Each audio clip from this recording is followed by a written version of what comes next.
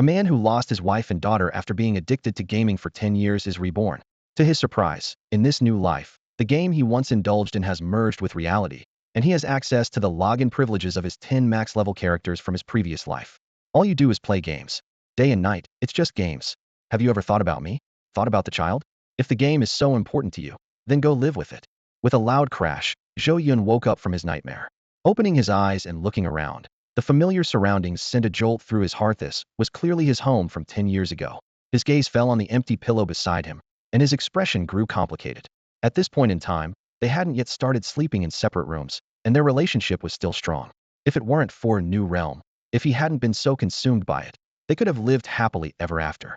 He pinched himself several times, trying to wake up, but the scene before him remained unchanged. Just as confusion clouded his mind, the door suddenly opened, and a familiar smiling face appeared. Honey, I've already made breakfast. It's on the dining table. Don't forget to eat. Wan Yang still looked so young and beautiful, showing no signs of the exhaustion she would bear 10 years later. She gave Zhou Yun a light kiss on the forehead and said, I'm off to work now. I have to interview a priest today and lead the team to tackle Thunderhorn Wolf. I can't be late. Her words left Zhou Yun stunned. Thunderhorn Wolf was a term exclusive to the game New Realm. And wasn't Wan Yang an accountant? Why was she talking about priests? Just as his thoughts spiraled, a flood of information surged into his mind. 3 years ago, New Realm had merged with this world, and everyone of age could choose a profession. Even his wife, once an accountant, had transitioned to become a swordsman. This revelation thrilled Zhou Yun. In his previous life, he lost everything because of the game. Now that fate had given him a second chance, he was determined to cherish it. More importantly, he could use his past knowledge of New Realm to benefit his family. Suddenly, a system notification sounded. Detecting his strong resolve to work for his family's sake, it unlocked his 10 max level professions from his previous life: Sword God, Demon Emperor, Martial Saint, Overlord, Yama, Star Lord. The only condition was that activating these roles would consume family affection points. Looking at the family photo on the coffee table, Zhou Yun silently vowed to treasure this rare opportunity at Rebirth. Half an hour later, he arrived at the Warrior Guild, which looked exactly like the one in the game. With firm determination, he declared, Hello, I want to change my profession to become a warrior. The receptionist greeted Zhou Yun warmly. Sir, please fill out your personal information here, then proceed to Hall 1 for the aptitude test. Zhou Yun nodded to himself. The process was exactly like the one in the game. After completing the form, he made his way to Hall 1 with ease, thinking this was just a formality. However, the test results left him completely stunned. 0 points. The staff shook their heads and sighed. I'm sorry, sir, but you don't meet the qualifications to become a warrior. Zhou Yun stared incredulously at the unresponsive crystal ball. He tried several more times, but it remained unchanged. The staff looked at him with sympathy. Don't lose hope. There are still other professions like mage, assassin, or archer to consider. Zhou Yun forced a smile, thanked them, and left. As he stepped out of the Warrior Guild, he was still mulling over the inexplicable result. Having dominated the New Realm for years, he had never heard of anyone scoring 0 in aptitude. But he quickly composed himself, thinking there must be another profession that suited him. He turned and headed straight to the Mage Guild, only to face another blow. Sorry, your aptitude doesn't meet the requirements to be a mage, the staff member informed him. Zhou Yun stared at the equally unresponsive crystal ball, his expression darkening. To make matters worse, he heard a girl chuckling softly nearby. Unwilling to give up, Zhou Yun rushed to the Archer Guild. During the test, a sense of foreboding crept over him. Sure enough, the staff member's tone was peculiar as they said, Sir, your aptitude is truly baffling. Suppressing his growing frustration, Zhou Yun pressed on, visiting the Summoner, Cleric, and other guilds. Each test yielded the same glaring result: 0 points. Skipping lunch, he even tried all the life profession guilds, but to no avail. By 3 p.m., Zhou Yun emerged from the Assassin Guild, his face as dark as soot. He collapsed onto a park bench, lost in thought. Every single aptitude test had resulted in 0 points. This couldn't be a coincidence. Where had things gone wrong? The situation seemed far more dire than he had initially imagined. Zhou Yun's heart sank to rock bottom. He realized that without changing his profession, he would lose his competitiveness and fail to secure a job. How could he support his family and become the backbone of the household like this? Was he doomed to repeat the same pattern, leaving Wan Yang to bear all the burdens alone? As he was consumed by deep worry, an aged voice suddenly rang out beside him. Huh? After all these years, I've finally found you. Startled, Zhou Yun looked up abruptly and stared in shock at the elderly man before him. You are Gadebo? Hearing his name, the old man's smile grew even brighter. I'm amazed you still remember me. After you completed the task back then, you disappeared without a trace. I've been searching for you for so long. Zhou Yun's expression turned even stranger. He did indeed recognize this Gadebo, but only from the game in his previous life. A thought struck him. Could it be that the NPCs from the game had crossed over into this world with him? Seeing Zhou Yun remain silent, Gadebo appeared somewhat displeased. What's this? After hiding from me all these years, now that I've caught you, you still want to run? His withered right hand gripped Zhou Yun's arm tightly. You've wasted so many years of my time. Now that I've found you, you must inherit my legacy. Come with me. Inherit your legacy? Zhou Yun froze for a moment as long-buried memories surged back like a tidal wave. He finally remembered Gadebo wasn't an ordinary NPC. He was the quest giver and inheritor of the hidden profession Spirit Master. Completing his series of quests would allow one to switch professions and become a Spirit Master. However, back then, despite Zhou Yun's painstaking efforts to complete all the tasks, he ultimately chose to forego the inheritance. The reason was simple. Becoming a Spirit Master would lock all of his other character data, preventing further advancement. For someone who played all professions like him, it was unacceptable. Moreover, the Spirit Master seemed more like a jack-of-all-trades lifestyle profession, and he had dismissed it with disdain. But now, the situation was entirely different. With zero aptitude, Zhou Yun had no place in any of the standard professions. At this moment, the chance to become a Spirit Master was nothing short of a lifeline. Without hesitation, Zhou Yun followed Gadebo to an unexpected location, a public restroom stall. Why here? Zhou Yun couldn't help but ask, struggling to suppress his discomfort. Gadebo chuckled awkwardly. I'm broke, and since this inheritance is of utmost importance, I had to avoid being seen by others, so just hurry up. Zhou Yun was barely holding it together. The filthy floor and the constant buzzing of flies around him made this an extreme test of his endurance. Thankfully, the inheritance process wasn't complicated. 3 minutes later, Zhou Yun burst out of the public restroom, gulping down fresh air and thankful he hadn't vomited on the spot. However, just then, two young men walked past him hand in hand. One of them said in a coquettish voice, "Baby, you're so tight." The other replied, "Oh, stop it." Ugh. Zhou Yun finally couldn't hold it in any longer. The nauseating experiences of the day would take him a long time to recover from. But none of that mattered. What mattered was that he had successfully changed his profession. Eagerly, Zhou Yun opened his new attribute panel. Name, Zhou Yun. Age, 25. Profession, Spirit Master, master of all lifestyle professions, capable of creating extraordinary effects with any life skill. Level 1. Strength, 7 stamina, 7 intelligence, 7 spirit, 7. Skills, none. Free attribute points, none. Equipment, none. Although the panel seemed unimpressive at the moment, Zhou Yun knew the true power of a hidden profession lay in its potential after learning skills. To test this, he decided to start by learning a cooking skill. Before long, Zhou Yun arrived at the local chefs association. After acquiring a basic cooking skill, a system notification chimed. Ding! You have successfully learned the cooking skill, tomato and egg stir-fry. Consuming this dish increases stamina by 1 for 1 hour. Immediately after, another notification popped up. Ding! Due to the effects of the Spirit Master profession, your cooking skill, tomato and egg stir-fry, has been upgraded to Supreme Tomato and Egg Stir-Fry. Consuming this dish permanently increases stamina by 1. At that moment, a global announcement echoed in everyone's ears. Master of the Elements, Communicator of the Ethereal. The hidden profession, Spirit Master, has been passed down at this very moment. Rejoice, one and all. A shocking announcement from the heavenly Tao stunned the entire world. Zhou Yun read the news and couldn't help but shake his head repeatedly. He deeply understood the saying, "The tallest tree in the forest is the first to be felled." To him, such a high-profile declaration was not a good sign. Fortunately, the announcement did not mention that he had inherited the identity of a Spirit Master. Otherwise, that would have truly been a disaster. Meanwhile, within the Forbidden City in the capital of Huagua, high-ranking officials were engaged in an urgent discussion. A heavenly Tao announcement. This hidden profession must be extraordinary, one official said gravely. If it's an enemy, it poses a huge threat. If it's one of our own, it's a godsend in the current situation. Another official added, regardless of whether they're friend or foe, the top priority is to identify this person as soon as possible. A young, capable agent immediately stepped forward and accepted the task. Leave it to me. The impact of this announcement extended far beyond Huagua. Almost simultaneously, countries around the world, including the Eagle Nation, the Bear Nation, and the Tower Nation, held emergency meetings. World leaders reached a consensus. At all costs, identify the Spirit Master as quickly as possible. In the red maple forest outside Chongqing, a small team was carrying out a mission. Wow, a hidden profession, one team member said excitedly. It even triggered a heavenly Tao announcement. How impressive. Another team member chimed in. Absolutely. How often does a heavenly Tao announcement happen? I'd love to meet that lucky person. A young team member suddenly had a thought. My younger brother just transitioned to a new profession today. Could it be him? His comment immediately drew playful teasing from the others. Hearing her team's lively discussion, the captain, Huan Yao, couldn't help but smile. She also thought about her husband, who had yet to transition to a profession. How wonderful it would be if he turned out to be the lucky one. But she quickly shook off the thought, reminding herself to focus on the mission at hand. Meanwhile, in the Jiangqing Chef Association, Zhou Yun was astonished to discover that his spirit master abilities had an incredible effect on his cooking skills. A simple dish of stir-fried tomatoes and eggs, which normally provided a 1-hour stamina boost, had been transformed by his abilities into a dish with a permanent stamina boost. He began to wonder if eating the dish repeatedly could infinitely increase his stamina attribute.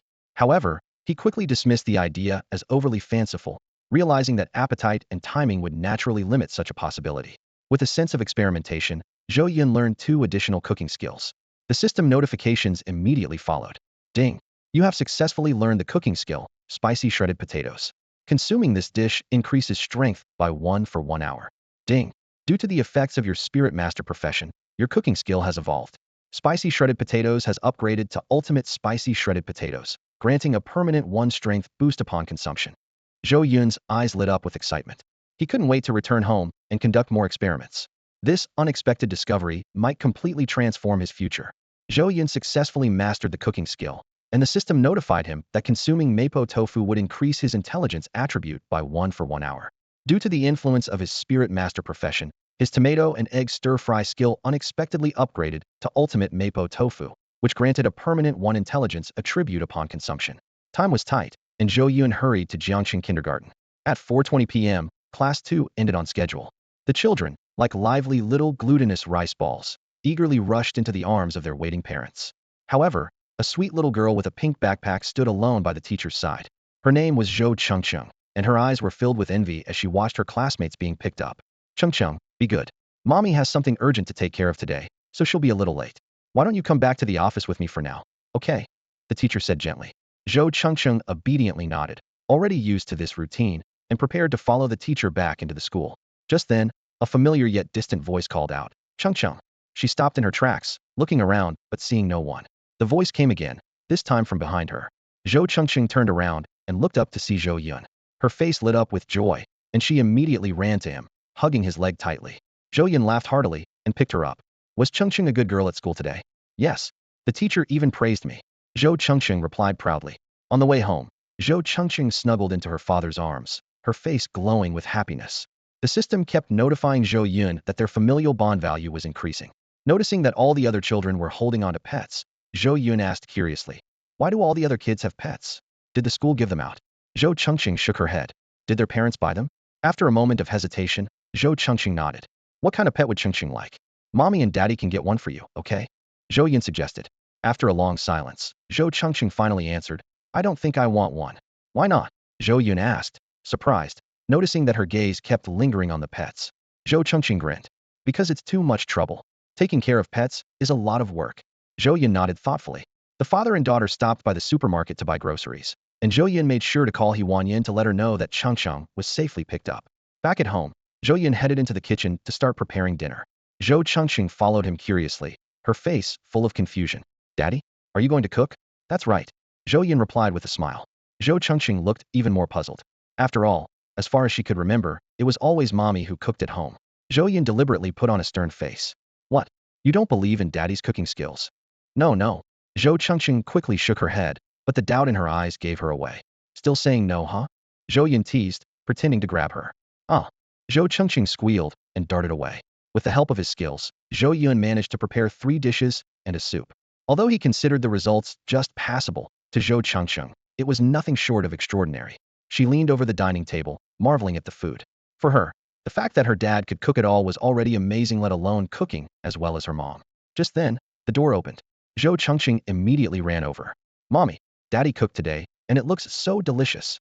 Huanyang pushed open the door to her home, and was surprised to see the dining table covered with an array of delicious-looking dishes. She looked at Zhou Yun in disbelief. Really? You made all of this? Zhou Yun smiled and nodded. Just learned how. Want to give it a try? Unable to wait, Huanyang picked up a piece of stir-fried tomato and egg with her chopsticks. The rich flavor melted in her mouth, making her eyes widen. This is amazing. Definitely the best stir-fried tomato and egg I've ever had. Zhou Yun chuckled modestly. You're exaggerating. It's just a beginner's attempt. At that moment, little Chongqing eagerly climbed onto a chair. Zhou Yun quickly served his daughter some rice as the 3 of them began to enjoy the meal together, their home filled with warmth and laughter. Halfway through the meal, He Huanyang suddenly said, "Honey, thank you for picking up Chongqing today and for cooking such a wonderful dinner." Her eyes glistened with tears of gratitude. Zhou Yun felt a lump in his throat but responded with a smile. "What are you saying? Picking up our daughter and cooking are things I should do. If you like it, I'll cook every day." "Yes, it's delicious." Chongqing immediately raised her hand in agreement, her mouth still smeared with rice. He Huanyang couldn't help but laugh softly. "Daddy's so busy. How can he cook every day?" Chongqing's excitement faded, but Zhou Yun quickly reassured her. "What do I have to be busy with? Taking care of my family is the most important thing." He Huanyang was stunned. This Zhou Yun seemed like a completely different person. A warmth she'd never felt in all their years of marriage filled her heart. "Why are you looking at me like that?" Zhou Yun teased with a smile. "You don't believe me? What if I told you that I also successfully switched careers today?" "Really, Daddy?" Chongqing's eyes grew wide with excitement. Zhou Yun gently cupped his daughter's face with affection. "Of course it's true. From now on, Daddy's going to earn lots of money and buy you all the delicious treats you want. You can have as much candy as you'd like." "Yay!" Chongqing cheered, her eyes narrowing into happy crescents. Still in disbelief, He Huanyang asked, "Honey, are you serious? Did you really switch careers?" Zhou Yun replied simply, "Spirit Master. It's that hidden profession announced by the heavenly Tao today." He Huanyang's heart suddenly raced, only to sink heavily the next moment. She had thought her husband had truly changed jobs, and that the family's financial burdens would finally ease. Unfortunately, reality was often cruel. Suppressing her disappointment, she forced a faint smile. "Don't joke about things like that. I almost believed you." "I'm not joking." Zhou Yun's expression turned serious. With a gentle wave of his hand, a snap sound echoed, and a semi-transparent panel appeared out of thin air. The sudden change left He Huanyang and their daughter, Chongqing, utterly stunned. Little Chingqing's eyes lit up as she pointed at the name on the panel, exclaiming excitedly, "That's Daddy."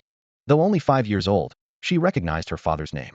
Her gaze then shifted to the profession section, and with curiosity, she asked, "Mommy, what do those 3 words mean?" "Spirit. Spirit Master." He Huanyang's voice trembled. "Chongqing, Daddy has become a Spirit Master. The only profession in the world, announced by heaven itself." Her voice was filled with disbelief and overwhelming joy as tears streamed uncontrollably down her face. For years, she had endured too much gossip and criticism. Friends and relatives claimed she had married the wrong man, and even her parents regretted her choice. But she had never taken it to heart, silently bearing it all.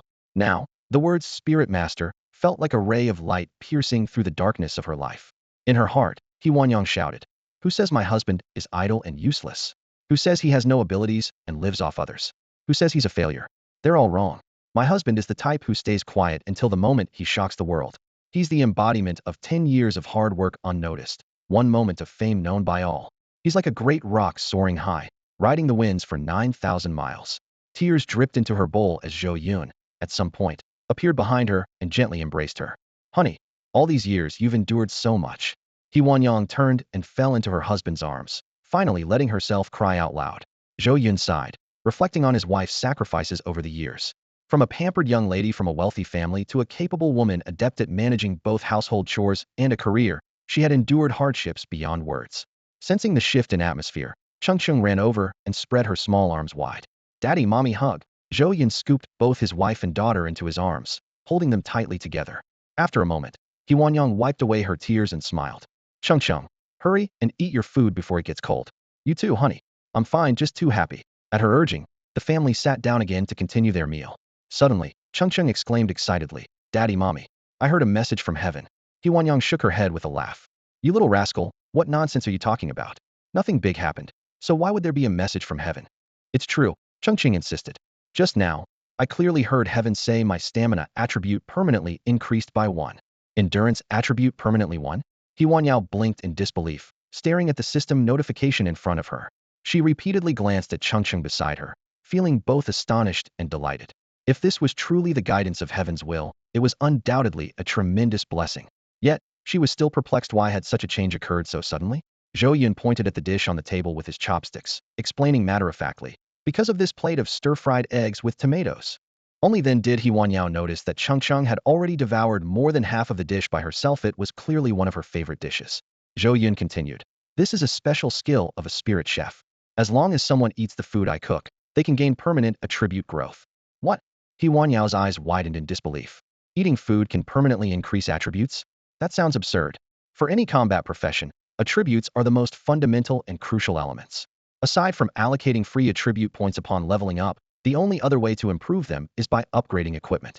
As a level 19 swordswoman, Huanyao considered herself to have average strength, with her highest strength attribute currently at 103 points. She quickly did the math. If eating food could increase attributes, wouldn't that mean eating 103 plates of food could bring her to her current level? Based on 3 meals a day with 6 dishes per meal, she could gain 6 points in a single day. In just about 17 days, she could achieve what took her 3 years to accomplish? The thought felt utterly ridiculous. Huanyao shook her head repeatedly, trying to identify any loopholes. There must be some kind of limitation to this, right? Like, maybe it can only be triggered once a day? There doesn't seem to be any, Zhou Yun replied, casually displaying the effects of the ultimate stir-fried eggs with tomatoes. Huanyao examined it carefully, feeling both shocked and elated. To her astonishment, the skill description did not specify any clear limitations. Her joy came from the fact that such a skill, with terrifying potential, was in the hands of her own husband. An idea struck her, and she pointed to another dish on the table. What about this dish, spicy shredded potatoes? Does it also grant attributes? It does, Zhou Yun confirmed. The spicy shredded potatoes boost strength, while the mapo tofu boosts intelligence. They all work, Huanyao exclaimed, her cheeks flushing with excitement, making her look even more radiant. Although intelligence wasn't particularly useful for her as a physical damage-based swordswoman, strength and endurance were attributes she desperately needed, and the more, the better. To test further, she took a few bites of the spicy shredded potatoes. Sure enough, she soon heard the system notification. Ding! You have consumed the ultimate spicy shredded potatoes. Your strength attribute has permanently increased by 1. Instantly, a surge of warmth appeared out of nowhere in her dantian, flowing through her entire body. This familiar sensation was exactly what she experienced whenever she allocated points to her strength attribute. Honey, you're amazing. You're the best husband in the whole world, she exclaimed, showering him with praise in her excitement. The best. The most amazing. Chongqing chimed in enthusiastically. Ha ha ha, Zhou Yun laughed heartily. What man could resist such compliments from his wife and daughter? Ding. Family bond points 50. Zhou Yun's smile grew even wider. Ever since he started spending time with his wife and daughter, he would occasionally receive notifications of increased family bond points. This time, it had jumped by 50 points in one go. His total family bond points had now reached 103. After the meal, Huan and Zhou Yun each saw an increase of 1 point in their strength, endurance, and intelligence stats on their attribute panels. Little Chongqing, focused on her favorite dish of scrambled eggs with tomatoes, only gained 1 point in endurance. But for a 5-year-old, this rate of growth already brought great comfort to Zhou Yun and his wife. After all, there was still a long way to go before she could change professions at the age of 16. At this pace, her attributes would surely reach remarkable levels. Chongqing, Zhou Yun said as he finished clearing the dishes, crouching down to look his daughter in the eye. You mustn't tell anyone about Daddy's hidden profession, okay? Okay. Chongqing nodded solemnly, even though she didn't fully understand why. Zhou Yun looked at her determined little face and smiled with reassurance. He knew his daughter was always good at keeping secrets, which put his mind at ease. Watching this scene from the side, Huan couldn't help but furrow her brows. She was all too aware of the storm that would follow if Zhou Yun's identity were ever exposed. Even with the government's protection, their peaceful life would be irreversibly changed. That was not the future she wanted. Once Chongqing went off to play, Huan pulled Zhou Yun to sit down on the sofa. Honey, if one day your identity is revealed, what should we do? She asked softly, her voice tinged with undisguisable worry. Zhou Yun gently smoothed her furrowed brow. The truth can't be hidden forever. That day will come sooner or later. But I promise you, no matter what happens, I will protect our family's safety and happiness. His calm, yet resolute tone filled Huan with a sense of reassurance, slowly easing her anxiety. She leaned toward Zhou Yun, seeking comfort in his embrace. As Zhou Yun reached out to hold her, he noticed something unusual about the texture of her arm. Sensing his realization, Huan abruptly stood up. Are you thirsty? I'll get you some water, she said quickly. I'm not thirsty. Zhou Yun grabbed her left wrist and swiftly rolled up her sleeve. 3 jagged scars stretched across her slender arm, nearly covering its entirety. Zhou Yun's heart clenched tightly. It's nothing. Huan tried to brush it off, forcing a light-hearted tone. Last year, I got scratched while fighting a thunderhorn wolf. It's all healed now. And the healer? Zhou Yun's voice turned sharp. Where was the healer in your organization? Why didn't you go to them? They can reattach limb scars like this shouldn't even exist with proper healing. Huan avoided his gaze, her voice growing quieter. The healer is always busy. We're just a small group of 100 people plus. A single treatment costs $100. It didn't seem worth it for something so minor. Zhou Yun's voice was filled with both pain and guilt. Just as he was about to say more, he noticed something off about her right wrist as well. Under his piercing gaze, Huan hesitantly rolled up her other sleeve, revealing a large black scar. Got bitten by a black fang python a month ago, she murmured. Zhou Yun's expression darkened. 2 scars, this was no coincidence.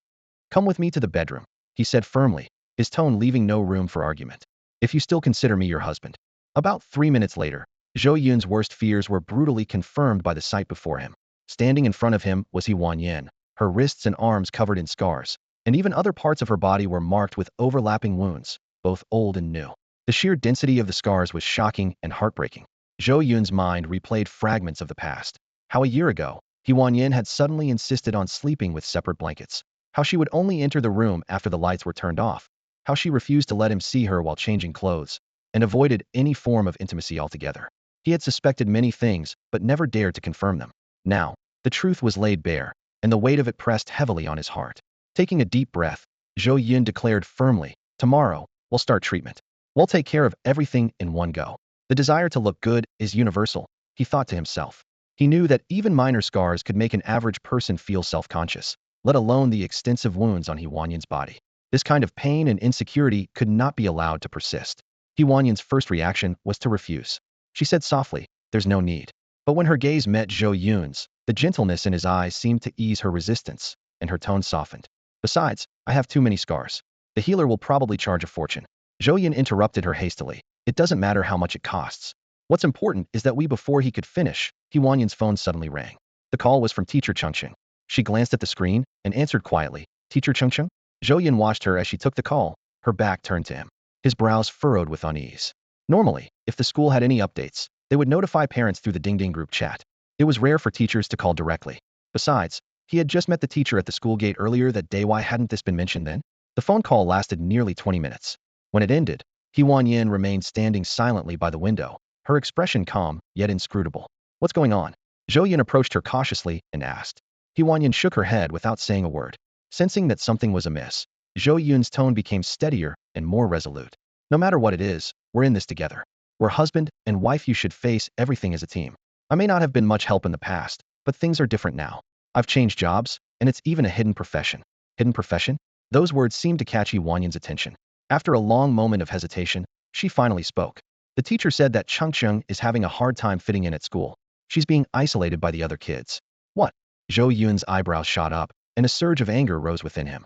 Chongqing was such a bright, beautiful, and lively child, beloved by everyone in their neighborhood. How could she possibly be ostracized? What could have caused this? Zhou Yun pressed for answers. Huan Yin revealed the truth. It's because the other kids all have pets, and Chongqing doesn't. Pets? Zhou Yun was stunned. He suddenly recalled how Chongqing had looked earlier that afternoon, watching the other children's pets with a mix of envy and sadness. So that was the reason, because she didn't have a pet. She was being excluded and isolated. Just for that? Zhou Yun couldn't help but laugh bitterly, anger bubbling up inside. That's so childish.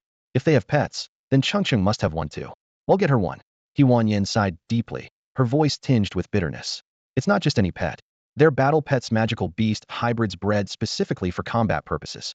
While they're not true magical beasts, they still possess considerable combat abilities. Ordinary cats and dogs can't even compare to them. On top of that, once a battle pet bonds with its owner, it becomes fiercely loyal and protective, making it the perfect guardian for a child. Her explanation was thorough. Zhou Yun nodded, finally understanding the reasoning. He followed up with a question. They must be expensive, right? Huan Yin replied in a low voice. 100,000. 100,000. Zhou Yun was taken aback, his mind reeling at the figure. Zhou Yun gasped in shock when he heard the exorbitant price of a battle pet. 10,000 yuan, just for a neutered, low-tier magical beast cub? The price was truly staggering. He recalled his impression of battle pets in his previous life. They were merely for entertainment and served no real purpose in professional battles. However, reality had dealt him a harsh blow. How much money do we have left in the account? Zhou Yun asked, a sinking feeling growing in his chest. Huanong's voice was filled with guilt. Only less than 5,000. Her words struck Zhou Yun like a heavy hammer. He suddenly remembered Chongqing's unusual behavior that afternoon and immediately understood. The little girl had clearly wanted it badly, but had forced herself to say she didn't, even coming up with the excuse that it was too much trouble. It wasn't about the trouble at all. She knew the family couldn't afford it and didn't want to add to their burden. Zhou Yun's eyes turned red. His daughter was so sensible, his wife so hardworking, yet only he, at this age, was a useless failure who couldn't even fulfill his daughter's wish for a battle pet. He took a deep breath, and his gaze hardened with determination. Don't worry, honey. Leave this to me. By the time school ends tomorrow, they'll make sure Chongqing has a battle pet she'll love. Huanong was initially surprised, then doubtful, but in the end, she smiled softly with trust. All right. The next morning, Zhou Yun broke his usual habit of sleeping in. Instead, he had breakfast with his wife and daughter and walked them to the door. Daddy, Chongqing asked excitedly. Can you pick me up after school today? Of course. Really? Really? What about tomorrow? Can you come then too? Yes, I can. What about the day after tomorrow? And the day after that? And the day after that? Every day? As long as Chongqing wants, Daddy will be there. Yay, that's amazing. After watching his wife and daughter leave, Zhou Yun headed out as well. He had to take care of the battle pet issue, but he wasn't planning to buy one. Spending 10,000 yuan on a neutered, low-tier magical beast cub? Even if he had the money, he wouldn't be that foolish. His goal was to capture a real magical beast cub as a battle pet for Chongqing. Zhou Yun was well aware that wild magical beast cubs were difficult to tame, dangerous, and unlikely to bond with a master. This was precisely why battle pets were so expensive. But there were always exceptions. When magical beasts reached a certain level of power, their intelligence would greatly increase. They could form bonds with humans, communicate telepathically, and cooperate in battle. These higher-tier magical beasts were exactly what Zhou Yun was aiming for. After spending the entire morning on buses, Zhou Yun arrived at the edge of a dangerous zone. This was an area teeming with magical beasts, largely outside human control. The mortality rate for professionals venturing here exceeded 50. But Zhou Yun's destination lay even deeper within. He waited a long time before finally flagging down a steel-armored vehicle. These specially designed cars were built to traverse dangerous zones and operated like taxis, earning money by taking passengers. Driver, are you heading to the frozen snowfield? Zhou Yun asked. The driver was stunned. The frozen snowfield? That's a forbidden zone. The magical beasts, their average level 90 or higher, and the mortality rate for professionals is over 99. Are you looking to die? Zhou Yun remained unfazed and asked again. Are you going or not? The driver gritted his teeth before finally nodding. All right, I'll take you. But ITLL cost extra. After an intense round of bargaining, Zhou Yun successfully hired an armored vehicle for 1,000 yuan. When it came time to pay, he felt a pang of heartache. This was borrowed money from his wife. If it weren't for the urgency of the situation, he would have preferred to travel on foot. To be fair, the armored vehicle driver's skills were truly impressive. Along the way, they encountered several magical beasts, but thanks to the driver's exceptional techniques and the vehicle's special coating, they managed to avoid all dangers. In the end, Zhou Yun reached a spot 3 kilometers away from the outskirts of the frozen snowfield without any mishaps. Brother, this is as far as I can go, the driver said, clasping his hands together in a pleading gesture. Any farther, we might run into crazed snow demons escaping from the frozen snowfield. This line of work is tough enough as it is. I can't take that kind of risk. Although Zhou Yun was dissatisfied, he understood the driver's concerns and chose not to argue. As soon as he got out of the vehicle, the driver sped away like he was fleeing from a plague, as if afraid Zhou Yun might change his mind. Zhou Yun shook his head helplessly but felt fortunate that he had the confidence to continue forward. Anyone else might have given up by now. As he was deep in thought, a voice suddenly called out. Friend, hey, friend. Turning toward the voice, Zhou Yun saw a distinguished-looking middle-aged man surrounded by a group of guards. He sized up the man with a puzzled expression. The frozen snowfield was an officially designated forbidden zone, with magical beasts averaging level 90 or higher. Meanwhile, the global average level for adventurers was only around 20, a staggering 70-level gap. Under such circumstances, even a large group would stand no chance of survival. Zhou Yun couldn't fathom why this group of people would appear in such a dangerous place. The middle-aged man, escorted by his attendants, approached Zhou Yun and spoke politely. I couldn't help but notice that your destination seems to be the frozen snowfield. Am I right? Zhou Yun nodded without hesitation. Confident in his own abilities, he wasn't afraid of any schemes. Hearing this, the man's face lit up with joy, and he eagerly said, Fantastic. If you happen to come across any frozen snow lotus along the way, could you bring them back for me? It doesn't matter the quality or grade, just name your price, and he'll buy as many as you can find. Zhou Yun's confusion deepened. In his experience, while frozen snow lotus was indeed a specialty of the frozen snowfield, it was rare and had limited uses mainly in crafting a few high-level potions. As such, it wasn't particularly valuable in his previous life. Despite his doubts, Zhou Yun agreed. For him, collecting frozen snow lotus would be a trivial task. The middle-aged man bowed repeatedly in gratitude, his demeanor exceptionally respectful. Without asking any further questions, Zhou Yun moved forward until he reached a secluded area. Taking a deep breath, he murmured, Log in, Demon Emperor. A system notification immediately chimed. Ding. Log in as the level 999 character, Demon Emperor? Yes. As soon as the words left his lips, the surrounding elements seemed to sense a mysterious summoning. They surged toward him, converging in an unstoppable tide. In no time, the sky above began to churn, forming a massive vortex of pure elemental energy. The vortex spun with incredible speed, grinding and fusing the elements together. Moments later, it split into 7 dazzling, colorful bands of light, resembling a radiant rainbow, gently coiling around Zhou Yun. Zhou Yun himself began to rise into the air, seemingly weightless. A familiar, overwhelming power surged within him, the power of the Demon Emperor. The Demon Emperor, the ultimate symbol of a mage, the absolute ruler of the elements. Bang, bang, bang. One by one, pieces of equipment materialized on Zhou Yun's body, radiating a dark golden glow. The hem of his robe fluttered in the wind, the contours of his hat were sharply defined, his belt fastened snugly, and his boots were both lightweight and sturdy. A necklace shimmered with intricate brilliance, bracelets encircled his wrists, and rings adorned his fingers. Finally, Zhou Yun clenched his fist, and a massive staff, nearly 2 meters long and shaped like a lotus pod at its tip, appeared in his grasp. Embedded in the lotus pod were 7 gemstones, each radiating a unique elemental phenomenon.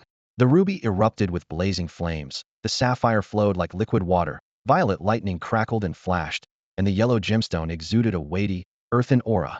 Howls and roars suddenly broke the silence of the frozen tundra. The once quiet outskirts of the icy expanse were now filled with the terrified cries of magical beasts. Their panic was palpable, as if they had encountered an immense and imminent danger. "Boss, we need to leave now. Something's wrong. This place is incredibly dangerous," one of the magical beasts cried out in fear. "If we don't leave immediately, none of us will survive." Their desperate shouts echoed with terror. The magical beast's erratic behavior was a clear indication that this land had been struck by an unparalleled threat, something even they could not withstand. At the same time, a middle-aged man stood nearby, his bodyguards urging him to retreat. Yet his gaze remained fixed on the celestial phenomenon unfolding above. His excitement was barely contained. "Do you see that? The changes in the sky. There must be an unparalleled snow lotus blooming here." The bodyguards exchanged uneasy glances, their silence heavy with tension. In the face of life and death, the thought of a snow lotus seemed insignificant. "We're on the verge of dying, and you're still thinking about picking a snow lotus? There's no doubt a terrifying magical beast guarding it. We can't possibly handle this." Before he could finish, one of the bodyguards made a swift decision, knocking the man unconscious with a single strike. Without hesitation, they carried him and fled the area as quickly as possible. Meanwhile, Zhou Yun's transformation had reached its conclusion. Ding. Successfully logged in as the Demon Emperor. Consumes 100 affection points per minute. Usage under 1 minute will be rounded up to 1 minute. As the system notification sounded, the celestial phenomenon above dissipated rapidly. Although the entire process seemed prolonged, it had lasted no more than 5 seconds. Unbeknownst to Zhou Yun, the heavenly Tao had already issued a proclamation across the region. Ding! The master of elements, the pride of mages, the supreme power demon emperor has descended. In an instant, the frozen tundra, the icebound forest, the snowy valley, and a 500-mile radius beyond were all thrown into turmoil. Demon Emperor? What is that? The hearts of the people trembled as they speculated. Master of elements? Pride of mages? Supreme power? Even the heavenly Tao has issued an announcement. Could it be connected to the strange phenomenon in the sky just now? Amidst the murmurs of the masses, Zhou Yun remained oblivious. Crackle. Electric sparks danced in his eyes as lightning flickered around him. In a flash, Zhou Yun transformed into a streak of lightning, tearing through the sky and arriving above the frozen tundra in an instant. Affection points are limited. Time to end this quickly, he muttered coldly under his breath. Gazing down at the vast expanse of ice below, Zhou Yun raised his staff and began to chant. 9 dragons of fiery departure. Heaven and earth furnace. Burn. Sacred flame judgment. Lihua. Tianzhong. Zhou Yun's cry seemed to awaken the heavens and earth, as the echo of those 4 words reverberated through the air. With the incantation uttered, his staff began to undergo a remarkable transformation. Among the 7 embedded gemstones, the fiery red ruby suddenly erupted with an intense, radiant glow, pulsating violently. In an instant, the air across the frozen tundra began to warp and distort. The ice and snow, along with the towering glaciers, melted at an astonishing speed, yet no steam rose from the ground. It was as if an invisible, ravenous beast was devouring the icy landscape. Only Zhou Yun knew the truth. This was the unique effect of Lihua Tianzhong. As a divine tier spell, it inflicted a percentage-based damage on the maximum health of all living creatures in the area, while simultaneously applying an invisible burning effect. Zhou Yun's purpose in casting Lihua Tianzhong was clear: to locate the icebound polar bear cub as quickly as possible. As one of the level 100 mythical beasts, the icebound polar bear was not only highly intelligent and immensely powerful in combat, but also possessed both defensive and offensive capabilities. Most importantly, once a contract was formed, it would exhibit unwavering loyalty. To Zhou Yun, it was the perfect choice for Chongqing's battle companion. However, The icebound polar bear's snow-white fur made it blend seamlessly with the frozen tundra, making it a master of camouflage and incredibly difficult to track. This was precisely why Zhou Yun employed Li Huatianzhong to clear away the ice and snow, making his search far easier. In less than 10 seconds, the ice and snow covering the tundra had almost entirely vanished, revealing the yellowish-brown earth beneath. In an instant, all manner of magical beasts that had been hidden beneath the snow were laid bare before Zhou Yun's eyes. Among them, the pure white icebound polar bear stood out starkly. As Zhou Yun began to carefully scan the area, a series of system notifications rang in his ears. Ding! You have killed the magical beast icebound Arctic fox. Experience 12,545. Ding! You have killed the magical beast icebound snow eagle. Experience 13,524. Ding! You have killed the magical beast icebound polar bear. Experience 14,073. Hearing these notifications, Zhou Yun immediately ceased casting Li Huatianzhong. While such experience points might seem significant to an average player, for Hema level 999 Magic Emperor, that didn't even make a dent in his experience bar. It was likely that these beasts had already been weakened from fighting each other, leading to their deaths. 17 seconds have passed. 43 seconds left, Zhou Yun calculated silently. With 100 points of affection value consumed per minute, he needed to make the most of this precious time. With a wave of his staff, Zhou Yun transformed into a streak of lightning, darting back and forth across the tundra from above. It wasn't long before he made a critical discovery. Near a boulder by a canyon, he spotted a small icebound polar bear cub, roughly the size of a human infant, lying weakly on the ground. Nearby, two massive adult icebound polar bears lay motionless, their life force faint and on the verge of extinguishing. Extending his right hand, Zhou Yun summoned a stream of emerald green energy that coiled around the cub, gently lifting it toward him. The departure of the cub elicited feeble growls from the two adult bears. In response, the cub whimpered softly, its four fluffy, stubby legs flailing in Zhou Yun's grasp. Are those your parents? Zhou Yun murmured to himself, his voice tinged with emotion. If it had been in his previous life, he might not have given it much thought. But now, he couldn't help but draw parallels to his own relationship with Chongqing. Zhou Yun felt a surge of vigilance in his heart. If a powerful being were to snatch Chongqing away, he feared he wouldn't be able to bear the consequences. This thought solidified his resolve. He had to complete his mission as soon as possible. With his left hand cradling the frozen baby white bear and his right hand gripping his staff tightly, he tapped the ground lightly and commanded in a low voice, "Extreme Frost Domain." Before his words had fully settled, the crisp sound of ice crystals forming echoed in the air. Bang, bang, bang. Despite the blazing sun overhead, large snowflakes began to fall out of nowhere.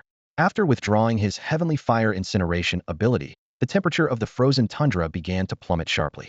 Under the influence of the frost domain, the snowfield visibly started to return to its original state. As the environment transformed, the magical creatures within the snowfield began to awaken. The intense heat from the heavenly fire incineration had almost wiped them out, but now, the frost and snow of the frost domain became their lifeline. Two adult frozen white bears slowly regained their vitality under the nourishment of the frost. This should do it, Zhou Yun murmured, gently stroking the baby white bear while mentally counting down 13 seconds left. He stepped forward, instantly appearing at the peak of an ice mountain. With his right hand forming a blade, he gathered energy briefly, and a cyan wind blade materialized in an instant. Go, he commanded in a low voice.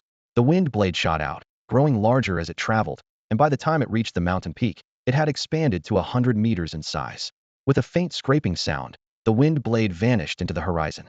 The peak of the ice mountain began to slide down, revealing a small cave. At the center of the cave was an ice pool, in which an ancient wooden chest rested. Zhou Yun swiftly moved to the chest, stowed it away, and also gathered a dozen glowing, icy lotus flowers growing around the pool. Boom! The mountain peak collapsed with a thunderous crash.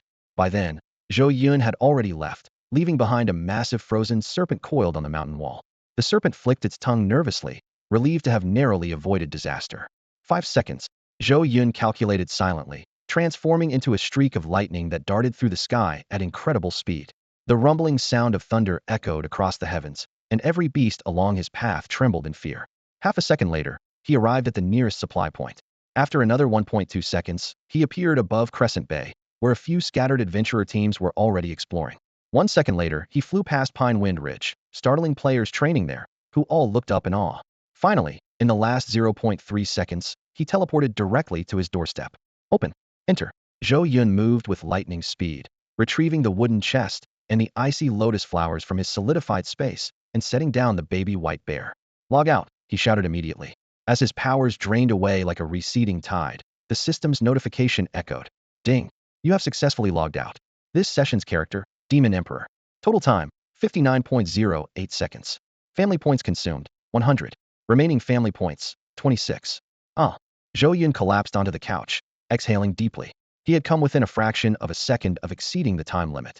If that had happened, he wouldn't have had another 100 family points to pay. As for overdrawing points, that was something he didn't even dare to consider. The so-called surprises from overdrawing would most likely be nothing but shocks. Relieved, Zhou Yun felt a wave of joy. Although the trip had been costly, his mad dash back had cost him nothing. It was practically a free riddy, a huge win. The next steps in his plan were simple: buy groceries, prepare, and then pick up Chongqing. The corners of Zhou Yun's mouth curved into a smile as he eagerly anticipated the moment of their reunion. At precisely 4:20 in the afternoon, the kindergarten day ended. This time, Zhou Yun arrived at the school gate early to wait, and unlike last time, Yin also managed to arrive on time. Before it was Zhou Qingqing's turn to line up, she spotted her parents from afar and waved excitedly as she bounced with joy. As soon as the children walked out of the school gate, they scattered to find their parents. Chongqing ran straight toward her mom and dad, her face beaming with happiness. Zhou Yun scooped her up with a smile and asked gently, "Chongqing, did you have a good day at school?" Chongqing answered without hesitation, "Yes, I did." Before she could finish speaking, a boy from her class suddenly interrupted. "What's so fun about playing all by yourself?" Zhou Yun's eyes narrowed slightly, and he leaned forward with a smile, asking, "Young man, are you saying that Chongqing plays alone in class?" Chongqing immediately puffed up her cheeks in frustration and glared at the boy. However, he simply rolled his eyes and replied nonchalantly, "Of course. She doesn't even have a battle pet. Who would play with her?" Two girls standing ahead turned around and joined in, pointing at Chongqing while mocking, "Poor kid. Poor kid." The other parents quickly stepped in to stop them, but Zhou Yun and Yun's expressions darkened. As parents, hearing their child being bullied, especially in such a public setting, was deeply upsetting. It made them wonder how much worse things might be at school. Chongqing, however, remained silent, pursing her lips and lowering her head, clearly trying hard to hold back her emotions. Seeing this, Zhou Yun felt a sharp pang in his chest, and anger surged within him. My precious daughter, being treated like this? At that moment, the teacher approached quickly and spoke in a low voice. "Mr. Zhou, Mrs. He, please don't worry. The school has already spoken to the children and their parents multiple times. But battle pets are such a widespread trend now, and it's difficult for the school to completely regulate this. I explained the situation in detail to Mrs. He last night. Honestly, if it's within your means, having one could really benefit Chongqing." The teacher's words were tactful, and Yin understood the challenges involved. Still, she struggled to maintain a calm appearance. It was easier said than done. Battle pets cost tens of thousands, and no matter how hard they worked, affording one in their current situation was nearly impossible. To her surprise, Zhou Yun unexpectedly responded to the teacher with a smile. "You're absolutely right, teacher. A battle pet wouldn't just keep Chongqing safe and be her companion, it would also give her early exposure to the professional world. Most importantly, it would help her better fit in with her peers. Of course, we support this idea. Don't worry, Chongqing will bring her battle pet to school tomorrow." The teacher looked both surprised and relieved. After all, she had spent considerable effort addressing this issue. On the bus ride home, Yin glanced at Chongqing and then at Zhou Yun, hesitating to speak. Zhou Yun took her hand and reassured her softly, "Don't worry. How can I not?" Yin sighed. "You know the situation," and yet, though they didn't go into detail, their clever daughter had already pieced things together. Tugging gently at Zhou Yun's sleeve, Chongqing whispered, "Daddy, I really don't need a battle pet. You don't have to buy one." Zhou Yun deliberately put on a stern face and said, "What are you talking about? Your dad here, a man of honor, a true man of his word. Since I said I'd let you take a battle pet to school, he'll make it happen." However, Chongqing's face still showed traces of worry. Seeing this, Zhou Yun smiled and reassured her, "No buts. Trust your dad. There's a surprise waiting for you when we get home." "A surprise?" Chongqing exchanged a puzzled glance with Yin, their eyes filled with curiosity. When they arrived home, Zhou Yun pushed the door open, with Yin and Chongqing following closely behind. Chongqing wasted no time and began searching eagerly. She hadn't forgotten about the surprise Zhou Yun mentioned on the bus. Suddenly, her gaze was drawn to a fluffy white ball on the sofa. It was a chubby little creature with fluffy fur, a round body, and shiny black eyes. The little fellow was curiously observing Chongqing, and its human-like movements, paired with its adorably clumsy appearance, instantly melted her heart. "Dad!" Chongqing squealed with excitement. "A bear! It's a little bear. So cute!" Zhou Yun burst into laughter, but his laughter abruptly stopped. With a stern expression, he scolded the little white bear. "Who gave you permission to get on the sofa? Get down right now. If you pee or poop on the blanket, just see if I don't teach you a lesson." The little bear shuddered all over, quickly jumped off the sofa, covered its head with its front paws, and lay trembling on the floor. Although Zhou Yun no longer exuded that terrifying aura, the overwhelming power he had displayed on the icy tundra was deeply imprinted in the little bear's soul. Chongqing immediately stepped in front of the bear to shield it, pleading, "Dad, don't scold it, please. It looks so pitiful." Zhou Yun shook his head with a chuckle. "Pitiful? Don't be fooled just because it's a cub. This is an icebound white bear, a level 100 divine beast. It has far superior initial attributes and skills compared to its peers, with extraordinary growth potential. It can max out its growth to level 100. If it truly unleashed its power, even the strongest human today would have no choice but to kneel. If this little guy is pitiful, then there's nothing in the world that isn't." Seeing that Zhou Yun had stopped scolding the bear, Chongqing crouched down to comfort it. "Don't be scared, little bear. Big sis will protect you. And our little bear would never pee anywhere it's not supposed to, right?" The little bear nodded repeatedly, and to prove itself, it immediately dashed into the bathroom. Moments later, the sound of it relieving itself could be heard, leaving Chongqing and He Wanyan utterly stunned. He Wanyan turned to Zhou Yun and whispered in amazement, "Honey, where on earth did this bear come from? You didn't buy it, did you?" "Of course I did. Bought it for 1,000 bucks." Zhou Yun replied with a mischievous grin. "Impossible." He Wanyan immediately dismissed the claim. Even 100 times 1,000 bucks wouldn't be enough to buy such a smart pet. Zhou Yun just chuckled without elaborating. Frustrated by his mysterious attitude, He Wanyan lightly punched his arm. "Come on, tell me. What kind of magical beast is it? Why have I never seen anything like it before?" With a faint smile, Zhou Yun teased, "Why don't you use your detection skill and find out for yourself?" Blushing slightly, He Wanyan suddenly remembered that she had a detection skill. Without hesitation, she cast it on the little bear, who had just walked out of the bathroom. The moment the bear's information appeared on the panel, He Wanyan only needed a single glance before her pupils widened in shock. He Wanyan drew in a sharp breath, her eyes flashing with shock. The seemingly adorable icebound polar bear in front of her was actually a divine beast. She quickly pulled up the bear's attribute panel, and each stat left her utterly speechless. A 3-month-old divine beast in its infancy, with strength 14, endurance 162, intelligence 173, spirit 151, and talent 149. Any single one of these stats surpassed her strongest attribute by far. Not to mention its fearsome skills, double power in icy environments, complete immunity to ice-based damage, astonishing vitality regeneration, the ability to summon blizzards for area attacks, and conjure ice walls for defense. Seeing the divine beast heading toward Chongqing, He Wanyang's heart sounded alarms. She dashed forward in an instant, placing herself between her daughter and the bear while swiftly arming herself. Drawing her longsword and pointing it straight at the icebound polar bear, she shouted in a low voice, "Chongqing, stay back." "Mom." Chongqing looked at her suddenly tense mother in confusion. He Wanyang didn't reply, her full attention locked on the icebound polar bear. She knew all too well that she was no match for this divine beast, but for her daughter's safety, she was willing to pay any price. What puzzled her even more was why Zhou Yun had brought such a dangerous magical beast home. The icebound polar bear seemed to sense He Wanyang's hostility and whimpered pitifully in response. Zhou Yun sighed and shook his head with a wry smile. My fault, my fault." Then, in a stern voice, he reprimanded the bear. "What are you standing there for, you silly bear? Hurry up and acknowledge your master." Acknowledge its master? He Wanyang was momentarily stunned. This was a noble divine beast who could possibly be worthy of becoming its master, let alone have it willingly submit. While she was still in shock, the icebound polar bear, hearing the displeasure in Zhou Yun's tone, immediately took action.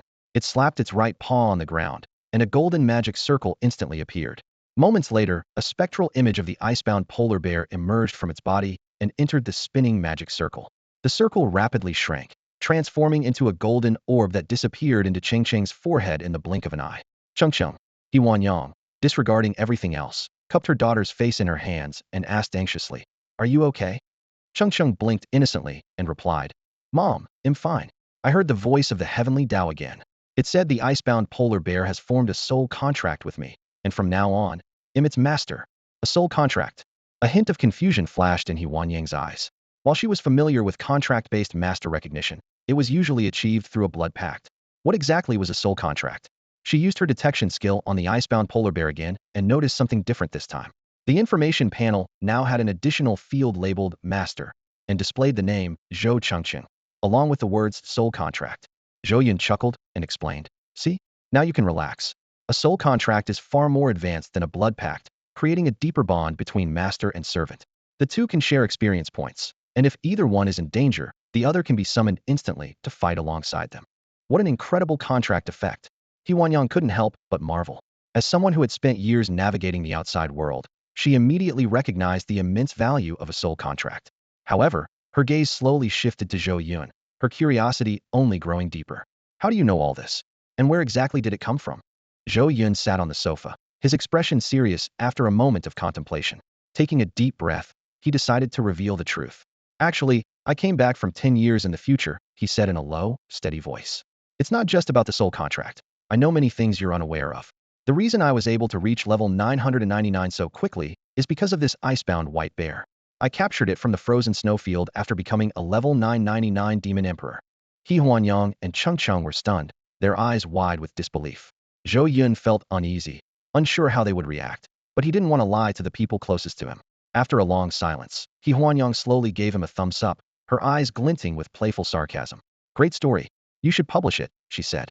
Chongqing followed suit, grinning as she added. How is novelist not one of the top 10 combat professions? That's so unfair to you. Zhou Yun quickly tried to defend himself. Honey, I'm telling the truth. He Huanyang nodded indulgently, her tone dripping with affection. Sure, I believe you, okay? Every man needs a little mystery. She leaned in and kissed him gently on the cheek. No matter what, you're my husband and Chengcheng's father. I know you'd never hurt us tats, all that matters.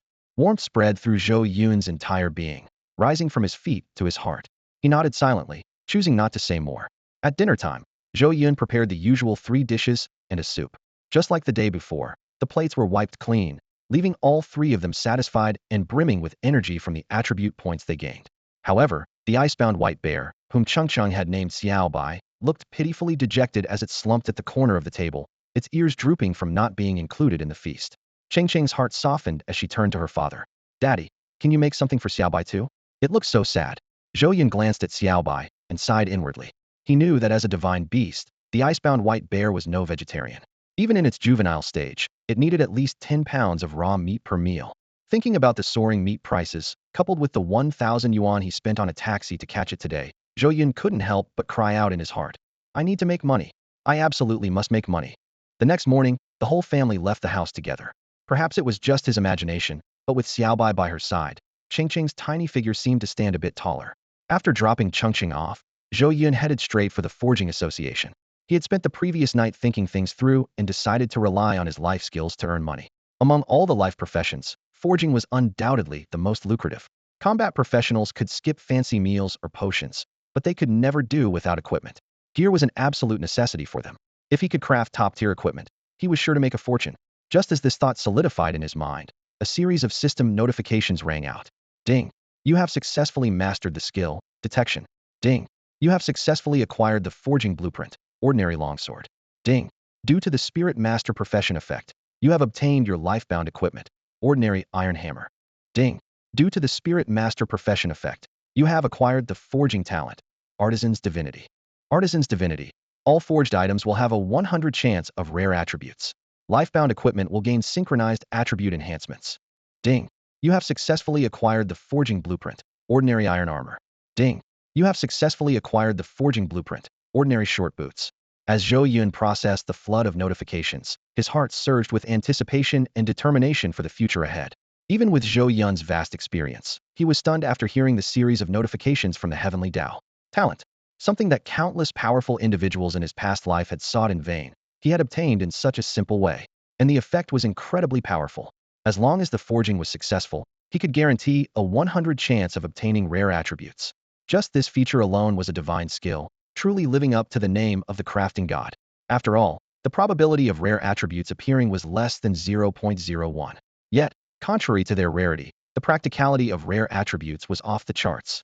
Whether it was attribute damage boosts, expanded skill range, lifesteal, instant kill, blinding, or health regeneration, all of these could directly enhance combat effectiveness. In the mid to late stages, when people's equipment quality reached a certain level, everyone would pursue more rare attributes to boost their power. By then, a piece of equipment with 3 or even 4 rare attributes would spark fierce competition among countless strong players. Suppressing the excitement in his heart, Zhou Yun left the Forge Association. Although he didn't fully understand the latter part of the talent's description about synchronizing attribute enhancements with his personal weapon, it didn't matter. Just the guarantee of rare attributes after successfully forging an item was more than enough for him. Based on the timeline of the game from his past life, this was still the very early stage. At this point, equipment with rare attributes was incredibly scarce. In fact, Many rare attributes likely hadn't even emerged yet. If he could bring out equipment with rare attributes to sell at this time, it would be a crushing advantage over other blacksmiths. Simply put, his equipment would sell for a premium without any trouble. He was about to make a fortune. Money, money, money. He kept chanting in his mind. Given his current family situation, he desperately needed money. Now, with the crafting god talent, it was like a timely blessing. But talent alone wasn't enough. To forge equipment, he also needed a forging station and materials. Public forging area it is. After some thought, he headed towards the public forging area on the left side of the hall. The public forging area of the Forge Association provided basic materials, and the facilities were reasonably complete, making it the go-to place for beginner blacksmiths to forge their first pieces. Bang, bang, bang. From a distance, he could feel the searing heat waves surging towards him and hear the clanging of metal. The entire area was illuminated in a fiery red glow from the furnaces. Most of the blacksmiths were shirtless, with soot-stained towels draped around their necks. Around them, a few well-dressed individuals stood in small groups, their gazes constantly shifting between the blacksmiths. These were the equipment traders. No matter which blacksmith managed to forge a piece of gear, they would be the first to notice. If it was ordinary equipment, they showed little interest. But if it was excellent gear, their attention would sharpen. Within their purchasing limits, they would go to great lengths to acquire the equipment. After purchasing some materials and finding a random spot, Zhou Yun began his first forging session in both his past and present lives. Despite learning the necessary skills and forging knowledge, his initial attempts were a bit clumsy due to his inexperience. Fortunately, he quickly found his rhythm, and his movements became smooth. Bang, bang, bang. Just as he was getting into the groove, a broadcast echoed throughout the public forging area, interrupting with an urgent announcement. Breaking news.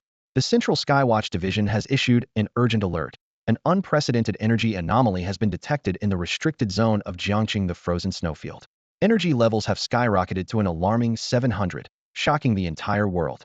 The Skywatch Division has released 9 consecutive emergency notices, sternly warning the public to stay away from the area to ensure their safety. The announcement played repeatedly in the ears of the blacksmiths, but it didn't garner much attention. They dismissed it with disdain, thinking it was an overreaction. The frozen snowfield? Who would even go to that godforsaken place? Someone scoffed. Another chimed in, exactly. Even without anomalies, we wouldn't go anywhere near a restricted zone. The group chatted away, convinced that an energy level of 700 was pure fantasy. After all, the average global professional level was only in the teens, and even the most dangerous beasts in restricted zones rarely exceeded level 100. However, Zhou Yun rubbed his chin thoughtfully.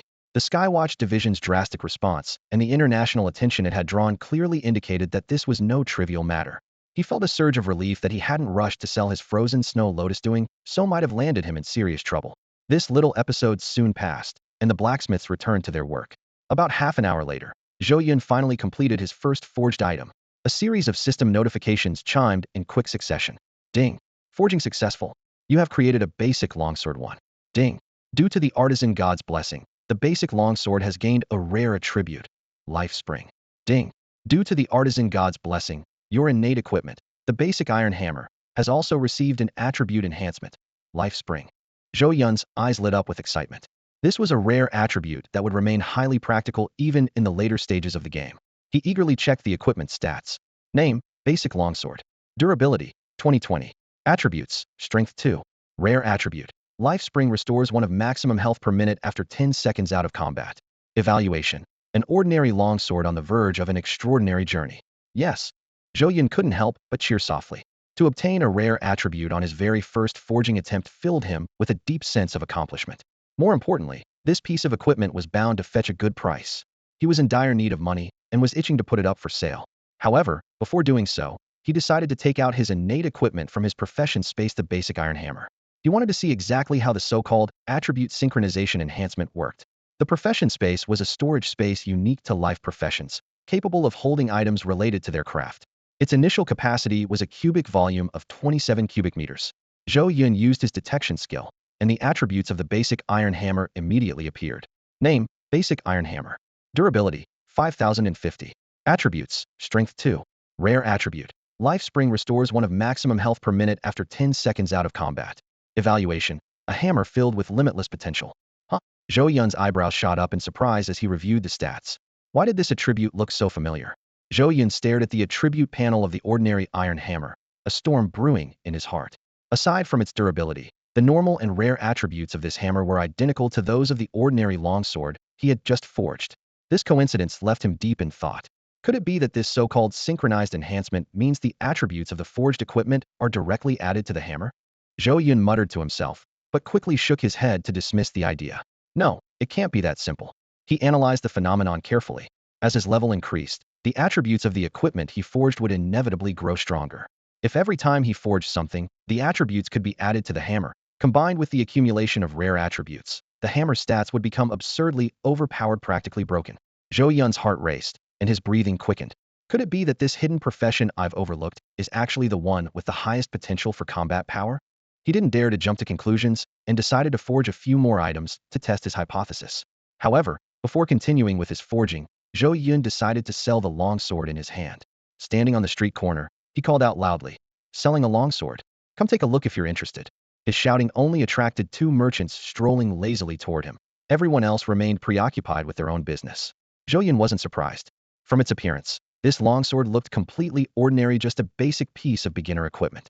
One merchant lazily extended his hand, not even bothering to check the attributes, and offered, 50. I'll take it. The other merchant, hearing this price, turned to leave. Zhou Yun's lips curved into a faint smile. Unhurriedly, he said, "The minimum is 500. His words were like a thunderclap, instantly capturing the attention of the two merchants. The one about to leave spun around abruptly, staring at Zhou Yun as if he were insane. Meanwhile, the merchant who had made the offer sneered outright. "Have you lost your mind? 500 for a worthless sword? Why not just go rob someone?" Zhou Yun said nothing more and simply displayed the longsword's attribute panel. The moment the panel appeared, the two merchants froze in place. Their eyes widened in disbelief as they stared at the long list of attributes. "Rare attributes," one merchant muttered, then rubbed his eyes vigorously before confirming again. "Life fountain. Percentage-based healing." Suddenly, the merchant who had been standing farther away bolted forward like an arrow, grabbing Zhou Yun's hand tightly. Excitedly, he shouted, "Brother, 500 it is. He'll take it." This scene instantly ignited the atmosphere. The two merchants fell into a heated bidding war, with the price skyrocketing like a rocket. 600, 1,000, 1,100, 2,000. As the bidding escalated, more merchants took notice. When the price reached 10,000, the surrounding crowd's eyes bore into Zhou Yun like arrows, and the air grew thick with tension and curiosity. What kind of equipment is this? It's already at 10,000. The murmurs among the onlookers grew louder, and the atmosphere on the street became increasingly intense. The appearance of the longsword caused quite a stir. Merchants swarmed around, their eyes gleaming with greed. "It's just a longsword. Is it really worth all this fuss?" someone muttered. "Could it have rare attributes?" another voice asked, full of curiosity. Suddenly, a gasp erupted from the crowd. "Oh my God! A rare attribute life spring. Now that's a treasure. Unbelievable. So these two kids have been quietly making a fortune behind our backs," one merchant said indignantly. "That's so unfair. We're all in the same trade. If there's meat, we should all get a share," another chimed in. The bidding began quickly. 13,000, 14,000, 15,000. The calls rose one after another. Two merchants who had initially planned to buy the longsword looked grim as they watched the price climb higher and higher. Before long, a tall, lean middle-aged man wearing glasses offered a high bid of 20,000. He approached Zhou Yun courteously and said, "Master, I am the manager of the Xingyue Merchant Guild. If you're satisfied with this price, we can finalize the deal right away." Zhou Yun nodded in agreement. Although he knew he could likely sell it for more at an auction house, he urgently needed money, and 20,000 was already a decent amount. Payment received, 20,000 yuan. Seeing the updated balance in his account, Zhou Yun smiled with satisfaction. This was his first significant earning. He immediately transferred 10,000 to He Wanyao and instructed her, "Use this to find a priest. Don't delay." He Wanyao quickly responded, "Where did you get so much money?" "I just earned it." Zhou Yun replied proudly. "What did you do to earn that much?" "Haha, I'll explain when I get home. I need to keep making money for now." "You're amazing, hubby. Love you." Feeling content, Zhou Yun put his phone away and began forging again. Half an hour later, the attempt failed. He frowned but continued. However, the third and fourth attempts also ended in failure. Sweat soaked through his clothes. After 5 consecutive failed attempts, he was completely drained. Realizing it was already noon, he decided to grab some lunch. After a quick meal to fill his stomach, Zhou Yun rested on the stairs for half an hour before returning to the forge. He knew that forging had a failure rate, and improving it was no easy task. Enhancing his level, acquiring a forge, or completing special missions could all increase his success rate, but none of these could be achieved in the short term. For now, he could only rely on luck. Taking a deep breath, Zhou Yun began his 6th forging attempt of the day. Ding. Forging successful. You have obtained ordinary longsword 1. Ding. Due to the influence of the craftsman god's talent, the ordinary longsword has gained a rare effect, fatal. Ding. Due to the influence of the craftsman god's talent, your personal forging tool, the ordinary iron hammer, has also received an attribute enhancement.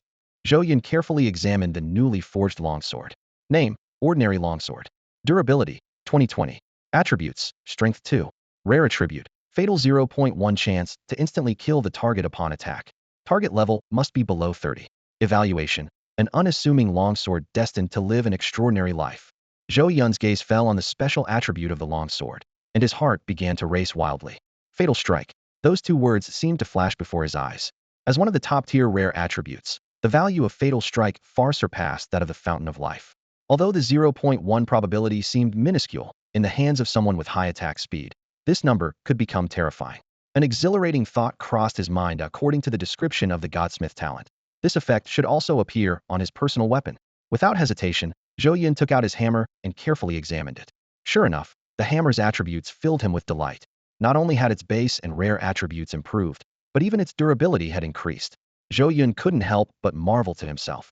This was simply incredible. He could already imagine the day when this hammer would possess millions in base attributes and tens of thousands of rare attributes. At that point, even a level 999 ultimate powerhouse would be obliterated with a single strike. However, Zhou Yun quickly calmed his excitement. He reminded himself to stay composed and not grow complacent halfway through. He chose not to rush into selling the longsword with the fatal strike effect, and instead continued to focus on his forging work. A series of failures did not shake his determination. Finally, after yet another successful forging attempt, Zhou Yun not only crafted an ordinary longsword but also advanced to level 3, with a slight increase in his forging success rate. What thrilled him even more was that the longsword gained the rare effect Evil Wind, and his personal hammer also received a synchronized attribute boost. Zhou Yun carefully inspected the attributes of the newly forged longsword. While Evil Wind was often dismissed as an underwhelming effect, he understood that in specific combinations, this attribute could unleash astonishing power. Although the afternoon's forging session was filled with setbacks, the ultimate success brought a satisfied smile to Zhou Yun's face. He deeply understood that in this world full of possibilities, even the most ordinary weapon could one day shine with extraordinary brilliance. Zhou Yun let out a deep sigh, his gaze falling on the two long swords in his hands. The combination of their attributes was nothing short of perfect. One had a rare instant kill effect, while the other carried a sinister wind attribute, complementing each other flawlessly. Unfortunately, his wife was a greatsword user and couldn't wield both weapons simultaneously. Looks like some lucky one-handed sword user is going to benefit from this, Zhou Yun muttered to himself before publicly revealing the attributes of the two longswords. Before his words had even faded, several equipment merchants swarmed around him like sharks drawn to the scent of blood. They had long marked Zhou Yun as a key figure to watch, and now, seeing the attributes of the swords, their eyes gleamed with a mix of astonishment and greed. A master. A living, breathing master, one merchant exclaimed in awe. 3 items in a single day, all with rare attributes. This is nothing short of miraculous. Another merchant eagerly asked, "Brother, can we get your contact information?" Suddenly, someone seemed to realize something, their voice trembling as they said, "Wait a second. These 2 rare attributes good, they have some kind of synergy? If that's the case, wouldn't this be the ultimate boss-slaying weapon?" The merchant's eyes widened even further, and one of them had already started making a phone call. "Hello, manager? Something big just came up. I urgently need approval to raise the spending limit 100 million. What? You think I'm crazy? Imperfectly saying. Approve it now, or you'll regret it." The bidding began quickly, starting at 100,000 and rapidly climbing. When the Jinling Merchant Guild offered 350,000, they confidently declared, "Surely no one here can outbid us, right?" No sooner had they spoken than the agent from Wanbao Pavilion let out a cold laugh. 500,000. The moment this price was announced, the other merchants fell silent, their faces etched with frustration. Their spending limits capped at 500,000, and raising the cap required multiple layers of approval, a process that would take far too long. The Wanbao Pavilion agent, brimming with confidence, smiled and said to Zhou Yun, "Master, if there's no issue, we can finalize the deal right now." Zhou Yun, however, remained unhurried. He knew full well that 500,000 was far from the true worth of these swords. This made the Wanbao Pavilion agent grow anxious, fearing that delays could lead to unforeseen complications. Just then, a deep and steady voice rang out from the back of the crowd. "I'll offer 1 million for those 2 long swords." 1 million. The number landed like a heavy blow, instantly shattering the hopes of the merchants present. The amount they had applied for in permissions was barely this much, and faced with such a price, even if they secured the rights, they would be powerless to compete. The crowd parted like a tide, and a distinguished-looking middle-aged man walked forward at a leisurely pace, appearing before Zhou Yun. Their eyes met, and both showed a hint of surprise. This man was none other than the one who had previously tried to purchase the ice lotus at the edge of the frozen snowfield. Unlike their last encounter, he was unaccompanied by bodyguards this time. Haha. The middle-aged man laughed heartily and extended his right hand. What a coincidence.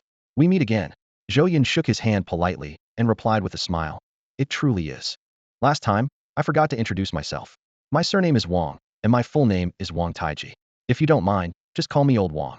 Zhou Yun, he responded briefly. Noticing Zhou Yun's lack of interest in their previous topic, Wang Taiji quickly steered the conversation elsewhere. By the way, these two longs were its own million. Would you be willing to part with them at that price? Zhou Yun didn't respond immediately, his gaze sweeping across the room. Although 1 million matched his expectations, he knew it wouldn't hurt to aim higher.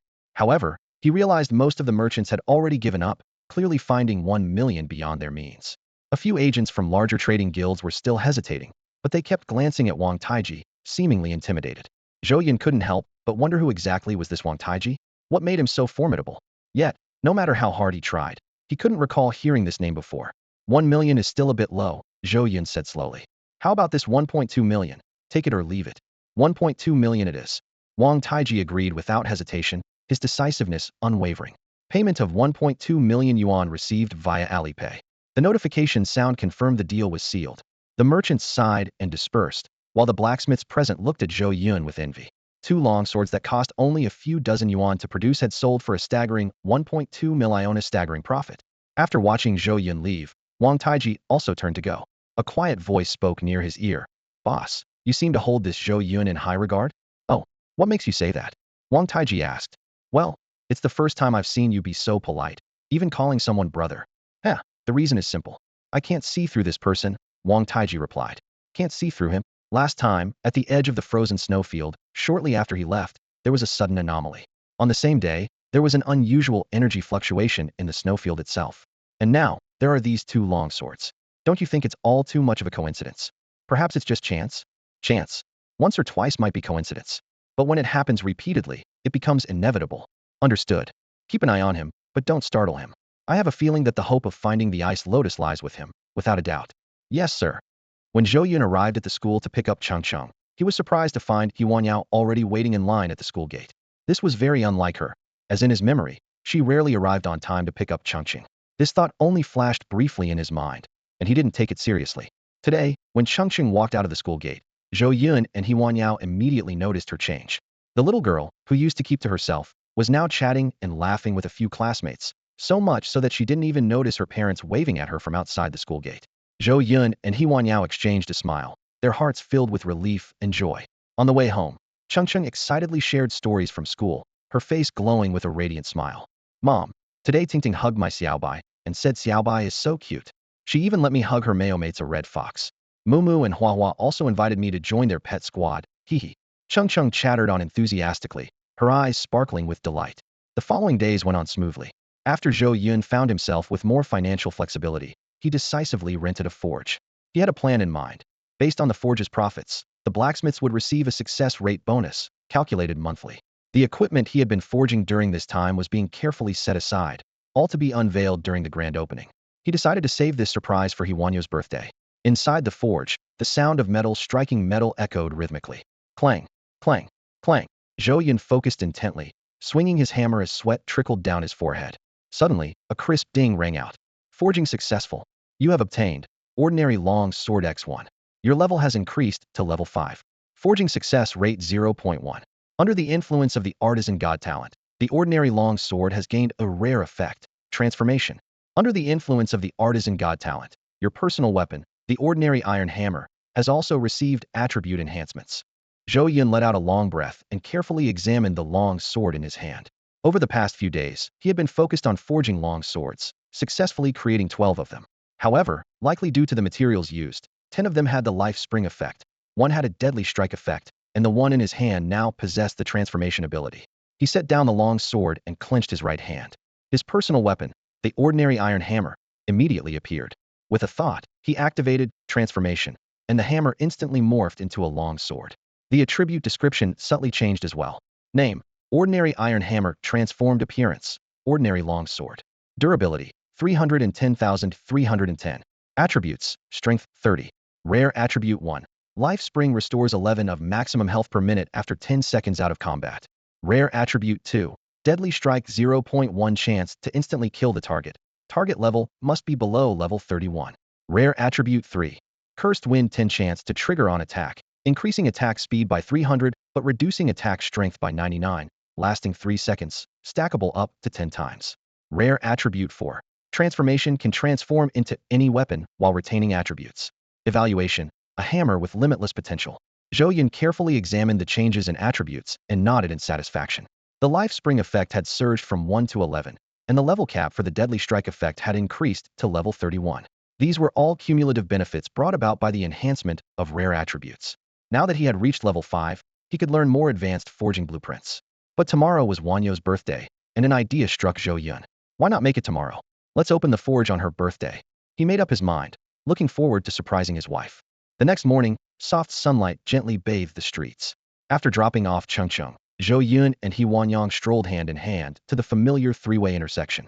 Normally, this was where they would part ways, heading off to their respective workplaces. But today, neither of them moved forward.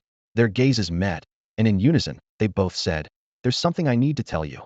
This unexpected synchronicity caught them both off guard, and they exchanged a smile. Zhou Yun said gently, "You go first, honey." He Wanyang lowered her head, her fingers nervously twisting together. She hesitated for what felt like an eternity, unable to get the words out. Sensing her unease, Zhou Yun took her hand softly and reassured her in a tender voice. "Whatever it is, we'll face it together." With her husband's encouragement, He Wanyang finally looked up, tears glistening in her eyes. I lost my job," she confessed, her voice trembling. 3 days ago, I was dismissed by the organization." Before she could finish, her tears welled up uncontrollably. "Lost your job?" Zhou Yun was stunned, as if struck by lightning. In his eyes, He Wanyang had always been diligent, meticulous, and responsible. She gave her all for their family, and her professional skills were exceptional. What could possibly have led to her losing her job? But instead of probing for details, Zhou Yun gently pulled her into his arms, letting her rest her head on his shoulder. "It's okay. It's going to be okay," he comforted her softly. "Losing a job isn't the end of the world. Take this time to rest at home. They'll take care of you." Unable to hold back her emotions any longer, He Wanyang began sobbing quietly in his embrace. Zhou Yun simply patted her back, understanding how devastating this must be for his wife, who had always been a strong and capable woman. Once He Wanyang had calmed down a bit, Zhou Yun finally learned the whole story. The reason for her dismissal turned out to be unexpectedly simple. The organization had hired a new team leader through connections. Since the organization was small, with a limited number of leadership roles, adding someone new meant someone else had to be let go. After a brief discussion, they decided to dismiss He Wanyang. Although the new hire was far less competent and experienced than He Wanyang, the organization gave her a flimsy excuse for the decision. "You don't fit in well with the team." Upon hearing this, Zhou Yun couldn't help but sneer. No wonder He Wanyang felt so wronged. It wasn't just the sudden loss of her job that stung it, was the absurdity of the reason given. Doesn't fit in with the team? In other words, she wasn't adept at buttering people up or playing political games. The more Zhou Yun thought about it, the angrier he became. His breathing grew heavier. Among the 5 team leaders, He Wanyang's skills were undeniably among the top 3. Yet her monthly salary was only 4,000 yuan, the lowest of them all. On top of that, she frequently had to work overtime, which often made it impossible for her to pick up or drop off Chongqing on time. Fuming, Zhou Yun turned to leave, determined to confront the organization and demand justice. But He Wanyang quickly grabbed his arm. "No, please don't go," she pleaded urgently. "They have numbers on their side, and they're powerful. I've even heard they have ties to the Survey Corps. We won't stand a chance." Her words managed to calm Zhou Yun down, albeit only slightly. To be honest, a small organization of fewer than 100 people with just 5 team leaders might seem formidable to He Wanyang, but to Zhou Yun, it was hardly anything to worry about. He thought to himself, with one simple move even in less than a second could completely obliterate their entire base if he wanted to. Zhou Yun said confidently, "Even without relying on any characters, with the current growth rate of my life-bound weapon, it won't be long before this small organization won't stand a chance against me. But neither of these ways is enough to make me feel satisfied. At the very least, they can't bring me true relief. The one who ties the knot must untie it. Wherever the enemy rises, that's exactly where they need to fall." He turned to He Wanyang and asked seriously, "Honey, have you ever thought about starting your own organization?" A glimmer of light flashed in He Wanyang's eyes, but she quickly shook her head and said, "No, it's too difficult." "What's so difficult about it?" Zhou Yun pressed on. "You need to go through a bunch of procedures, find a base, recruit people, and then you have to manage everything." He Wanyang listed the challenges one by one. "And right now, there are no more slots for organizations in Jiangqing. To establish one, you'd have to defeat an existing organization and take their spot. That alone is already incredibly challenging. On top of that, you also need money, right? Zhou Yun interjected. Huan Yin hesitated for a moment before nodding. Yes, you need money. A lot of money. Zhou Yun smiled and held her hand. Honey, while we may not have that much money right now, we aren't exactly broke either. In fact, very soon, we'll have plenty of money. I know you're probably confused right now, but don't worry. Come with me. With that, Zhou Yun led Huan Yin down the street to Huashan Street. Under her puzzled gaze, Zhou Yun stopped in front of number 146 Huashan Street and took out a key. When he pulled up the rolling shutter door, Huan Yin was stunned. Honey, you, Zhou Yun burst out laughing. Welcome, boss lady. Please come in. Huan Yin stepped into the forge and looked around in disbelief. This is Huashan Street, where every inch of space is worth its weight in gold. Even the smallest shop here costs millions. Hey, Zhou Yun waved his hand dismissively. I didn't buy it. I rented it. The yearly rent is only 500,000. 500,000. Huan Yin's eyes widened in shock. Where did you get that kind of money? And what about the 10,000 you transferred to me earlier? Where did that come from? I asked you before, but you wouldn't tell me. Today, you have to explain everything. You're not doing anything illegal, are you? What could I possibly be doing that's illegal? Zhou Yun chuckled. I've just been forging weapons and crafting equipment. You're lying. Huan Yin said incredulously. How can forging equipment make so much money? Forging ordinary equipment doesn't, of course. But come on, who am I? The equipment I forge is on a whole different level. Zhou Yun said smugly, pulling out a longsword and showing its stats. Rare attribute. Fountain of life. Huan Yin's eyes lit up instantly, and she held the sword like it was a priceless treasure. As a swordswoman, her love for swords ran deep in her veins. After a long moment, she suddenly asked, Wait, did you forge this? Of course. Don't believe me. Zhou Yun pretended to be offended and then pulled out another longsword. Here, look at this one. Huan Yin took it and gasped, her mouth falling open. Rare attribute. Death strike. And this one? Zhou Yun, tired of explaining, simply dumped all the forged swords onto the workbench. Huan Yin eagerly inspected each one, and by the end, she was dizzy with excitement. Rare attributes. They're all rare attributes. How did you manage to forge so many rare attribute weapons? Zhou Yun laughed heartily. I told you I forged them. Do you think my unique profession as a spirit master is just for show? Let me tell you, I can add rare attributes to any equipment I forge. Oh, and yesterday afternoon, I learned a new blueprint. If you still don't believe me, I'll forge something for you right now as proof. It was the perfect day to open for business, so Zhou Yun decided to gather the materials and start forging right away. Standing nearby, Huan Yin watched with eyes full of anticipation. Although the sudden surprise was a bit overwhelming for her, deep down, she felt immense pride in her husband's skills. Bang, bang, bang. Inside the forge, the glow of the fire illuminated Zhou Yun's focused face. He swung the hammer with unwavering concentration, sweat dripping from him like rain. Suddenly, a thought crossed his mind. Forging had a success rate. What if he failed twice in a row? Wouldn't that be utterly embarrassing? As Zhou Yun silently regretted his earlier confident words, a cool towel gently brushed across his forehead. It was Huan Yin, seeing him drenched in sweat, thoughtfully wiping it away for him. Thank you, Zhou Yun said softly. Huan Yin shook her head, her eyes filled with concern. If I hadn't seen it with my own eyes, I wouldn't have believed you could forge equipment so skillfully in this environment. You must have endured a lot these past days, haven't you? Zhou Yun let out a hearty laugh. Haha, it's nothing, really not hard at all. In his heart, he added, compared to everything my wife has sacrificed over the years, this is nothing at all. This surge of emotion seemed to awaken a hidden strength within Zhou Yun, fueling his determination. The forging process went remarkably smoothly this time, and within just an hour, it was complete. As the final hammer strike landed, a series of notifications echoed in his mind. Ding. Forging successful. You have obtained an excellent two-handed greatsword 1.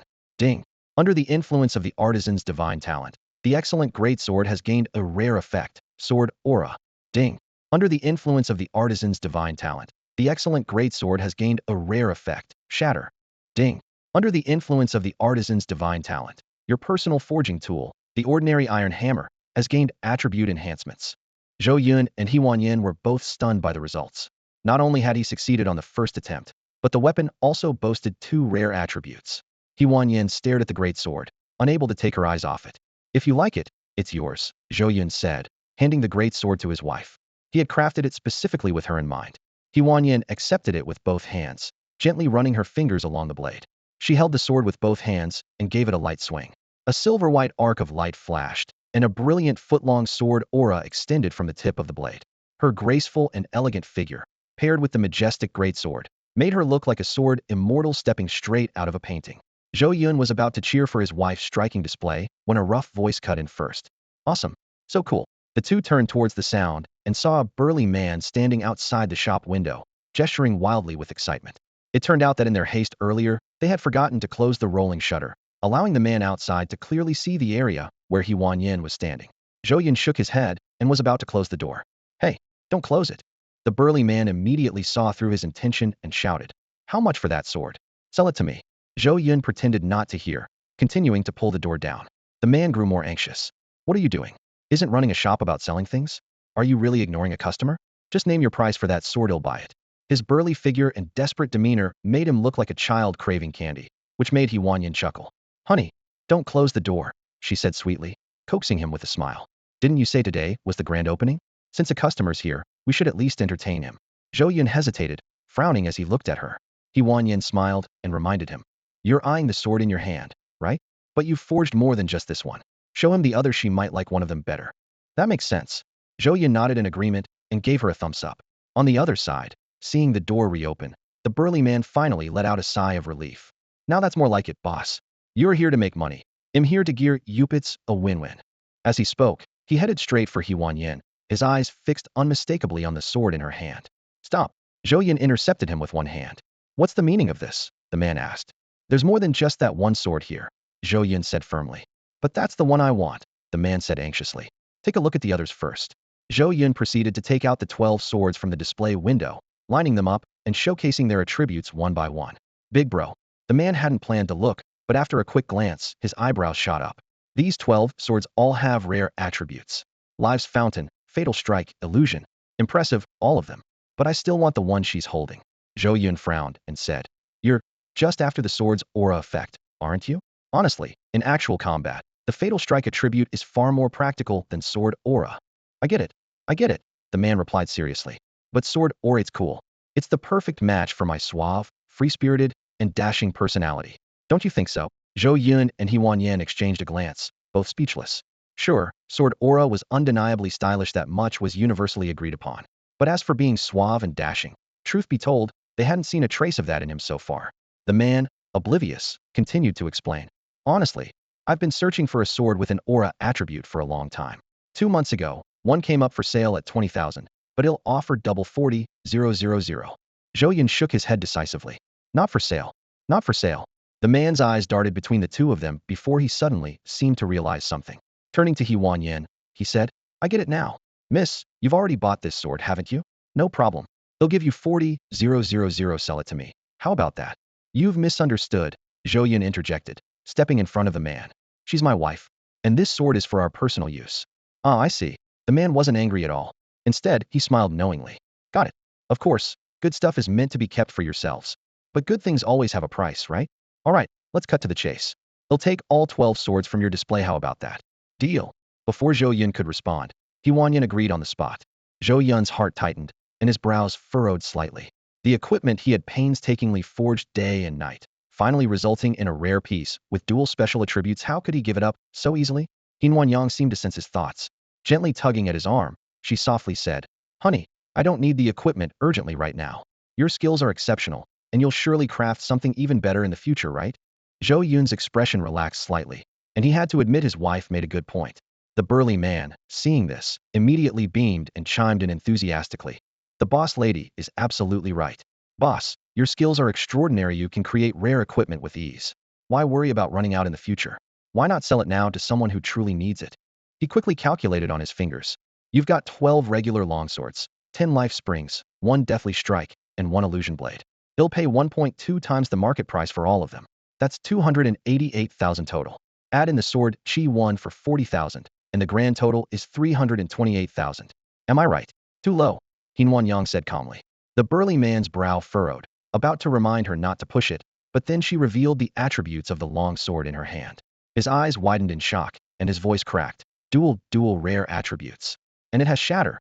He rushed to the shop door in 2 quick strides and slammed the shutter down with a loud clang. Noticing the slightly surprised expressions of Zhou Yun and Huan Yang, he chuckled awkwardly. When it comes to business, it's better to keep it quiet. Unfazed, Huan Yang spoke slowly.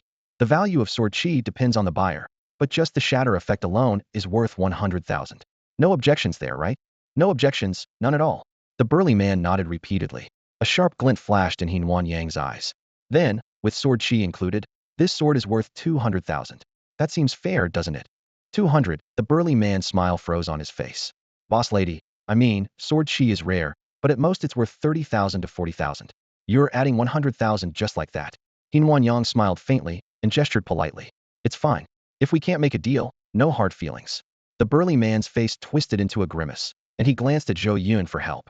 But Zhou Yun simply looked up at the sky and muttered to himself, "Ah, the clouds today are so white." After a long internal struggle, the burly man stomped his foot and gritted his teeth. Fine. 200,000 it is. Add that to 288,000, and it's 488,000, correct? Zhou Yun squinted slightly. 488,000 is fine. But the Deathly Strike sword is separate. If you want it, that's another 400,000.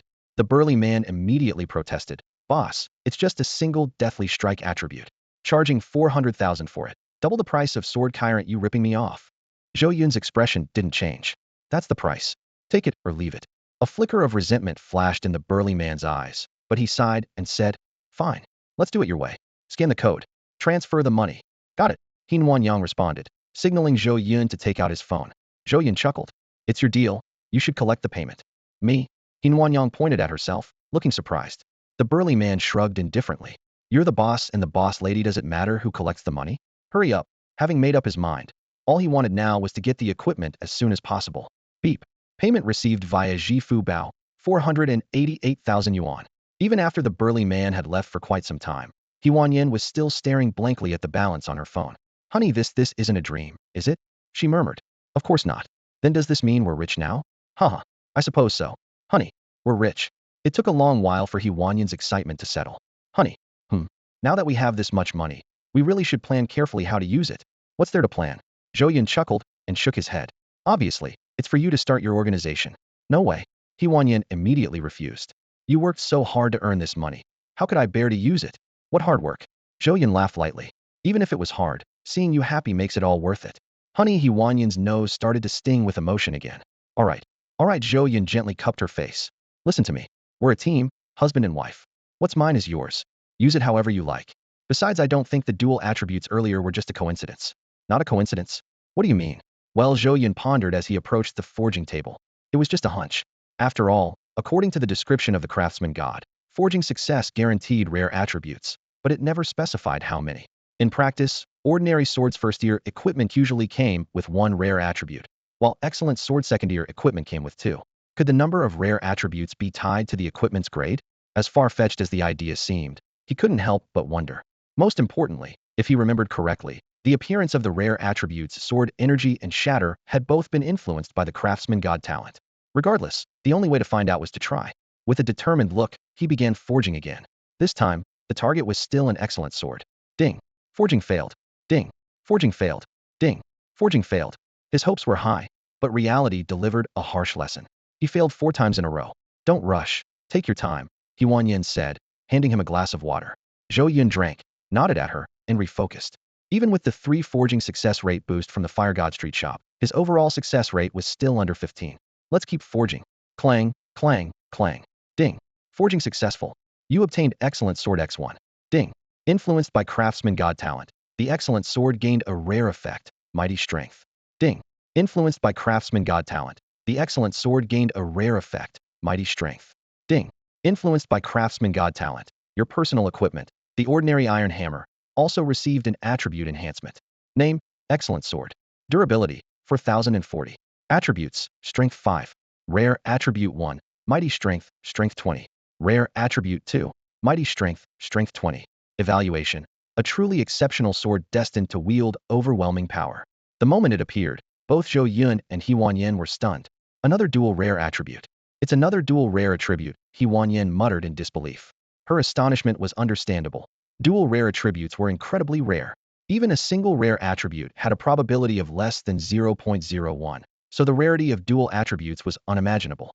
Yet, in just one day, she had witnessed Zhou Yun forge 2 pieces of equipment with dual rare attributes. Zhou Yun smiled. His guess was indeed correct. Once might have been a coincidence, but considering the rarity of dual rare attributes, having it happen twice in a row was enough to prove his theory.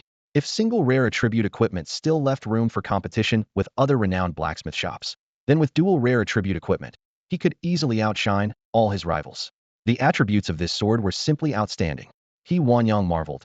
Two immense strength attributes, combined, can boost strength by 40 points. Even though it lacks other special effects, raw power often trumps all else. A solid advantage in attributes is the most direct way to dominate. She paused mid-sentence, then suddenly covered her face, blushing. No. Why do I feel so attached to that sword just by looking at it? This isn't good. Zhou Yun burst into laughter. Why not? With me around, getting great equipment is no problem. Not only can we use the best gear, but we can also switch it out whenever we want. If you want to start an organization, they'll be your logistics manager for all equipment needs. Start an organization, logistics. He Wanyang's eyes sparkled. She quickly changed the subject, saying, it's about time. Shall we go pick up Chongqing? Zhou Yun nodded. Although he didn't fully understand why he Wanyang was still hesitant about starting an organization, he didn't press further. As long as she was happy, that was all that mattered. Just as they locked the door and were about to head out, he Wanyang's phone rang. It was Chongqing's teacher. She glanced at Zhou Yun before answering. After just a few sentences, her tone turned urgent. What? All right. They'll be there right away. Ending the call, Zhou Yun immediately asked, what happened? He Wanyang, clearly anxious, replied.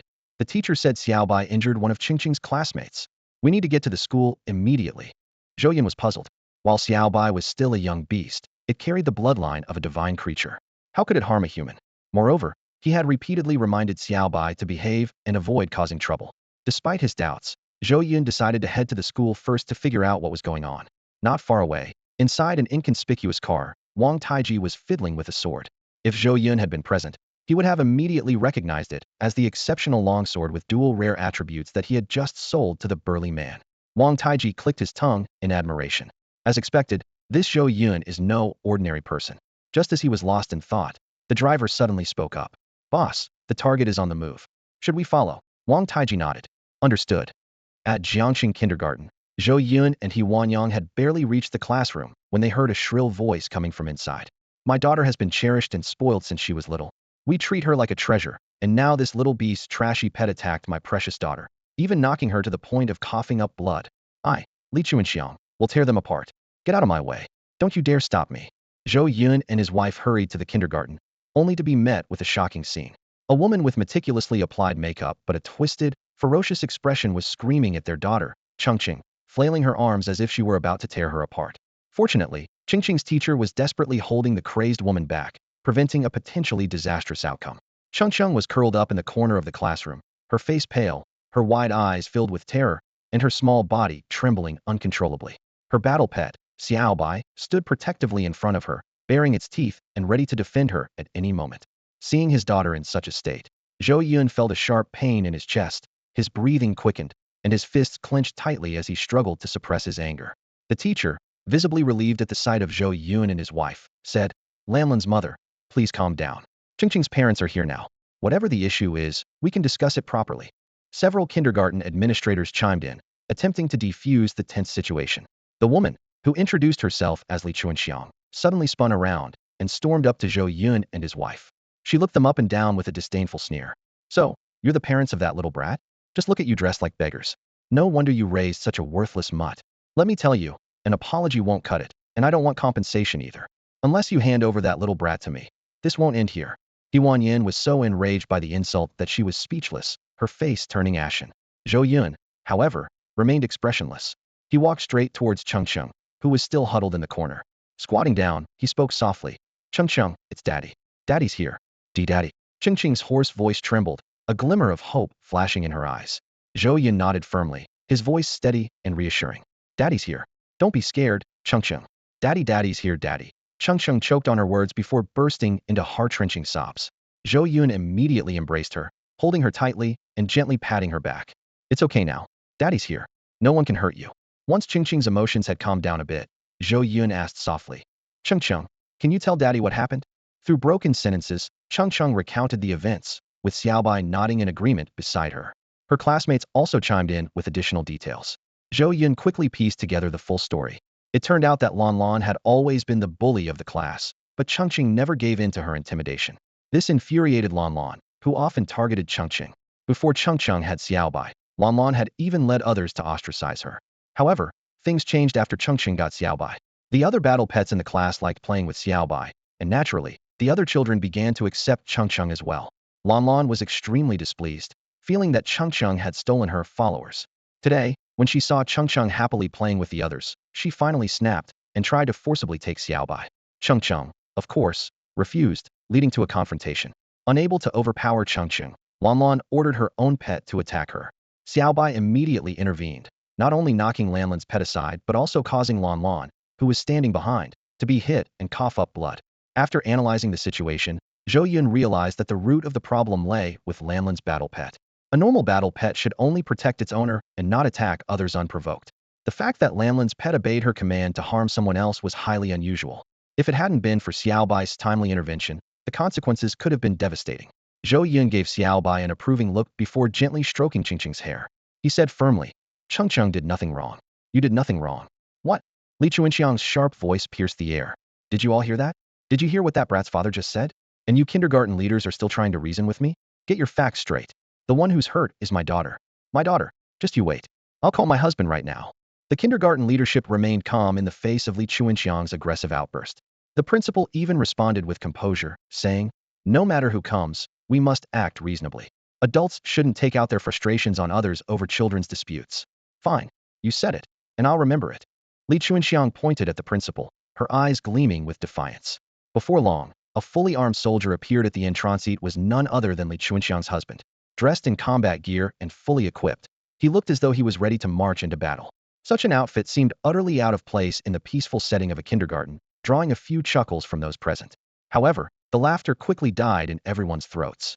A dozen similarly armed soldiers filed in, filling the hallway in an instant.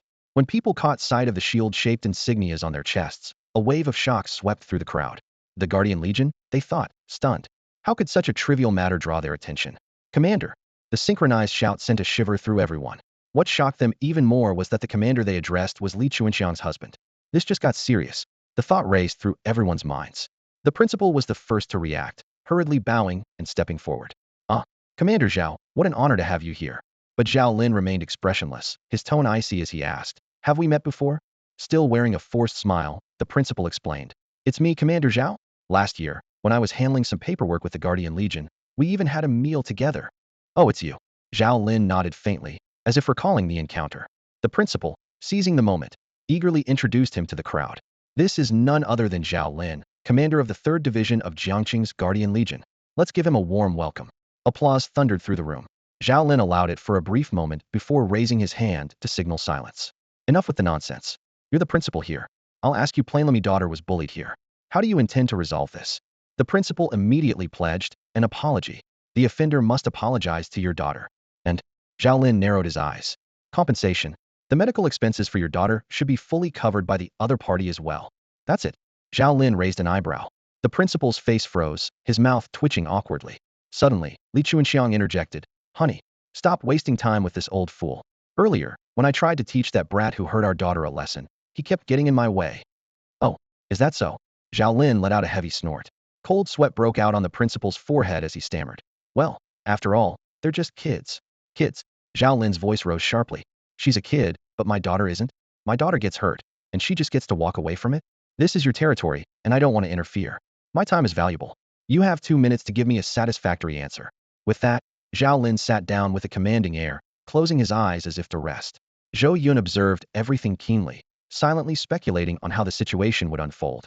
Zhao Lin's entrance immediately commanded the room, his imposing presence silencing everyone. The principal and most of those present were awestruck by his aura. After all, in the eyes of ordinary people, the Guardian Corps and the Investigation Corps were untouchable entities. As the commander of the Guardian Corps, Zhao Lin was even more fearsome. He Wanyan quietly approached Zhou Yun, gently tugging at his sleeve. Zhou Yun noticed the concern in her eyes and responded with a reassuring smile, patting her hand to comfort her. To Zhou Yun, this so-called Commander Zhao Lin was nothing to fear. If reasoning prevailed, that would be ideal. But if it came to a fight, he was utterly unafraid. Zhao Lin alone, or even the entire Guardian Corps, wouldn't last a second under his hand. However, Zhou Yun was well aware of the societal constraints he faced. His wife's job, his daughter's schooling, their entire lives were tied to this city. If it could be avoided, he didn't want to escalate the situation. Yet things rarely go as one hopes. The principal walked up to him slowly and said, "You two are Chongqing's parents, correct? We've already looked into the matter. It's true that Lan instigated her battle pet to attack first. but their child was the one who got hurt. Your daughter was just frightened. As the principal, I hope you can apologize to Lanlin's parents. If they're still not satisfied, we could hand Chongqing over to them to deal with. After all, they're adults. While their words may be harsh, they wouldn't hurt a child too severely. What? Hand Chongqing over to them? Huan Yan was instantly alarmed. The principal quickly tried to explain. This is just a temporary measure. With Commander Zhao's status and so many witnesses here, he wouldn't dare harm the child too much. Enough. Stop talking. Zhou Yun interrupted coldly, his disappointment in the principal evident. Chongqing had done nothing wrong from start to finish, and even if she had, handing over such a young child to someone else to deal with handing her over to Zhao Lin, the idea was utterly absurd. Zhou Yun let out a cold laugh as he walked toward Zhao Lin. Sensing his approach, Zhao Lin opened his eyes and spoke first. Who are you? Just an ordinary father, Zhou Yun replied calmly. You're not ordinary, Zhao Lin said, narrowing his eyes. Explain. Earlier, when everyone else was clapping, you didn't, Zhou Yun replied, meeting Zhao Lin's gaze directly. I think we can have a proper conversation. Zhao Lin responded coldly. You're not qualified. Then what's your plan? Zhou Yun asked, his tone steady and unyielding. 3 things. Zhao Lin raised 3 fingers. Let's hear them, Zhou Yun said. First, the pet that caused harm must die, Zhao Lin said, raising 1 finger.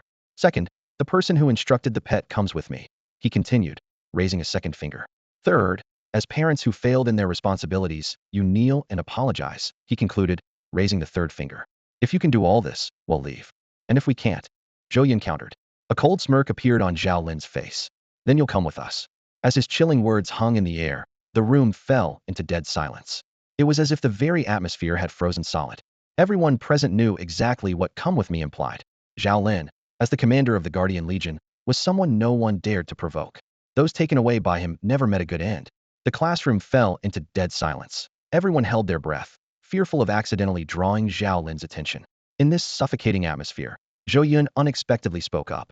The last 2 points are open to negotiation, but I think the first one is fine. We can proceed with that. This bizarre response left everyone stunned. Zhao Lin frowned slightly, sensing something was off. Only Huan Yang's eyes lit up suddenly, and she almost laughed out loud. Being Chongqing's contracted pet, Xiao Bai's true nature was impossible for outsiders to discern without Chongqing's permission. But she knew all too well that Xiao Bai was a genuine divine beast. Though still in its juvenile stage, it was far from ordinary. Due to Xiao Bai's extraordinary intelligence and the repeated instructions from her and Zhou Yun, they had dared to let Chongqing bring it to kindergarten. If Xiao Bai were even slightly more temperamental, the entire kindergarten would have been reduced to rubble. And now, Zhao Lin was saying they should execute this violent pet first? Zhao Lin didn't respond immediately. Instead, he narrowed his eyes, coldly scrutinizing Zhou Yun. Do you think I'm negotiating with you? 3 conditions, and you dare suggest renegotiating 2 of them? It seems you truly don't understand your situation. Before his words fully landed, heavily armed soldiers from the Guardian Legion poured into the classroom, surrounding Zhou Yun and his family. Sensing the danger, Xiao Bai immediately crouched low, ready to fight. It cared for nothing else but protecting its master, Chongqing. Zhao Lin glanced at Xiao Bai nonchalantly, yawned, and said, I suggest you reconsider my 3 demands carefully. If you keep saying things I don't like to hear. Let me remind you, patience isn't one of my virtues. Despite being encircled by 20 fully armed Guardian Legion soldiers, Zhou Yun remained unusually calm. Huan Yang and Chongqing, however, reacted very differently. As a seasoned member of an adventure organization, Huan Yang was all too aware of the Guardian Legion's strength. These elite soldiers, chosen through rigorous selection, were each capable of taking on 3 opponents single-handedly, and they were equipped with top-tier, first-class weaponry. She knew that even if she gave it her all, handling just 1 soldier would be a struggle. She instinctively entered a combat stance, but couldn't shake the overwhelming pressure. 5-year-old Chongqing, having never encountered such a scene, clung tightly to Huan Yang, trembling as she cried out, Mommy, Daddy. Her frightened eyes turned to Zhou Yun in the distance. Hearing his daughter's call, Zhou Yun turned to see the state of his wife and child. His heart tightened, but he showed no outward sign of worry. Ever since Zhao Lin became involved in the matter, Zhou Yun had sensed something unusual. It was as if this were a theatrical performance where everyone else was immersed in their roles, acting with abandon, except for one person who seemed out of place, his acting clumsy and jarring. That person was none other than Zhao Lin. The selection process for the Guardian Corps was notoriously strict. Anyone with even the slightest flaw in character would never make it into the ranks. As a result, every soldier in the Guardian Corps was upright and disciplined, let alone a commander like Zhao Lin. While it wasn't impossible for someone to grow arrogant over time due to their high rank, Zhou Yun found this scenario highly unlikely. Moreover, based on his memory, Zhao Lin had been in Jiangxing for years, and there had never been any reports of Guardian Corps soldiers abusing their power or behaving tyrannically. Since Zhao Lin's appearance, despite his arrogant tone, he had never actually harmed anyone, which further supported Zhou Yun's suspicions. He deduced that Zhao Lin might be a pawn in someone else's carefully orchestrated scheme, acting out a role assigned by a hidden mastermind. And that mastermind, Zhou Yun predicted, would likely reveal themselves soon. With this in mind, Zhou Yun spoke in a low voice. Zhao Lin, Commander Zhao, enough is enough. No one to stop. The joke has gone too far and isn't amusing anymore. Ridiculously, Zhao Lin's wife, Li Chuanxiang, immediately sneered. You, a nobody, dare to speak to my husband like that? A joke? Look in the mirror before you say such things. She actually thought Zhou Yun was joking with her husband. Zhao Lin froze for a moment, then clapped his hands as though struck by inspiration. Fine, then let me show you whether I'm joking or not. With that, he waved his hand, ordering the soldiers to take Zhou Yun and his family away. The soldiers were just about to comply when a furious voice interrupted. Who dares to make a move? As the words echoed, a figure exuding an air of wealth and authority stepped into view. It was none other than Wang Taiji. Li Chuanxiang was the first to react with outrage. And who are you? Do you think this is your place to speak? Get lost, or he'll have you taken away too. Before she could finish, Wang Taiji slapped her hard across the face, sending her sprawling to the ground. You hit me? You actually hit me? Li Chuanxiang clutched her cheek, staring at Zhao Lin in disbelief. But Zhao Lin ignored her and instead respectfully saluted Wang Taiji. Zhao Lin, at your service, my lord. The soldiers quickly followed suit, bowing deeply. Greetings, my lord. The others, now realizing Wang Taiji's identity, were filled with shock and fear, hastily paying their respects. The lord of the city? Everyone was stunned. The elusive and low-profile lord of Chongqing turned out to be him. What was the purpose behind all this? The Ice Lotus? Zhou Yun nodded to himself as many of his earlier suspicions were confirmed at this moment. While he was deep in thought, Wang Taiji approached him with an apologetic expression. I deeply regret this, Mr. Zhou. It's my failure to manage my subordinates that caused you distress. What? The city lord was apologizing publicly? And, judging by their interaction, it seemed the two knew each other? Everyone present, including He Wanyan, stared wide-eyed in astonishment. Zhao Lin immediately realized something was amiss. Judging from the city lord's attitude, this man called Mr. Zhou was clearly no ordinary person.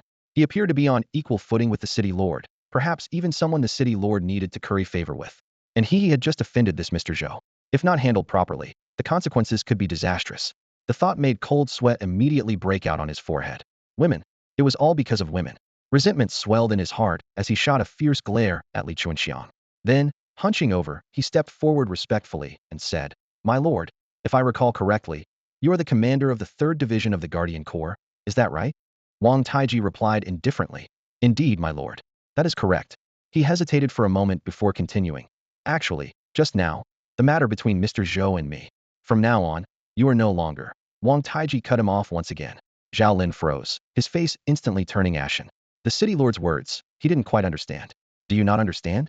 Wang Taiji smiled faintly, a trace of mockery flashing in his eyes. I mean, as of now, you are relieved of your position. Relieved of my position? The crowd collectively gasped.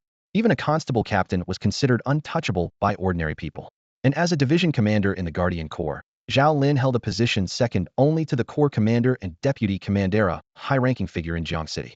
What's more, Zhao Lin was only in his early 30s when he achieved this rank, with a promising future ahead. Yet, just like that, because he offended the wrong person, he was so easily dismissed. Zhao Lin felt as though the sky was collapsing around him. How many years of struggle, how much effort and sacrifice had it taken to reach this position? And now, it was gone in an instant? My lord. He dropped to his knees with a thud, pleading desperately. I realize my mistake. Please, my lord, grant me one more chance. Just one chance to make amends. Li Chuanxiang, sobbing uncontrollably, chimed in. My lord, you can't do this. My Zhao Lin, even if he hasn't achieved great merits, has worked so hard all these years. You can't dismiss him like this. Wang Taiji, however, ignored their pleas entirely. Instead, he turned to Zhou Yun with utmost respect and inquired, Mr. Zhou, does this resolution satisfy you? Zhou Yun nodded slightly. Thank you. Wang Taiji beamed. You're too kind, Mr. Zhou. It's getting late, how about we have a meal together? Sure, Zhou Yun replied with a smile, but I'll treat. Then I'll cover the bill. Wang Taiji laughed heartily. Just then, the kindergarten principal approached, bowing and scraping. Mr. Zhou, my earlier handling of the situation was thoughtless. I sincerely apologize. But please believe me, as the principal, I would never intend any harm to the children. To make up for the psychological harm caused to the child in this incident, in the future, we will definitely. There will be no future, Zhou Yun interrupted coldly. From now on, Chongqing will not be attending this school. What? The principal was stunned. He Wanong, Chongqing, and even Wang Taiji were momentarily taken aback. Mr. Zhou, the principal licked his dry lips nervously. Our Jiang City kindergarten is the best in the city. If not here, where do you plan to send your child? That's none of your concern, Zhou Yun replied icily, leaving the words hanging as he turned and walked away.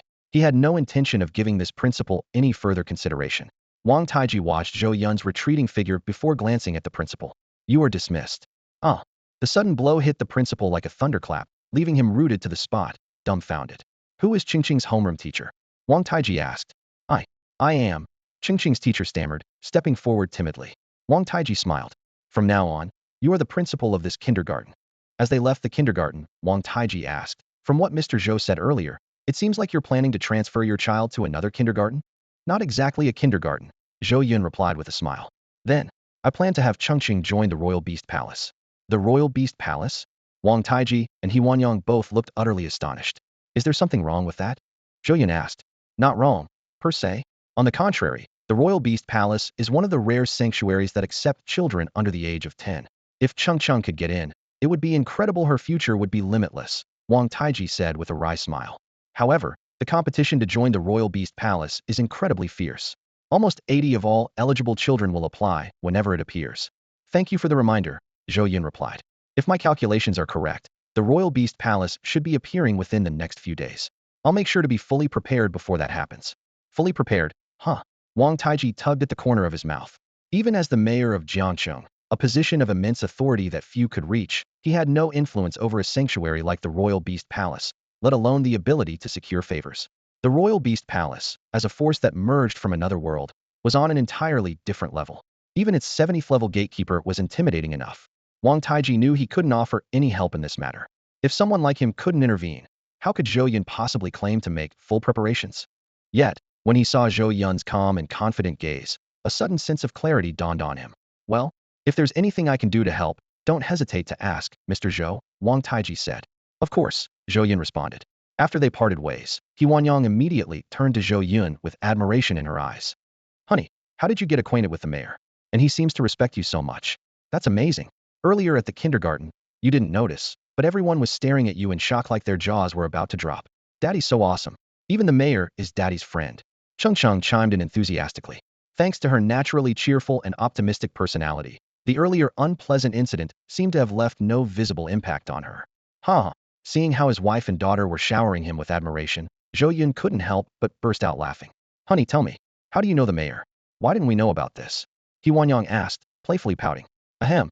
Zhou Yun cleared his throat, his gaze turning distant. Well, it's a long story. Mum. He Wanyang nodded eagerly, her curiosity reaching its peak. Take your time, tell us everything. Actually, Zhou Yun began slowly. I only met him a few days ago. We don't really have much of a relationship. So honestly, I have no idea why he treats me this way. After he finished speaking, He Wanyang waited a couple of seconds to confirm he was done, then asked in surprise, That's it? That's it, Zhou Yun nodded. That's all. That's all. But you said it was a long story. Well, didn't those 2 sentences I just said count as long? Zhou Yun teased. He Wanyang and Chongqing were momentarily stunned. After He Wanyang repeatedly pressed him and confirmed he was telling the truth, she fell into deep thought. Zhou Yun, seeing her reaction, chuckled inwardly. In truth, he suspected that Wang Taiji's friendly attitude toward him was most likely related to the ice lotus. He Wanyang's heart was filled with determination. She suddenly stopped walking, turned to Zhou Yun, and said seriously, Honey, I've made up my mind.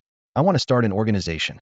Zhou Yun was taken aback, wondering why He Wanyang had suddenly come to such a resolution. What made you think of this? He asked, his tone full of curiosity. Today's events made me realize the importance of status and influence, He Wanyang replied, her gaze firm. Zhao Lin, as the commander of the Guardian Corps, was able to make the principal change sides on the spot. And the city lord, with just one sentence, could decide the futures of both Zhao Lin and the principal. But me? I'm just an ordinary person. I don't want to be manipulated like I was today. Her voice grew more resolute. That's why I want to grow stronger, in the way that I can. Zhou Yun looked at her, moved by her determination, and smiled. Of course I'll support you. Is this what you've been thinking about the whole way here? Yes. He Wanyang nodded earnestly. This might be the most absurd and bold decision I've ever made in my life, but I will stick to it. All right, Zhou Yun smiled as well. Since you've made up your mind, as your husband, I will fully support you. He understood that in the future, they would need many resources that were scarce in the market. If He Wanyang's organization could grow, it would also be of great benefit to him. Honey, Yang was deeply touched and wanted to hug him, but with so many people around, it didn't seem appropriate. Zhou Yun shifted the topic. Didn't you say earlier that all the organization slots in Chongqing are full? To establish a new one, you'd have to defeat an existing organization to take their place. Do you have a target in mind? Yang shook her head, her brows furrowing slightly. Not yet. Even the weakest organizations have at least 20 members around level 20 with well-equipped gear. Defeating an old organization in a short time is nearly impossible. Zhou Yun thought for a moment and suggested. Then let's set the Hongfeng organization as our target. Hongfeng. Yang blinked, her heart tightening. That was her former employer. She instantly dismissed the idea. No way. I know you want to help me vent my frustrations, and honestly, I do too. But it's too difficult. I worked at Hongfeng for years, so I know their strength well. They may not be a top-tier organization, but they're definitely at the peak of the second tier. Defeating them right from the start is almost impossible. Zhou Yun chuckled softly, understanding that Yang's hesitation stemmed from her past experiences with Hongfeng. However, he firmly believed that Hongfeng's strength wasn't as formidable as she thought. With proper preparation, defeating them wouldn't be out of reach. In that case, let's start by recruiting members. We'll take it one step at a time, he encouraged. All right, Yang nodded, her heart brimming with hope. The night in the Beast Tamer Palace was lively. Chongqing excitedly pointed to the lavish spread on the dining table and exclaimed, "Wow! Braised pork with preserved mustard greens, red braised pork, and sweet and sour pork ribs. They look so delicious." Yin responded dotingly. "If you like them, eat as much as you'd like." Chongqing nodded enthusiastically, saying, "Yes. I'll have 2 bowls, no 3 bowls." Yin and Zhou Yun exchanged a smile, feeling gratified to see their daughter's hearty appetite. Especially after the unpleasant events of the day, this warm atmosphere brought them great comfort. "But Dad, why did we suddenly change the menu today?" Chongqing asked curiously. "And it's all meat?" Zhou Yun chuckled and explained. "Because Dad leveled up today and learned new recipes." Chongqing suddenly understood, her eyes lighting up with anticipation. After dinner, Chongqing patted her full belly and sprawled on the sofa, her face beaming with satisfaction. Yin, on the other hand, exclaimed in surprise. "Honey, my strength attribute just broke through 120 points." Zhou Yun asked curiously. 120 points, does that mean something? Yin replied excitedly. Of course. Breaking 120 points in a single attribute is a milestone. It means I've surpassed 70 of professionals worldwide at this stage. Zhou Yun gave her a thumbs up and praised. Amazing, truly amazing. A blush crept onto Yin's face as she said with gratitude. It's all thanks to your cooking, especially today's 3 dishes. Each one boosted my attribute by 2 points. Otherwise, I couldn't have improved so quickly. Zhou Yun nodded thoughtfully and said, "It's a great improvement, but it's still not enough." His smile faded, and his expression turned serious. "Not enough?" Yin blinked in confusion, looking at him. "Have you reached level 20 yet?" Zhou Yun inquired. To probe someone's personal stats, even with an investigation skill, the other party's consent was required. To save time, he asked directly. "No." Yin sighed at the mention of it. All the good leveling spots are monopolized by major organizations. The remaining places are either too dangerous or too competitive. Leveling up is just too hard. Zhou Yun shook his head regretfully. "That's such a shame. If you reach level 20, you could use this." As he spoke, he took out a wooden box. The moment the wooden box appeared, Yin's attention was instantly drawn to it. The box was far from ordinary though unadorned. Its unique grain and weighty aura hinted at its significance. Click. Zhou Yun opened the box and retrieved a jade token. The token was equally plain, pure white and translucent, smooth like gel, with 4 golden ancient characters glowing faintly. Frost Sky Sword Slash. "This is..." Yin stood up, her body trembling slightly as she exclaimed in shock. "A legacy jade." Zhou Yun smiled and handed her the jade token. "That's right, it's for you. But you'll have to wait until you're level 20 to use it." With that, he began clearing the dishes, as if the precious legacy jade was nothing more than an ordinary trinket. "Mom, what's that? It's so pretty." Chongqing had somehow made her way to Yin's side, tiptoeing to get a closer look. Yet, for once, Yin ignored her daughter and instead demanded, "Honey, where exactly did you get this legacy jade? This is no ordinary treasure. Including this one, there are only 3 known ancient heirloom jades in the world. It's a rare artifact that can grant professionals unique skills," Zhou Yun said nonchalantly. "But aren't you planning to establish an organization? How will you gain respect without sufficient strength? Isn't it necessary to use the heirloom jade for that?" Yin couldn't help but laugh and cry.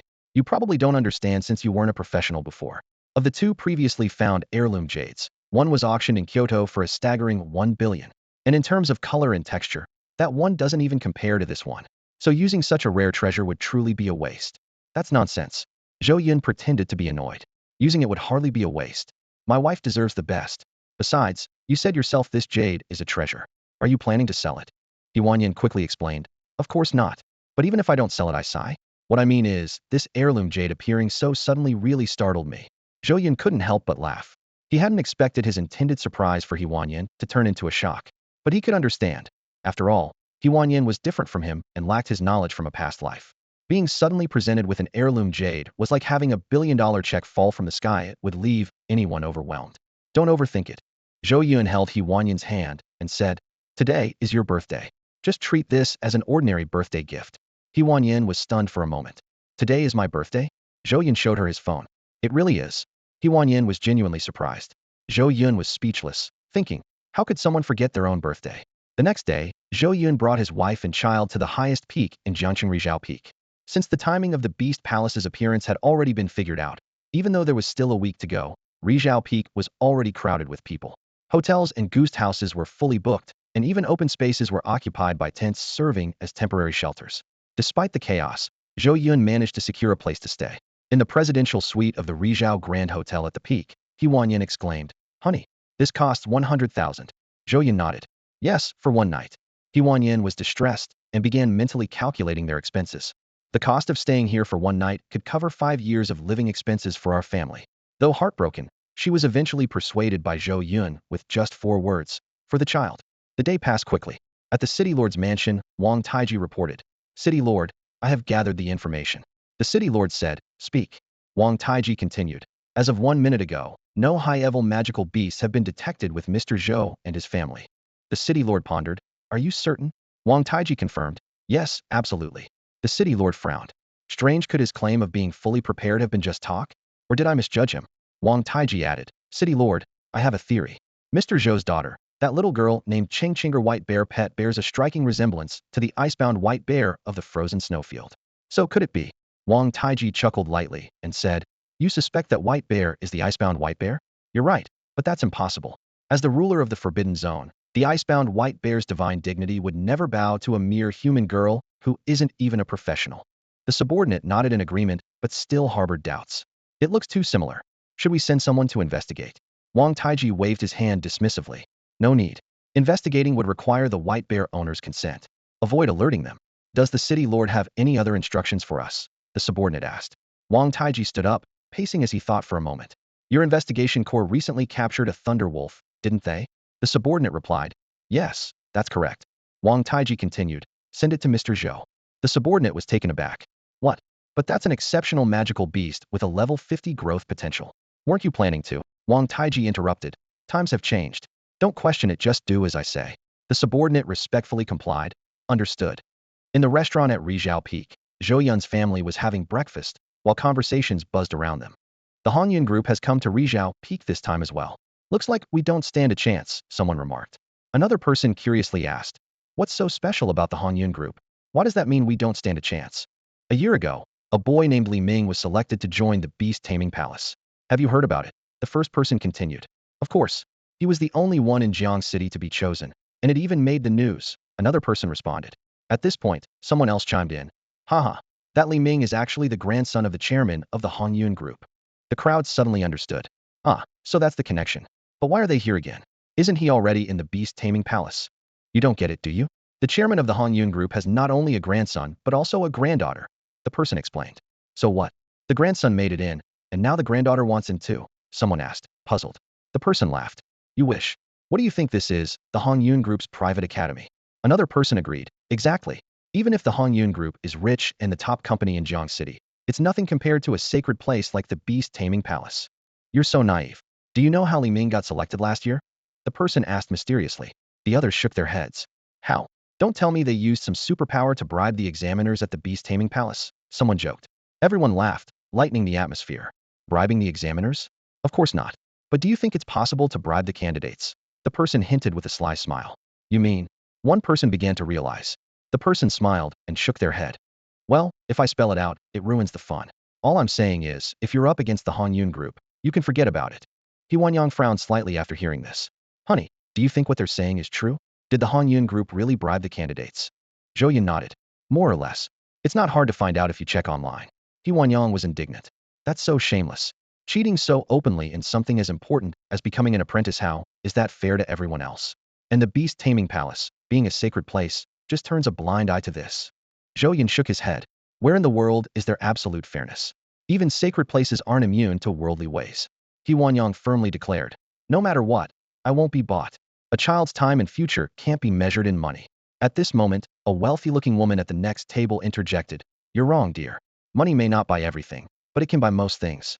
The only difference is how much you're willing to pay. Unless, of course, someone is absolutely certain their child will get into the beast-taming palace no matter what. If there's even the slightest hesitation, money can easily persuade someone to back down. For example, dear sister, the one sitting next to Yush is your daughter, isn't she? Judging by her age, she's probably still in kindergarten. At that age, one's innate talent isn't stable yet. If you're thinking of going through the talent test to gain entry, to be blunt, the chances of getting into the beast-taming palace are practically zero. He Wanyang's expression turned cold as she replied, sorry, but we've never considered relying on a talent test to gain entry. The noblewoman chuckled dismissively and continued. So, you're planning to compete with the contracted magical beast you already have, then? Her gaze swept over the frost-white bear in Chongqing's arms, and she shook her head slightly. Your daughter's contracted magical beast must be this one, right? I don't mean to offend, but a combat pet artificially bred like this one, while novel in breed, is only suitable for protecting children. In the eyes of beast tamers, it's completely unremarkable. If you're hoping to pass the entrance exam with such a magical beast, dear sister, you're being overly optimistic. Woo Little White, the mighty divine beast, let out a protesting sound upon hearing herself being dismissed as nothing more than an artificially bred combat pet. Zhou Yun couldn't help but laugh out loud, and seeing him laugh, He Wanyang followed suit. After all, she had seen Little White's stats firsthand. Is something funny? The noblewoman looked slightly displeased, but quickly continued, fine. Let me show you what a truly competitive contracted magical beast looks like. Xiang Xiang, she called out, and the little girl sitting beside her glanced at the tiny bird perched on her shoulder. The girl then softly said, go. The bird immediately flapped its wings and soared into the air. Screech. Despite its palm-sized body, the bird emitted a cry that only large raptors could produce. Then, it began to grow against the wind, its body rapidly enlarging. In the blink of an eye, it transformed into a giant bird 3 meters tall. If the restaurant ceiling weren't high enough, it would have been impossible to contain it. A gravity yellowboard. Someone gasped in shock, recognizing its identity. The crowd quickly pieced together the majestic bird before them with the descriptions from the Magical Beast Compendium. An extraordinary magical beast with a level 40 growth cap, capable of manipulating gravity, altering its size at will, and boasting unparalleled defenses among its peers. The gravity yellowbird. Bringing such a beast to an entrance exam? That's practically cheating. What's the point of competing now? Chongqing only has 2 spots available, and now one's already taken. I just don't understand. Most people are only at level 10 or so. How did they manage to acquire such an extraordinary magical beast and form a contract with it? Oh, right, money. Ugh, the power of wealth. Despicable. The sudden appearance of the gravity yellowbird not only shocked the parents of the other candidates, but also terrified the magical beasts brought along for the exam. Some stumbled backward, their eyes full of caution, others bristled, growling incessantly. A few cowered on the ground, trembling, while others lost control of their bowels, leaving a mess everywhere. Some even fainted on the spot. The restaurant descended into chaos. Under the staff's stern persuasion, the noblewoman instructed the little girl to recall the gravity yellowboard. Her gaze then fell on Little White, who remained unfazed, as calm as ever. She chuckled mockingly and said, a mere combat pet that can't even sense the most basic hierarchical suppression between magical beasts. How pitifully weak. Sister, do you still think this combat pet of yours has any chance of being competitive in the entrance exam? Xiaobai let out another dissatisfied whimper. With its intelligence, it clearly understood that the noblewoman was belittling it. As a divine beast, its pride instinctively urged it to teach the woman a lesson. However, upon meeting Zhou Yun's gaze, it silently retracted its claws. Zhou Yun had explicitly warned it not to act rashly. At that moment, Chongqing stepped forward and firmly said, Auntie, that's not true. Xiaobai is not weak at all. When I was in danger, it was Xiaobai who saved me. To me, Xiaobai is the strongest. Zhou Yun and He Wanyan exchanged surprised glances, both astonished. Though Chongqing was cheerful by nature, she rarely spoke up like this. Xiaobai lifted its head, its dark, shiny eyes flickering with a hint of emotion. It thought to itself, the strongest? Quite bold to say that. The noblewoman's daughter, however, scoffed with disdain. If I offered to trade my Huang bird for your trashy white bear, you'd agree in a heartbeat, wouldn't you? Chongqing hugged Xiaobai tightly, her gaze unwavering. No matter what kind of magical beast it is, I would never trade away my Xiaobai. Humph. The noblewoman's daughter crossed her arms, looking utterly confident. Chongqing took a deep breath and turned to Zhou Yun and Huan Yin, saying, Dad, Mom, let's go? The couple immediately stood up, feeling a sense of pride and relief as they saw Chongqing taking charge and handling the situation on her own. As they were about to leave the restaurant, an elderly man in a sharp suit approached them and asked, Excuse me, are you Mr. Zhou Yun? Zhou Yun scrutinized the man for a moment, then confirmed, Yes, that's me. The elderly man smiled and said, On behalf of my employer, I have brought you a special gift. I hope you will like it. With that, he gestured behind him, and 4 men carried in an iron cage engraved with magical runes. The moment the cage appeared, everyone in the restaurant instinctively widened their eyes, and even the noblewoman pulled her daughter behind her, a trace of fear flashing across her face. Inside the cage was a magical beast about 2 meters long and 1 meter tall, with a sturdy frame, sharp claws and teeth, and fur of a pale blue hue that shimmered faintly with lightning. On its forehead was a golden lightning-shaped mark. It was a thunderwolf. Screech. The Xian heavy Huang bird sensed the threat immediately, expanding in size and letting out a piercing cry at the thunderwolf. The thunderwolf narrowed its long eyes and responded with a deep, resonant howl that swept across the room like a storm. Oh whoa! As the sound echoed, all the magical beasts that had been startled earlier rolled their eyes and collapsed to the ground. Even though the Xian heavy Huang bird's feathers stood on end, it dared not take a step closer. After its powerful howl, the thunderwolf simply lay back down in the cage and closed its eyes, seemingly indifferent to the Huang bird. The contrast between the two was stark, and the noblewoman's daughter stared at the thunderwolf with sparkling eyes, clearly captivated by its majesty. This is the gift from your employer? Zhou Yun asked. The elderly man smiled and replied, Indeed. The noblewoman stepped forward and asked, How much for this thunderwolf? I'll buy it. The man glanced at her, but said nothing, patiently awaiting Zhou Yun's response. The noblewoman frowned and persisted, I'm talking to you. Didn't you hear me? The man finally replied, Do not ask further. This thunderwolf is out of your league. The noblewoman slightly tilted her head, exuding an undeniable air of confidence. In Jiangcheng, the Hongyun group had never been unable to meet any price. At this moment, Zhou Yun began to suspect something. Your boss, is his last name Wang? That's correct. The elderly man smiled and said, My boss learned that Mr. Zhou and his family are staying at Rizhao Peak, so he specifically instructed me to deliver this thunderwolf as a gift. So it's him. Zhou Yun nodded to himself. As the city lord of Jiangcheng, Wang Taiji gifting a thunderwolf, an exceptional class magical beast cub, was certainly within reason. Wang, the noblewoman murmured, her face filled with doubt. When did Jiangxing gain such a generous Mr. Wang? The elderly man, however, paid her no mind, bowing as he addressed Zhou Yun. Mr. Zhou, since the gift has been delivered, I shall take my leave. Wait. Zhou Yun stopped him. You should take the gift back. Please convey my gratitude to your boss, but I must respectfully decline. What? The noblewoman's eyes widened in astonishment as she turned to Zhou Yun. The surrounding onlookers were equally shocked, their jaws practically dropping. This was a thunder wolf, a magical beast cub with a level cap of 50.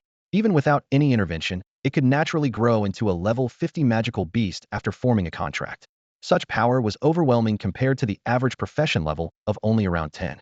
And yet, Zhou Yun had just outright refused such an extraordinary gift? Ha! The elderly man stroked his beard and laughed heartily. My boss had already anticipated Mr. Zhou's response.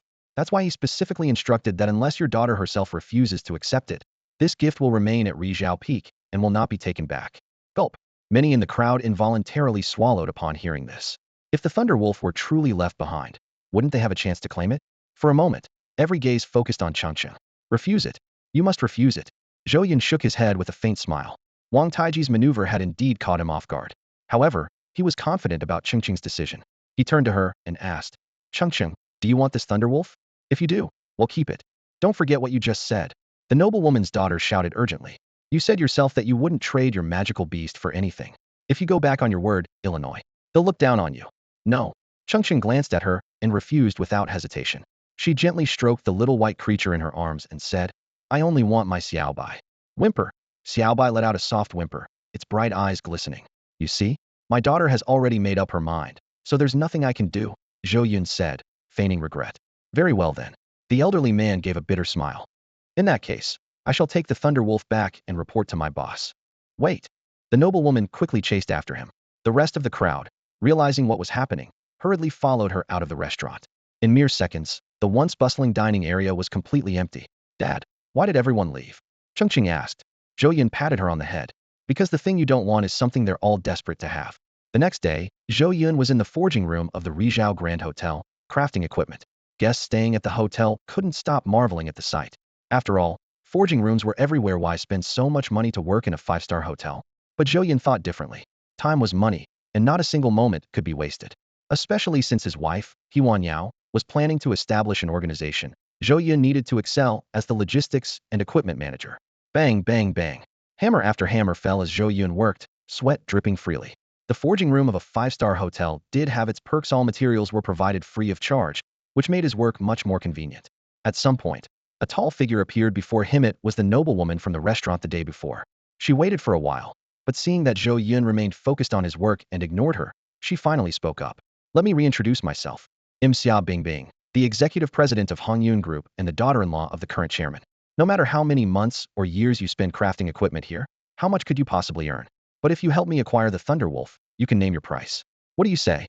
As soon as she finished speaking, Zhou Yun brought his hammer down one last time. A bolt of lightning suddenly appeared, striking the newly forged sword with a deafening crack. Boom. The thunderclap echoed just moments later. The noblewoman froze, and so did Zhou Yun. Although such occurrences were rare, as professionals, they both understood what this signified. Ding. Forging successful. You have created an excellent longsword. One. Ding. Influenced by the divine craftsman talent, the excellent longsword has gained a rare effect. Sword aura. Ding. Influenced by the divine craftsman talent, the excellent longsword has gained an ultra-rare effect. Invincibility. Ding. Influenced by the divine craftsman talent, your personal forging tool, the ordinary iron hammer, has also received a stat boost. Ding. The longsword you forged is extraordinary. As the blacksmith, please give it a name. Sunlit Divine Sword. Ding. Naming successful. Name, Sunlit Divine Sword. Durability, 4040. Attributes, Strength 5.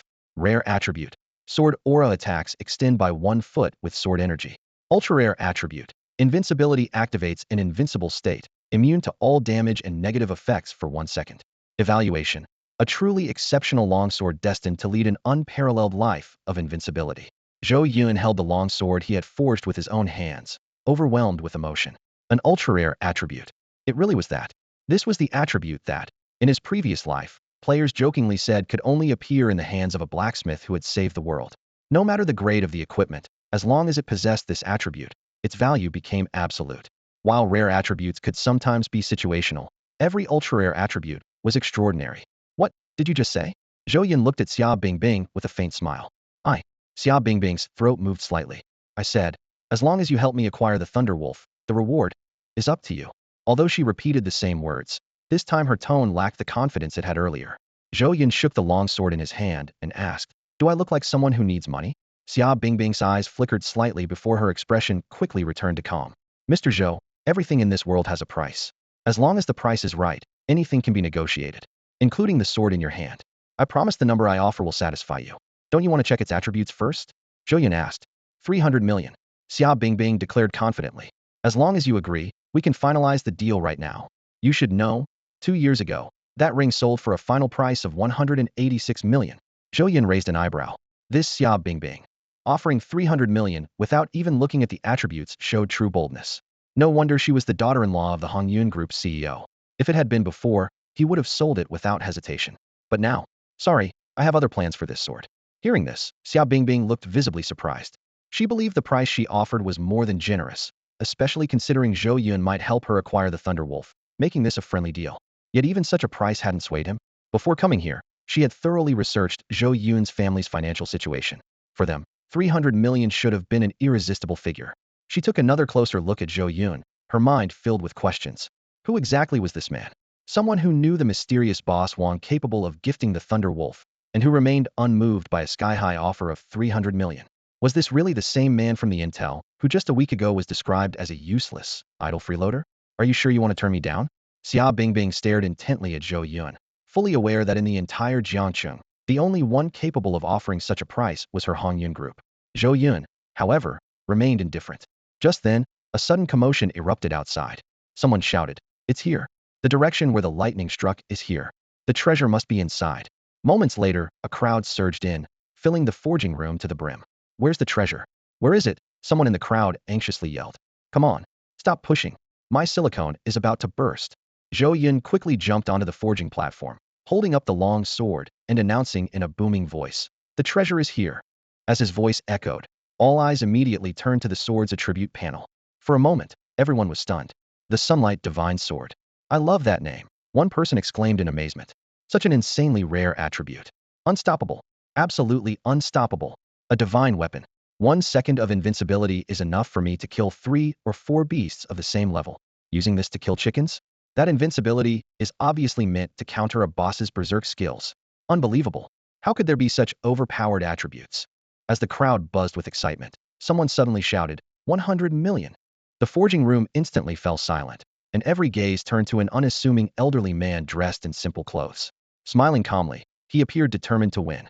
Before anyone could react, another voice from the corner called out, 130 million. 140 million. A woman's voice came from another direction. 160 million. With each bid, heads turned, and the crowd grew increasingly dazed. Starting at 100 million, and people still bidding? Are they even human? Are there really that many rich people? Standing among them, Xia Bingbing felt utterly insignificant, a wave of despair washing over her. They're insane. All of them. At the entrance of the forging room, Huan Yin held little Chongqing's hand, her face flushed red. She saw it. Even from a distance, she could see it clearly. The man standing on the forging platform, holding the long sword high, was her husband, Zhou Yun.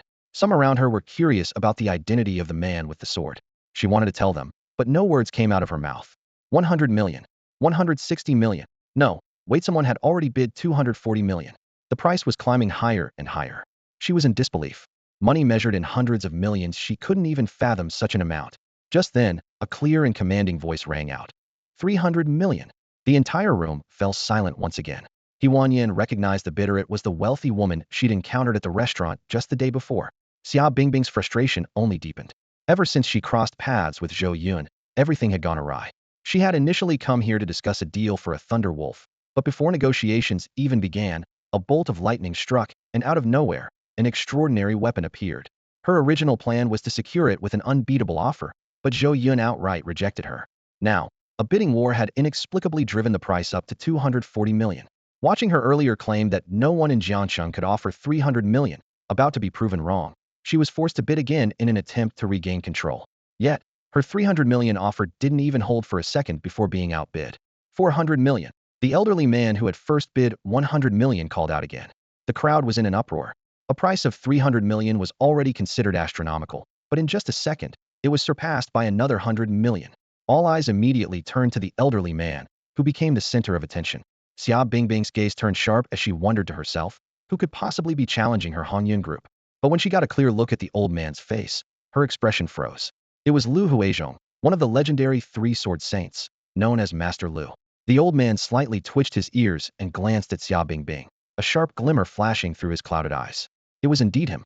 The crowd was even more astonished, so this was one of the famed three-sword saints. His unassuming appearance was so low-key that no one recognized him up close. Encountering a sword saint by chance, what a rare and thrilling experience. Xia Bingbing's lips twitched slightly as suspicion grew in her heart. Wasn't Master Lu supposed to be secluded in meditation on Baiyun Mountain in Luoyang? Why would he appear here? Lu Huizhong smiled faintly and explained, this old man came to Jiangcheng to visit my grandson, and as fate would have it, I happened to hear about the emergence of this sacred artifact. So, I brought my grandson along to try our luck. What an incredible coincidence. Xia Bingbing quickly shifted her tone and asked, Master Lu, you've always emphasized that weapons and equipment are external possessions, and that one should focus on personal cultivation. So why? Her eyes darted briefly to the long sword in Zhou Yun's hands, her meaning clear. You've always dismissed equipment as trivial. Why compete so fiercely for this? Lu Huizhong remained unbothered and replied calmly. Times have changed. Since the upheaval of heaven and earth, the world has undergone dramatic transformations. Some of my old beliefs and statements are now outdated. These days, no matter how confident I am in my swordsmanship, I can't deny the importance of equipment. So, when a treasure like this sword appears, naturally, I must fight for it. Hearing this, the crowd couldn't help but feel a newfound respect for him. Even before the upheaval, Lu Huizhong was a nationally renowned sword saint with unmatched prestige. Now, despite his advanced age, he could set aside his pride, acknowledge the obsolescence of his views, and adapt to the new era. That alone was enough to earn admiration. Not to mention, every word he spoke was honest and resolute, much like his swordsmanship, clean and unyielding, making it impossible not to admire him. Xia Bingbing also found herself moved by Lu Huizhong's candor, but she quickly reminded herself of her position and said bluntly, Master Lu, while bidding for treasures is fair, I must point out, if you'll forgive my frankness, that you've always regarded wealth as trivial and have devoted yourself to cultivation. Even 400 million, let alone a single 100 million, is likely beyond your means, isn't it? If we're talking about liquid cash, then yes, I don't have that kind of money, Lu Huizhong admitted frankly. But then he added, however, there are plenty of wealthy individuals who owe me favors. If you give me a few days, gathering the funds shouldn't be an issue. The crowd nodded slightly. Even if Lu Huizhong didn't have the cash on hand, his reputation was enough to ensure he could borrow 400 million without much trouble. However, Xia Bingbing was unconvinced and stated outright, Master Lu, forgive me for being direct, but this approach doesn't seem appropriate. For an ordinary treasure, perhaps it wouldn't matter. But this sword everyone here has seen it was forged under divine lightning and fire, becoming a sacred weapon. It carries extremely rare and unparalleled attributes, a superpower that suits any profession. For everyone present, even having the chance to bid on it is already a once-in-a-lifetime opportunity. Lu Huizhong was momentarily at a loss for words, silently pondering to himself. If everyone were as lenient as old Master Lu, granting a few extra days to gather funds, the situation would become incredibly complicated. Those who had previously participated in the bidding nodded one after another, feeling uneasy. The appearance of such a treasure was already a rare opportunity, and being able to witness and take part in it was a privilege. If extra time were allowed, the number of participants would significantly increase, and their own chances would become almost negligibly a prospect that none of them could accept. Xia Bingbing observed the reactions of the crowd, fully understanding the principle of resenting inequality more than scarcity. The treasure before them had captured everyone's attention, and those who failed to secure it through bidding could only watch it slip away, inevitably feeling regret. At this moment, with just a bit of guidance, she could unite the crowd against those who broke the rules, making them the target of everyone's frustration. Lu Huizhong stood frozen in place, his expression dazed. His aged face was filled with inner conflict, which soon turned into unwillingness and regret.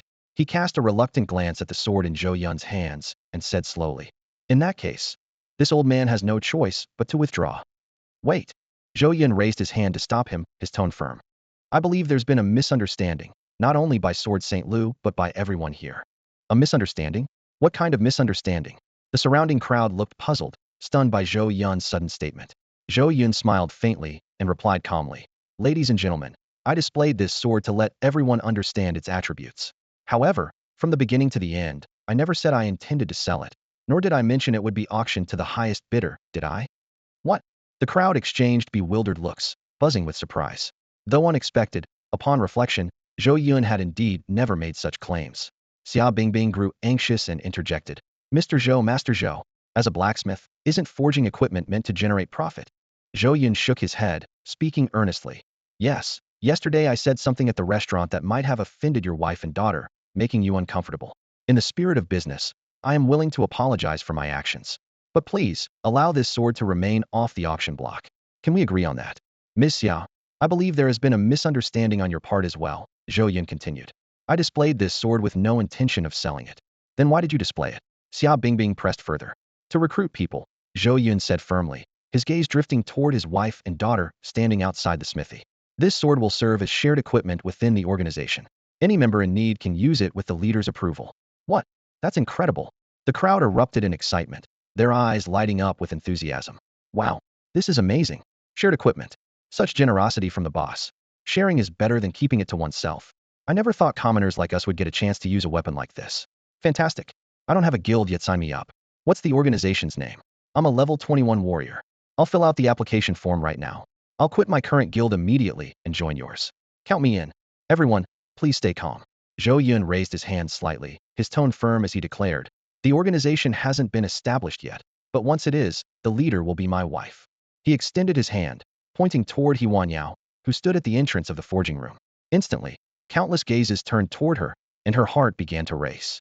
She had never expected Zhou Yun to publicly bring up the idea of founding an organization in such a contingent was completely unexpected. She was entirely unprepared and had no idea what to say. After all, the organization hadn't even been formed yet. There was no vision, no goals, not even a name. However, missing such a perfect opportunity to promote it would be a real pity. As she racked her brain for what to say, the crowd surged toward her. Leader, when will the organization start recruiting? Is there an application form? Let me fill it out first. Are there any level or skill requirements? Leader, prioritize me. Me. I'm the 14th ranked warrior in Chongqing. Leader, please notice me. Everyone was eagerly trying to sell themselves, vying for He Wanyao's attention in hopes of securing a spot in the organization. After all, the number of spots was limited. In its initial stages, the organization could only accommodate 20 members, each position precious. A slight delay could mean losing the chance altogether. Huanyao did her best to answer everyone's questions, but deep down, she was overjoyed. She hadn't expected Zhou Yun to resolve such a major issue at such a critical moment. She could tell that many of the people present were quite skilled. With their participation, even a newly established organization could compete with older, more established ones for prominence. That evening, Huanyao excitedly pored over a thick stack of application forms. To her, these were the future members of their organization. Zhou Yun joined her for a glance, but as he read through the forms, he began to notice something amiss. Every single applicant had listed their profession as warrior. Recruiting only warriors would not be beneficial for the organization's long-term development. However, he could understand why only warriors would be drawn to wielding swords, and they were clearly enticed by his sunlight divine sword. Not wanting to dampen Huanyao's enthusiasm, he decided not to bring it up just yet. The next day, Zhou Yun arrived at the forging room early as usual. Finding themselves bored, Huanyao and Chongqing decided to accompany him. With their company, Zhou Yun began forging again. This time, he wasn't forging swords but staves. He understood that just as an exceptional sword could attract warriors, an extraordinary staff could draw in mages, summoners, or priests. Compared to swords, staves had far more versatility in attracting different professions. However, things didn't go as smoothly as he had hoped. Perhaps due to his unfamiliarity with the techniques for forging staves, he failed to successfully forge even a single staff throughout the entire day. The next day, Zhou Yun once again immersed himself in forging, but his efforts yielded no results. On the third day, he still came up empty-handed, which made him start to doubt whether he truly had the talent to forge the holy body staff. However, instead of discouraging him, this only fueled his determination. He had an unshakable feeling that once he succeeded, the staff would possess extraordinary attributes. Another new day began. After breakfast, Zhou Yun headed straight to the forge to continue crafting the staff. Not long after, Xia Bingbing showed up again.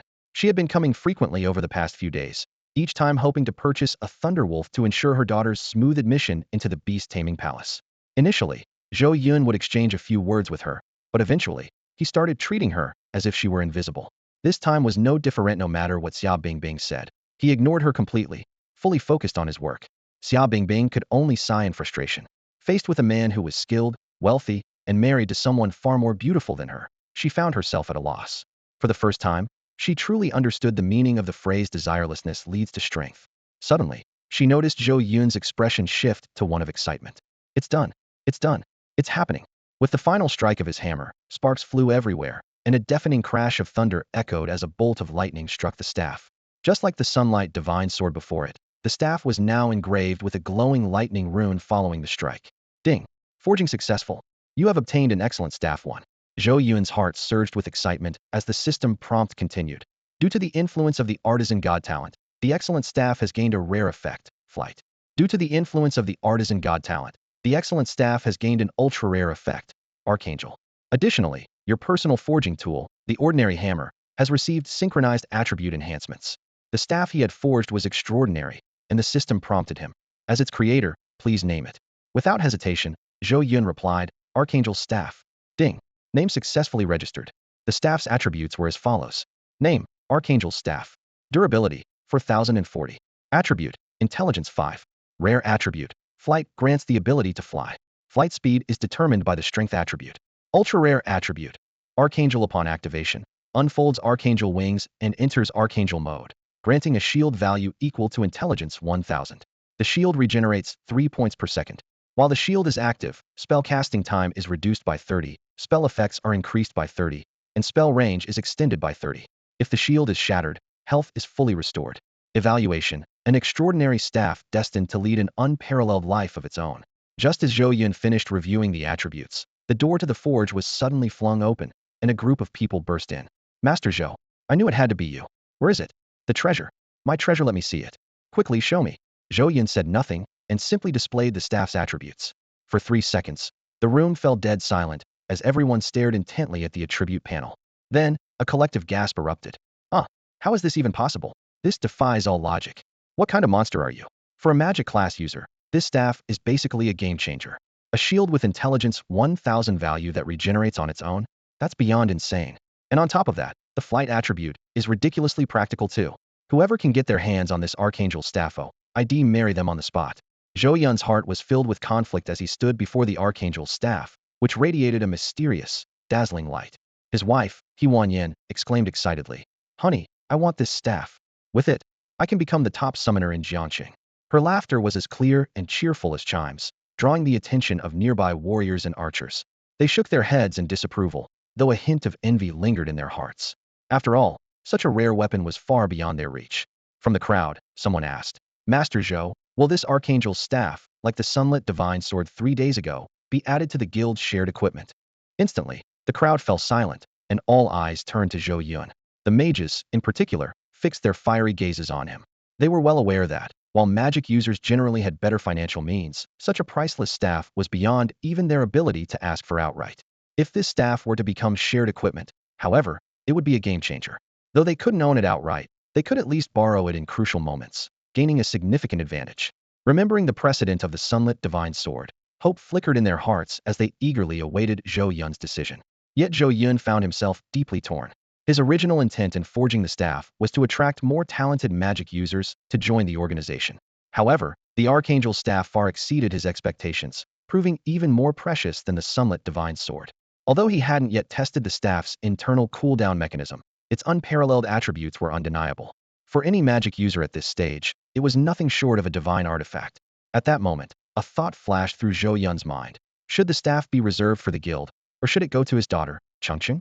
If Chongqing officially joined the Beastmaster Palace and became a Beastmaster, she would also need a staff. This dilemma left him at a crossroads. Should he prioritize his wife or his daughter?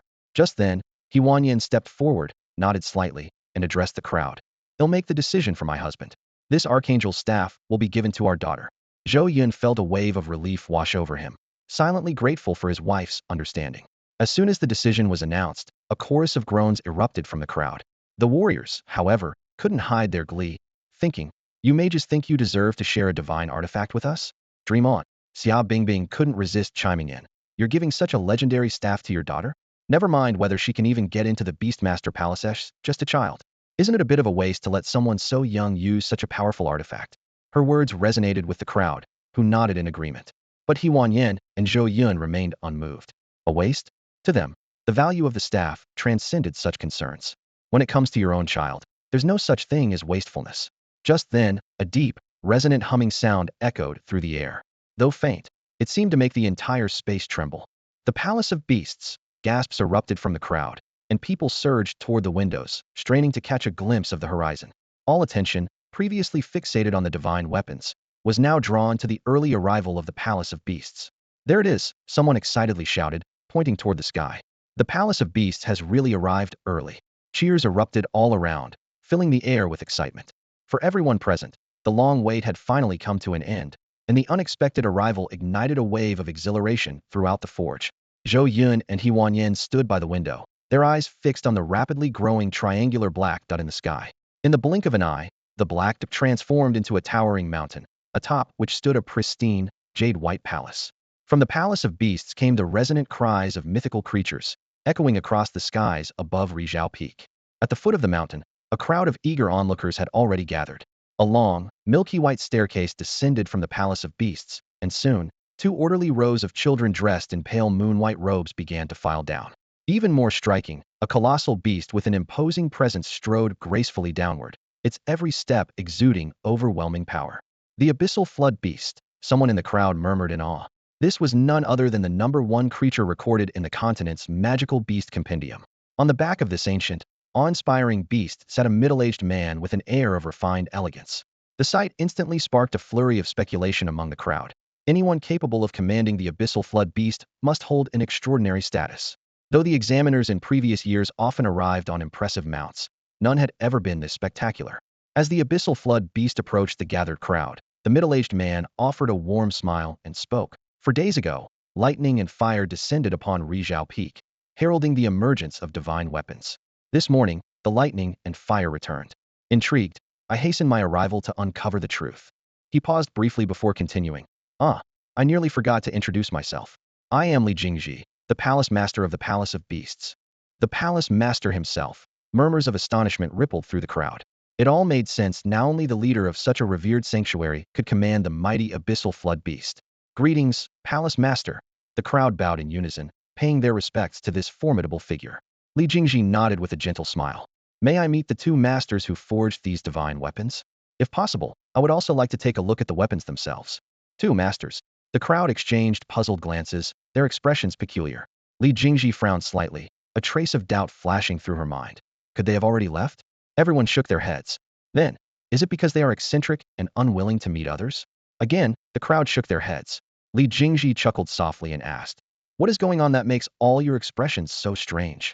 Someone finally spoke up cautiously. "Because the two masters you mentioned are, in fact, the same person." The same person? Li Jingji raised an eyebrow in surprise. "Are you saying that the two bolts of thunderfire and the two divine weapons were all crafted by the same master?" The crowd nodded in unison, their faces full of admiration. "Incredible craftsmanship," Li Jingji exclaimed with delight. "Could you introduce me? Such a master must be met in person." "There's no need for such formalities, Palace Master," a voice called out from the back of the crowd. The people instinctively parted to make way, and the two finally met.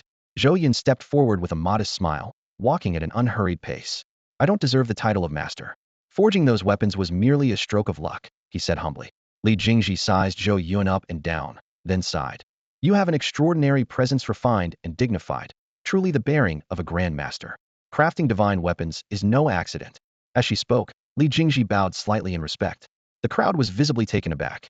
As the palace master of the beast taming Palacean authoritative figure in a sacred land, Li Jingji was known for her approachable demeanor, though her words often carried an air of superiority.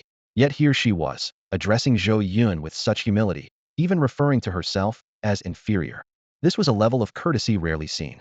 Even Xia Bingbing couldn't help but feel a twinge of envy toward Zhou Yun. For someone like her, to be addressed in such a manner by Li Jingji would be enough to boast about for years. What surprised her even more was Zhou Yun's reaction. He did not appear flattered or overwhelmed. Instead, he responded naturally with a polite bow of his own. "Zhou Yun greets brotherly." "Ha!" Li Jingji's expression flickered briefly before she burst into hearty laughter. Having spent centuries secluded in the beast-taming palace, she rarely involved herself in worldly affairs. Despite her youthful appearance, she had lived for over 400 years. At her age, there were only a handful of people she could truly consider her peers. Even when she wished to form connections, others were often too mindful of her status, rendering such interactions dull and uninteresting. But Zhou Yun was different. From his demeanor to his posture, there was no trace of pretense. It was as if he genuinely regarded her as an equal. This authenticity was refreshing to her. She had always enjoyed making friends, particularly with those of exceptional skill. Li Jingji smiled warmly and said, "Brother Zhou, though this is our first meeting, why does it feel as if we are old friends?" Zhou Yun chuckled and shook his head. "Old friends? Brotherly, such flattery is beyond me. But as for Li Jingji, she truly feels like an old acquaintance to me." In his previous life, through the game world, he had interacted with Li Jingji on countless occasions. While they weren't as close as brothers, their bond far surpassed that of ordinary friendships. They had even risked their lives for one another. Knowing Li Jingji's reliable nature, Zhou Yun had no hesitation in bringing Chongqing here to seek her mentorship. There were many sacred lands in the world, but only Li Jingji was someone he could truly trust. "Brotherly, earlier you mentioned wanting to see the two weapons I forged." Zhou Yun asked. Li Jingji, despite her long life and cultivated demeanor, still carried a faintly archaic tone in her speech. Zhou Yun, determined not to appear abrupt, deliberately adjusted his tone. Li Jingji, invigorated by the change, immediately responded, "If it's convenient for Brother Zhou."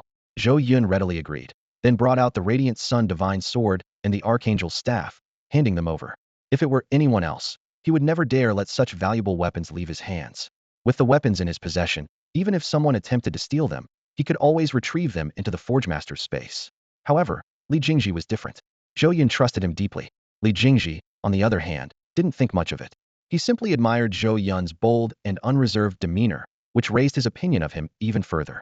After carefully examining the weapon's attributes, Li Jingji exclaimed, "No wonder these divine weapons were forged with the aid of heavenly lightning and fire theory, truly extraordinary. The Radiant Sun Divine Sword is excellent, but it doesn't suit me well. However, this Archangel's Staff, I truly covet it." "Covet it all you want, brotherly," Zhou Yun said, shaking his head. "The Archangel's Staff already has an owner." As soon as the words left his mouth, several onlookers audibly gasped, thinking, "That's it. He's done for." Saying something like that is bound to offend someone. The staff is still in the other guy's hands. How could Master Zhou not read the situation? Some even worried, if he gets angry and kills the master in a fit of rage, what will we do? To everyone's astonishment, Li Jingji's reaction was the exact opposite. He sighed and said, "What a pity. It seems I came too late. Missing out on such a treasure truly makes me regretful." With that, he returned both divine weapons to Zhou Yun. The crowd blinked in disbelief, as if questioning their own eyes. "What? That's it? He didn't get upset. Divine treasures should be possessed by those worthy of them, Li Jingji remarked before asking. Who is the owner of the Archangel's staff? May I meet them? Of course, Zhou Yun replied, gesturing toward Chongqing, who was standing beside, he whinnying in the crowd. When Chongqing approached Zhou Yun, Li Jingji pointed at her in surprise. Brother Zhou, are you referring to her? That's right, Zhou Yun confirmed with a nod. My daughter, Zhou Chongqing. Li Jingji paused for a moment, then broke into a smile. I see. I see. It's only fitting. Judging by her age, she would be perfect for my Beastmaster Palace. If Brother Zhou agrees, I would like to take her as my personal disciple and teach her with utmost care. Personal disciple? This time, it was Zhou Yun's turn to be stunned. A personal disciple of the Beastmaster Palace would essentially be its heir. Compared to outer disciples who had to pass rigorous entrance exams, this was like ascending to the heavens in a single leap. Could it be that Brother Zhou is unwilling? Li Jingji asked with a smile. Brotherly, you must be joking. Zhou Yun replied solemnly. For Chongqing to become your personal disciple is an honor beyond words. Chongqing, why aren't you greeting your new master? Chongqing tilted her head, her large eyes blinking in confusion at the unfamiliar term. But her sharp mind quickly grasped Zhou Yun's meaning. Mimicking his gesture, she bowed to Li Jingji and said, Greetings, master. Li Jingji laughed heartily. Good, good, good. Today is a day of triple blessings. Not only have I met Brother Zhou and witnessed 2 divine weapons, but I also gained a beloved disciple. Since that's the case, there's no need to hold the Beastmaster Palace's disciple acceptance ceremony this time. At this final statement, everyone present froze in shock. No need for the disciple acceptance ceremony? What does that mean? Are they not taking in any new disciples? Xia Bingbing was the most anxious among the group. She had poured countless efforts into ensuring her daughter could join the royal beast palace. The preparation over the past few years was already extensive, but for this occasion alone, the Hongyun group had pulled out all the stops to bribe competitors. It's worth noting that the royal beast palace's recruitment wasn't limited to one city or one peak. Across the nation, the palace appeared simultaneously in various cities, but only the one in Chongqing was the true royal beast palace. After all her efforts, just as her daughter was about to enter the palace master suddenly announced that the disciple recruitment ceremony would no longer take place. Xia Bingbing couldn't accept this. Does the palace master mean there will be no disciple recruitment this time? She asked urgently. Li Jingji smiled and replied. That's correct, there won't be. Every year at this time, the royal beast palace held its recruitment, so why had it suddenly decided not to this year? Xia Bingbing felt unwilling to accept this outcome. Although her inquiry might seem abrupt due to her status, Li Jingji patiently explained, the purpose of the recruitment is to select personal disciples. Since the personal disciples have already been chosen, there's no need for further recruitment. What? Xia Bingbing froze, as if struck by lightning. She finally understood that the royal beast palace was different from other sacred places. It openly recruited disciples every year. But what about the other cities? Gritting her teeth, she asked, if Jiangsheng isn't holding the recruitment ceremony, will the other cities still proceed? Li Jingji gently shook her head. Since the palace here doesn't require it, the recruitment ceremonies in other cities naturally won't be held either. Hearing this, Xia Bingbing's heart sank. She glanced at her daughter and, holding on to a sliver of hope, asked, what if the recruitment ceremonies in other cities have already taken place and qualified disciples have been accepted? Li Jingxi's response was decisive. Since we already have suitable personal disciples, all of the palace's resources should be fully allocated to them and not spread thin. As for disciples recruited in previous years, if their aptitude is mediocre and their performance unsatisfactory, the palace may consider dismissing them. Xia Bingbing felt a wave of dizziness. After years of meticulous planning, not only had she failed to secure her daughter's place in the palace, but even her son, who was already admitted, might be sent back. All her hard work had been for nothing. After explaining to Xia Bingbing, Li Jingji turned toward Zhou Yun and clasped her hands in respect. Brother Zhou, due to some old regulations, I am unable to invite you to visit the royal beast palace. Therefore, regarding the matter of recruitment, I kindly ask for your permission to take your daughter back to the palace. Zhou Yun glanced at Chongqing and nodded. Of course. Thank you, Brother Zhou, for making this possible. Li Jingji clasped her hands again, assuring him that she would teach Chongqing everything she knew and treat her as her own. She then handed him a jade pendant, explaining that Chongqing's daily schedule and return time would be similar to her kindergarten routine, and that she would personally pick her up and drop her off. For any special circumstances, they could use the jade pendant to contact her. He Wanyao, standing beside Zhou Yun, let out a sigh of relief. She had initially thought that Chongqing would be away for a long time, but upon hearing this, her worries immediately dissipated. Watching Li Jingji lead Chongqing onto the water avoiding ancient beast and step onto the platform, Zhou Yun and his wife felt a deep sense of satisfaction. The mission at Rizhao Peak had been successfully completed. However, not everyone shared their joy. Opportunities to join the sect were already rare, and this time, the situation was even more disheartening. There wasn't even a chance to try. Yet, upon seeing Xia Bingbing, many felt a strange sense of balance in their hearts. Compared to her, their own frustrations seemed insignificant. As the Beast Taming Palace's disciple recruitment ceremony was about to be cancelled, the crowd began preparing to leave. At that moment, Xia Bingbing suddenly shouted at Li Jingzi's retreating figure, "I refuse to accept this. These are the rules you set. You can't just break them at will." She demanded angrily. "You said we could join either by passing the entry test to prove our talent or by showing the strength of the contracted magical beast. We went through so much trouble to have our children contract magical beasts for the test, only for you to cancel it with a single word. And yet, you admit a girl who only contracted a battle pet and climbed her way up through connections? Where's the justice? Where's the fairness? The Beast Taming Palace claims to be a holy land, but it acts without the dignity of one. What a disgrace to its name." After her outburst, Xia Bingbing closed her eyes and silently awaited punishment. She knew that defying the authority of a sacred ground would never end well, but she couldn't bear such blatant injustice, especially under the shadow of the Zhou Yun group's influence. If her daughter couldn't enter the sacred land, she might reluctantly accept it. But the possibility of Li Jingji expelling her son as well, that was the final straw. Since the outcome was already sealed, she decided to vent her frustrations and speak her mind. Yet the death she envisioned did not come. Instead, Li Jingzi's calm and steady voice reached her ears. "You call her a wild girl? Her father is a master blacksmith capable of forging 2 divine weapons. You say she climbed her way up through connections, yet she is the owner of the Archangel's staff. You claim her pet is merely a battle companion, but the white bear in her arms is the ruler of the frozen tundra, the icebound white bear. Compared to it, even my water-avoiding ancient beast is only its equal. Now do you understand?" Standing on the steps suspended in midair, he seemed to address Xia Bingbing, but was, in fact, speaking to everyone present. Those who met his gaze immediately lowered their heads, and Xia Bingbing's knees gave out as she collapsed to the ground, mumbling, "How could this be? The white bear in her arms is actually the divine icebound white bear." No wonder it was unfazed by the yellow bird's intimidation. It wasn't because it was cheap, but because it didn't care. Haha, so, the real fool here is me. Li Jingzi's gaze finally settled on Zhou Yun, who nodded at him from a distance. Zhou Yun understood that, with Li Jingzi's status and character, he didn't need to explain anything to anyone. The only reason he did so was to prevent others from misunderstanding or underestimating Chongqing. 3 days later, Zhou Yun and He Wanyan arrived at the organization bureau. All the necessary documents had been prepared, and only the final registration remained for them to become a temporary organization. As they were completing the registration process, He Wanyan suddenly became visibly nervous. Concerned, Zhou Yun asked, "What's wrong?" Lowering her voice and looking uneasy, He Wanyan whispered, "Behind us, the leader of Red Maple is right behind us." "The leader of Hongfeng?" Zhou Yun turned his head and saw a woman walking gracefully towards him. She was dressed in a fiery red gown that accentuated her tall and elegant figure, with a pair of high heels clicking assertively against the ground. Her voluminous, wavy hair swayed gently with her steps, and her striking makeup highlighted the charm of a woman in her mid-30s. However, with just one glance, Zhou Yun's brows furrowed instinctively. This woman's eyes sparkled with shrewdness, and her every movement exuded a worldly sophistication, giving off an air of inscrutability. People like her were the kind Zhou Yun preferred to keep at a distance. Fortunately, He Wanyan had already left Hongfeng, so there was no need to deal with her. With that thought, Zhou Yun felt a slight sense of relief. But just as their eyes met, the woman's gaze suddenly lit up with an unusual glint, and she walked straight toward him. "If I'm not mistaken, you must be Master Zhou Yun?" Zhou Yun immediately adopted a cold, aloof expression, signaling that strangers should keep their distance. The woman, unfazed, smiled and said, "How could I not recognize you?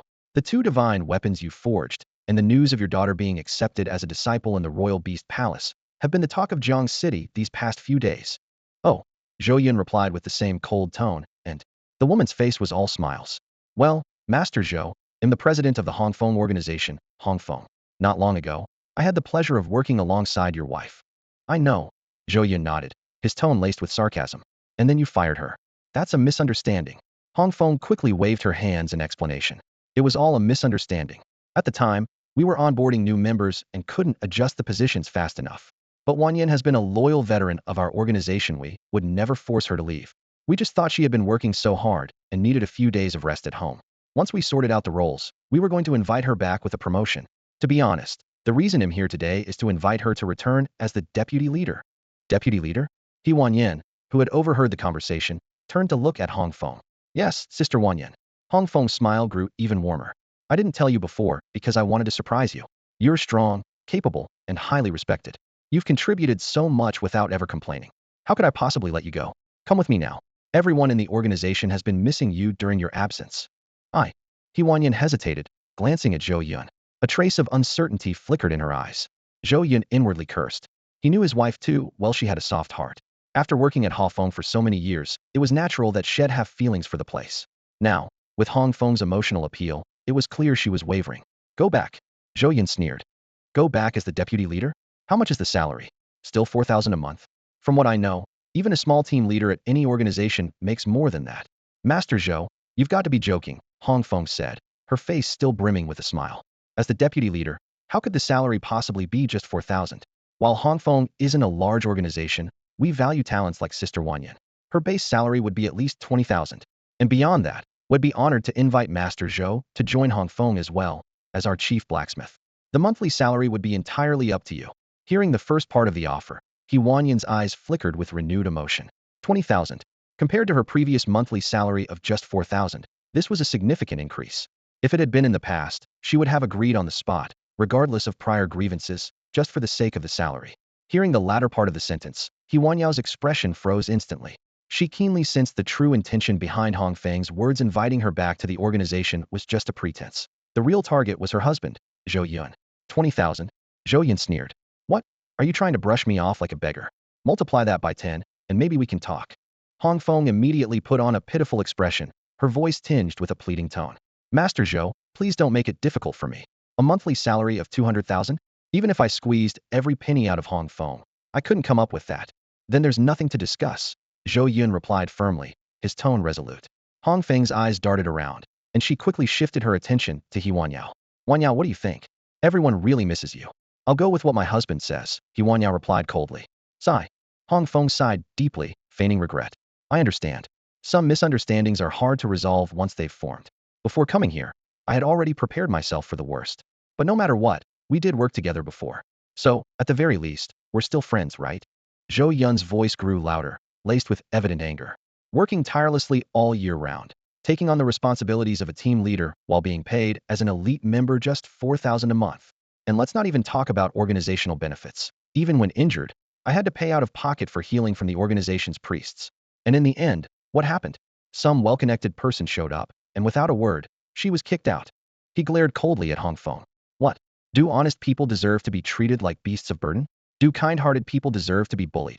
These words caused the staff present from the organization bureau to shake their heads disapprovingly at Hongfeng. Rumors of her exploiting members had circulated within the organizational circles for a long time, and now they seemed to be confirmed. Hongfeng had not expected Zhou Yun to expose these matters publicly. Her carefully cultivated image of elegance collapsed in an instant.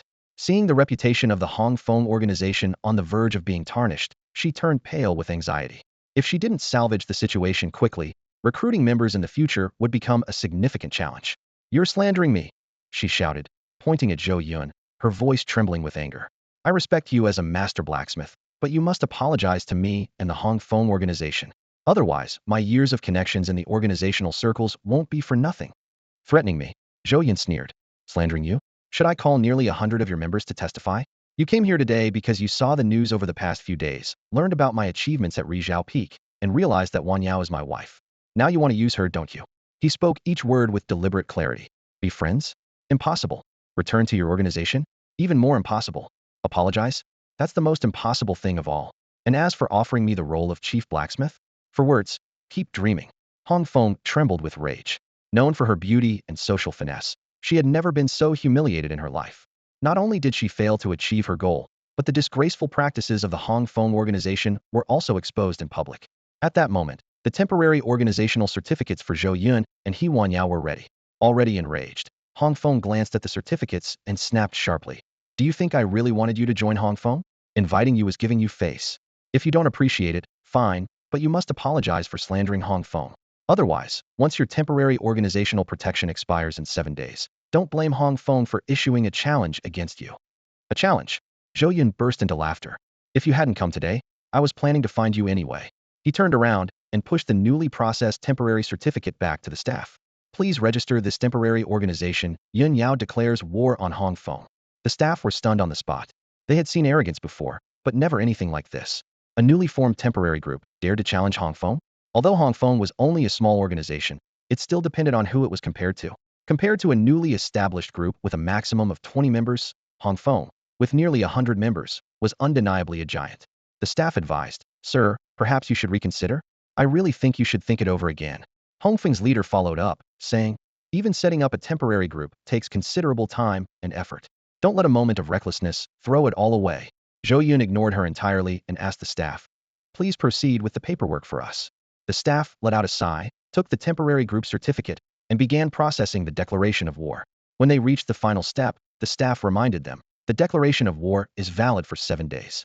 Since your group, Yunyang, is a temporary organization, you can challenge Hongfeng at any time within these 7 days, and they cannot refuse. The mode of the challenge will be decided by Hongfeng, the challenge party. If you lose, Yunyang will be forcibly disbanded, and all members will need to issue a public apology to Hongfeng. Additionally, you won't be allowed to engage in any group activities for a year. However, if you win, Hongfeng will lose its organizational status and be forcibly disbanded. Yunyang will then become an official group and inherit Hongfeng's resources and scale. Are you sure you want to proceed with the declaration of war?" "Proceed," Zhou Yun replied without hesitation. The staff continued, "Then please pay the 200,000 war declaration fee." After paying the fee, the declaration of war promptly appeared on the Organization Bureau's electronic notice board. The bold red letters were striking. The temporary group, Yunyang, has declared war on the Hongfeng organization. When Hongfeng saw the declaration, she was so enraged that she started breathing heavily. It wasn't uncommon for temporary groups to declare war on official ones. Since the number of organizational slots was limited, new groups had to make old ones step aside if they wanted to rise. However, 99% of the time, temporary groups targeted small, obscure organizations. Yet today, her Hongfeng had been challenged. What would others think if they saw this? Winning brought no real benefit, and losing, well, that was unthinkable. Either way, it was a lose-lose situation. Hongfeng pointed angrily at Zhou Yun and gritted her teeth. "Fine. You want to burn bridges? So be it. Within 7 days, my Hongfeng will be waiting for your challenge. Let's see how you meet your end then." Watching Hongfeng storm off after leaving her harsh words, the staff sighed and said, "Why provoke her when forming your group?" Zhou Yun caught the underlying meaning and asked, "Is she that difficult to deal with?" The staff let out another long sigh. Her group, Hongfeng, may only have about 100 members, which still makes it a small organization. If you're willing to spend the money and recruit some skilled members, you might have a chance at winning. But even if you win, the trouble doesn't end there. Hongfeng is well known in the organizational circles as a social butterfly. She has connections with numerous medium-sized and even large organizations. If you cross her, you'll have a lot to deal with later. "Thank you for the warning," Zhou Yun said sincerely, thanking the staff before leaving the organization bureau with Huanyan.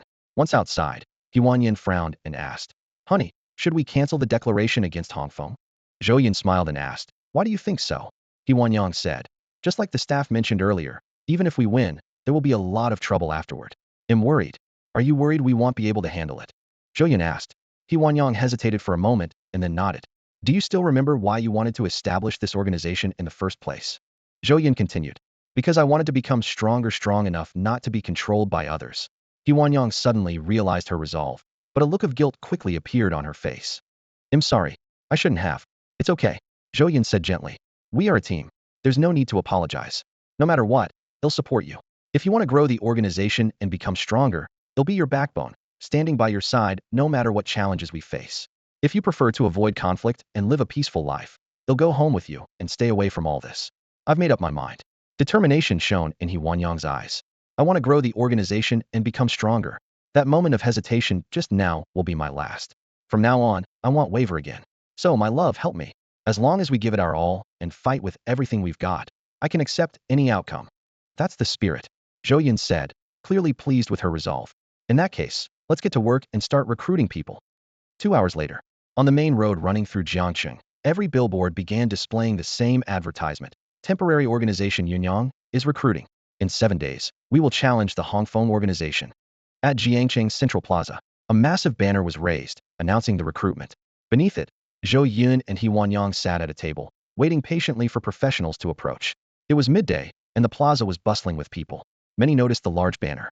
"A temporary organization recruiting? Should we check it out?" someone asked. "What's there to see? Didn't you notice they're challenging Hongfeng?" Another person replied, "Wow, that's a bold move. No way they'll succeed. Don't be so quick to judge. Did you see the name of the deputy leader? Zhou Yun. You know, that Zhou Yun, the master blacksmith who's been all over the news recently." "No way. It's him."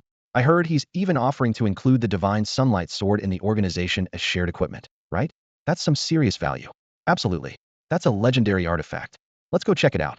Within half an hour, a growing number of people gathered around Zhou Yun and Yang, asking about the details of joining the organization, everything from salaries and benefits to entry requirements. While all the information was clearly written on a nearby standee, they asked repeatedly, eager to confirm. A marksman muttered to himself after hearing the explanation. A monthly salary of 5,000 for regular members, pretty decent. Plus, they only require a profession level above 15, with no restrictions on equipment or class. The entry requirements aren't too strict. But the thing is, can this lineup really take on Hongfeng? If the challenge fails, it'll all be for nothing. Members would have to issue a public apology and wouldn't be allowed to join any organizations for a year. That's a big risk. The surrounding onlookers nodded silently, sharing the same concerns. While the generous benefits, shared artifact, and low entry barriers were appealing, the possibility of failure loomed over their minds. A failed challenge would mean total defeat, leaving nothing behind. Yang felt deeply conflicted about the situation. She had assumed that with such an attractive salary and benefits, it would be easy to recruit 20 members for the organization. However, despite spending a significant amount on advertisements, while many people showed interest, not a single person actually signed up. In contrast, Zhou Yun remained calm and unperturbed. Seeing that no one was making inquiries, he simply closed his eyes, leaned back in his chair, and started to take a nap. Most people are willing to share in the benefits, but are unwilling to face hardships together. They may enjoy the rewards, but when risks arise, they quickly flee. Zhou Yun knew such companions were not what he needed. He was fully aware of how much his forging and cooking skills could contribute to the organization, especially since his abilities were still improving and his future potential was immeasurable. He was willing to share this value with courageous, smart, or trustworthy individuals. As for the others, they were not worth it. In his opinion, the initial quota of 20 members was already small, so he had to be extremely selective. That's why he invested heavily in advertisements. About 10 minutes later, people began arriving enthusiastically in small groups. These were individuals who had filled out application forms at Rizhao Peak, expressing their determination to join the organization. Yang greeted them warmly, confident they would join without hesitation. However, she was disappointed. They all expressed willingness to join, but only on the condition that the organization challenged a different group. Zhou Yun, on the other hand, was not surprised and didn't even bother to open his eyes. After yet another failed recruitment attempt, Yang felt a bit discouraged and asked, "Honey, should we try offering a higher salary to attract more people?" Zhou Yun firmly rejected the idea. No, the partners we're looking for shouldn't act like they're doing us a favor. The organization is just a platform, not an ATM for its members. Yang nodded in agreement. You're right. I was oversimplifying things. Seeing her troubled expression, Zhou Yun asked, hasn't Lu Huizhong, the Sword Saint, also submitted an application form? Have you contacted him? Yang shook her head. Sword Saint Lu holds such a high status. There's no way he'd get involved in this mess. Zhou Yun chuckled. How can you know what someone thinks without reaching out? Give it a try. Reluctantly, Yang agreed and dialed the number. Hello? Is this Sword Saint Lu? Before she could finish speaking, she heard the voice on the other end say, What? You're already here. Slowly turning her head, Yang saw a lean, upright elderly man with sharp, bright eyes and simple attire standing right in front of her. It was Lu Huizhong himself. To the two leaders, this is my formal application form. I hope the organization will accept me. After saying this, he bowed deeply to Zhou Yun and Yang. The two quickly stood up, flustered. Lu Huizhong was not only highly accomplished and well-known, but also their elder, and they couldn't possibly accept such a gesture. Yang stammered, Sword Saint Lu, please have a seat. Before joining, perhaps you'd like to know more about our organization's benefits and... No need for that. Lu Huizhong interrupted with a smile as he sat down and waved a dismissive hand. I've always believed in evaluating people before anything else. If the people are right, the matters will naturally fall into place.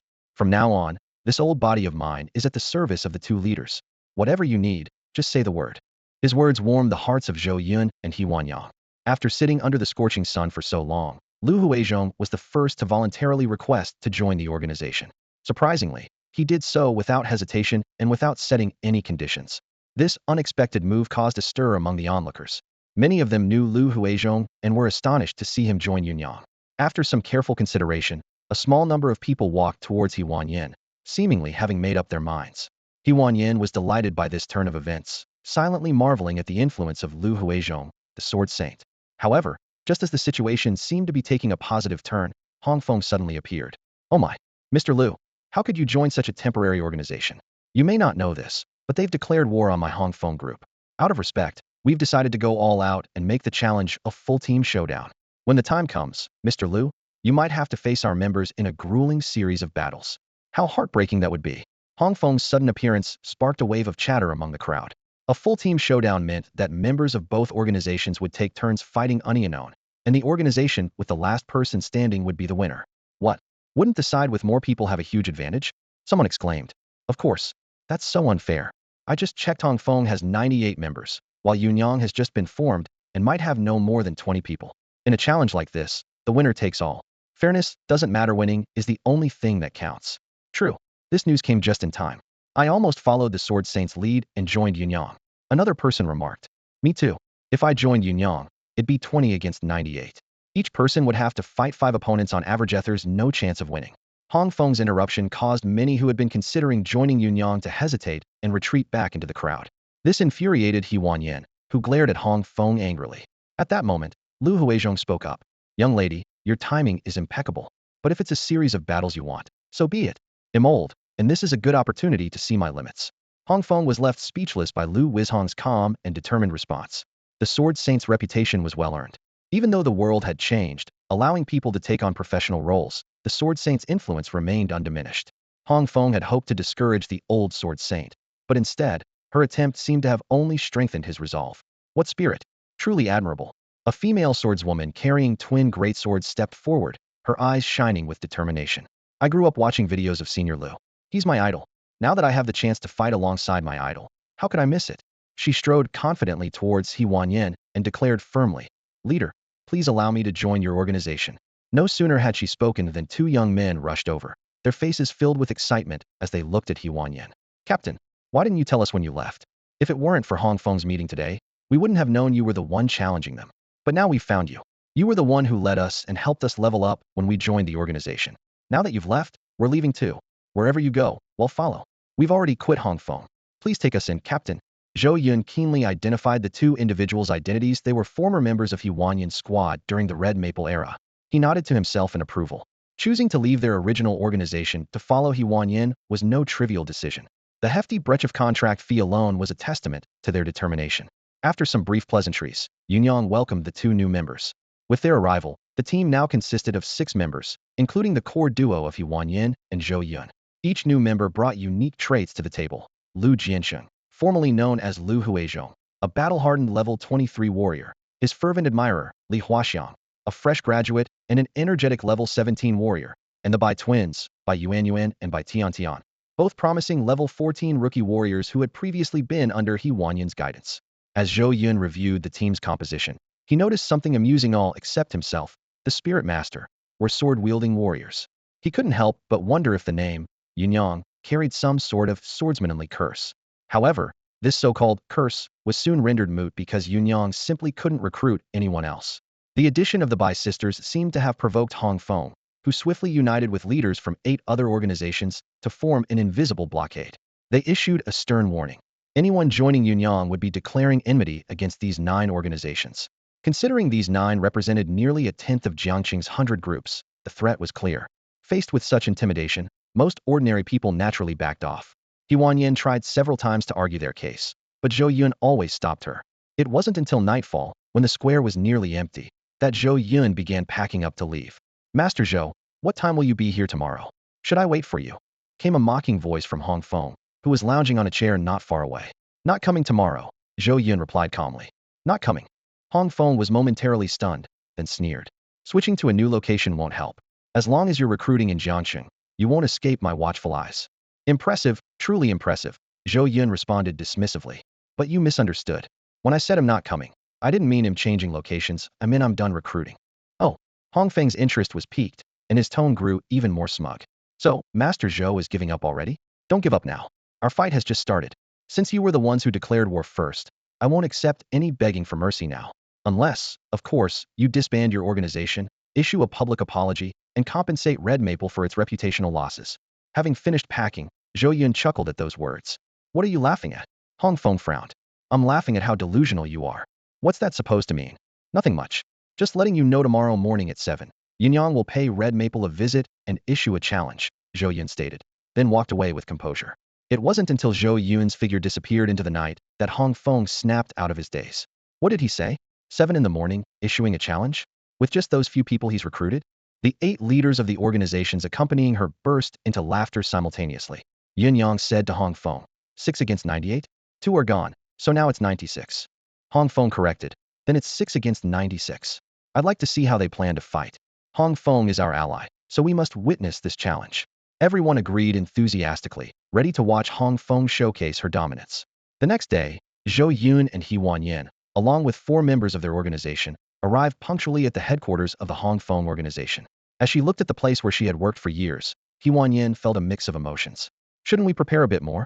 Asked Li Huaxiang, a fan of Lu Huizhong. Are you scared? Zhou Yun asked with a grin.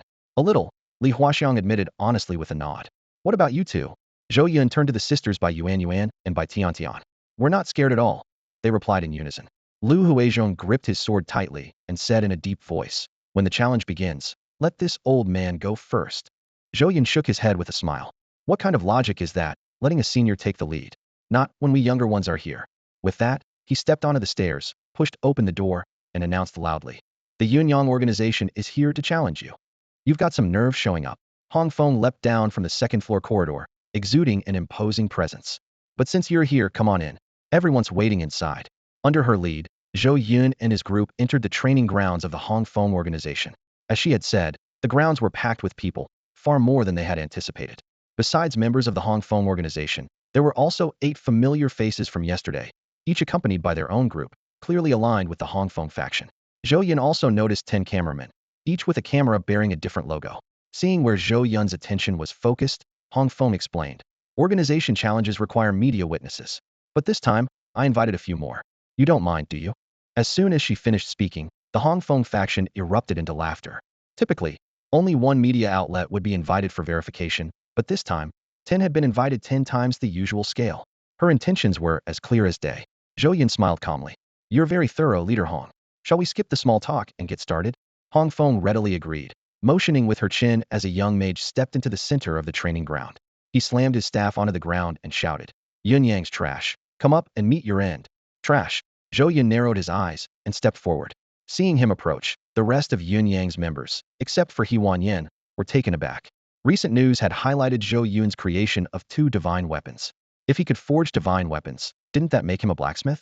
And as everyone knew, blacksmiths were non-combat professions, with no attribute points from leveling up and no combat skills whatsoever.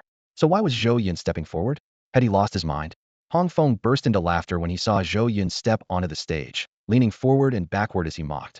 I was wondering who would take the first challenge, and it turns out to be Master Zhou. Wanyang, it seems like your Yunyang group is truly out of options if you're sending a blacksmith to lead the charge. Don't tell me you're sacrificing your husband just to gain our sympathy and make us go easy on you.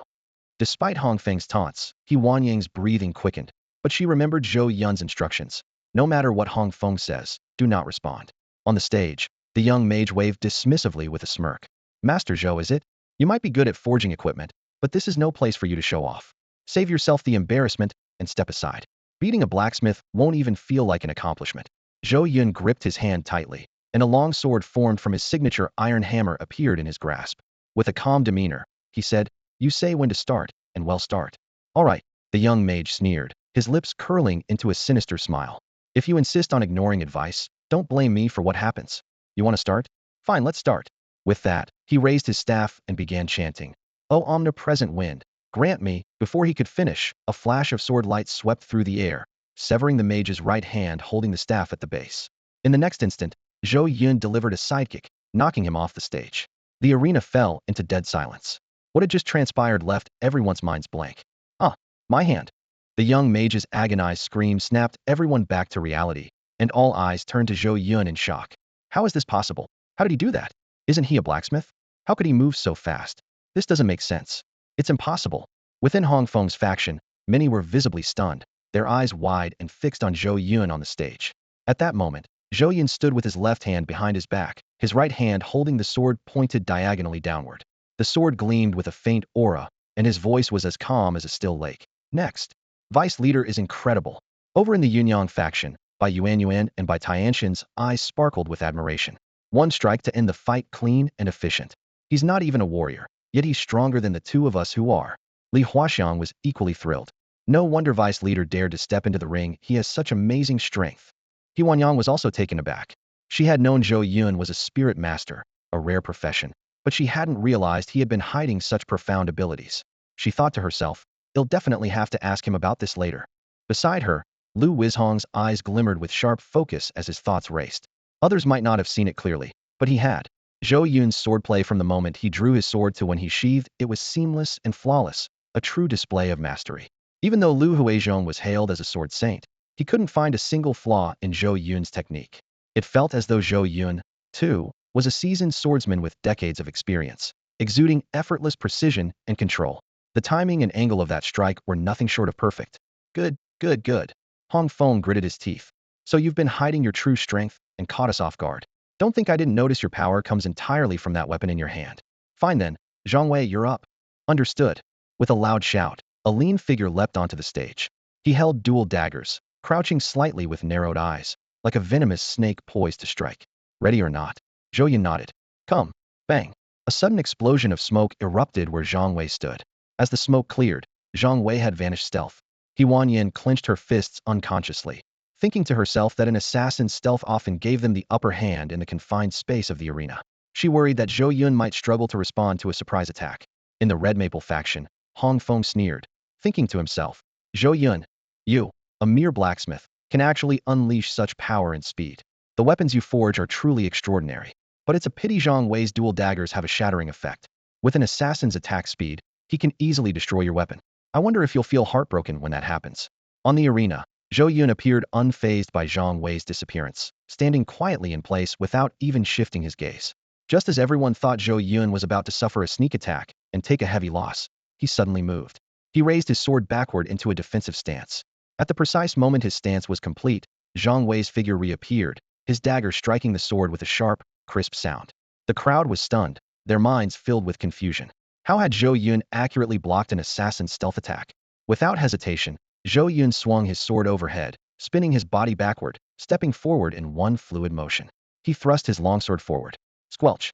Zhang Wei's abdomen was pierced, blood splattering everywhere. With a loud thud, Zhang Wei was kicked out of the arena. Impossible! Hong Feng shouted in shock. You don't have an archer's scouting ability, nor do you possess area attack skills. How could someone like you, a blacksmith, anticipate an assassin's attack in advance? His words sparked a chorus of agreement from the Red Maple faction, all expressing their disbelief. Exactly. It's too strange. Something's not right. Facing their doubts, Zhou Yun offered no explanation. He was here to fight in the arena, not to teach. Besides, this wasn't a game. There was no such thing as cheating or hacks. Uncle Lu, what exactly is going on here? Li Huaxiang curiously asked Lu Huizhong. Yeah, how did he do it? It's incredible. Bai Tian and Bai Yuan chimed in eagerly. Lu Huizhong gazed at Zhou Yun's back on the arena, his eyes full of admiration. He spoke slowly. Footsteps. Li Huaxiang looked incredulous. With so much background noise at the scene, plus assassins deliberately lightening their steps, he could still detect them. Lu Huizhong nodded. Of course. Actually, the term footsteps is just a traditional way of describing it. More accurately, it's about sensing airflow changes. Whether visible or not, any movement by an enemy causes shifts in the air, which can reveal their position and specific actions. This ability has a name you've probably heard of it. It's called sound localization. Sound localization. So that's the secret. Li Huaxiang exclaimed, suddenly enlightened. She now understood how the vice president had been able to block the dagger so precisely. It was because he had already determined the opponent's position and attack trajectory. With an excited expression, she asked, this skill is so cool. Can I learn it? Can we learn it? No. Lu Huizhong replied decisively. Li Huaxiang, Bai Yuan, and Bai Tian looked visibly disappointed. Noticing their expressions, Lu Huizhong patiently explained, it's not that I won't teach you, but at your current age, it's difficult to master this skill. This particular technique requires starting at a very young age and demands at least 10 years of rigorous practice to achieve any significant results. Simply put, it's a form of childhood martial arts. Li Huaxiang said regretfully. If only I had known about this when I was younger. Lu Huizhong comforted her. But nothing is absolute. With the changes in the world and the emergence of many unimaginable phenomena, perhaps you might find other ways to gain similar abilities. Hearing this, Li Huaxiang immediately nodded, her smile returning. On the arena, Zhou Yun stood tall, waiting for a moment, but the third contestant from Hong Feng's side still hadn't appeared. Is there no one left? He called out loudly. Hong Feng let out a cold snort, her mind racing. After observing the first two matches, she had discerned that Zhou Yun's weapon granted him at least 100 points in strength attributes. Otherwise, it would be impossible for him to exhibit such speed and destructive power. A single attribute surpassing 100 points was the standard for the organization to classify someone as having captain-level strength. In short, Zhou Yun, a blacksmith by trade, was displaying combat power at a captain's level, a truly astonishing revelation. For most professionals to reach such a level, they would need not only proper allocation of free attribute points, but also the enhancement of their equipment's attributes. Yet, apart from the ancient-looking longsword in Zhou Yun's hand, his gear seemed to offer no additional enhancements. Hong Feng speculated inwardly. That longsword must be providing Zhou Yun with at least a 90-point boost in strength. That was terrifying. After all, mainstream high-quality equipment on the market generally offered only up to 5 points of strength enhancement at most. A 90-point boost was equivalent to the combined effect of 18 ordinary high-quality weapons. Taking a deep breath, her gaze turned sharp and dangerous. Truthfully, she didn't want to go up against someone this capable. But since they were already enemies, she had no choice but to do everything in her power to defeat him. Luosong, Hong Feng's leader, called out. Here. A deep, booming voice emerged from the crowd. You're up. Take him down for me. Luosong responded and stepped into the arena. Shirtless, with a broad and imposing physique, he carried a massive spear in his right hand and a shield as large as a door in his left. His sheer presence was overwhelming. Boom. He gently placed the colossal shield on the arena floor, causing the entire platform to tremble. Come on. Hit me, he taunted. Don't attack him. He Wanyan urgently warned. He's one of Hong Feng's captains, known as the strongest defender. He's skilled in counterattacking, and his shield can reflect damage. Despite He Wanyan's warning, Hong Feng appeared unfazed, her confidence unshaken. Reflect damage, huh? Zhou Yun's lips curled into a faint smile. In his past life, during the early stages of the game, there had indeed been a knight build focused on damage reflection, relying primarily on one of the knight's skills, Knight's Glory. When the shield blocks an attack, it reflects a percentage of the damage back onto the attacker. The higher the endurance attribute, the greater the percentage of reflected damage. As a result, many knights choose to allocate all their attribute points to endurance, combined with a shield that has a damage reflection effect.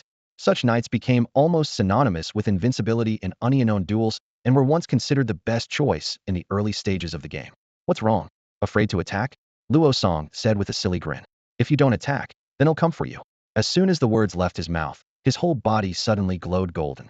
Zhou Yun's eyes narrowed as he quickly sidestepped 2 positions to the side. Whoosh! Luosong's massive figure swept past like a gust of wind, narrowly missing Zhou Yun. That was close. Li Huaxiang exclaimed instinctively. She had clearly seen how Luosong's charge had almost collided with Zhou Yun. Quick reflexes. Luosong praised. But the arena is so small. How many times can you dodge? I can afford countless mistakes, but you only need to slip up once, and the match will be decided. The expressions of He Wanyan and the others grew grim. Luosong was right. Although a knight's charge had a cooldown, as long as Zhou Yun didn't attack, Luosong could keep initiating charges during the cooldown period. The speed of the charge was incredibly fast, and if Zhou Yun made even one mistake and got caught, he would fall into the knight's chain of attacks, which low-endurance fighters couldn't withstand. This is tricky, Lu Huizhong muttered under his breath. Luosong's massive size makes his charge path much wider, and the limited space of the arena leaves the deputy leader with very little room to evade. Could he lose? Bai Yuan and Bai Tiantian were so nervous their hearts were pounding. They understood that if they were up against an opponent like Luosong, they would have no chance of winning. Don't worry, He Wanyan said with a calm voice. We won't lose this one. Hong Feng sneered. Oh really? Then let me see you win. If you're too scared to even attack, how are you going to win? Or are you planning to compete with my captain Luosong to see who starves to death first? The Hong Feng faction burst into laughter. He Wanyan smiled faintly, unfazed. She and Zhou Yun had been married for years and knew each other well. Just by looking at Zhou Yun's eyes, she could tell that her husband still had the upper hand in this match. Swoosh. On the arena, Luosong timed his charge perfectly with the cooldown and launched a second attack at Zhou Yun. Once again, Zhou Yun narrowly avoided it. Haha, Luosong laughed. What an agile little monkey. Let's see how many more times you can dodge. 10 seconds, Zhou Yun suddenly said. What 10 seconds? Luosong asked, momentarily confused. Zhou Yun smiled faintly. Your charge is cooldown time. Are you out of your mind? What good does it do you to know my charge's cooldown time? Luosong was baffled. Zhou Yun didn't explain and simply said, you'll understand after your next charge. As they spoke, 10 seconds passed quickly. Luosong grinned. All right then, let me oblige you. Swoosh. Like a mountain of flesh, he charged past Zhou Yun for the 3rd time. Although Zhou Yun managed to dodge again, his foot was now half over the edge of the arena, almost falling out. This made Lu Huizhong and the others break into a cold sweat for him. Meanwhile, Hong Feng's camp was already celebrating, confident that Zhou Yun's defeat was certain. However, this time, after dodging, Zhou Yun didn't reposition himself. Instead, he immediately dashed toward Luosong. 10 seconds. he said. Seeing Zhou Yun finally launch an attack took everyone by surprise. However, Luo Song felt more than just surprise was thrilled. He quickly raised his shield and positioned his entire body behind it. By doing so, Zhou Yun could only attack from the sides, the rear, or above. No matter the angle, Zhou Yun would have to bypass the shield's front. For Luo Song, defending against attacks from any direction simply required turning his body or lifting his shield, a much easier task. To Luo Song's astonishment, Zhou Yun did not attempt to attack from another angle. Instead, he launched a direct assault on the shield itself. Clang! The faint sound of metal clashing echoed, and Luo Song smirked inwardly, thinking Zhou Yun was foolish. For a warrior to launch a frontal assault on a knight's shield was the height of stupidity.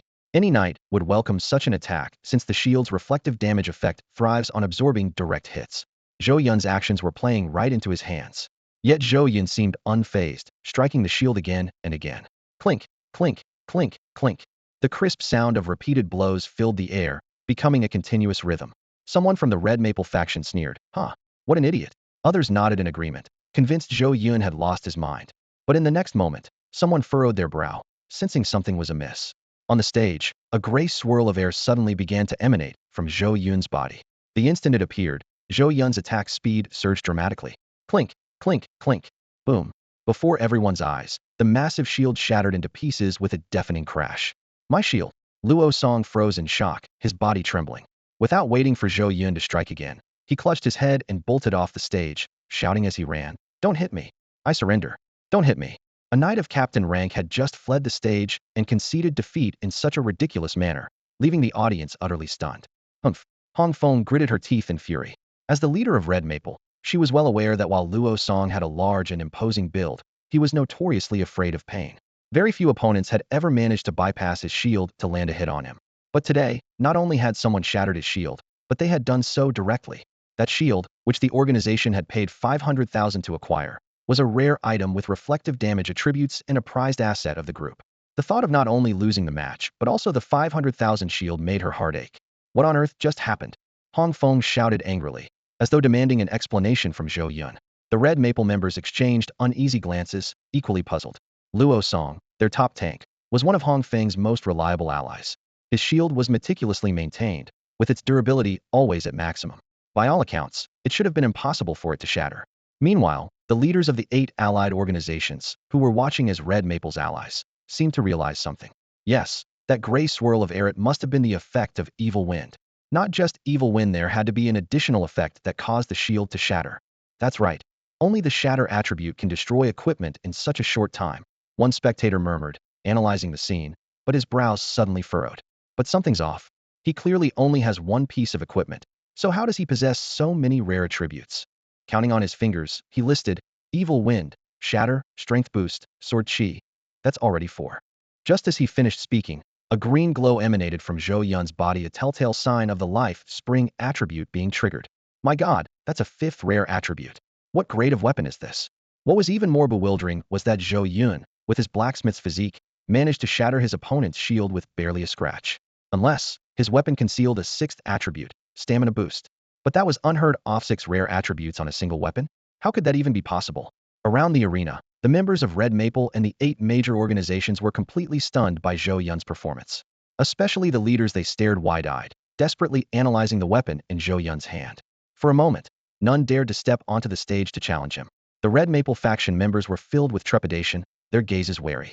On the other hand, the atmosphere on Yunyang's side was entirely different. Zhou Yun's 3 consecutive victories had boosted morale to an all-time high. The deputy leader is incredible. Even knight-level captains are no match for him. He only needed the cooldown of 1 charge skill 10 seconds to take down his opponent. Huh. Red Maple is too scared to send anyone else up. Joining Yunyang was the smartest decision ever. The crowd buzzed with excitement, but Li Huaxiang focused on the technical details. Elder Lu, how did the deputy leader manage to shatter the shield with almost no injuries? She asked. He Wanyin, too, perked up her ears. As a warrior, she knew that in unknown combat, the odds of defeating a knight were slim, close to 1 in 10.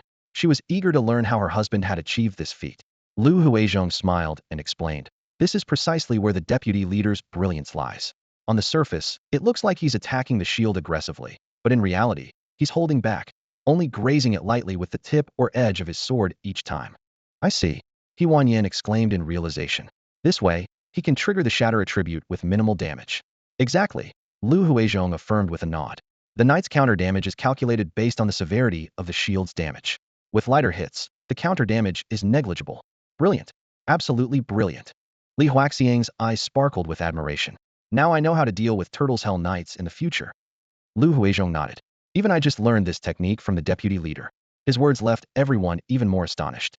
For even Lu Huizhong, hailed as a sword saint, to admit learning swordsmanship from Zhou Yun was nothing short of extraordinary. In that moment, the crowd's gaze toward Zhou Yun was filled with even deeper awe and respect. On the arena stage, Zhou Yun listened to the speculations from the Hongfeng faction and chuckled to himself. No matter how hard they racked their brains, they could never guess that he was the spirit master mentioned in the Heavenly Tao announcement. Nor could they imagine that his natal weapon, the Iron Hammer, could replicate the attributes of successfully forged weapons. By now, his panel attributes had become quite impressive, thanks to the properties of his natal weapon and the buffs he gained through cooking during this time. Zhou Yun, 25 years old, a professional spirit master and a master of all life skills, had the ability to bring about miraculous transformations with any lifestyle skill he practiced. His level was 7, with strength reaching 124 base 4480, stamina at 39, intelligence at 14 base 14.5, and spirit at 17. Skill-wise, he could forge ordinary long swords, iron armor, and boots, as well as excellent weapons and armor. In cooking, his specialties included supreme tomato scrambled eggs, supreme spicy shredded potatoes, supreme mapo tofu, and supreme braised pork. His talent, artisan god, granted him extraordinary forging abilities. However, his free attribute points were at 0, meaning he couldn't gain more through leveling up. Regarding equipment, he wielded an ordinary iron hammer and possessed the natal weapon Phantom, the Sword of Osiris, with a durability of 470,470. Its attribute bonuses included 40 strength and 5 intelligence. Zhou Yun's iron hammer also had several rare properties. The Life Spring ability restored 11 of his maximum health per minute after being out of combat for 10 seconds. The fatal effect had a 0.1 chance of instantly killing the target provided the target's level was below 31. The Evil Wind effect had a 10 chance to trigger, increasing attack speed by 300 but reducing attack power by 99 for 3 seconds, stacking up to 10 times. The transformation ability allowed it to take the form of any weapon without changing its attributes. Sword Chi added an extended attack range of 1.1 feet. The shattering effect guaranteed that hitting an enemy's equipment would reduce its durability by 1. The Mighty Strength property added an additional 40 strength. The flight ability allowed him to fly, with speed proportional to his strength. The extremely rare invincibility property let him enter an invincible state for 1 second, becoming immune to all damage and negative effects. And the Archangel state unfolded angelic wings, granting a shield worth 1,000 times his intelligence attribute, with 3 points of shield restored per second. If the shield was broken, his health would fully recover. Zhou Yun recalled how Huan Yao once told him that exceeding 120 points in a single attribute was a significant threshold, marking a level surpassing 70 of all professionals worldwide. Now, with his strength attribute at 124, he had fully met that standard. Of course, most of this power came from his natal iron hammer. However, his stamina attribute of 39 was also noteworthy, a result of intentionally enjoying his own cooking, such as tomato scrambled eggs and braised pork. Compared to professionals who focused solely on a single attribute, he felt his attribute distribution was well balanced. Hey, are you going to send someone up to the arena, or are you too scared? Li Huaxiang taunted when the Hongfeng faction hesitated to send a challenger. If you're too afraid to fight, why not just admit defeat and save us all some time? Her voice carried the arrogance and disdain of youth. Hong Feng's cold gaze pierced through Li Huaxiang, her eyes brimming with icy disdain, though her heart burned with fury. Facing an organization of 96 members, her temporary squad only had 6 and they had suffered 3 consecutive defeats. To make matters worse, they were openly taunted by the other side, a humiliation beyond words. She turned to the 4 captains under her command, only to find that these trusted generals of hers were avoiding her gaze in unspoken agreement, which only deepened her anger. Useless fools. She had treated them well with food and drink, yet when it came to the critical moment, not a single one could stand up and fight. For a fleeting moment, she felt a pang of regret for having dismissed Huan Yin back then. If she hadn't let her go, they wouldn't be in this position today. Even if they were challenged, someone like Huan Yin, with her unyielding spirit, would have fought for the team, even knowing she couldn't win. But as soon as the thought crossed her mind, she banished it. Regret? Never. She muttered under her breath, then pointed at a few ordinary members. You, and you. Get in there, one by one. The chosen members hesitated, unwilling to fight, but under Hong Feng's piercing glare, they had no choice. Despite knowing they were no match, they courageously stepped forward to attack, their hearts heavy with both grievance and resolve. Take this. Exploding arrow. The first combatant was defeated in a single move, lasting only 1 second. Don't think you're so great. I'm not afraid of you. Huh. The second fighter also fell in one blow, again in just 1 second. Passionate fire element. Heedmai the third was no exception, instantly defeated. 3 consecutive losses left Hong Feng's team in stunned silence. As their leader, Hong Feng simply cast a glance at the injured members being healed by the priest, then pointed to 3 more people. You, and you get up there? Thud. Bang. Swoosh. Predictably, the next 3 fighters were also defeated in an instant. Unable to contain herself any longer, Hong Feng realized that this strategy was becoming a joke. Even if her entire team took turns in a wheel battle, it would barely last a minute and a half against Zhou Yun.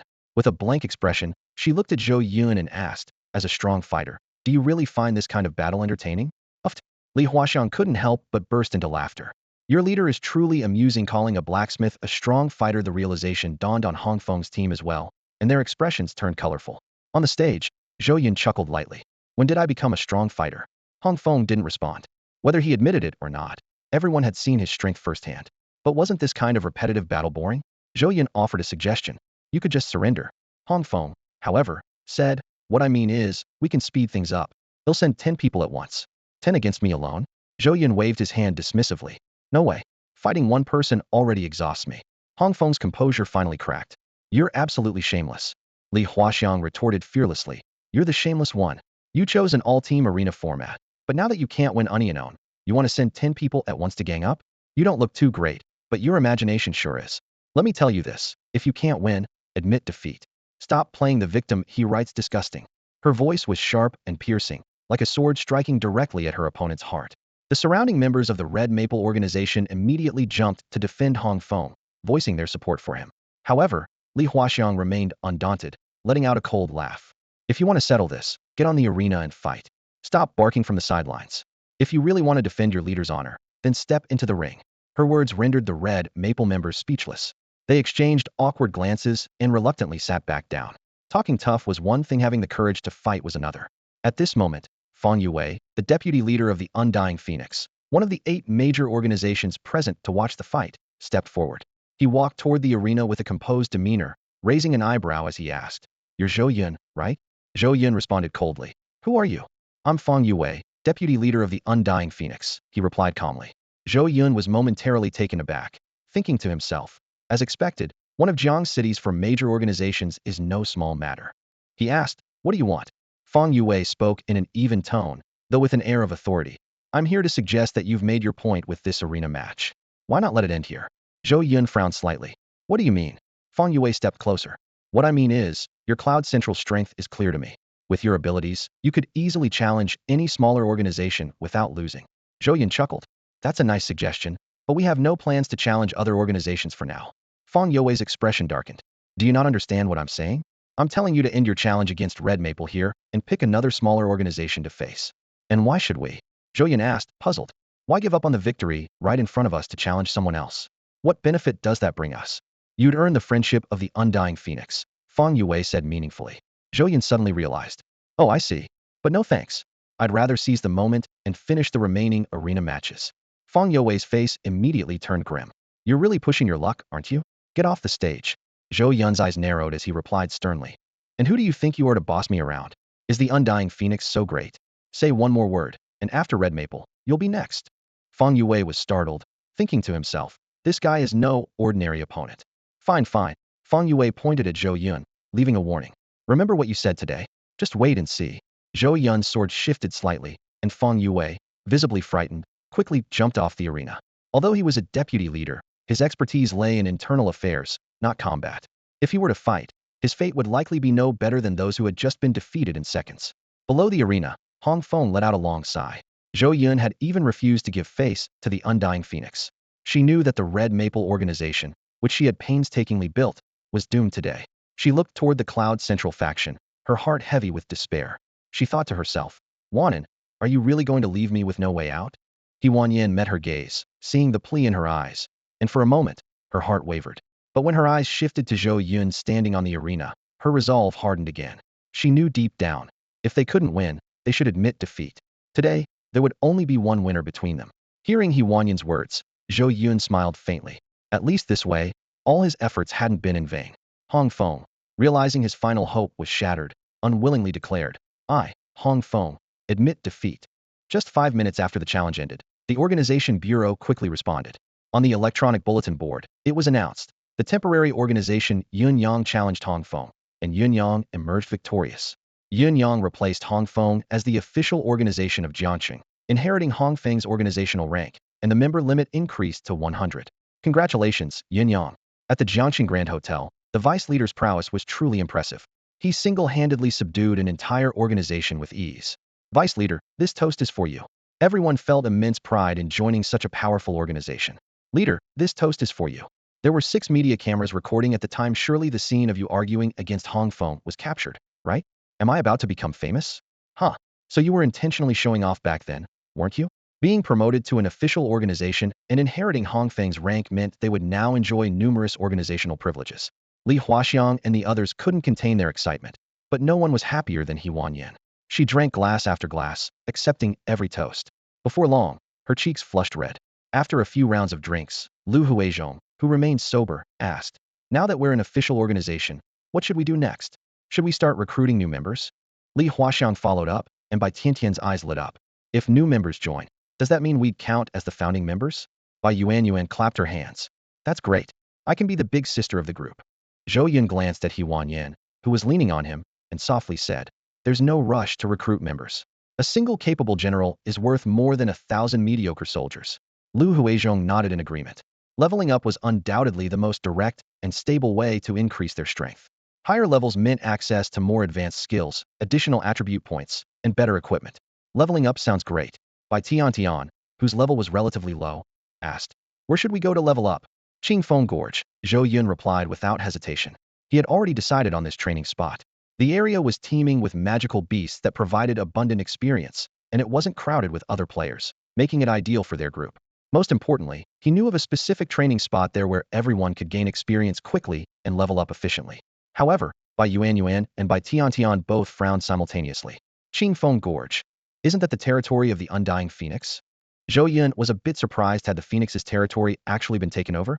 In his previous life playing games, there were indeed some wealthy organizations that would spend a fortune to monopolize leveling areas.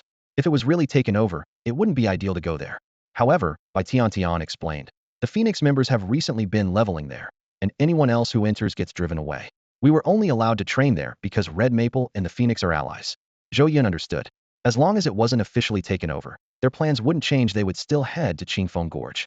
However, Bai Yuan looked uneasy and hesitated before saying, "We just upset the Phoenix because of the challenge against Red Maple. If we go to their leveling area now, wouldn't that be inappropriate? We're just leveling up like normal. What's wrong with that?" Li Huaxiang retorted unhappily. "You're not scared, are you?" Bai Yuan gritted her teeth and replied, "I'm not scared. It's just that the Phoenix is one of Jiang City's 4 major organizations, far stronger than Red Maple. If it really comes to a fight, we're at a huge disadvantage with our current strength. Besides, Jiang City's officials haven't fully secured Qingfeng Gorge yet, so it's still a free combat zone." At the mention of free combat, Li Huaxiang fell silent. Free combat meant no restrictions, where even lives could be lost. Zhou Yun chuckled. To him, the term was both familiar and foreign. Familiar because free combat mode had defined nearly his entire gaming career. Foreign because, from the very first day he entered the game, he had always been in free combat mode. Free combat is great. Zhou Yun stood up, his eyes gleaming with determination. As long as they don't provoke us, we won't provoke them. But if the Phoenix really wants to cause trouble, don't hold back. It's decided then. Tomorrow morning at 8, Qingfeng Gorge. As Zhou Yun and Wan-Yin walked away, Li Huaxiang and the others exchanged glances. The deputy leader told them not to hold back? Were they supposed to hold back against the Phoenix? Li Huaxiang was taken aback, suddenly feeling like he might have underestimated himself. "Don't overthink it," Lu Huizhong said with a smile. "If the deputy leader made this decision, he must have his reasons. Take your time, I'll be heading off now." With that, he picked up the sword on the table and left decisively. For some reason, Li Huaxiang and the others felt as if he had suddenly become decades younger. At the city lord's manor, Wang Taiji sipped his tea while seated and remarked casually, "As expected, you were right. In the end, Yunyang won. And it was a complete and overwhelming victory." "Exactly. There are some things we don't need to interfere with. Our role is to offer help when it's truly needed, not to add unnecessary flourishes or complicate matters," the city lord said with a meaningful tone. "City lord, who exactly is this Mr. Zhou? Why does he seem more and more unfathomable?" "Unfathomable? In what way?" "Well, He can forge divine weapons, stands as an equal to the Beast Palace's master, and suddenly displays extraordinary strength. Isn't that strange? Strange? Very strange. And that's exactly the point. Wang Taiji agreed. I think it's strange too, which is why we need to be even more cautious when dealing with matters related to him. Understood. City Lord, there's one more thing. Go on. During Yunyang's challenge against Red Maple, it seems Mr. Zhou had a bit of a conflict with the Phoenix. And Wang Taiji pondered for a moment before giving an order. Go to the Phoenix's base and give them a little reminder. Understood, City Lord. But what if they don't listen? The leader of the Phoenix isn't exactly the most agreeable person. If they don't listen? Wang Taiji picked up his teacup again and said calmly, then it's none of my business. I'm the City Lord, not a babysitter. The next day, at the entrance of Breeze Canyon, everyone in Yunyang had gathered. Looking at the canyon that was now within reach, Zhou Yun couldn't help but feel a wave of emotion. Breeze Canyon didn't originally exist around Jiang City. Its presence now was due to the fusion of the game world with reality, where regions from the game were integrated into Earth. This had made the world much larger. Breeze Canyon was identical to its in-game counterpart, and because of this, Zhou Yun felt a special connection to it. In his past life, during the early stages of the game, he had experienced countless adventures here: treasure hunting, herb gathering, leveling up, and even battles. Shaking off the memories, Zhou Yun called out, come. Here are the shared weapons from the organization. Consider this your first benefit as members of Yunyang. He retrieved 4 excellent longswords from his crafting space and handed them to Lu Huizhong and the others. Thank you, Chief. Thank you, Deputy Chief. The 4 of them replied politely. Shared equipment was something every organization provided, but the quality varied. The 4 swords Zhou Yun handed out were clearly standard excellent grade weapons, so they didn't expect much from their attributes. After all, their own swords were of similar quality and, having been used for a long time, felt more comfortable in their hands. Still, out of habit, they checked the attributes and what they saw left them stunned. All 4 of them, including Lu Huizhong, widened their eyes in shock. Dual rare attributes. What? Yours too? The 4 exchanged glances and then, as if on cue, displayed the attribute panels of their swords to one another. Wow. For long swords with dual rare attributes. Deputy Chief, you're so generous. Sword aura, mighty strength, fatal blow, life spring. These are all incredibly practical attributes. Practical or not, these weapons reek of money. No doubt about it. I'd say they're worth at least tens of thousands. Such valuable weapons, if we accidentally damage them, we wouldn't be able to compensate. Li Huaxiang held the sword with both hands, offering it back to Zhou Yun as she pleaded earnestly.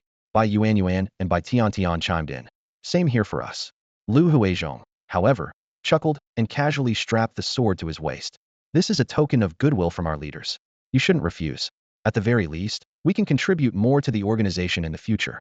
Zhou Yun nodded, approving Lu Huizhong's perspective. These swords weren't given for them to reject. Hearing this, Li Huaxiang and the others hesitated. Honestly, as warriors and swordsmen, who wouldn't want to wield such a fine weapon? Just then, He Wanyan spoke up. No matter how precious a sword is, it's meant to be used, not stored away. Besides, they won't break easily. And even in the unlikely event that they do, as shared equipment, the organization would cover the loss. All right, just take them. I'm the chief, so listen to me on this. Only then did the 3 reluctantly accept the long swords. Though they still appeared somewhat embarrassed on the surface, the smiles tugging at the corners of their lips betrayed their true feelings. Well, if it isn't Deputy Chief Zhou of Yunyang, what a coincidence, meeting you again. A somewhat familiar voice called out from a distance. Everyone turned toward the source, and their expressions instantly changed. It was just as they feared.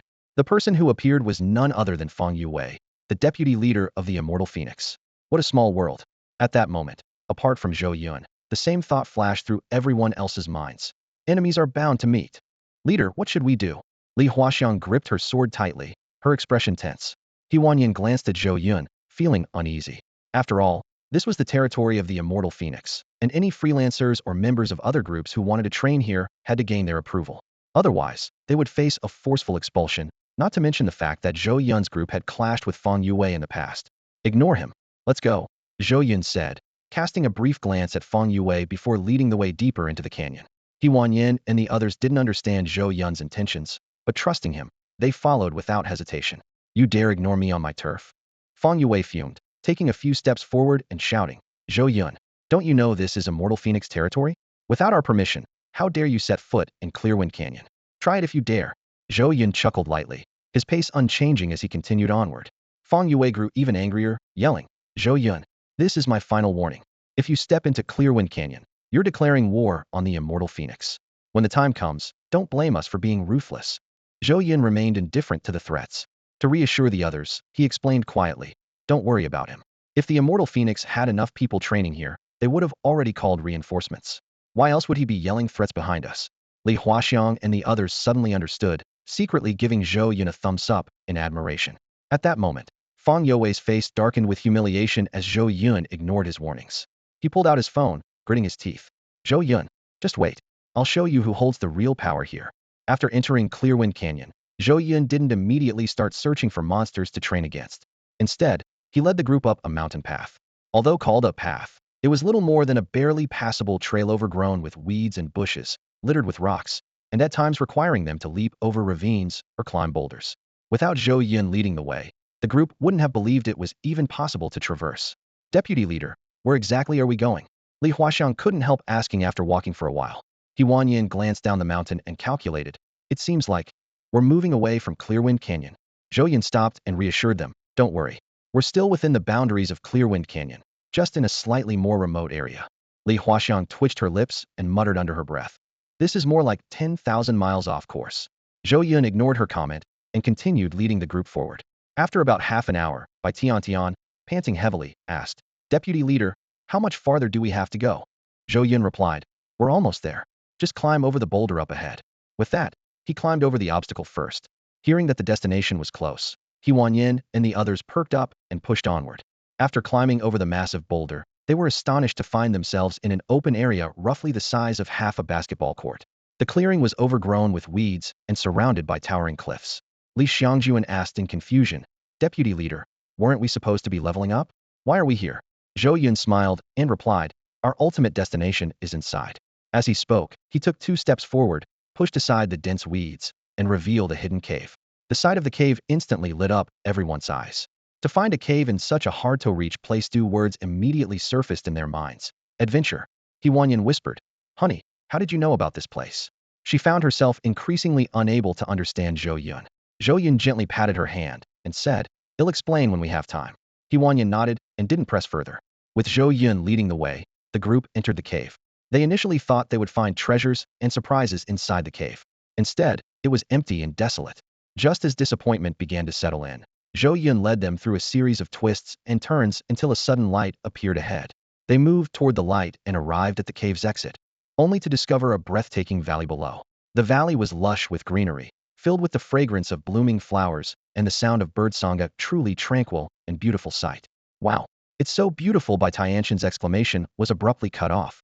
The moment her voice echoed, countless eyes suddenly appeared on the sunlit cliff walls. Bai Tian was so startled that her legs gave out, and she collapsed to the ground. The others followed her gaze and were just as horrified. What looked like golden cliffs were actually covered with massive golden bears, clinging to the rock face and basking in the intense sunlight. Noticing the group's presence, the bears immediately fixed them with ferocious glares, their black and reddish eyes brimming with menace. "Roar!" The golden bears let out an earth-shaking roar in unison and lunged toward the group. Each bear was enormous, standing over 2 meters tall and as thick as 2 adults embracing. Hundreds of them charged forward at once, their thundering footsteps making the ground tremble as though the earth itself were shaking. "Run!" Li Huaxiang screamed, turning to flee. But before she could get far, Zhou Yun grabbed her and pulled her back. "Don't panic. They can't get in." As soon as he finished speaking, one of the golden bears charged directly at them, its gaping maw inches away. The group froze in terror, readying their swords to defend themselves, when suddenly there was a loud bang. The bear seemed to collide with an invisible barrier at the cave entrance, unable to move forward. Upon closer inspection, they noticed a thin, transparent layer shimmering like rippling water. This seemingly fragile barrier held the golden bears firmly at bay, no matter how fiercely they roared and clawed. "What is this?" Huan Yin asked, still shaken, pointing at the barrier. Zhou Yun explained, "It's a one-way barrier. We can go through, but they can't." Li Huaxiang scratched her head and asked, "Oh, what's the point of this?" "Plenty," Zhou Yun replied confidently. He gripped his sword tightly, stepped forward, and thrust it through the barrier. With a loud squelch, the blade pierced straight into the chest of one of the golden bears. In that moment, everyone's eyes lit up with excitement. The sword could pierce through the barrier and injure the diamond bear. However, the diamond bear was unable to penetrate the barrier. This phenomenon instantly made everyone present understand the mystery behind it. Li Huaxiang's eyes sparkled as she looked at Zhou Yun with admiration, thinking to herself, "No wonder the deputy leader brought us here.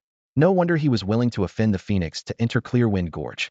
This place is such a magical training ground." No, it's not just a training sanctuary, it's an absolute treasure for leveling up.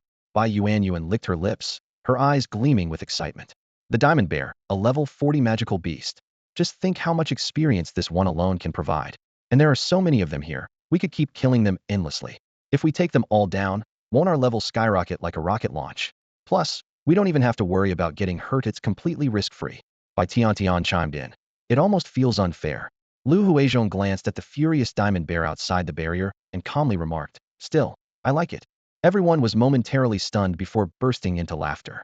Huan Yin commanded, now that we've found the perfect leveling spot, let's get started.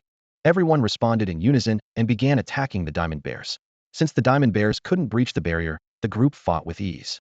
Despite the creature's formidable defense as level 40 magical beasts, they ultimately fell under the combined efforts of the group.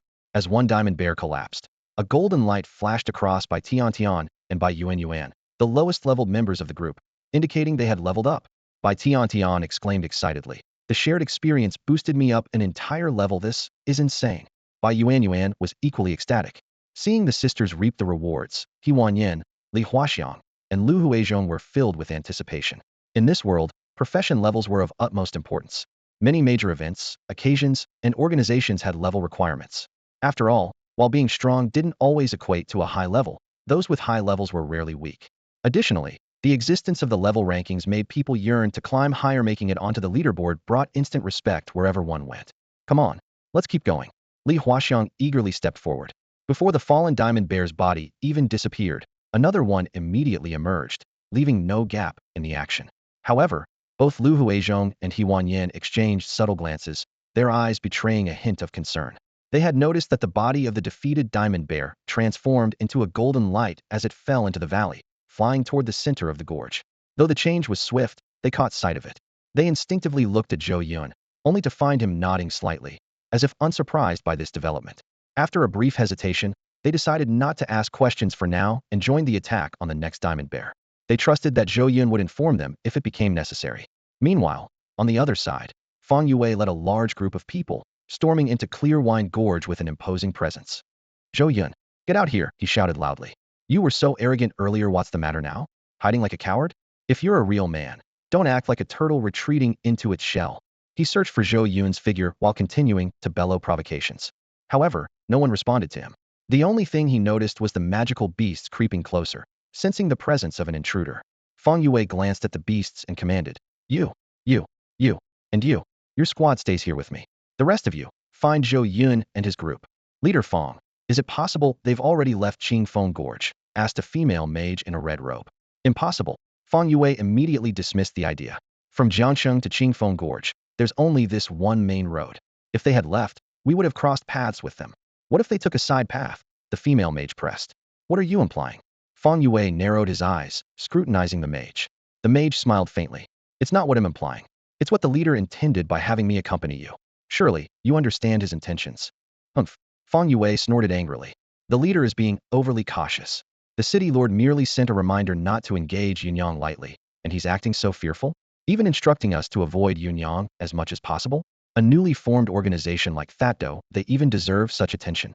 The mage tried to reason. Leader Fang, the leader must have his reasons for making such a decision. Besides, the city lord is as elusive as a dragon. Over the years, we've visited countless times without ever meeting him. Yet this time, he specifically sent someone to deliver a message because of Yunyang. Doesn't that suggest something? Suggest what? Nonsense. Fang Yue fumed. Let me make this clear, it was Yunyang who provoked us, the Immortal Phoenix. First, we are one of the top 4 organizations in Jiangqing. If we let a fledgling group challenge us without any response, how will we maintain our reputation in Jiangqing? These past few days, do you know how many people have been mocking me? Mocking us? Do you understand? The mage looked conflicted. Leader Fang. Enough. I don't want to hear another word. Fang Yue waved his hand dismissively. I know the leader sent you to keep an eye on me, but I'll ask you this: when I order you to find Yunyang, will you go or not? The mage replied reluctantly. I will go. Meanwhile, on the west side of Jiangqing's Central Plaza stood a monument known as the Hall of Fame. This stone tablet displayed the names of the top 100 professionals in Jiangqing, updating in real time. Every day, a crowd gathered around it, some to see if they recognized any names, some to monitor changes for news reports, and others to check if their recent level-ups had earned them a spot on the list. Suddenly, one of the names on the tablet glowed briefly and moved up 2 ranks. It was Lu Huizhong, the Sword Saint. Observant individuals immediately noticed the change. Lu the Sword Saint is incredible. He just arrived in Jiangqing and already leveled up. Still going strong at 70 years old, ranking 10th amazing. TSK. Lu the Sword Saint, at his age, has reached level 25, 10 levels higher than me. I might as well give up, someone lamented. Haha. Well, he is the Sword Saint after all. Let's be realistic, if we can make it to the tail end of the Hall of Fame. We're already doing great. Just as those words were spoken, the name at the 100th spot on the tablet suddenly shimmered and changed. 100. Zhou Yun, warrior, level 20. Someone quickly noticed the change. Huh? A newcomer made it to the rankings. Zhou Yun. Why does that name sound familiar? I feel like I've heard it somewhere before. Wait, I remember now. Isn't she the leader of the new organization, Yunyang? So it's her. She just founded the organization and already took down Red Maple Watch Strength. Speaking of which, isn't Lu Jiansheng also part of Yunyang? Could they be leveling up together? Isn't that obvious? If they weren't leveling up together, how could they rank up one after the other? Being leveled up by Lu Jiansheng, that's something to envy. Before they realized it, it was already noon. The monument of fame shimmered once again. The media workers stationed by the monument were astonished. She just got on the rankings this morning, and now she's leveled up again? Who is it? It's Yunyang's leader, Huanyang, one of them exclaimed. Earlier in the morning, she had just reached level 20 and barely made it onto the rankings. Now, within half a day, she's leveled up again to 21, ranked 99th. No way. After level 20, leveling up becomes incredibly slow. Gaining a level in just half a day? Come on. I'm not lying, why would I? Whether it's true or not, something like this is just impossible. While they were debating, Huanyang's name glimmered with golden light again. Although she was still level 21, her rank had moved up by one spot. The media worker immediately pointed at the monument, exclaiming, "See that? What did I say? It's only been a few minutes, and her rank went up again. So what if it went up? It's just one rank. Maybe the experience points difference wasn't that big to begin with." Exactly, no need to overreact. Alright. You want to argue, huh? The media worker challenged. I'll ask you this. If her rank goes up again in the next 10 minutes, what will you say? If her rank goes up again, I'll give you $100. If it doesn't, you give me 100. Deal. Count me in too. I bet she won't rank up in 10 minutes. Me too. Same here. The media worker waved his hand confidently. Fine. Bring it on. I'll take all your bets. After some quick calculations, dozens of people placed their bets, all wagering that Huanyang wouldn't rank up in the next 10 minutes. After placing their bets, everyone felt certain of their win, waiting for time to pass. After all, it's rare for the rankings to change even once a day, let alone within 10 minutes. Once you hit level 20, unless you defeat monsters far above your level, the experience gain slows down significantly, making it nearly impossible to climb the rankings so quickly. 8 minutes passed in no time. The monument remained unchanged. Those betting against Huanyang were in high spirits, thinking, 10 minutes, and in pocketing $100, this is too easy. Just as they were feeling smug, the monument suddenly flickered. Before their very eyes, Huanyang's name rose by one more spot, reaching 97th place.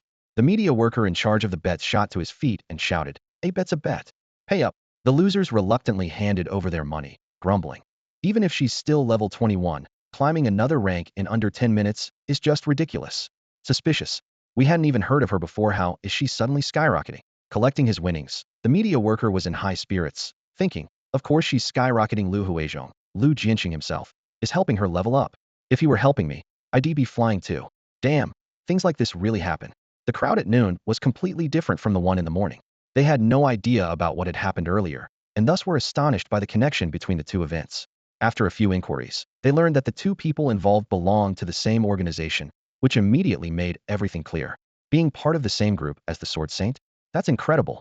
I wish I could level up with the help of such a legend. Brothers, what do you think if I join Yunyang now? Would the Sword Saint take me under his wing? Hearing this, a journalist's expression turned serious, as if he was genuinely contemplating the question. He replied, knowing Lu Jiansheng's personality, if he were to bring someone along, he wouldn't stop at just one. If memory serves, there are currently 6 members in Yunyang. Who knows, maybe another Yunyang member will soon make it onto the Hall of Fame. However, such speculation was met with headshakes from the crowd. As strong as the Sword Saint may be, he's still human, not a god. There's no need to overhype him. Besides, he's only ranked 10th on the Hall of Fame. There are still 9 people ahead of him. Moreover, the more people he trains with, the more the experience points are divided.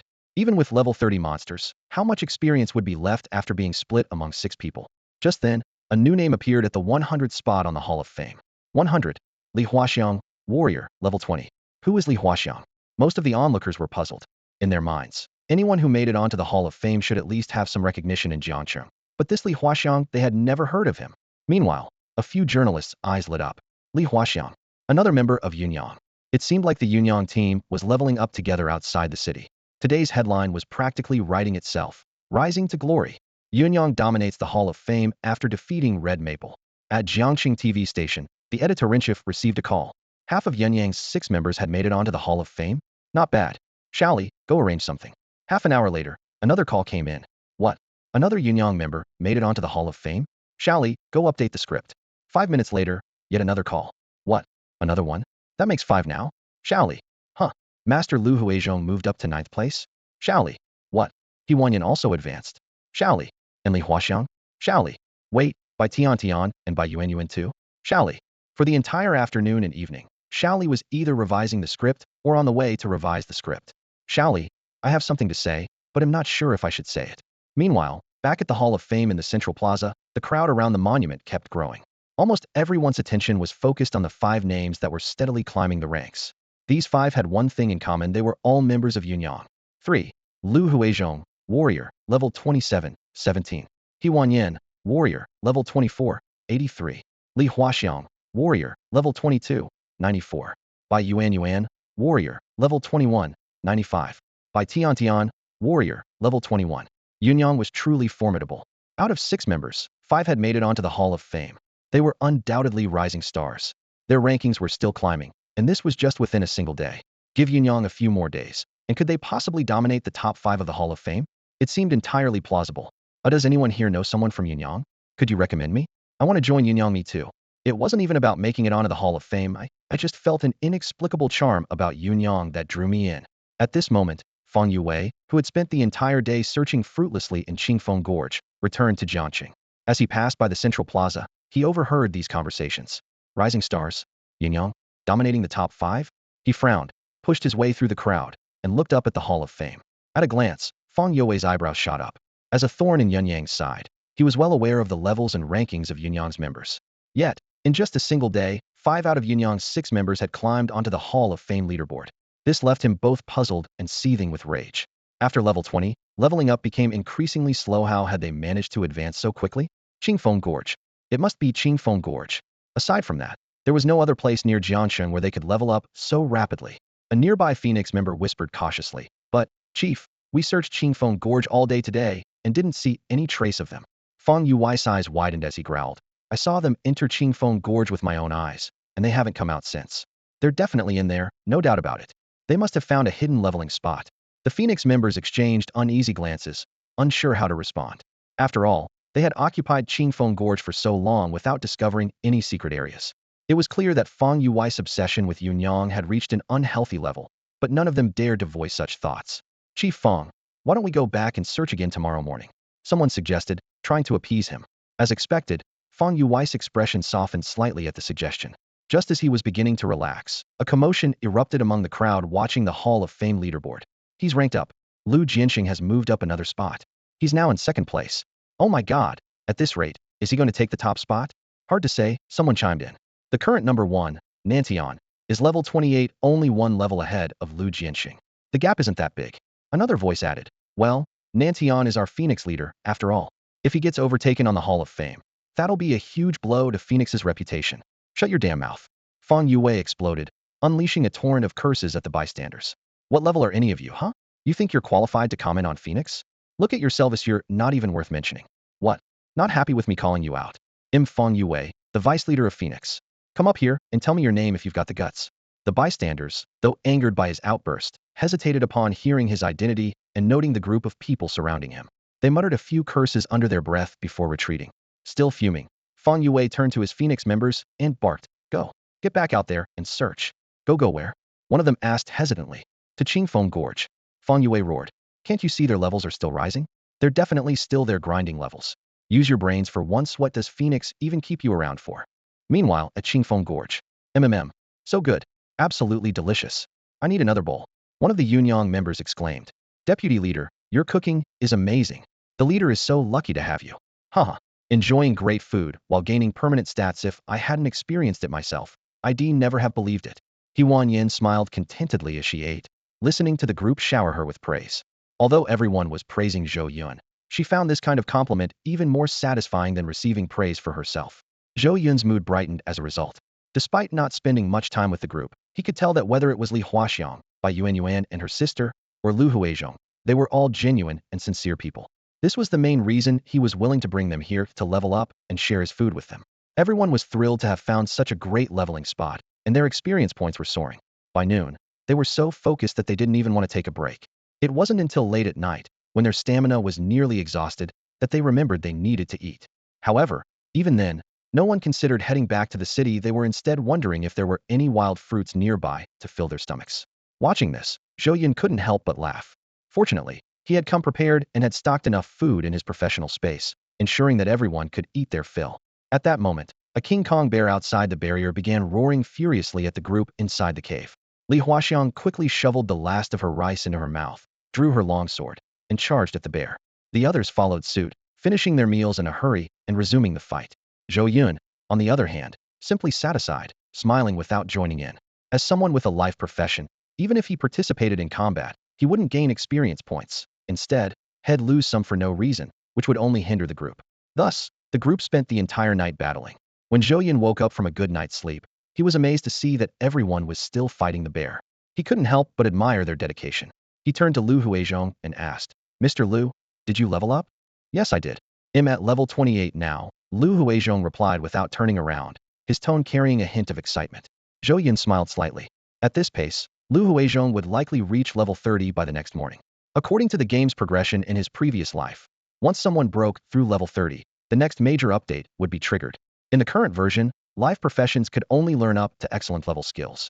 However, with the update, they would be able to acquire superior level skills. Zhou Yun speculated that the superior level equipment he could forge might even have 3 rare attributes.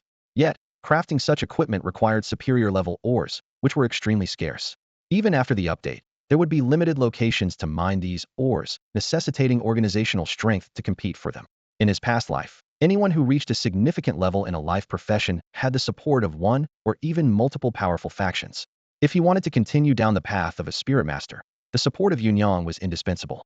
Meanwhile, while the Yunyang team spent the night leveling up in the nameless cave within Qingfeng Gorge, Fang Yue wasn't idle either, and his men had been searching all night. As the sun rose, someone, struggling to keep their eyes open, said, "Boss, we've searched everywhere we could. There's really no one here." "Yeah, if someone were leveling up, we should at least hear the sounds of battle," another added.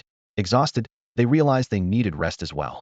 After all, they couldn't just sleep in Qingfeng Gorge, could they? Fang Yue remained silent this time, his face thoughtful. They had been searching all day and night in Qingfeng Gorge, but still found no trace of what they were looking for. After such an extended search, his exhaustion was becoming more and more evident. Could it be that he was wrong all along? He sat down weakly on a nearby rock, sinking into self-doubt. After a long while, he waved his hand and said slowly, "You all go back first." The group was overjoyed and immediately asked, "Chief Fang, aren't you coming back with us?" Fang Yue stood up, his expression firm, and said, "You return. I will stay here and continue searching." The group remained puzzled. "Chief Fang," they began, but he cut them off. "No need to say more. My intuition tells me they're hiding somewhere in Qingfeng Gorge. If you don't leave now, then stay and keep searching with me." As soon as he finished speaking, everyone left without hesitation. After all, they were just being polite. Who would actually want to stay behind? 2 more days passed in the blink of an eye, and the area around the Monument of Fame in the central square was packed with people. In just 3 days, the changes on the monument were more dramatic than those seen in the past month.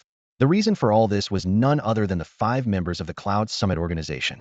These 5 had firmly taken the top 5 spots on the Monument of Fame. 1. Lu Huizhong, warrior, level 29. 2. Yao, warrior, level 29. 3. Li Huaxiang, warrior, level 28. 4. Bai Yuan, warrior, level 28. 5. Bai Tian, warrior, level 28. Such an astonishing shift ensured that discussions about them never ceased. Incredible. A group with only 6 members managed to get 5 of them on the leaderboard, taking the top 5 spots. "This isn't just a dark horse. It's a black dragon," someone exclaimed. Another added, "If the deputy leader of Cloud Summit wasn't a blacksmith, they'd be occupying the top 6 spots right now." By that logic, if Cloud Summit had 100 members, wouldn't they fill the entire monument? Someone else joked. The crowd laughed and chimed in. "Hey, that might actually be possible. Does anyone here know someone from Cloud Summit? I genuinely want to join. Get in line. As if you're the only one interested. If there was any chance, we'd have joined already. What makes you think you'd get in before us?"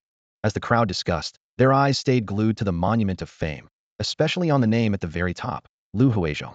Level 29 was a highly sensitive milestone. The highest-ranked professionals across nations were stuck at this level. Experts speculated that breaking through to level 30 could bring about a transformative change in the world.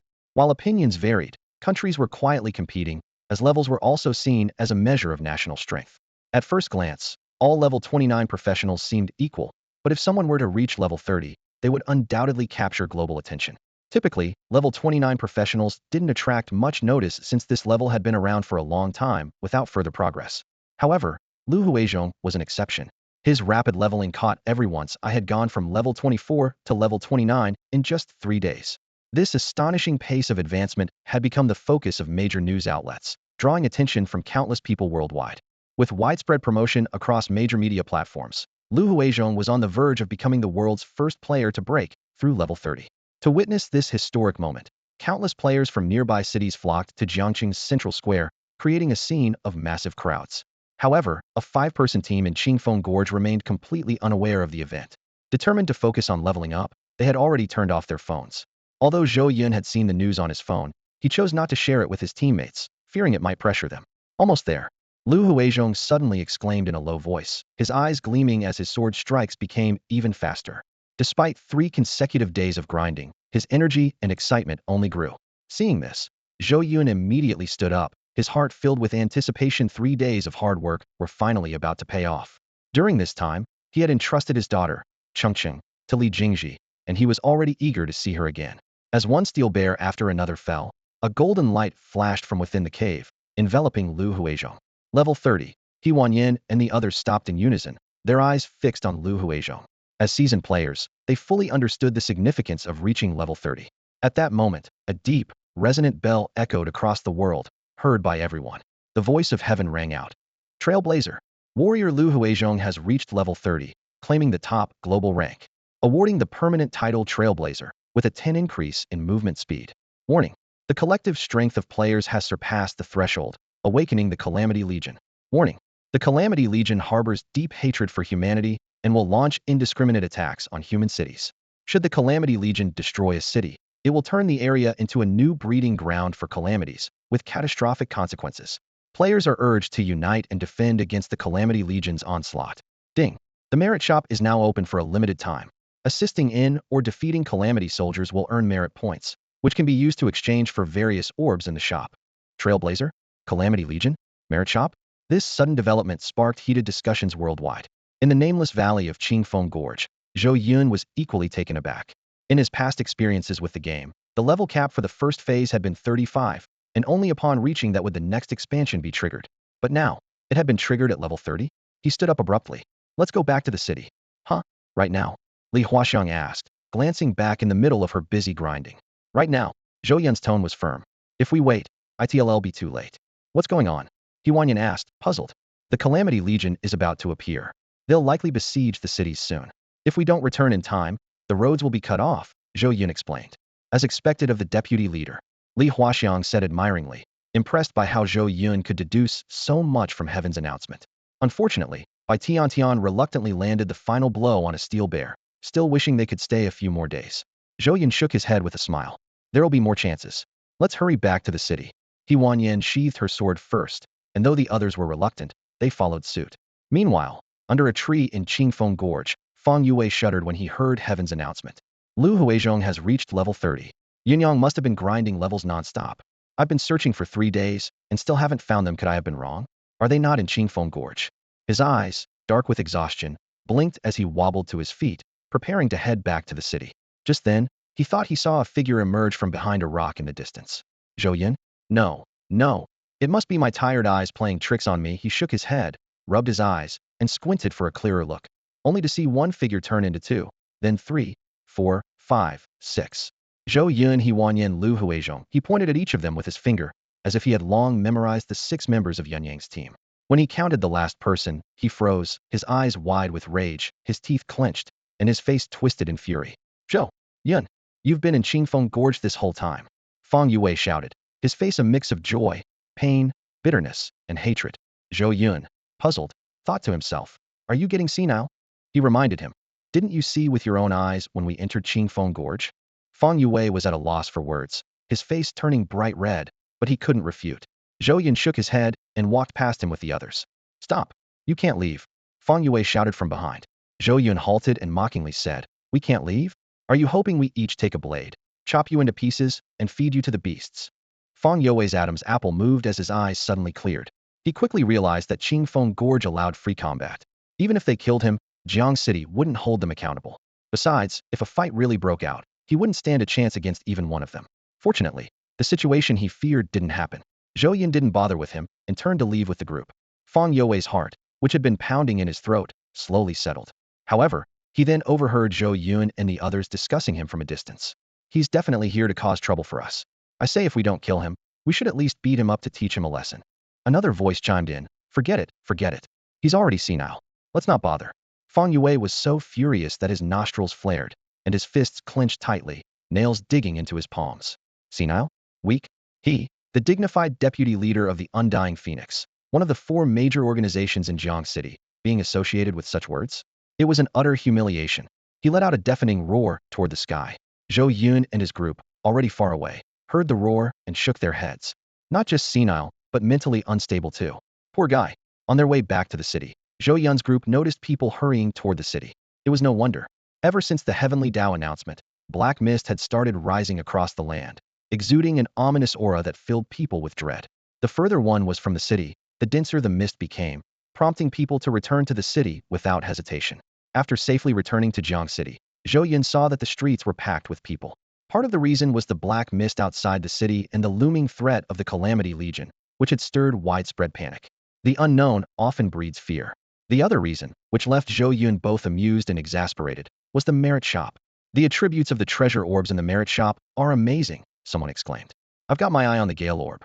Once embedded, it increases attack speed by 30. It's a perfect match for my weapon's evil wind attribute. Another person excitedly said, I prefer the ripple orb. It boosts movement speed by 30 after embedding. Great for chasing and escaping, perfect for us assassins. The fortification orb isn't bad either. It increases defense by 30 once embedded. Makes fighting bosses so much easier, someone chimed in. You guys are dreaming. Each orb costs 300 merit points. Can you even afford one? Another person retorted. 300 merit points? That's nothing. Killing one enemy earns 10 merit points. They'll just kill 30, someone said passionately. Oh, what if killing one only gets you 1 merit point? Another person asked with a tone of resignation. Come on, man, don't crush my spirit. 1 enemy for 1 merit point? How's anyone supposed to survive like that? In this tense moment, He Wanyang and the others quickly opened their attribute panels to check the merit shop. Li Huaxiang's eyes sparkled with longing as she looked at the attributes, exclaiming, These attributes are just too tempting. Bai Yuan agreed enthusiastically. If only we could take everything in the shop. However, Bai Tian lightly tapped Bai Yuan on the head, reminding her, Don't dream too big. Didn't you notice the merit points required for each item? Getting just one would already be amazing, so don't be too greedy. Lu Huizhong smiled and interjected, Having a goal is always good. Let's aim to exchange for a few more. However, He Wanyang frowned slightly, feeling a vague sense of unease.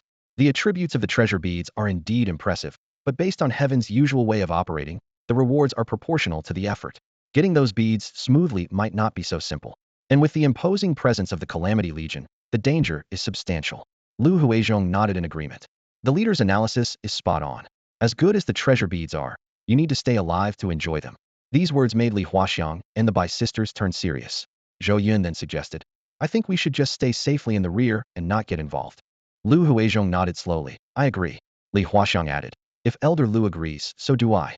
Just as they made their decision, the ground began to tremble slightly, followed by a wave of panic among the people. What's happening? Is it an earthquake? Quick, spread out. Don't gather in one place. But soon, someone shouted, No, it's not an earthquake. It's the Calamity Legion. From the direction of the city walls, more voices joined in. The Calamity Legion. They're attacking the city. Skeletons. A massive wave of skeletons. Hearing these alarming cries, everyone's hearts tensed. In the sky, dark clouds gathered. Black smoke billowed upward, piercing the heavens.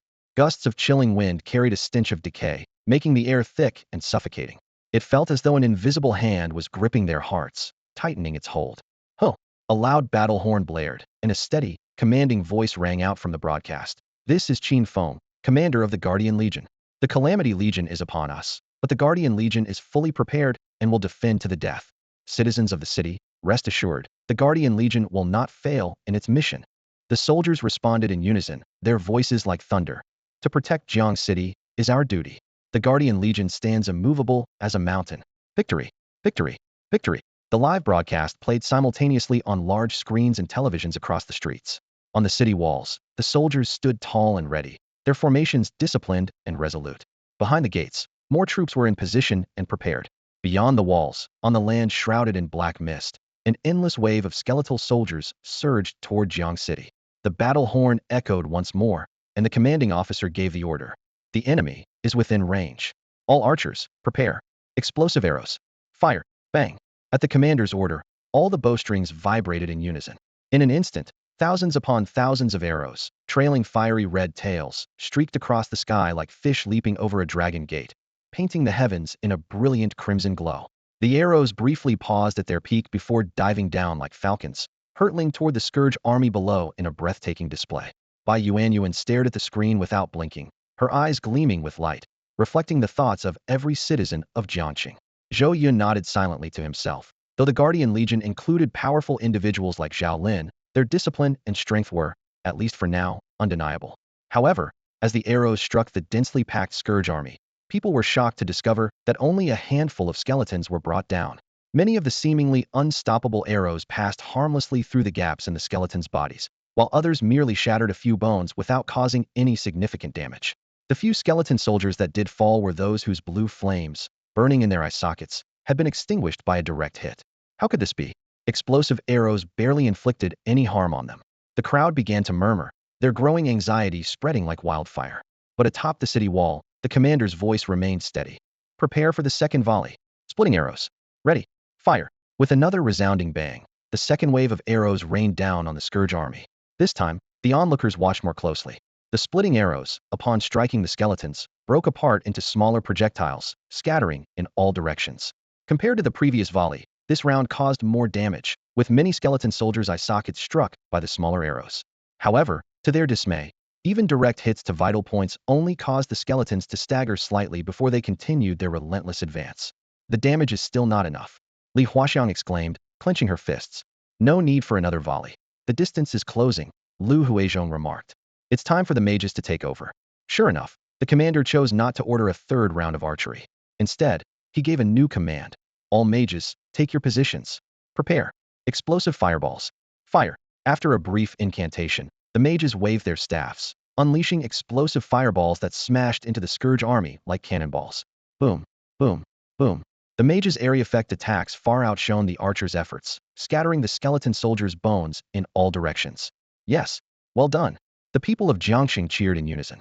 Mages are truly unmatched in group combat. The Scourge army is nothing. Haha.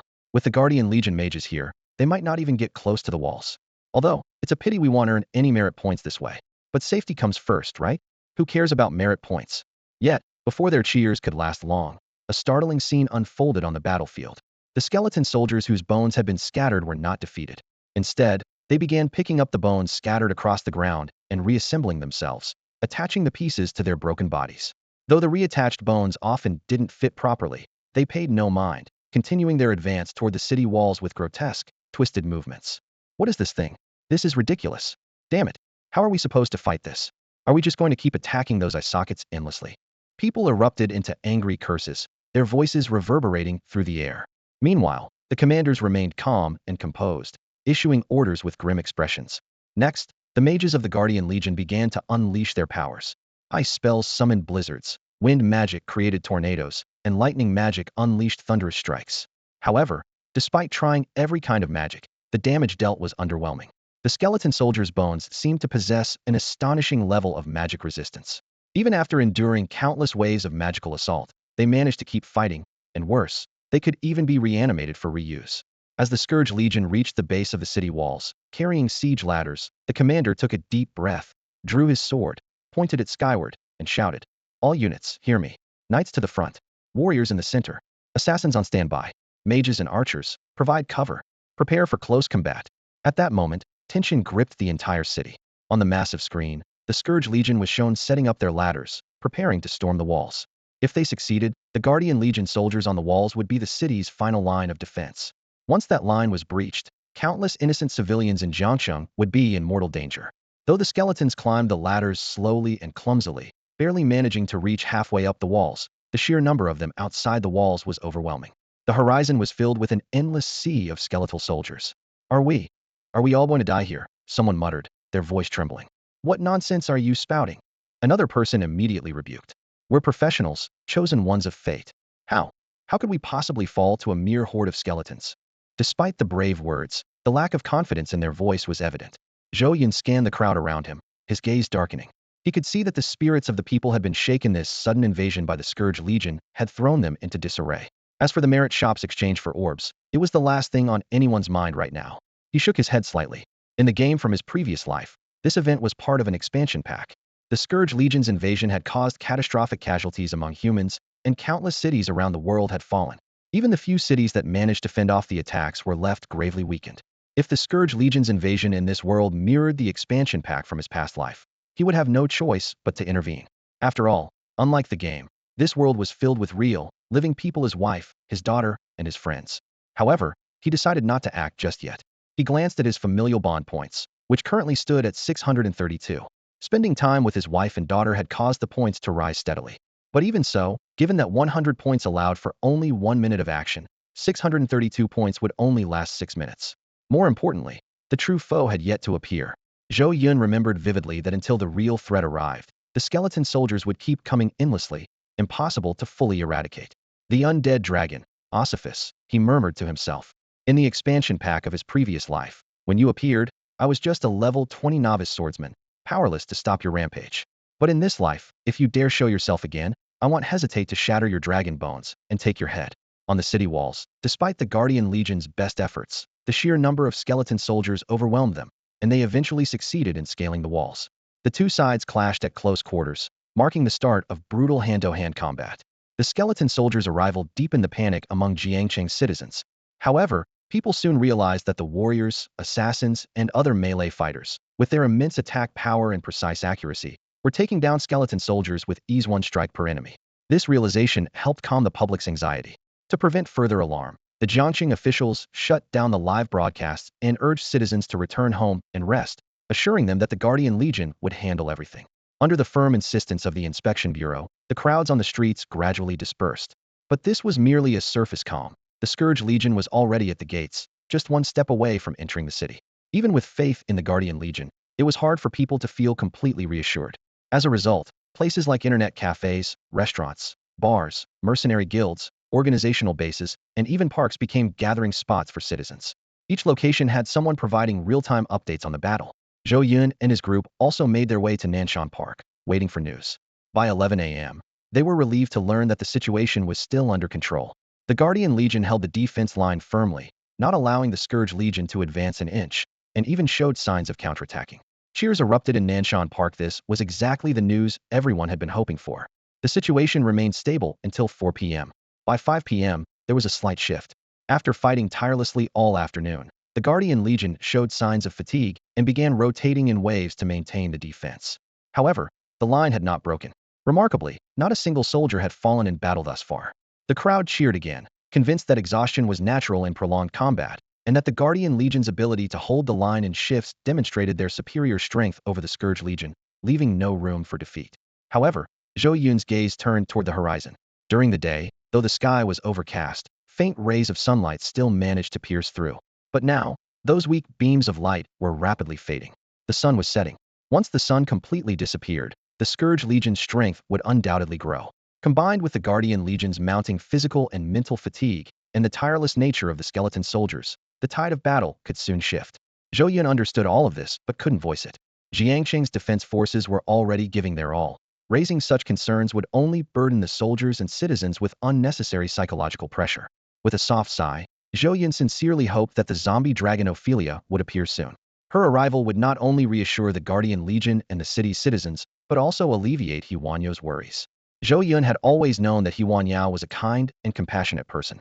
Ever since the Scourge Legion appeared, he noticed how tense she had become. Especially after the battle turned into close combat, she clung tightly to his hand, her palm damp with sweat. Even after arriving at Nanshan Park, she kept monitoring the situation in other cities through the internet. She suddenly covered her mouth, tears welling up in her eyes, almost on the verge of crying. Zhou Yun asked with concern, "What's wrong?" He Wanyan didn't respond. She simply handed him her phone. Zhou Yun took it and saw the live news on the screen. His brows instantly furrowed. A small nation called Albertan had been completely wiped out under the fierce assault of the Calamity Legion. Though it was a tiny country, smaller even than Jiang City, and lacking significant strength, it was home to countless living souls. Zhou Yun felt a wave of mixed emotions surge through him. In his previous life, during the game expansion, the battle had been equally brutal, but that was just a game. This was reality, fundamentally different. Yin gripped his hand tightly. Her teary eyes filled with worry as she whispered, "Honey, will we also?" Zhou Yun's voice was firm and resolute. "No, as long as I'm here, we will be safe. Everyone will be safe." Yin nodded silently, her heart finding a small measure of comfort. Nearby, Lu Huizhong glanced at Zhou Yun, his gaze flickering slightly, as if sensing some extraordinary emotion in Zhou Yun's words. At 6 in the evening, just as Zhou Yun had anticipated, a messenger arrived with bad news. The Calamity Legion seemed to have suddenly grown far stronger, and the Guardian Legion was struggling to hold them back. The Scouting Corps was assembling and would likely join the battle soon. This news caused the tension that had slightly eased that afternoon to return full force. How could this be happening? Wasn't the phased defense supposed to have stabilized the situation? Could it be failing? Even the Scouting Corps was being deployed. That was their strongest force, the final trump card. If even they couldn't hold the line. Every passing moment after that was filled with unbearable anxiety. 10 minutes later, commotion erupted in the direction of the city walls. The Scouting Corps was heading out, their voices booming like thunder. Strike like fire. Break through the enemy ranks. Who else but us? Brothers and sisters, fight alongside me. Charge! Charge! Charge! The heavy gates of the cities for directions east, south, west, and north began to creak open, and the Scouting Corps marched out. It wasn't long after they entered the fray when a messenger came rushing back, shouting excitedly, "Good news! Great news!" The Scouting Corps charged straight into the Calamity Legion. They're cutting down the skeleton soldiers like slicing through melons. In just a few minutes, the skeleton soldiers scaling the walls have been completely wiped out. Upon hearing this, an elderly man with snow-white hair shakily stood up, leaning on his cane. With the Scouting Corps stepping in, Jiang City is safe. Everyone nodded in agreement. The Scouting Corps usually undertook the most perilous missions, such as exploring dangerous territories and slaying boss-level magical beasts. Their members were all elites, far surpassing the soldiers of the Guardian Legion in overall ability. Because of this, they were only deployed in the most critical moments. And once they were sent out, it meant the situation had reached its most dangerous point. However, just as everyone was celebrating and beginning to believe the tide was finally turning, the citywide broadcast suddenly blared. "Urgent situation. Mr. Zhou, please report to the City Lord's mansion immediately. Urgent situation. Mr. Zhou, please report to the City Lord's mansion immediately. Urgent situation. Mr. Zhou, please report to the City Lord's mansion immediately." Hearing the announcement, the people at Nanshan Square exchanged puzzled glances, filled with confusion. Who exactly was this person named Wang? The crowd began to whisper among themselves, speculating about the identity of Mr. Zhou. The urgency of the broadcast made it clear that something significant was at stake. Meanwhile, Lu Huizhong, Li Huaxiang, and the Bai sisters all instinctively turned their gaze toward Zhou Yun. They had witnessed many people address Zhou Yun as Mr. Zhou, and among them, Yin felt especially unsettled. A suspicion about Wang's true identity had already begun to form in her mind. Zhou Yun, however, simply smiled faintly and joked, "Why are you all looking at me? Just because my last name is Zhou doesn't mean they're looking for me, right?" Li Huaxiang and the others laughed, their doubts gradually easing. Yun's lips moved slightly, as if she wanted to speak, but in the end, she said nothing. Deep down, she understood that Wang Taiji's search for Zhou Yun might be closely tied to the current disaster. While she hoped Zhou Yun could contribute to defending the city, the memory of the overwhelming hordes of skeletal soldiers on the screen filled her with fear. She couldn't help but worry that Zhou Yun might face grave danger if he got involved. In a moment when no one was paying attention, Zhou Yun tilted his head to gaze at the sky. He understood that Wang Taiji might have discovered something, which explained the urgent search for him. Yet, he also knew that going now would make no difference. Even if he logged into his character, he couldn't stop the endless waves of skeletal soldiers. Besides, the maximum duration he could stay logged in was only 6 minutes. The only option left for him was to wait for the arrival of the zombie dragon, Ossiphus. Time passed slowly, and evening fell. At 8 p.m., the messenger appeared again, his expression grim. "This is bad," he shouted urgently, sending a wave of tension through the people in Nanshan Park. The scout regiment, having pushed deep into enemy lines, was struggling to hold on and had begun retreating back into the city. The news spread quickly, and the crowd erupted in alarm. The retreat of the scout regiment was a catastrophic sign. The people of Chongqing knew that the scout regiment almost never retreated no matter how formidable the enemy. They always fought to the bitter end. A retreat could only mean that they were on the brink of being completely wiped out. Seeing the indescribable look on the messenger's face, Everyone felt a heavy weight in their hearts. The scout regiment, after all, was too small in number.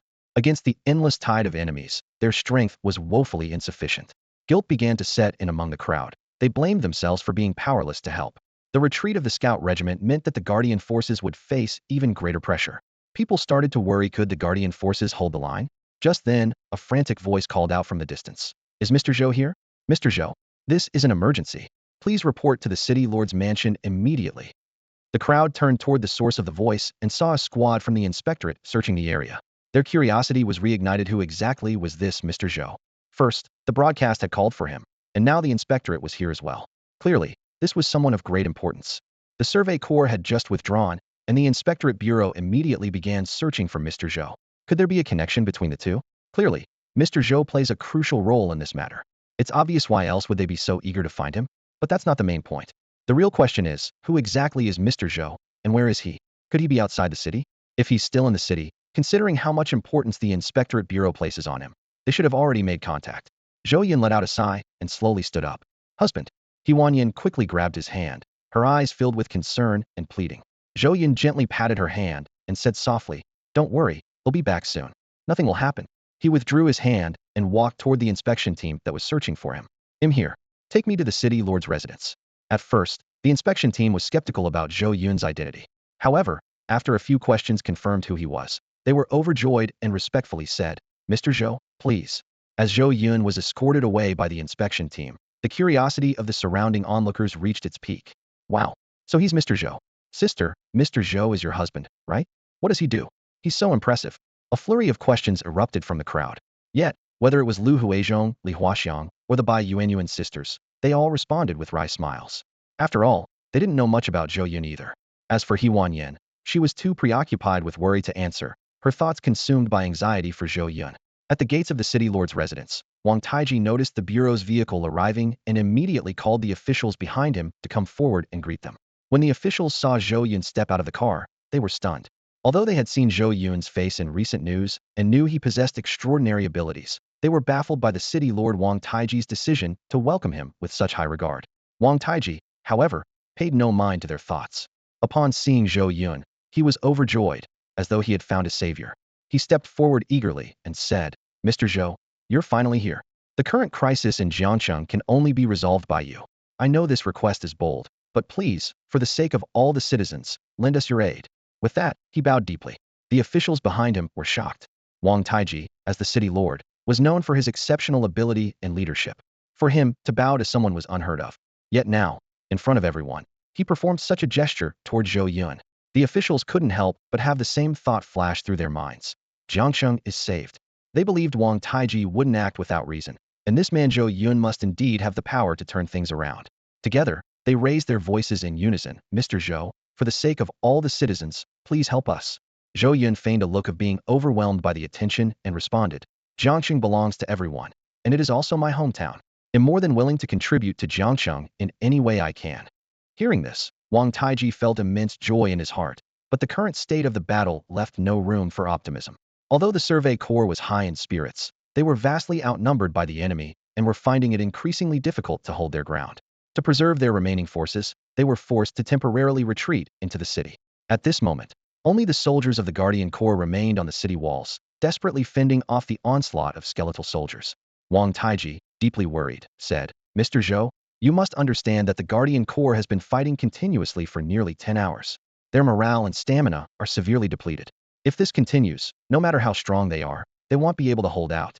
He hesitated, but Zhou Yun quickly reassured him. "Rest assured, City Lord. I've already contacted Li Jingji, the palace master of the Beast Tamer Palace. She has agreed to come to our aid and should already be on her way." This news brought great relief and excitement to the officials present. The name of Li Jingji and the Beast Tamer Palace was undoubtedly a beacon of hope for Chongqing.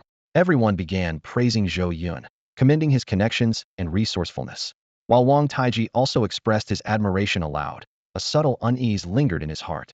He had originally hoped that Zhou Yun might have connections with the 700-level superpower who had appeared in the frozen snowfield, but it now seemed that the assistance from the Beast Tamer Palace was the best outcome he could expect. "Mr. Zhou, please come inside and take the seat of honor."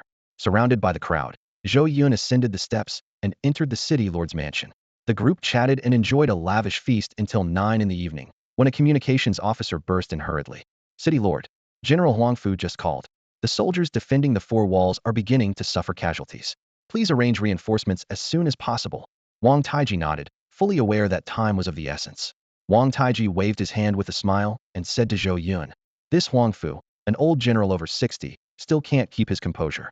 The moment there are casualties, he starts asking me for reinforcements." The surrounding officials forced smiles and nodded along, not daring to utter a single word. They all understood well that in this situation, Huangfu's request for reinforcements was entirely reasonable.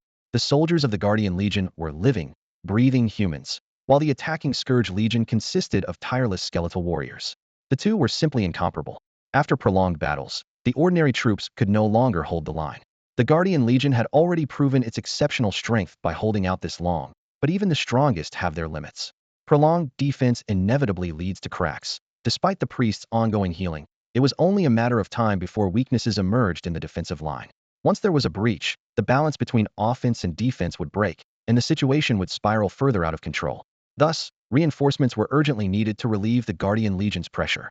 However, Wang Taiji was well aware that Jiang City had no reinforcements to send.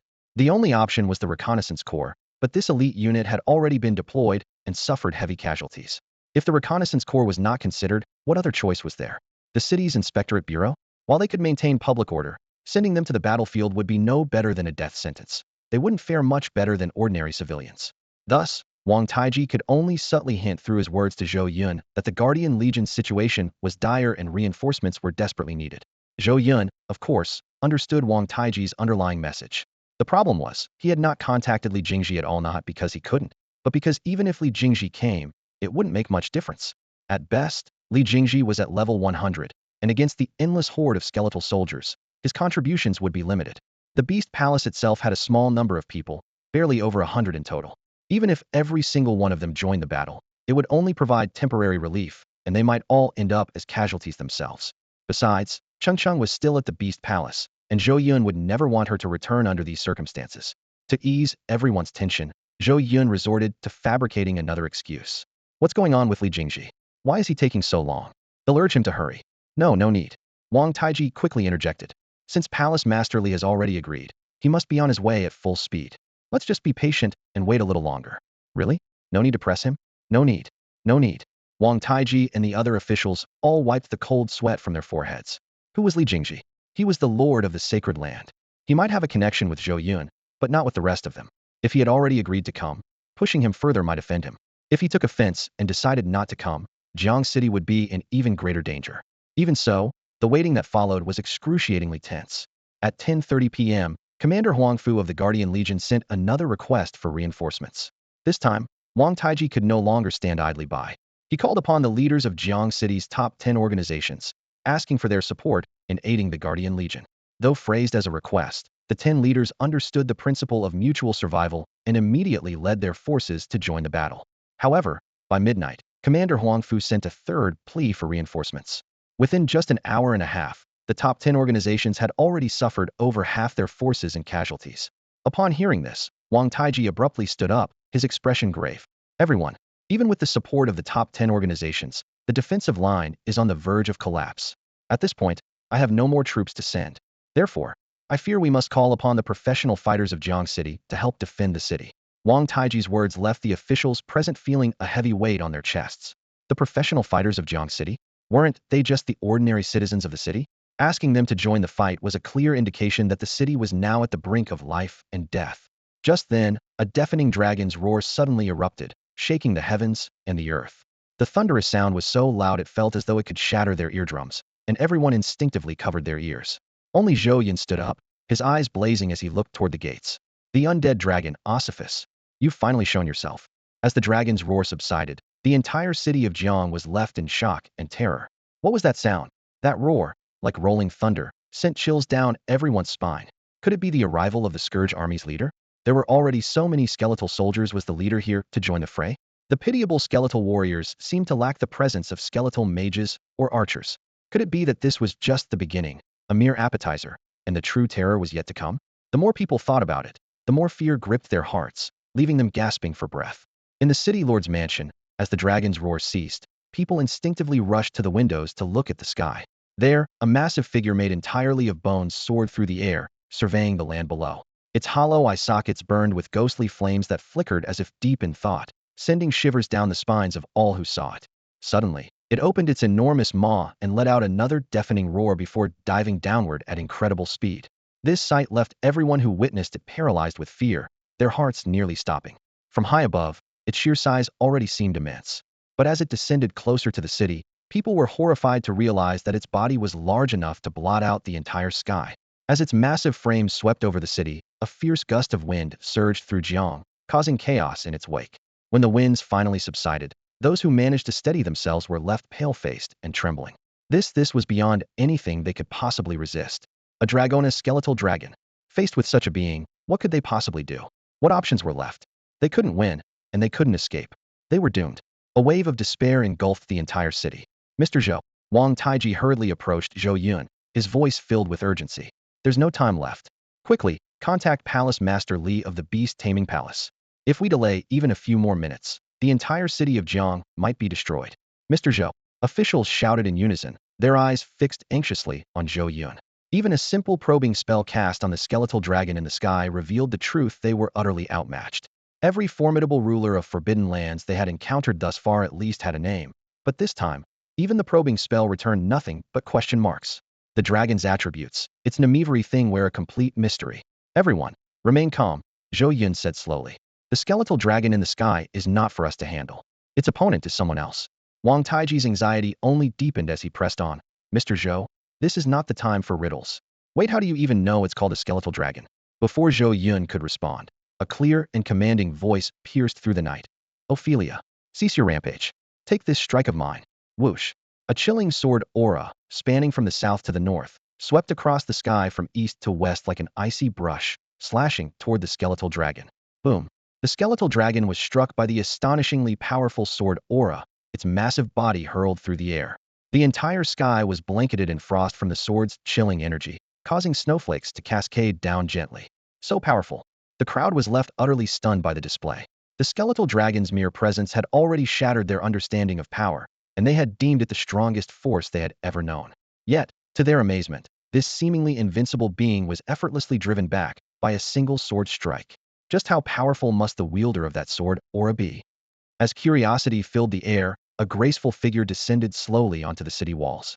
She wore a flowing white dress, carried an icy blue longsword, and her hair, tied with a lotus crown, cascaded like a waterfall, dancing in the wind. An immortal, someone exclaimed uncontrollably, their eyes filled with admiration. The title seemed neither abrupt nor exaggerated. It was the perfect praise for her unparalleled presence. No one dared to use detection spells on her, fearing it would be an act of desecration. At that moment, she introduced herself. Her lips parted slightly, and her voice flowed like a clear spring. From Divine Sword Manor, forth under the title of Saint, my name is Shuanghan. I have come to assist in defending the city from the calamity. The zombie demon dragon has already been sealed by my Frostblade Skies technique. Its magic is now restrained, and it can no longer summon an endless stream of skeleton soldiers. Their strength has also been weakened. However, Ophelia remains a significant threat and will continue to endanger you. Leave her to me. As for the skeleton soldiers on the ground, I'll leave them to you. Shuanghan's words reinvigorated the soldiers of the Guardian Legion. They had been locked in a desperate battle against the skeleton soldiers, barely holding the line due to the enemy's relentless vitality and endless numbers. Now that the source of the skeleton soldiers had been cut off, their confidence surged, and the tide of the battle finally seemed ready to turn. Stay strong. Wipe out those skeletons. The soldiers encouraged one another, and their morale rose rapidly. Meanwhile, within the city, adventurers and fighters began to gather. We'll help as well. The Guardian Legion can't fight alone. Even if our strength is small, we can still make a difference. We refuse to hide in fear while others fight for us. Let us contribute too. Inside the City Lord's Hall, officials listened to the adventurers' fervent cries for battle and turned their gaze to Wang Taiji.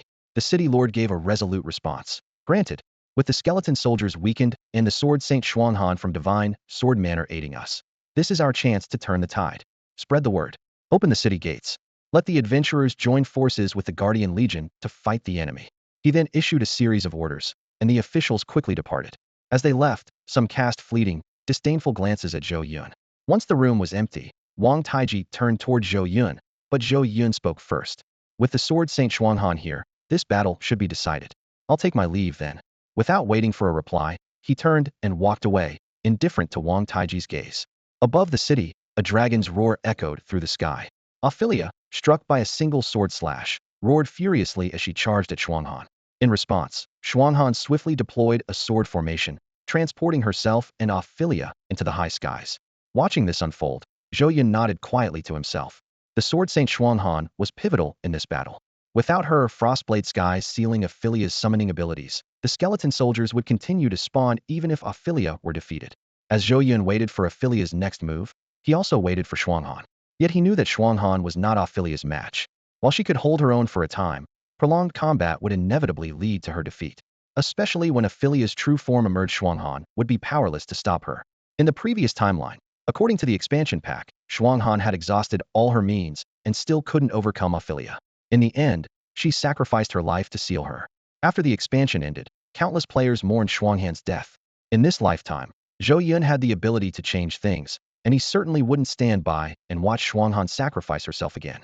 He stepped into a secluded alley, looked up at the sky, and murmured softly, "Login, Sword God." Ding. Would you like to log into your level 999 character, Sword God? Yes. In an instant, an invisible blade-like aura shot up from the alley, tearing apart the heavy clouds and revealing a bright, clear sky. The radiant moonlight spilled across the earth, drawing countless gazes upward as people couldn't help but look in awe. A tall, moonlit figure dressed in pale white appeared, as if guided by the moonlight itself, ascending slowly toward the full moon. That ethereal silhouette, like an immortal descended to the mortal world, stood strikingly against the soft, luminous glow of the moon. On the ground below, skeletal soldiers gathered in dense clusters, while above, the moon hung high in the sky. Though the figure's face and attire were indistinct, one glance was enough to feel the aura of elegance, excellence, fearlessness, and invincibility. It seemed as though no challenge could obstruct him and no adversary could rival him. He was like a peerless sword, effortlessly cutting through all obstacles. A swordsman. He must be a swordsman. No, he's the sword god. As a swordsman myself, I had once lost faith in my profession, but at this moment, I found a renewed sense of purpose and direction. The Sword Saint Shuanghan is powerful, but this figure is undeniably superior. Shuanghan's might is merely strength, but in him, I see the brilliance of invincibility. Am I losing my mind? Am I actually agreeing with what everyone else is saying? I've always prided myself on being a calm and collected assassin, yet right now, my feelings align completely with theirs. Just one glimpse of his figure is so profoundly moving. What kind of existence is he? If only I could exchange a single word with him. No, even seeing him from afar would suffice. Countless people gazed up in reverence as the figure rose higher and higher, completely overshadowing the intense battle between Ossiphus and Shuanghan on the other side. Despite the earth-shaking ferocity of their fight, it failed to draw anyone's attention. At Nanshan Park, Wanyanji. I've changed my mind. What? The Sword Saint Shuanghan is no longer my idol. He is now my lifelong belief. Bai Tiantan murmured softly as she gazed at the figure bathed in moonlight. Bai Yuanyuan said nothing, but she nodded in agreement. Li Huaxiang also tilted her head back, her eyes bright and full of admiration. So this is the true power of the sword. He hasn't even drawn his blade or made any move, yet he perfectly embodies the essence of swordsmanship. Lu Huizhong remained silent, his thin right hand gripping his sword hilt tightly. Once, he had believed he had reached the pinnacle of swordsmanship. But now? There's always someone better out there. A frog at the bottom of the well, that's all I was. With such brilliance before me, I must strive even harder. Hearing everyone's remarks, Huanyan's eyes held a trace of puzzlement. Although her feelings mirrored theirs, she couldn't shake the strange sense that the figure seemed familiar, as if it was someone deeply close to her. Shaking her head, she mocked herself. What a ridiculous thought. I need to stop overthinking. In the courtyard of the city lord's mansion, Wang Taiji gazed at the sky, his astonished expression tinged with contemplation and hesitation. Zhou Yun had just left moments ago, and now, this unparalleled figure had appeared. The appearance of that incredibly sharp and intangible sword intent was brief, but he could sense its location. It emerged near the city lord's mansion. This perfectly coincided with Zhou Yun's departure. There must be a connection between the two. He immediately came to this conclusion. However, as soon as the thought surfaced, he began to doubt it. He recalled that the mysterious figure who appeared at the frozen snowfield back then had wielded magical elements. This was something the Skywatch division had not disclosed to the general public, but as the city lord, he was privy to this information. Moreover, he had been present at the time and had witnessed many of the precursors to the frozen snowfield's anomalies, which were entirely different from the current sword intent that pierced the heavens. He was certain that the powerful figure from the frozen snowfield and this individual were not the same person. But could it be that Mr. Zhou was somehow connected to two different powerhouses at the same time? No, That was almost impossible. Yet, if that wasn't the case, how could one explain the coincidence of this powerful figure's appearance aligning perfectly with Zhou Yun's departure? Layers of confusion once again clouded his mind. High above the skies, Shuanghan and the zombie dragon Ophelia clashed fiercely in a series of rapid exchanges. Bang! Shuanghan's all-out strike was once again deflected by Ophelia's claws. Seeing this, Shuanghan frowned deeply, lightly tapped her toes, and retreated several miles. Heh. Ophelia let out a raspy, mocking laugh. Why aren't you attacking anymore? Weren't you the one who brought me here? Come on, keep attacking me. Ignoring the taunts, Shuanghan narrowed her eyes and said, Impossible. With your strength, how could you block my strikes so effortlessly? Unless. Her pupils contracted as she raised her sword and pointed it at Ophelia, her voice resolute. Unless you've ascended to become the zombie dragon king. Heh. Ophelia's massive body writhed, laughing as though she were human, shaking with amusement. After all this time, you're only now realizing something's wrong, she sneered. Then, her body stilled, and the two massive, ghostly flames in her eye sockets locked onto Shuanghan. With a sinister tone, she said, Congratulations, you guessed right. As she spoke, a crown of jade-like white bone materialized above her head. Shuanghan's expression shifted drastically. You've really ascended? Last time, you were just an ordinary zombie dragon. In such a short time, how is this even possible? Heh. Ophelia laughed once more, showing no urgency to continue the battle. She seemed to revel in Shuanghan's changing expressions. In stark contrast, Shuanghan's heart sank. A grave miscalculation. Even when Ophelia had been merely a zombie dragon, Shuanghan had only held a slight advantage over her. But now that Ophelia had ascended to become the zombie dragon king, her power had increased exponentially. There was no way Shuanghan could stand against her. This was bad. She clenched her teeth, her heart filled with bitterness. It doesn't matter if I die here, but the entire city below will perish because of my mistake. At that moment, a voice that seemed to resonate with the very heavens rang out across the land. Ding! The pinnacle of swordsmanship, the ultimate mastery of a swordsman. A supreme powerhouse, the sword god, has descended at this moment.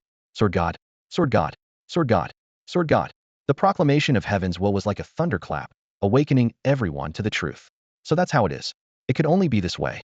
Only such an explanation made sense. Sword god. Orsiphi slowly turned to the figure ascending into the moonlit sky. Moments ago, it had sensed an unusual aura but dismissed it. Now, as the newly ascended zombie dragon king, it felt no fear. It wanted to see just what kind of swordsman could be worthy of the title god. Shuanghan also gazed at the figure rising above the clouds, her eyes reflecting a trace of defiance.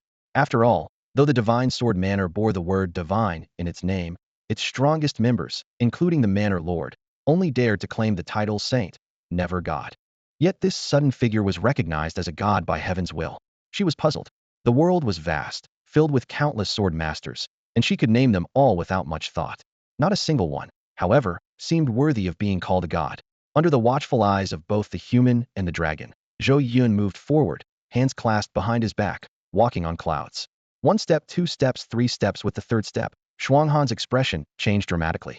The doubt, defiance, and confusion in her eyes vanished instantly, replaced by shock and reverence.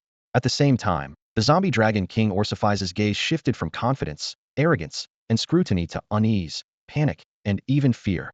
Senior. Shuanghan suddenly performed a respectful sword salute. The leader of the Scourge Legion, the zombie dragon king Orsiphi, stands before us. I humbly ask for your assistance. Shameless. Orsiphi jolted, angrily rebuking Shuanghan. You, as the sword saint of one of the sacred grounds, the divine sword manor, dare to seek an ally in battle? You are unworthy of being called a swordsman. After her outburst, she turned humbly to Zhou Yun, who was now within reach, lowering her head. Oh, great sword god, though you are a mighty human, there has been no enmity between us. Humans have a saying. You walk your sunny path, and I'll cross my single log bridge. Perhaps we could pretend not to see each other and go our separate ways? If you ever need help in the future, as the leader of the Scourge Legion and now the zombie dragon king, I might prove useful to you. Oh, Zhou Yun's lips curved into a faint smile. So, what you're saying is that you recognize you are no match for me, and in exchange for your life, you offer to serve me in the future. Is that correct? The ghostly flames in Orsiphi's eye sockets flickered violently. Zhou Yun's blunt words were a deep humiliation. Yet, the situation was dire. From Zhou Yun's every gesture, she realized she was entirely outmatched, with no chance of resistance. So, despite her frustration, she could only maintain her humility, even adopting a fawning tone. Yes, my lord. Oh, Zhou Yun nodded, seemingly satisfied with her attitude. Seeing this, Shuanghan grew anxious. Senior, please, don't listen to her.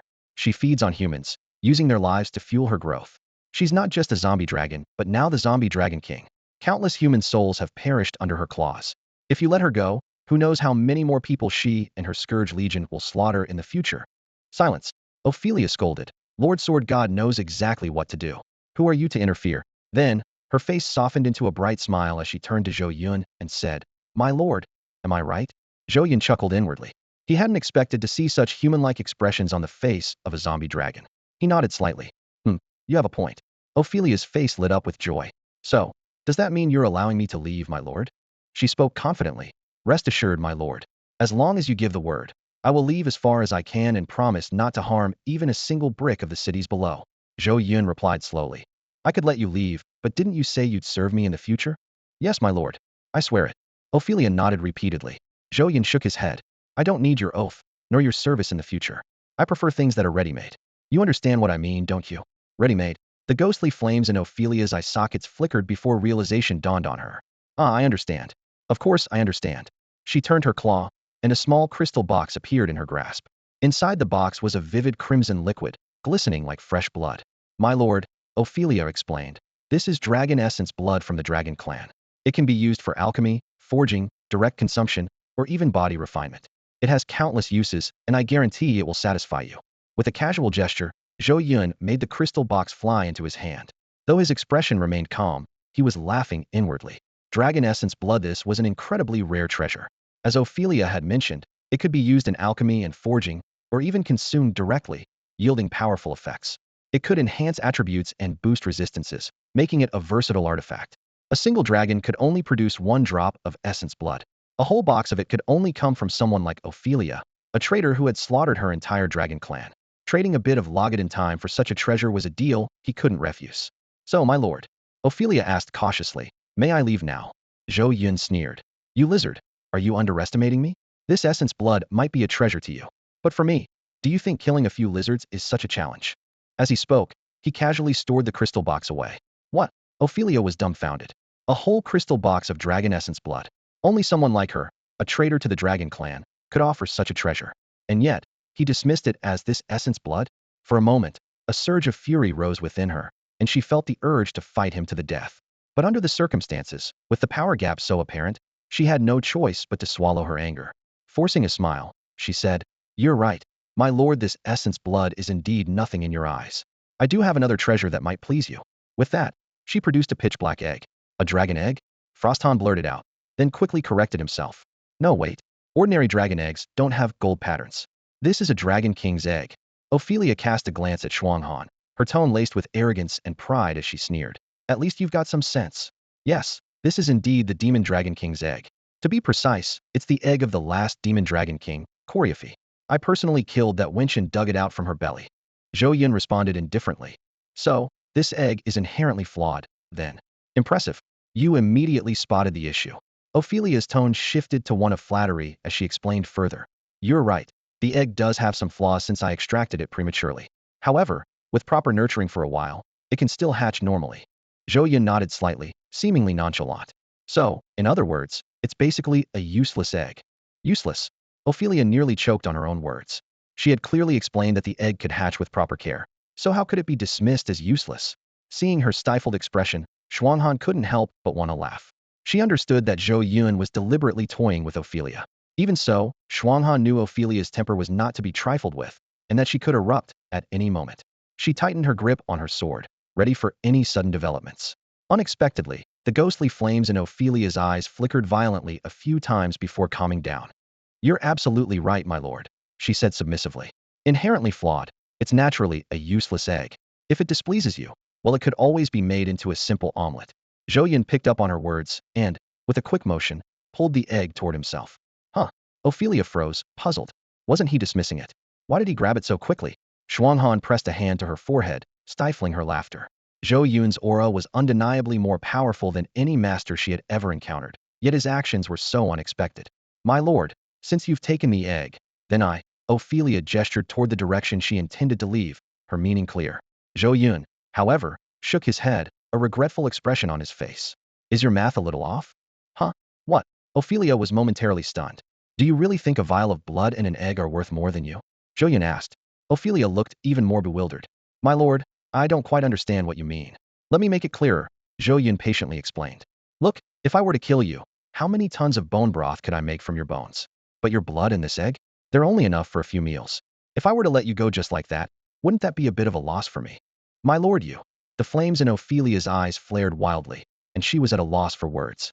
She couldn't believe that Zhou Yun had reduced her to a walking pot of bone broth, comparing her to mere blood and an egg. Humiliation and rage surged within her. How many years had it been since someone dared to insult her like this? The last time a fellow demon dragon had disrespected her, she had wiped out the entire demon dragon clan in retaliation. Now, after so many years, this alto familiar yet foreign feeling had resurfaced.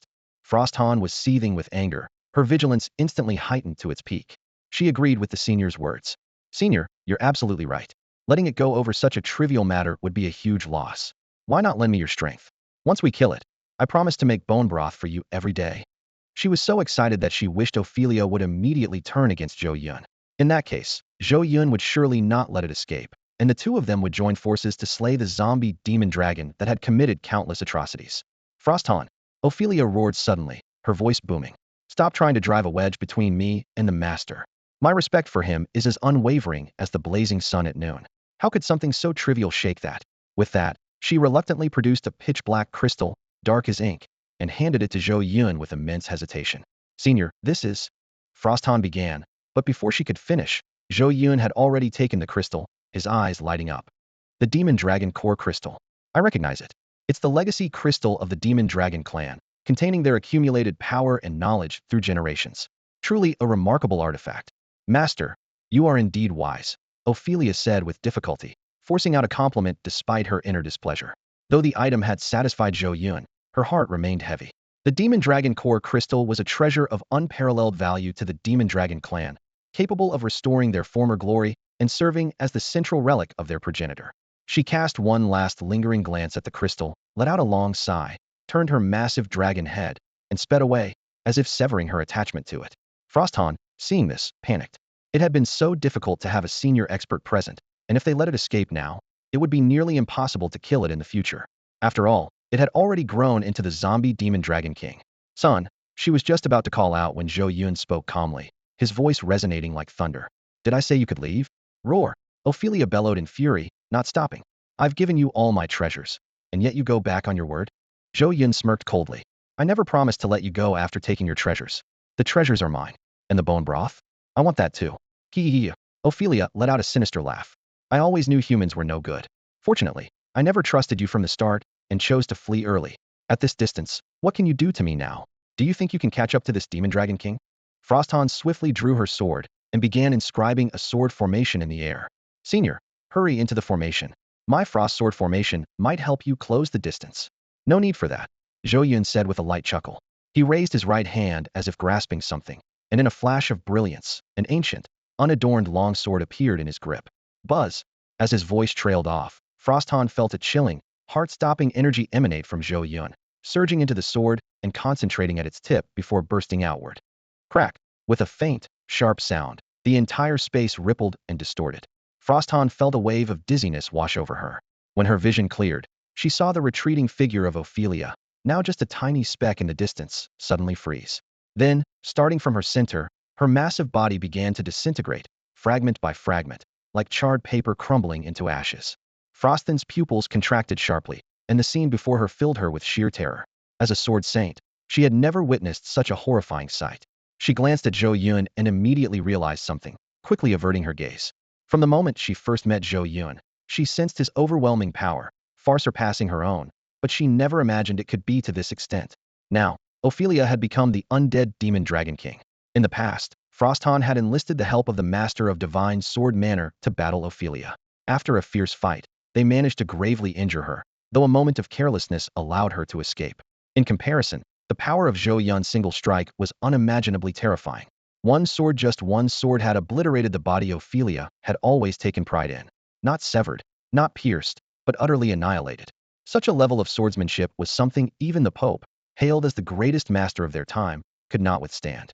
Thinking of the Pope's arrogance when he visited Divine Sword Manor a year ago, Frosthan glanced at Zhou Yun's back, hesitant to speak. After gathering her courage, she finally managed to say, Senior, please calm yourself.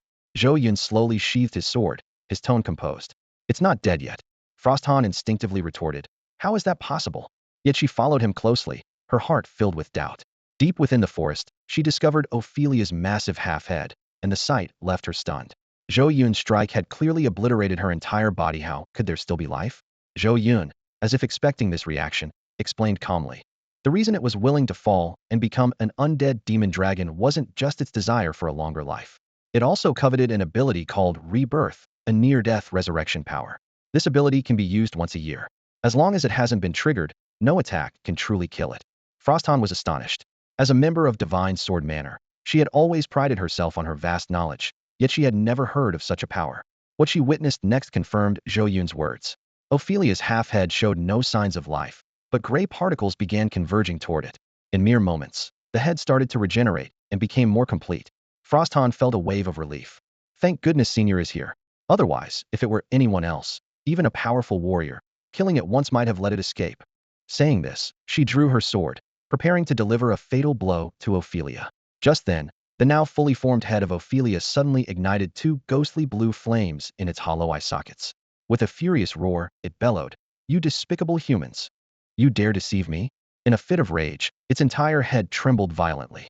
Shameless. Zhou Yun's eyes narrowed slightly as he coldly asked, "Who are you talking about?" Ophelia's head jolted sharply, and the flames in her eye sockets reflected a frosty shadow. Of course it's her. That vile woman.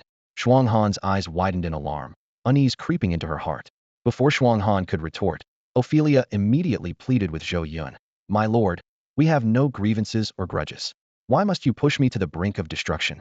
Zhou Yun grinned, revealing his perfectly aligned teeth. "Because I have a feeling you're hiding something and still keeping some treasures from me." Hearing this, Ophelia's expression grew aggrieved, and though she had fallen into the form of a zombie dragon and could no longer shed tears, her voice was filled with sorrow. "Injustice, my lord." Her voice was full of despair. "I swear upon the ancestor of dragonkind, the only 3 treasures I had have already been offered to you." Zhou Yun shook his head firmly, slowly drawing his sword. "Any creature only tells the truth when faced with death. So, I think you'd better take another strike from me." "Please no, my lord." Ophelia was so terrified that her soul nearly fled her body. "I do have one more treasure. I'll present it to you right now." "There really is more." Chongqing blinked, for the first time feeling a bit naive. "Then hand it over," Zhou Yun said, pointing his sword at Ophelia. "Yes, of course." Ophelia stammered as she extended her no-regenerated skeletal claw. As she clenched it slowly, a sudden shroud of darkness enveloped her completely. The abrupt change caught Chongqing off guard. The ominous darkness exuded an intense aura of death and misfortune. The moment it dissipated slightly, Chongqing felt dizzy and weak, retreating several kilometers before she barely escaped its influence. When she finally stopped, she was startled to find Zhou Yun standing right beside her. "Elder," she exclaimed, staring fearfully at the dark energy ahead. "What is this dark energy? I can feel Ophelia's power growing rapidly." Zhou Yun, however, remained calm and replied leisurely, "No need to panic." In order to quickly enhance her strength, she had previously created numerous clones and sent them across the world. Unlike your Frost avatar, her clones can not only grow independently, but also merge back with her in a very short time to boost her power. "Elder Yu." Chongqing looked at him in astonishment. As the dual master of the Frost Hall and Cold Hall of the Divine Sword Manor, only she and the Manor Lord knew about her Frost avatar's ability to create clones. The Manor had sent her to confront Ophelia precisely because her Frost avatar could counter Ophelia's clones one by one. Yet Zhou Yun had effortlessly revealed this closely guarded secret. Zhou Yun ignored her probing gaze and instead addressed the darkness. "Are you done yet? I'm starting to get impatient." "Waka kaka." With a shrill cackle from Ophelia, the dark shroud around her rapidly contracted, revealing her new form. Compared to before, her body had grown significantly larger, her aura more overwhelming. Her previously pallid bones now gleamed smooth as jade, faint golden patterns shimmering across their surface. The crown atop her head shocked Chongqing even further. It was no longer the white jade crown symbolizing the zombie dragon king, but had transformed into a dazzling golden crown. "The zombie dragon emperor!" Chongqing cried out in disbelief. Luoyang City. Chongqing had been locked in an intense battle with Ophelia for quite some time, her body covered in wounds. Suddenly, she felt a strange sense of relief.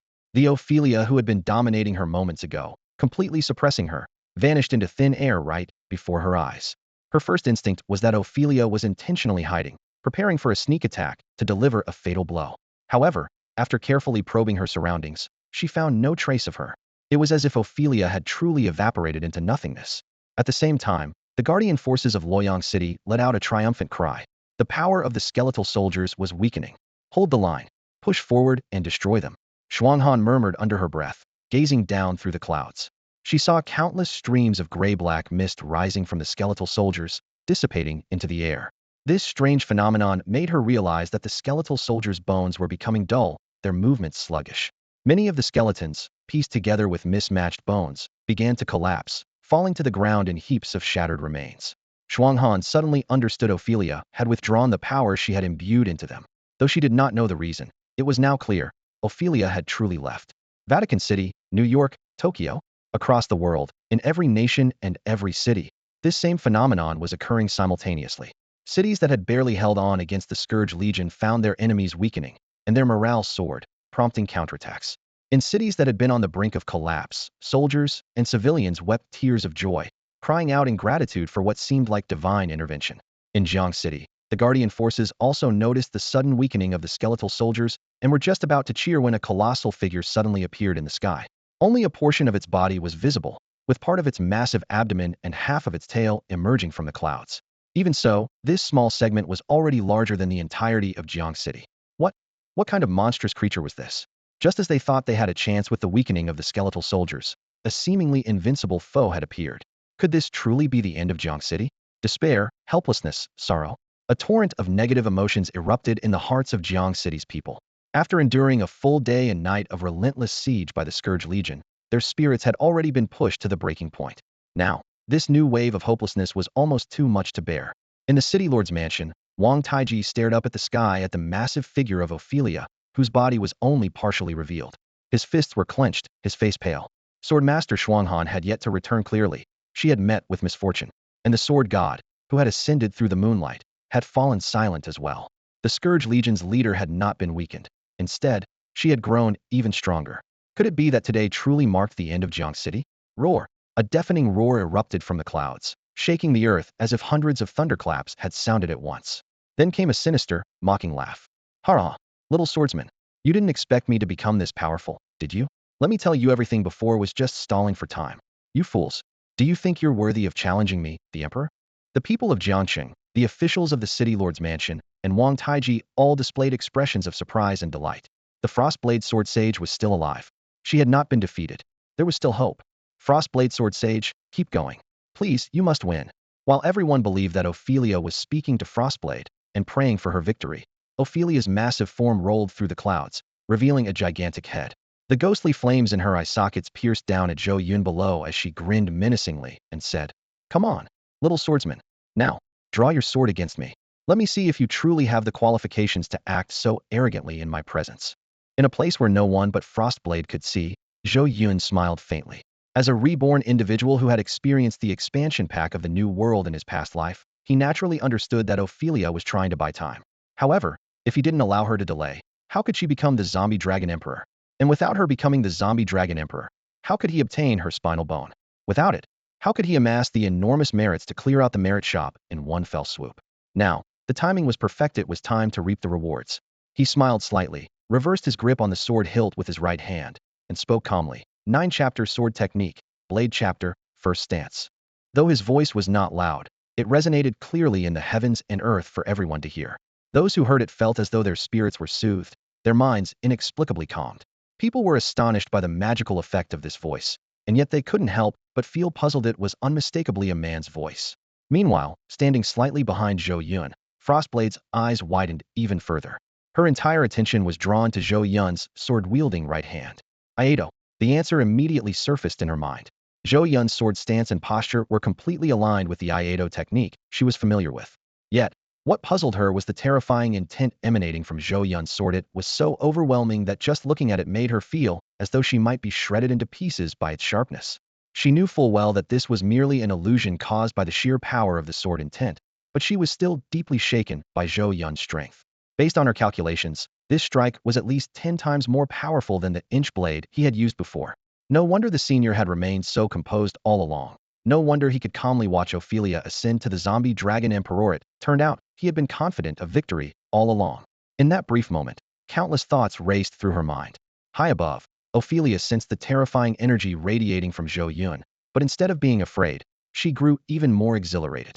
Layer upon layer of translucent gray-black barriers formed in front of her, firmly protecting her. Come on, kill me, she shouted eagerly, her eyes wide with anticipation. As the words kill me left her lips, Zhou Yun, after a second of preparation, was ready. He softly murmured 3 final words, as if releasing a sigh. Divide yin and yang. TSSS. Everyone heard a faint tearing sound. Then, they saw the world split into 2 halves, divided by a brilliant white line that ran through Ophelia's body. In that moment, time seemed to freeze across the heavens and earth. A split second later, a harrowing, anguished, resentful roar filled with hatred erupted from Ophelia's mouth. Its massive body began to plummet rapidly, slicing through the clouds, before finally splitting in 2. The blinding white line, like a blade cutting through the world, swiftly contracted and disappeared. The people in Chongqing stood in stunned silence, their eyes fixed on the colossal skeletal dragon falling from the sky, their hearts shaking with disbelief that refused to settle. Such a powerful bone dragon had been felled in a single strike. What kind of strength must the one who wielded that sword possess? Compared to them, Frosthan, standing closest to Zhou Yun, felt an even deeper sense of shock. Before Zhou Yun unleashed his strike, Frosthan had sensed that the power of this sword, named Divide Yin and Yang, was merely 10 times stronger than the range of an ordinary strike.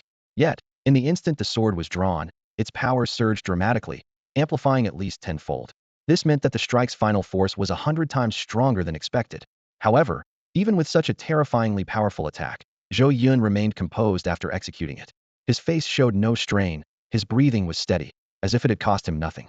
Frosthan felt a chill run down her spine, her hair standing on end, and she shuddered inwardly, grateful that she was an ally and not an enemy. Who could possibly stand against him? In the sky, Ophelia continued to plummet, roaring and struggling desperately. It tried with all its might to pull its body back together, but an invisible force restrained it, making the task impossible. What terrified it even more was the rapid weakening of its own spirit. This realization filled it with dread. For skeletal creatures, zombies, and other undead beings, the body was merely a vessel for the spirit. At a certain level, the body ceased to be a limitation for the spirit. Even if the body became completely unusable, as long as the spirit remained, it could inhabit another vessel and continue to exist. Ophelia, as the zombie dragon emperor, was an extraordinary case. Its body was incredibly strong, and its spirit was supposed to be indestructible. Yet now, with its body severed and unable to mend, even its spirit was disintegrating rapidly, heading toward obliteration. Once its spirit fully dissipated, true death would follow. No, no, I don't want to die. I won't die. I am the great zombie dragon emperor. Who can judge me? Who can kill me? How could I possibly die? It summoned every ounce of strength to preserve its spirit, but it was futile. No matter how hard it tried, it couldn't slow the disintegration of its essence. Boom. Its massive body finally crashed to the ground, flattening several mountain ranges and causing the earth to quake. In its final moments, it saw Zhou Yun standing before it. The faint flames flickering in its hollow eye sockets dimmed as it spoke weakly. Why? Why? Even after I ascended to become the zombie dragon emperor, could I not withstand a single strike from you? I wasn't careless. I gave it my all to defend. Tell me, why? Or I will die with regrets. Frosthan, who had followed closely behind Zhou Yun, also perked up her ears, eager to know the source of Zhou Yun's immense power. Zhou Yun, however, merely smiled faintly and countered with a question. Why should I let my enemies die without regret? Watching you die in frustration brings me far more satisfaction. The flames flickering in Ophelia's eyes seemed to be battered by a hurricane, swaying violently and almost extinguished. In her final moments, she asked softly, "Can I ask you one more question?" Zhou Yun glanced at the remaining login, time exactly 20 seconds left until the 5-minute mark, and nodded. "Go ahead. Can you spare me? I think I can still be saved." Her voice was laced with despair. Zhou Yun remained silent for a moment before replying. "Let me ask you a question too." "Ask away." The flames in Ophelia's eyes flared up faintly. Zhou Yun stared at her coldly. "Are you absolutely sure? You have no other treasures left?" "I really don't have anything else," Ophelia said desperately, her voice quivering. "Other than the few things I gave you, everything else was used to increase my power. I swear." Before she could finish, Zhou Yun thrust his sword straight into her skull, cutting her off mid-sentence. "If you didn't have any treasures, you should have said so earlier. Wasted my time," he muttered. Leaping onto Ophelia's spine, he extracted her second vertebra with precision, then disappeared in a flash of sword light. The entire sequence was seamless, leaving Chongqing stunned and unable to react. Watching Ophelia's body begin to disintegrate into ashes, Chongqing turned toward the direction Zhou Yun had vanished. Suddenly, she clutched her head in frustration, berating herself. "Chongqing, what are you even doing? He's gone, and you don't even know his surname. You're so stupid." Meanwhile, Zhou Yun had already returned to an alleyway in Jiang City, logging out just in time. Ding. You have successfully logged out. Current role, Sword God. Total session duration, for minutes, 59.98 seconds. 500 points of family value consumed. Remaining family value, 132 points. Ding. You successfully killed the leader of the Scourge Legion, the final stage boss, the Undead Dragon Emperor. Reward, 100 million merit points. Exhaling a sigh of relief at the system notification, Zhou Yun felt a wave of satisfaction. Although the session had cost him 500 family value points, the rewards were enormous. Not only had he earned 100 million merit points, but he had also obtained 3 treasures from Ophelia and successfully extracted the second vertebra of her final form. He glanced at the bone in his hand. The second vertebra of a dragon was particularly special, the essence of the entire dragon skeleton. It had the ability to change size and could be used to forge weapons that were not only size adaptive, but also imbued with a portion of the dragon's power. This material was incredibly rare and powerful, which was why he had been willing to spend 500 family value points to push Ophelia into her final form. As for the other items, the dragon egg, recognized by the heavenly Tao as a culinary ingredient, had already been stored in his cooking space. In his possession, he also held a dragon core crystal and a vial of dragon blood essence. To be honest, acquiring the dragon core crystal was an unexpected bonus. With proper use, it could even be used to create an entirely new dragon species. However, he hadn't decided on exactly how to utilize it yet. The dragon blood essence, on the other hand, was what intrigued him the most. Its applications were vast, but its greatest potential lay in alchemy. The problem was, alchemy was a skill exclusive to alchemists, a profession that would only be introduced after the expansion pack in his previous life. This meant he would need to find an alchemist mentor after the Scourge event to learn the skill. Alchemy, he murmured to himself, filled with anticipation. Among the life skills he currently possessed, cooking and forging had already proven immensely beneficial. He couldn't help but wonder how alchemy might synergize with his spirit master abilities to create even greater wonders. As he envisioned the possibilities, a clear, ethereal voice called out from behind, startling him. "Senior, it's you, isn't it? How did she find me?" Zhou Yun pretended not to notice, quickly stashing away the items in her hands as she began to walk forward, hoping to avoid any confrontation. However, she hadn't taken more than 2 steps when a flurry of frost and snowflakes fell, and Shuang Han appeared right in front of her. "Senior," Zhou Yun exclaimed with delight. "It really is you, the Sword Saint." She froze for a moment before her excitement burst forth. "Shuang Han, the Sword Saint. It's truly you. That ferocious dragon, so powerful, and yet you slew it with a single strike. It's incredible. I've loved swordsmanship since I was a child, and you are the guiding light on my path of swordsmanship." As she listened to Zhou Yun's endless stream of admiration, Shuang Han's eyes betrayed a hint of confusion. Could I have mistaken her for someone else? But that doesn't seem right. Ever since this person appeared, her entire being has been shrouded in a faint layer of sword energy, making it hard to discern her features. Yet her figure, her voice, everything about her is identical to my senior. However, when she saw Zhou Yun pull out a jar of tomato sauce and a basting brush, asking for an autograph, Shuang Han couldn't help but feel both amused and exasperated. For someone of her senior's stature, such an action would be utterly impossible. It seems, I truly have the wrong person. Having reached this conclusion, the fervor in Shuang Han's gaze quickly dissipated, replaced by polite composure and humility. She was just about to take the brush and sign her name on Zhou Yun's clothing when another figure entered the alley. "Mr. Zhou, the Sword Saint." The voice belonged to none other than Wang Taiji, the city lord of Chongqing. The sight of him made Zhou Yun's head ache instantly. As expected, Wang Taiji's gaze darted between Shuang Han and Zhou Yun, his astonishment swiftly giving way to contemplation, then to realization, and finally to delight. "Huh." Wang Taiji laughed heartily as he approached Zhou Yun. "Mr. Zhou, I knew it. There was no way you would stand by idly while Chongqing faced such peril. If I'm not mistaken, you must have been the one to invite Shuang Han, the Sword Saint here, right? And the one who summoned the Sword God, who ascended under the moonlight. That must have been your doing too. Am I right?" Speaking in a single breath, Wang Taiji had already reached Zhou Yun and Shuang Han. He promptly bowed to Shuang Han. "City Lord of Chongqing, Wang Taiji, at your service, Sword Saint." Shuang Han blinked, her previously firm conclusion beginning to waver. She glanced at Wang Taiji, then back at Zhou Yun. Zhou Yun held his head in his hands, feeling utterly helpless. Of all things, he had never imagined Wang Taiji would appear at this moment. And with such an overactive imagination, no less. He quickly tried to explain. "City Lord, you've misunderstood. I just happened to run into the Sword Saint here. Her esteemed identity is far beyond my reach. I couldn't possibly have invited her. As for the Sword God you mentioned, who ascended, that has absolutely nothing to do with me." To his dismay, Wang Taiji didn't believe a word of his explanation. Instead, his expression grew even more suggestive. "Oh, come now. If the Sword Saint wasn't invited by you, how could it be such a coincidence that right after the dragon's demise, you would happen to encounter her in such a remote and deserted place? And if the Sword God wasn't summoned by you, how is it that the moment you left the City Lord's residence, the Sword God suddenly appeared? Not to mention the surge of sword energy when the Sword God emerged, it just so happened to originate from this very alley, didn't it? He deliberately emphasized the word clever as he spoke. Hearing this, Shuang Han nodded repeatedly, feeling secretly pleased. But don't worry. I understand. What happened here heaven knows. Earth knows, you know, and we know. I promise, not a word will slip, not a fourth person will know. Zhou Yun looked at Shuang Han's increasingly peculiar expression, gave a wry smile, and opened his mouth to say something, only to feel that any explanation would only make things worse. Just as he was at a loss, a shout came from outside the alley. The dragon is dead. The skeleton soldiers have weakened significantly. Brothers, it's time to earn some merits. The heroes of the Guardian Legion have held on long enough. It's our turn now. The four city gates east, south, west, and north are all open. Charge. Zhou Yun's spirits lifted as his blood surged with excitement. The gates are open. Finally, I can go and fight the skeleton soldiers. Earning merits is the priority, excuse me, both of you. With that, he turned and left without looking back. Watching Zhou Yun leave, Shuang Han quickly followed, saying, the dragon may be dead, but there are still plenty of skeleton soldiers left. We mustn't let our guard down.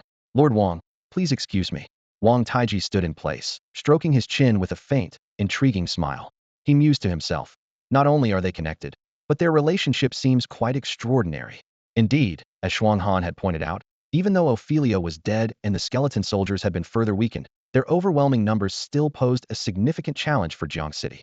However, with Shuang Han's assistance, the entire city united its efforts, and after nearly 2 days of hard work, only a handful of skeleton soldiers remained.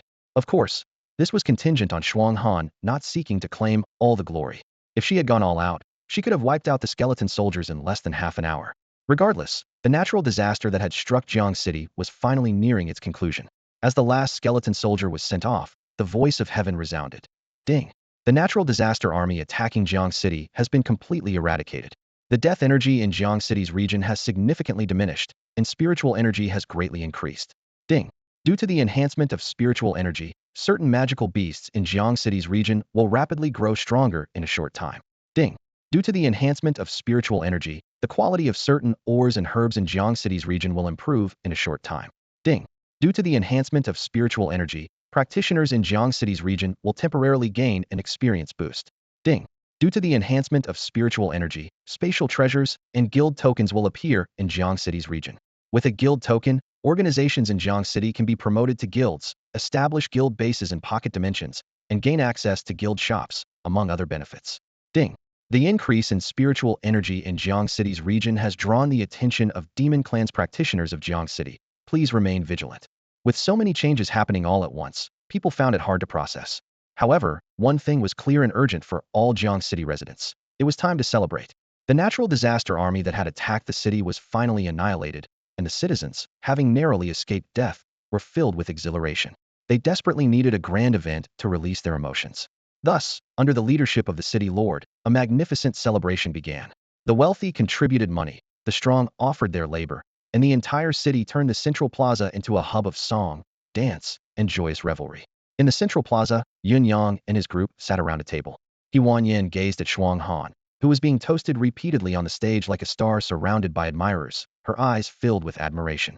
If only I could be as powerful as her one day, she said. Huh? Li Huaxiang asked in surprise. Why her? Isn't the moonlit sword god even more impressive? He Yin smiled and replied. The moonlit sword god is someone out of reach. Shuang Han, the sword saint, feels more real and attainable. That's true, Li Huaxiang agreed, and the others nodded slightly as well. He Yin turned to Zhou Yun and asked softly, you know the city lord, don't you? Could you ask him to introduce me to Shuang Han, the sword saint? You want to meet her? Zhou Yun looked at He Yin, then glanced at Shuang Han in the distance, feeling a bit taken aback. From her tone and expression, it was clear that He Yin had developed a sort of idol-like admiration for Shuang Han. However, before he could respond, Shuang Han seemed to notice his gaze. She smiled faintly, raised her wine glass, and walked toward him. As the Frostblade Sword Saint gradually approached, Lu Huizhong appeared calm, but the sisters Bai Tiantian and Bai Yuan, along with Li Huaxiang and He Yang, felt their hearts racing. After the calamity, nearly all the women in Chongqing regarded the powerful female Sword Saint Frostblade as their idol, filled with admiration. These women were no exception. seeing Frostblade walk right up to them. Their excitement was written all over their faces. Being able to meet their idol up close left them overjoyed. Meanwhile, the other people in the square began whispering among themselves upon Frostblade's arrival, speculating about the relationship between He Wanyang's group and the Sword Saint. Their curiosity piqued. Frostblade's actions made the group even more nervous, but in the presence of their idol, they decided to face the moment bravely. Just as they prepared to raise their cups for a toast, Frostblade, holding her own cup with both hands, turned toward Zhou Yun, who had his back to her, and offered a toast. To Senior, from Frostblade. The scene left everyone present stunned. To Senior? The Sword Saint has a senior? The crowd was shocked. Could Zhou Yun really be that master blacksmith? Yes, it was indeed him.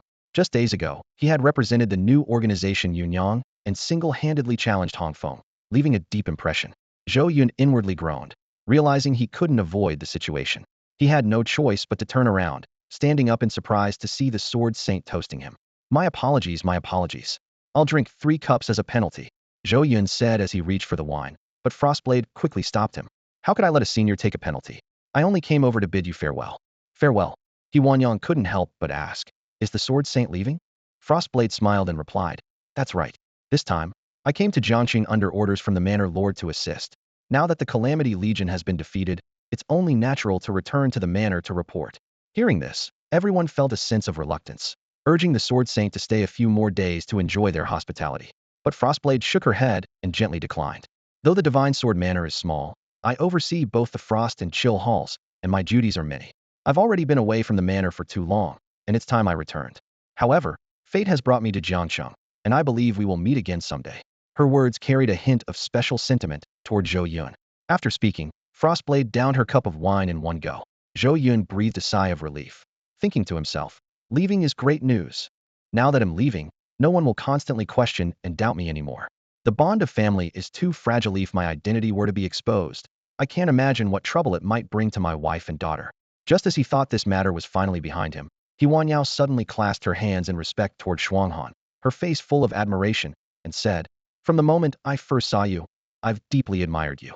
Now that I hear you're leaving, I have a bold request. I wonder if you might grant it. Shuanghan was clearly surprised by this, but she smiled warmly and replied, what is your request? Please, tell me. If it's within my power, I will gladly fulfill it. Hearing this, He Wanyo's eyes lit up with hope. She took a deep breath, gathered her courage, and said, please, Sword Saint, take me as your disciple. With that, she bowed respectfully. Her words caused an uproar among the crowd. Wow, that's so clever. Why didn't I think of that? Someone exclaimed from the crowd. Becoming the Sword Saint's disciple would be like ascending to the heavens in one step. Who wouldn't want that? Being the disciple of the Sword Saint alone would be enough to command awe wherever you went. On top of that, it's practically a direct entry into Divine Sword Manor. Who knows? You might even unlock a rare class. What a dream.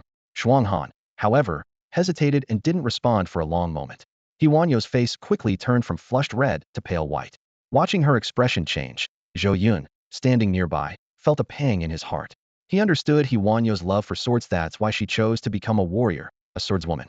He also knew how much she cherished her craft. Her excitement and pure joy when mastering a new skill, when seeing the swords he forged, or when receiving the Frost Sky Sword's inheritance jadeite, was all so genuine and infectious. So, her admiration for Shuanghan, another woman and a master swordswoman, made perfect sense to him. Her public request to become Shuanghan's disciple, though unexpected, was entirely in character. I should have seen this coming, he thought with a wry smile. But since Wanyao had gone this far, how could he, as her husband, not support her? Sword Saint, he said softly, pouring another cup of wine and raising it, please grant her wish. I, Zhou Yun, will be forever grateful. With that, he drained the cup in one swift motion. Shuanghan's pupils dilated slightly, her gaze shifting as if weighing her decision. Finally, she spoke. For personal reasons, I'm unable to take you as my disciple. However, if you're willing, I can accept you as a disciple on behalf of my master. What do you think? Huh? He Wanyao froze, completely caught off guard. She had considered many possible outcomes, but not this one. The crowd was equally stunned. What was going on? So instead of becoming the Sword Saint's disciple, she was now her junior sister? That was unexpected, to say the least. Seeing He Wanyao still in shock, Zhou Yun quickly prompted her, what are you waiting for? Thank the Sword Saint. Snapping out of her daze, He Wanyao exclaimed excitedly. Thank you, Sword Saint, for your generosity. Ding. Family bond value 100. Shuanghan chuckled lightly and said, you don't need to call me Sword Saint anymore. My name is Shuanghan Qingli. Since I'm taking you on as a disciple on behalf of my master, You're now my junior sister. You may call me senior sister Shuanghan. He Wan Yao was overjoyed and repeatedly said, "Thank you, senior sister Shuanghan." After the formalities, Shuanghan gave He Wan Yao a few words of advice before leaving gracefully. As the crowd watched her departure, a sense of loss filled the air. Many people beat their chests in regret, thinking that if they had stepped forward to ask, they might have become Shuanghan's junior siblings too. Though Shuanghan had left, the celebration continued. As the host, Wang Taiji was about to say something when a woman suddenly rushed into the square, panic-stricken. She ran straight to him, shouting, "Boss, something terrible has happened." The madam suddenly burst into flames, and no matter what we do, we can't put it out. Please, come quickly. One moment, Wang Taiji was all smiles, but the next, his expression changed drastically. He dropped the microphone and dashed away. The people in the square exchanged puzzled looks, speculating about what might have happened. Did something urgent happen at the host's home? Someone whispered, "I heard his wife caught on fire." The comment elicited laughter from the crowd, who dismissed it as an exaggerated joke after all. How could someone literally be on fire and not be extinguished? Most people brushed off the odd interruption without much thought. To them, Wang Taiji was merely the host. Few knew he was actually the lord of Jiangqing. Only a select few realized the gravity of the situation, including Zhou Yun and his wife. Hearing the commotion, He Wan Yao whispered to her husband, "Honey, does his wife have a terrible temper?" Zhou Yun froze for a moment, then asked, "A terrible temper? She's on fire and can't be put out." Duisent, that just means she's furious and inconsolable? He Wan Yao's interpretation left Zhou Yun both amused and exasperated. For those unfamiliar with Wang Taiji, such an assumption seemed reasonable. But Zhou Yun, having interacted with Wang Taiji a few times, knew better. Wang Taiji would never lose composure over a domestic argument, let alone abandon everyone to rush home. Moreover, the description of someone being on fire and unable to extinguish it reminded Zhou Yun of a peculiar punishment inflicted on a certain special group in a past life. Suddenly, a realization struck him. He shot to his feet and announced to the group, "I have an urgent matter to attend to. Please excuse me." Without waiting for a response, he hurried away. Meanwhile, Wang Taiji had rushed to the back courtyard of the city lord's mansion. There, on the ground, a figure engulfed in flames was writhing and wailing in agony. The cries were heart-wrenching, and it was clear the fire was no ordinary blaze. Any vegetation the flames touched instantly turned to ash, and even the ground scorched black upon contact. Not far from the burning figure, a young woman in a long dress knelt on the ground, sobbing in despair. "Miss, it's all my fault. My medical skills are too inadequate. I can't save you." Behind her stood over a dozen individuals of varying appearances and attire, their faces heavy with sorrow and helplessness.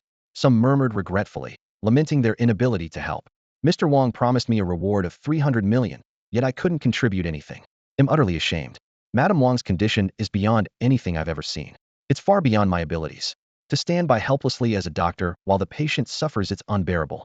Mr. Wang is a good man, and Madame Wang is kind as well. Fate has been so cruel to them." Amid this collective guilt and helplessness, Wang Taiji burst onto the scene.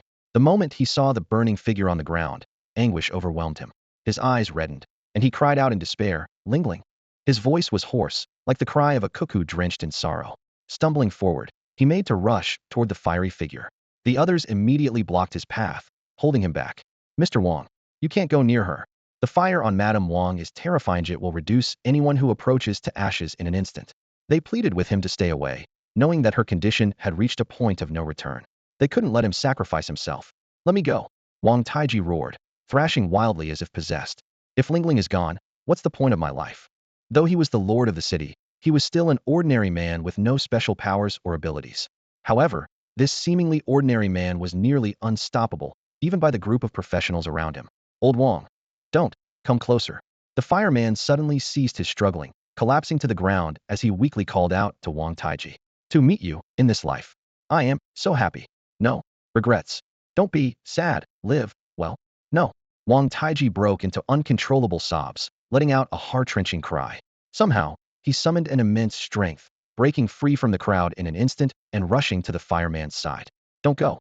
His trembling hand reached out toward the fireman, the searing flames scorching his palm, turning it red and blackened in moments. Yet he seemed oblivious to the pain. "Lingling, don't leave me, don't go," he pleaded desperately. You said if I listened to you, you'd always stay by my side. I got us out of the valley, just like you asked.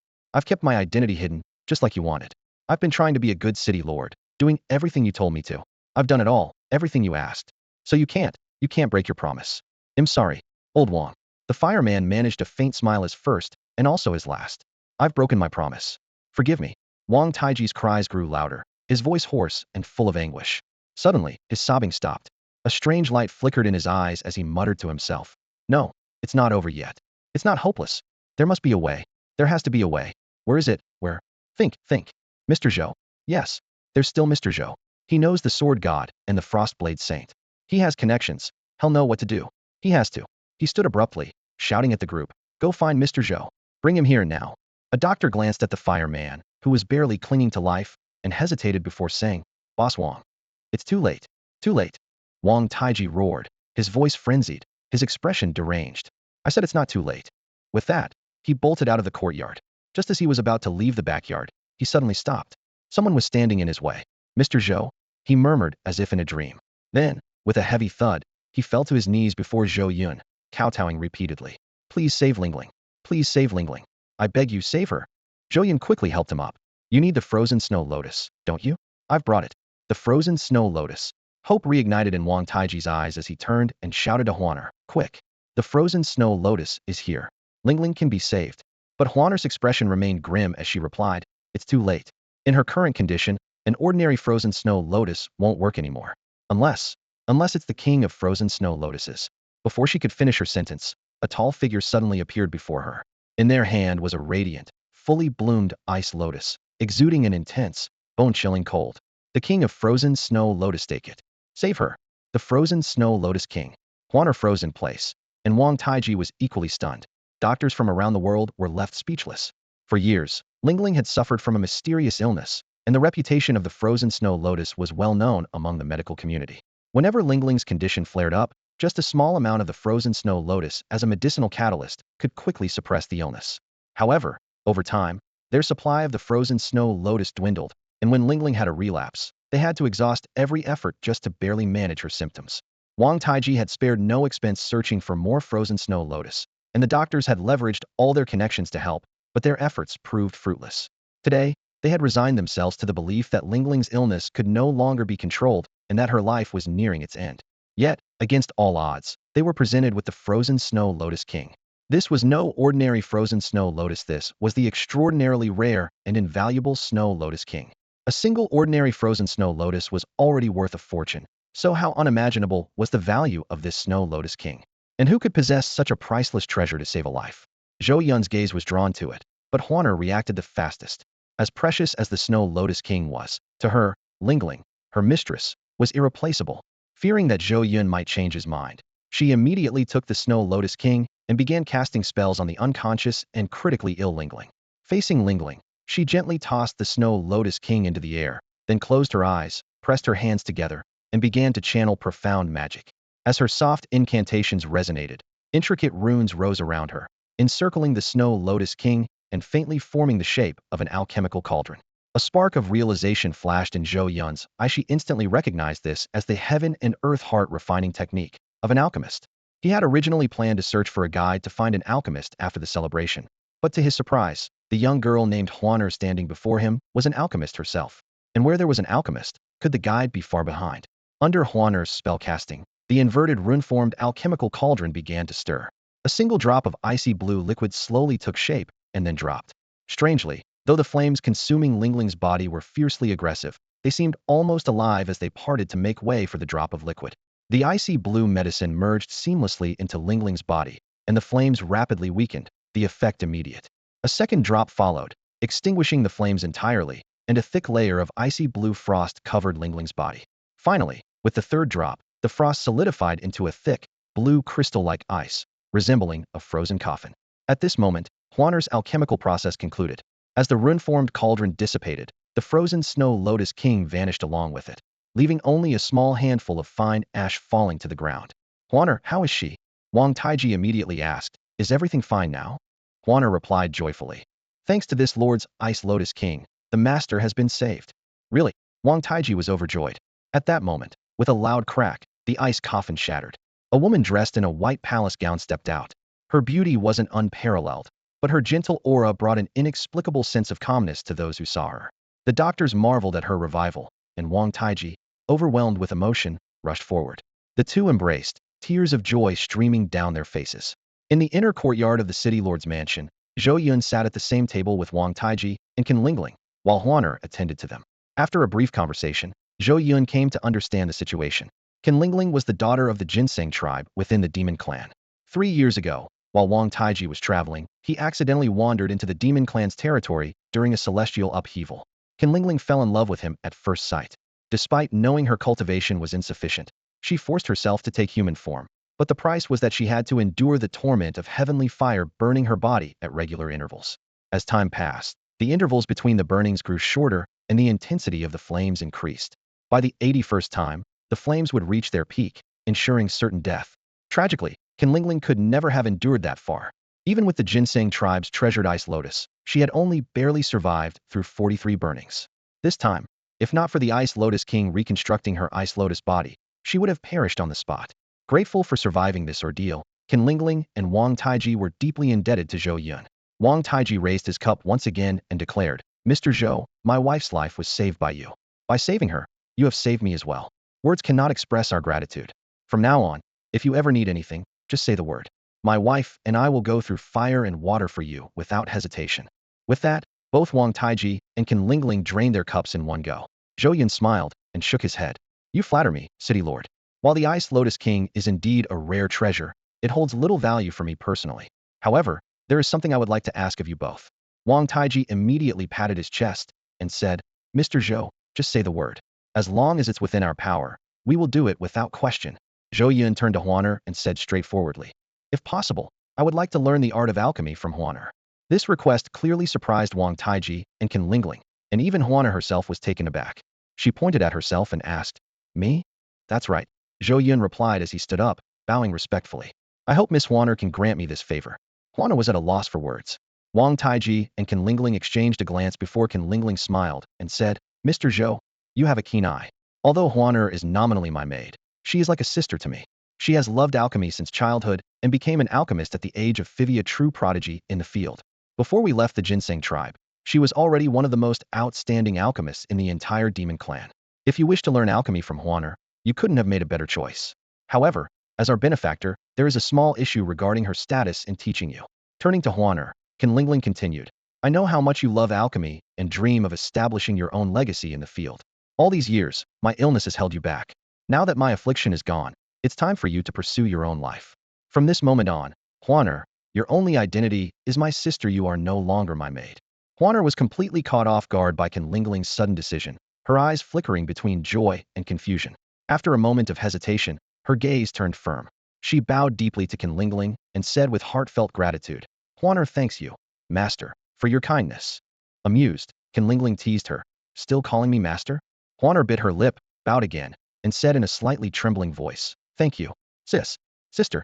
Qin Lingling and Wang Taiji exchanged smiles. With their support and the fact that Zhou Yun had saved Qin Lingling, Huaner successfully learned the art of alchemy.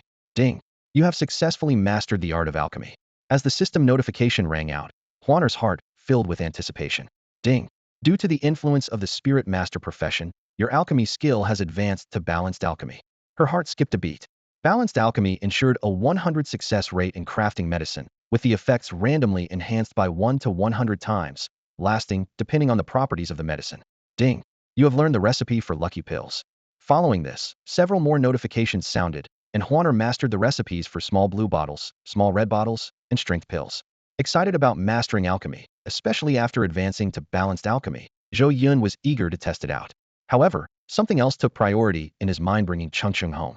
Because he had been leveling up, Zhou Yun hadn't brought Chongqing back yet. During the Legion of Calamity's siege, he was even more worried that Chongqing might be frightened.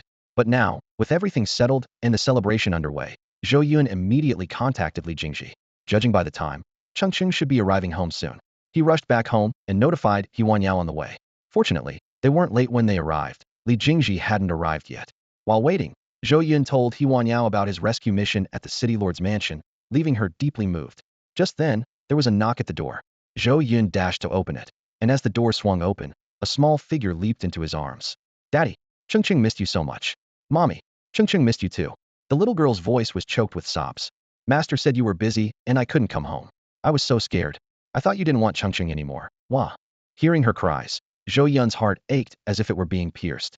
He held her tightly and said with deep remorse, "It's Daddy's fault. Daddy was wrong. Daddy should have come to get you, Chongqing." He Wanyao stood by, comforting Chongqing, while Li Jingji smiled gently and quietly left. After a while, Chongqing finally calmed down, her tear-streaked face looking up as she pleaded, "Daddy, Mommy, promise you won't leave me again, okay?" "We won't. Definitely not. Never again," Zhou Yun and Yao assured her repeatedly until Chongqing finally smiled. "Daddy," she suddenly said, "I'm so hungry. I want to eat your sweet and sour ribs." Zhou Yun immediately agreed. "No problem. Daddy will make them right away. It'll be ready in no time." The next day, after Zhou Yun and Yao promised multiple times to pick Chongqing up in the afternoon, she finally agreed to go with Li Jingji to the Beast Palace. Once Chongqing left, Zhou Yun and Yao began another busy day. Unlike the previous days, this time Zhou Yun and Yao worked separately. Zhou Yun felt a sense of urgency welling up inside him. Although he had easily slain Ophelia during the Legion of Calamity's siege, he knew this was not a sustainable solution. The members of Yunyang had already become the top experts in Jiang City, with formidable combat capabilities. Zhou Yun realized he no longer needed to follow them to level up or search for guild tokens. His priority now was to experiment with the balance alchemy technique to enhance his own power. He understood that the advantages of familial bonds and max-level characters were not limitless, and the responsibility of protecting his wife and daughter would always remain. As time passed, other professionals would continue to grow stronger, while the strength of magical beasts and major sects would also increase. Zhou Yun felt that if he didn't accelerate his own power growth, he would struggle to face the increasingly severe challenges ahead. He held great expectations for the spirit master profession, sensing deep down that, in this lifetime, this profession might allow him to surpass the combat strength of his max-level character from his past life. He even felt there was a possibility of breaking through his limits to achieve godhood. Arriving at the forge, Zhou Yun purchased 4 types of herbs from the auction house: small bluegrass, small red grass, power grass, and 4-leaf clover. His current level restricted the herbs he could use, and the newly discovered herbs were still beyond his reach due to his insufficient level, which also prevented him from learning the corresponding alchemy recipes.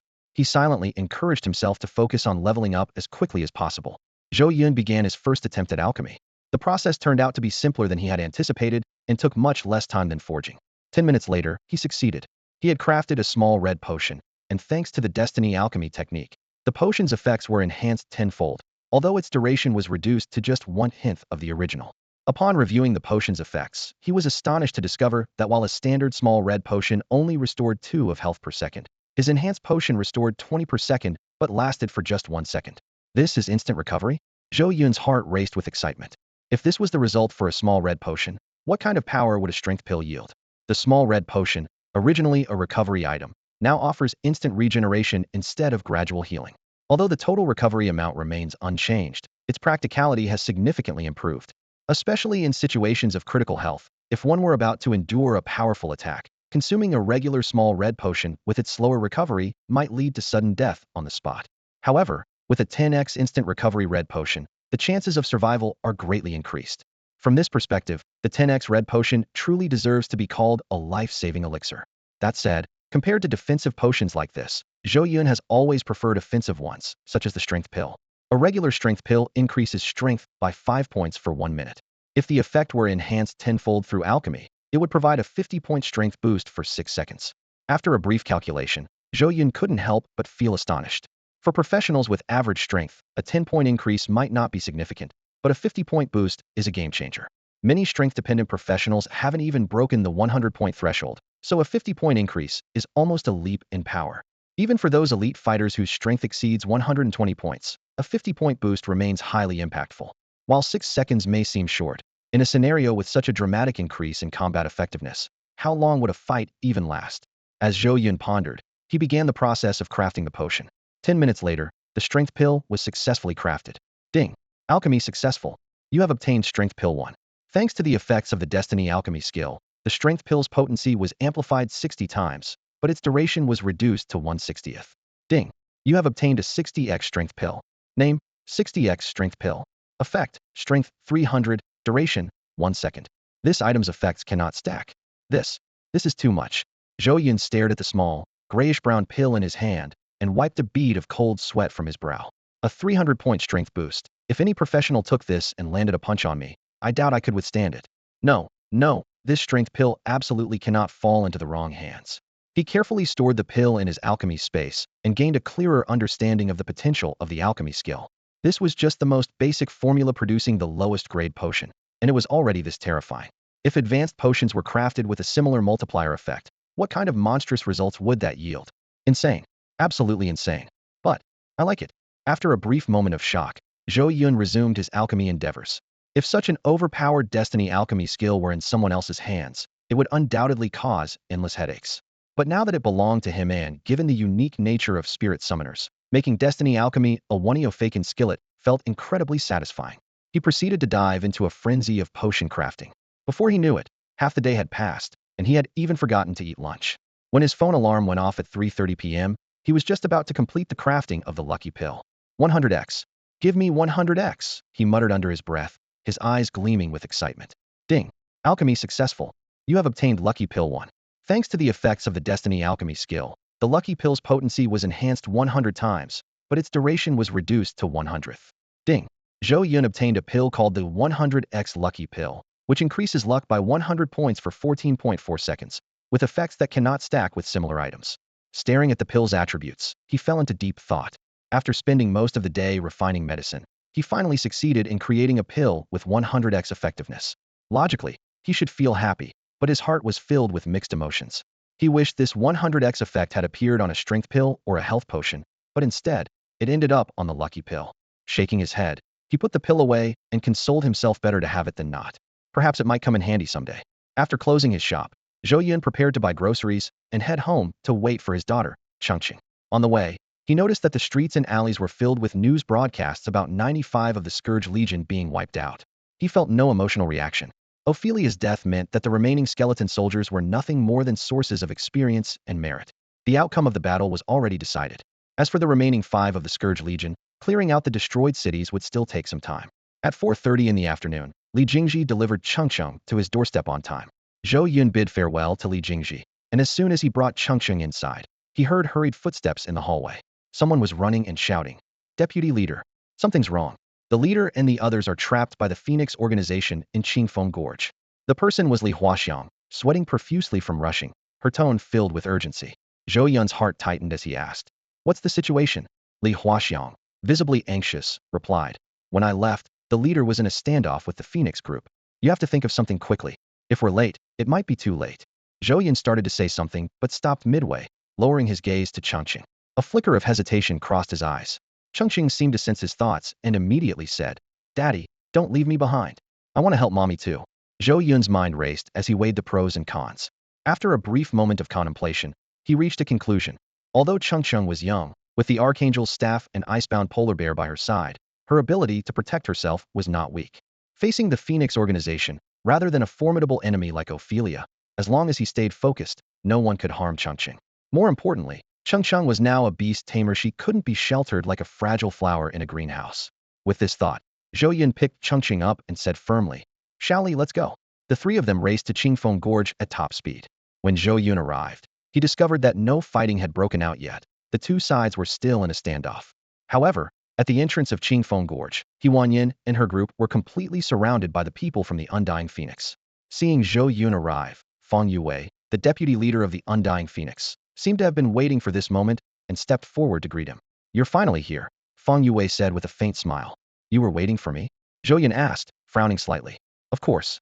Feng Yue adjusted his glasses, exuding an air of confidence. "Otherwise, do you think the Undying Phoenix, with so many people, couldn't handle a single individual?" As he spoke, his gaze swept over Li Huaxiang. Zhou Yun immediately understood. "So your target is me?" "Exactly," Feng Yue chuckled. "I know that while you're only the deputy leader of Yunyang, your wife is the leader, and you're the one who truly calls the shots. I also know you have a good relationship with the city lord. Discussing matters in the city might not be the wisest choice. Besides, your daughter is a direct disciple of the Beast Palace. While there's no precedent for the sacred land intervening in worldly disputes, we prefer to avoid unnecessary violence. Peace is always better. That said, we all live in Jiang City, crossing paths often.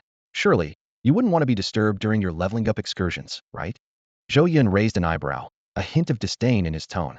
"So, you've chosen this free combat zone in Qingfeng Gorge to detain my wife and my comrades, intending to use them as leverage to demand something from me." "Ha ha ha, leverage? Not quite." Feng Yue laughed heartily. "The Undying Phoenix isn't the kind of organization that resorts to despicable tactics. But exchanging something, now that's more accurate. Specifically, I want to exchange for the truth. Tell me, where exactly were you leveling up in Qingfeng Gorge that day? And don't try to fool me. I'm very familiar with Qingfeng Gorge, and the usual spots wouldn't yield such high leveling efficiency. So that's what you want to know. Zhou Yun laughed. Didn't you see us show up that morning? Why are you asking now? Could it be you still haven't found the place? Fang Youwei's expression froze for a moment. Found it, of course we found it. But for accuracy's sake, I want to hear it directly from you. No problem. Zhou Yun agreed without hesitation. Release my people, and I'll personally take you there. What? Fang Youwei was taken aback. He had expected Zhou Yun to refuse, not to agree so readily. If he'd known it would be this simple, he wouldn't have gone to such lengths. For a brief moment, he even felt he might have misjudged Zhou Yun. But when he recalled Hong Feng's tearful complaints after their group had been defeated, his expression turned cold again. In that case, lead the way. He immediately instructed his subordinates. Release them. As He Wanyan approached Zhou Yun, she was filled with guilt. It was my carelessness. I didn't expect the undying phoenix to mobilize so many people all at once. Lu Huizhong sighed as well. It was my fault for noticing too late. If I'd realized sooner, we might have been able to escape. Although Bai Tiantian and Bai Yuan said nothing, they kept their heads down, twisting their hands in guilt, avoiding Zhou Yun's gaze. Li Huaxiang showed no mercy to the two sisters, scolding them harshly. Now you feel embarrassed? Now you feel regret. She mentioned that Lu Lao and the leader had speculated that the phoenix might guard their leveling spot and were planning to take them to another location. But these two, only caring about leveling quickly and acting all cute, insisted on choosing Qingfeng Gorge. Now, things had turned out like this, and the deputy leader had no choice but to give up the leveling spot. Were they satisfied now? Bai Yuan and Bai Tiantian turned red with shame as tears the size of beans rolled silently down their cheeks. Seeing this, Zhou Yun quickly stepped in to stop Li Huaxiang and comforted them. They're still young. I'm sure they'll learn from this. Besides, sometimes a setback can be a blessing in disguise. Losing this leveling spot might not be such a bad thing. He then turned to He Wanyan, signaling for them to wait there for him. Although He Wanyan and Lu Huizhong felt a bit uneasy, they nodded in agreement after seeing Zhou Yun's expression. As Zhou Yun led the way into Qingfeng Gorge, a group of Phoenix members followed closely behind him. Fang Youwei, initially on high alert, was wary of Zhou Yun pulling any tricks, especially when Zhou Yun climbed and took detours along the mountain paths. He repeatedly reminded his team to stay cautious, his gaze growing increasingly distrustful. If Zhou Yun dared to double-cross him, Fang Youwei wouldn't hesitate to take action. However, when Zhou Yun finally led them to a hidden cave, and they saw the yellow barrier and the roaring golden bear behind it, Fang Youwei's face broke into a genuine smile. So that's it. No wonder you guys level up so fast. There are so many level 40 golden bears here, with so many boss-level monsters ripe for the taking. How could leveling up not be quick? Zhou Yun, you're truly something. To have found such a secret spot. Fang Youwei thought to himself. Now that the location had been discovered, he waved dismissively and said, "You can leave now." Zhou Yun nodded, said nothing, and turned to leave. Just as he had taken a few steps, one of the Phoenix members approached Fang Youwei and reminded him, "Leader, didn't you say that once we found the spot, we should deal with him?" Fang Youwei waved his hand, indicating that their current situation was too complicated and they shouldn't act against Zhou Yun unless absolutely necessary. However, as he turned his gaze back to the roaring golden bear behind the barrier, he remarked meaningfully, "A leveling treasure like this naturally, the fewer people who know about it, the better." When Zhou Yun emerged from Qingfeng Gorge, He Wanyan and Lu Huizhong immediately rushed forward to meet him. "Honey, are you all right?" He Wanyan asked, scanning Zhou Yun with concern. Zhou Yun smiled and reassured her, "I was just guiding the way. How could anything happen to me?" Hearing this, He Wanyan felt somewhat relieved. Li Huaxiang asked cautiously, "Deputy leader, you didn't really take them there, did you?" Zhou Yun answered seriously, "Of course. When I say I'll do something, I do it. Do I look like someone who would shirk responsibility?" Hearing this, Li Huaxiang felt a bit regretful, but said no more. She only sighed. What a pity, such a good leveling spot, just gone like that. Well, gone is gone.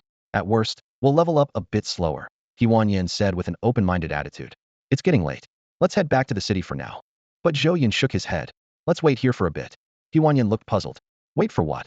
The others also looked at him, confused. Zhou Yun smiled, revealing his neat, white teeth. Wait for the golden bears to go berserk. A riot among the steel bears? Li Huaxiang was puzzled. What could a riot possibly achieve?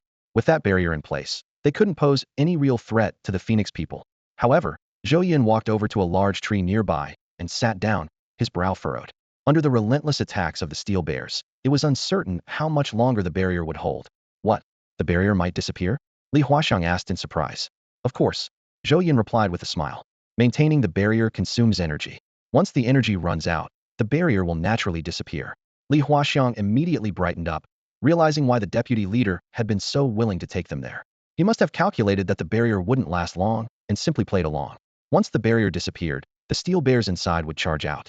Just imagining those level 40 bosses, pinned up for so long, storming out of the cave, and facing the Phoenix Peeplight was bound to be a disastrous scene.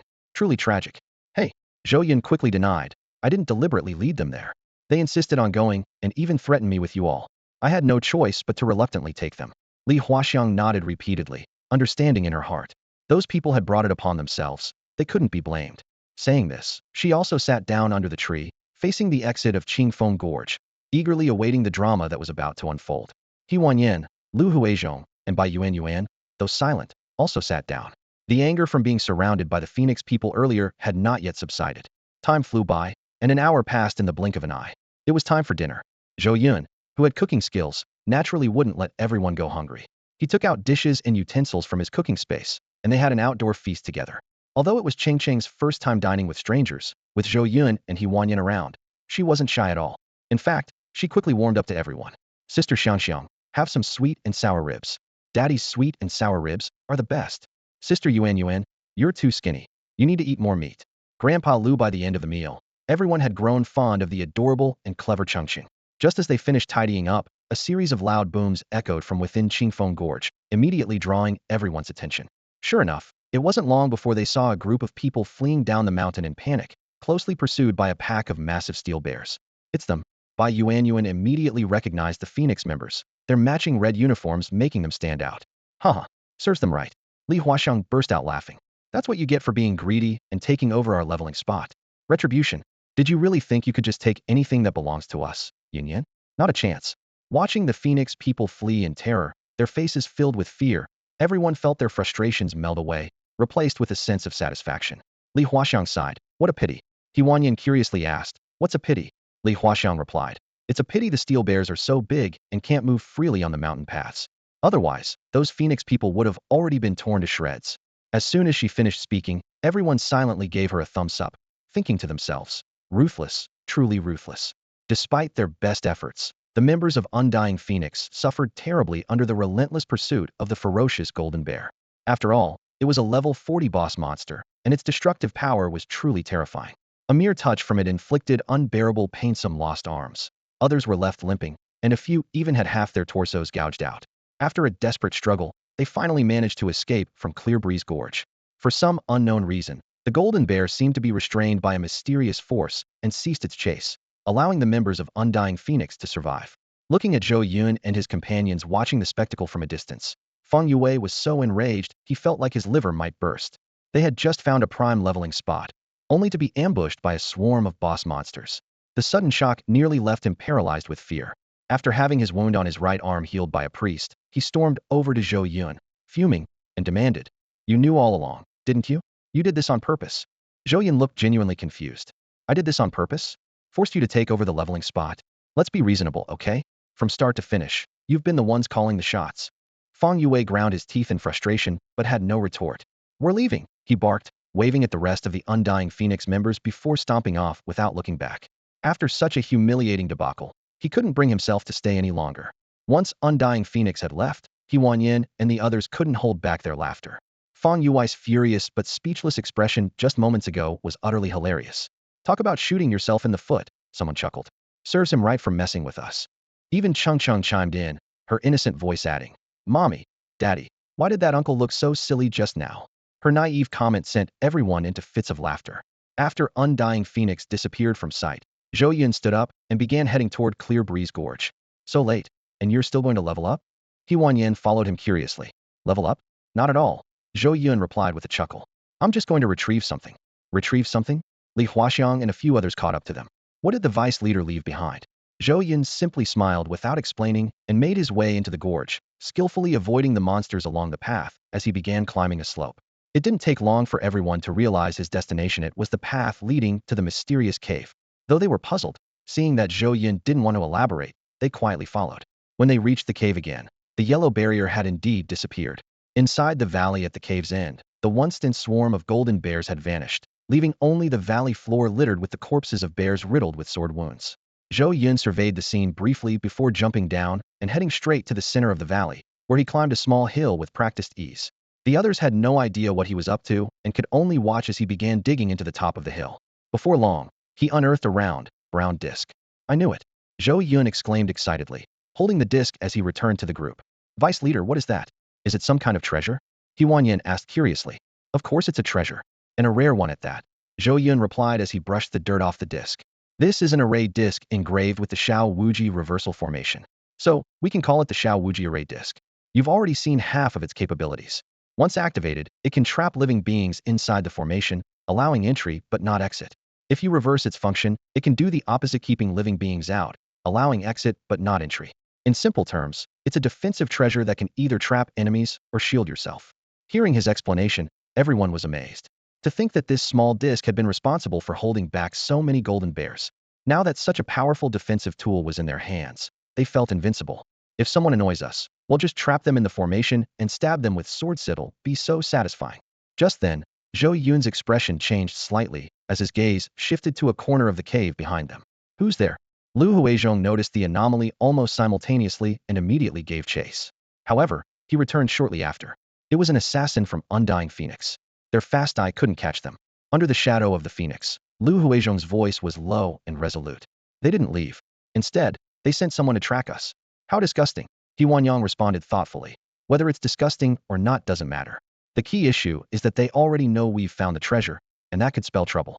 They're probably waiting for us at the foot of the mountain. Her gaze grew firm. Then we fight.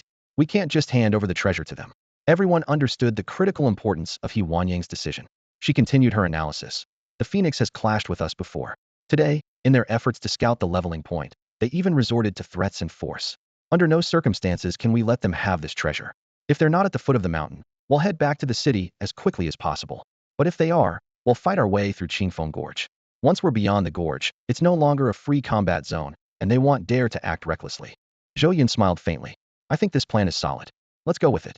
Though he had his own thoughts, he chose to support Yang's decision in front of the group.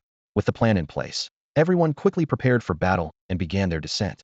However, as they exited Qingfeng Gorge, they were surprised to find no sign of the Phoenix group. The unexpected absence brought both relief and confusion. Meanwhile, at the Phoenix organization's base in Chongqing, the leader Nantian wore a deep frown. Fang Yui's report left him uneasy. The Shao Wuji Return to Heaven formation disc? There's such a treasure in the cave. Nantian's voice was low and severe. Why didn't you discover it when you were leading the team in the cave?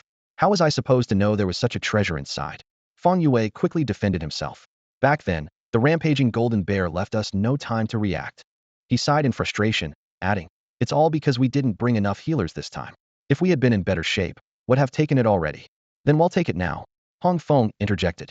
If we calculate the timing, they should still be some distance from Jiangxing. We still have a chance. Exactly. They'll take a team and set out immediately. Fang Yue nodded emphatically, ready to act. Hold it. Nantian suddenly barked, his voice filled with displeasure.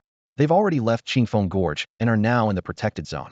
If you take a team to rob them now, are you planning to make the patrol corps outside the city look like fools?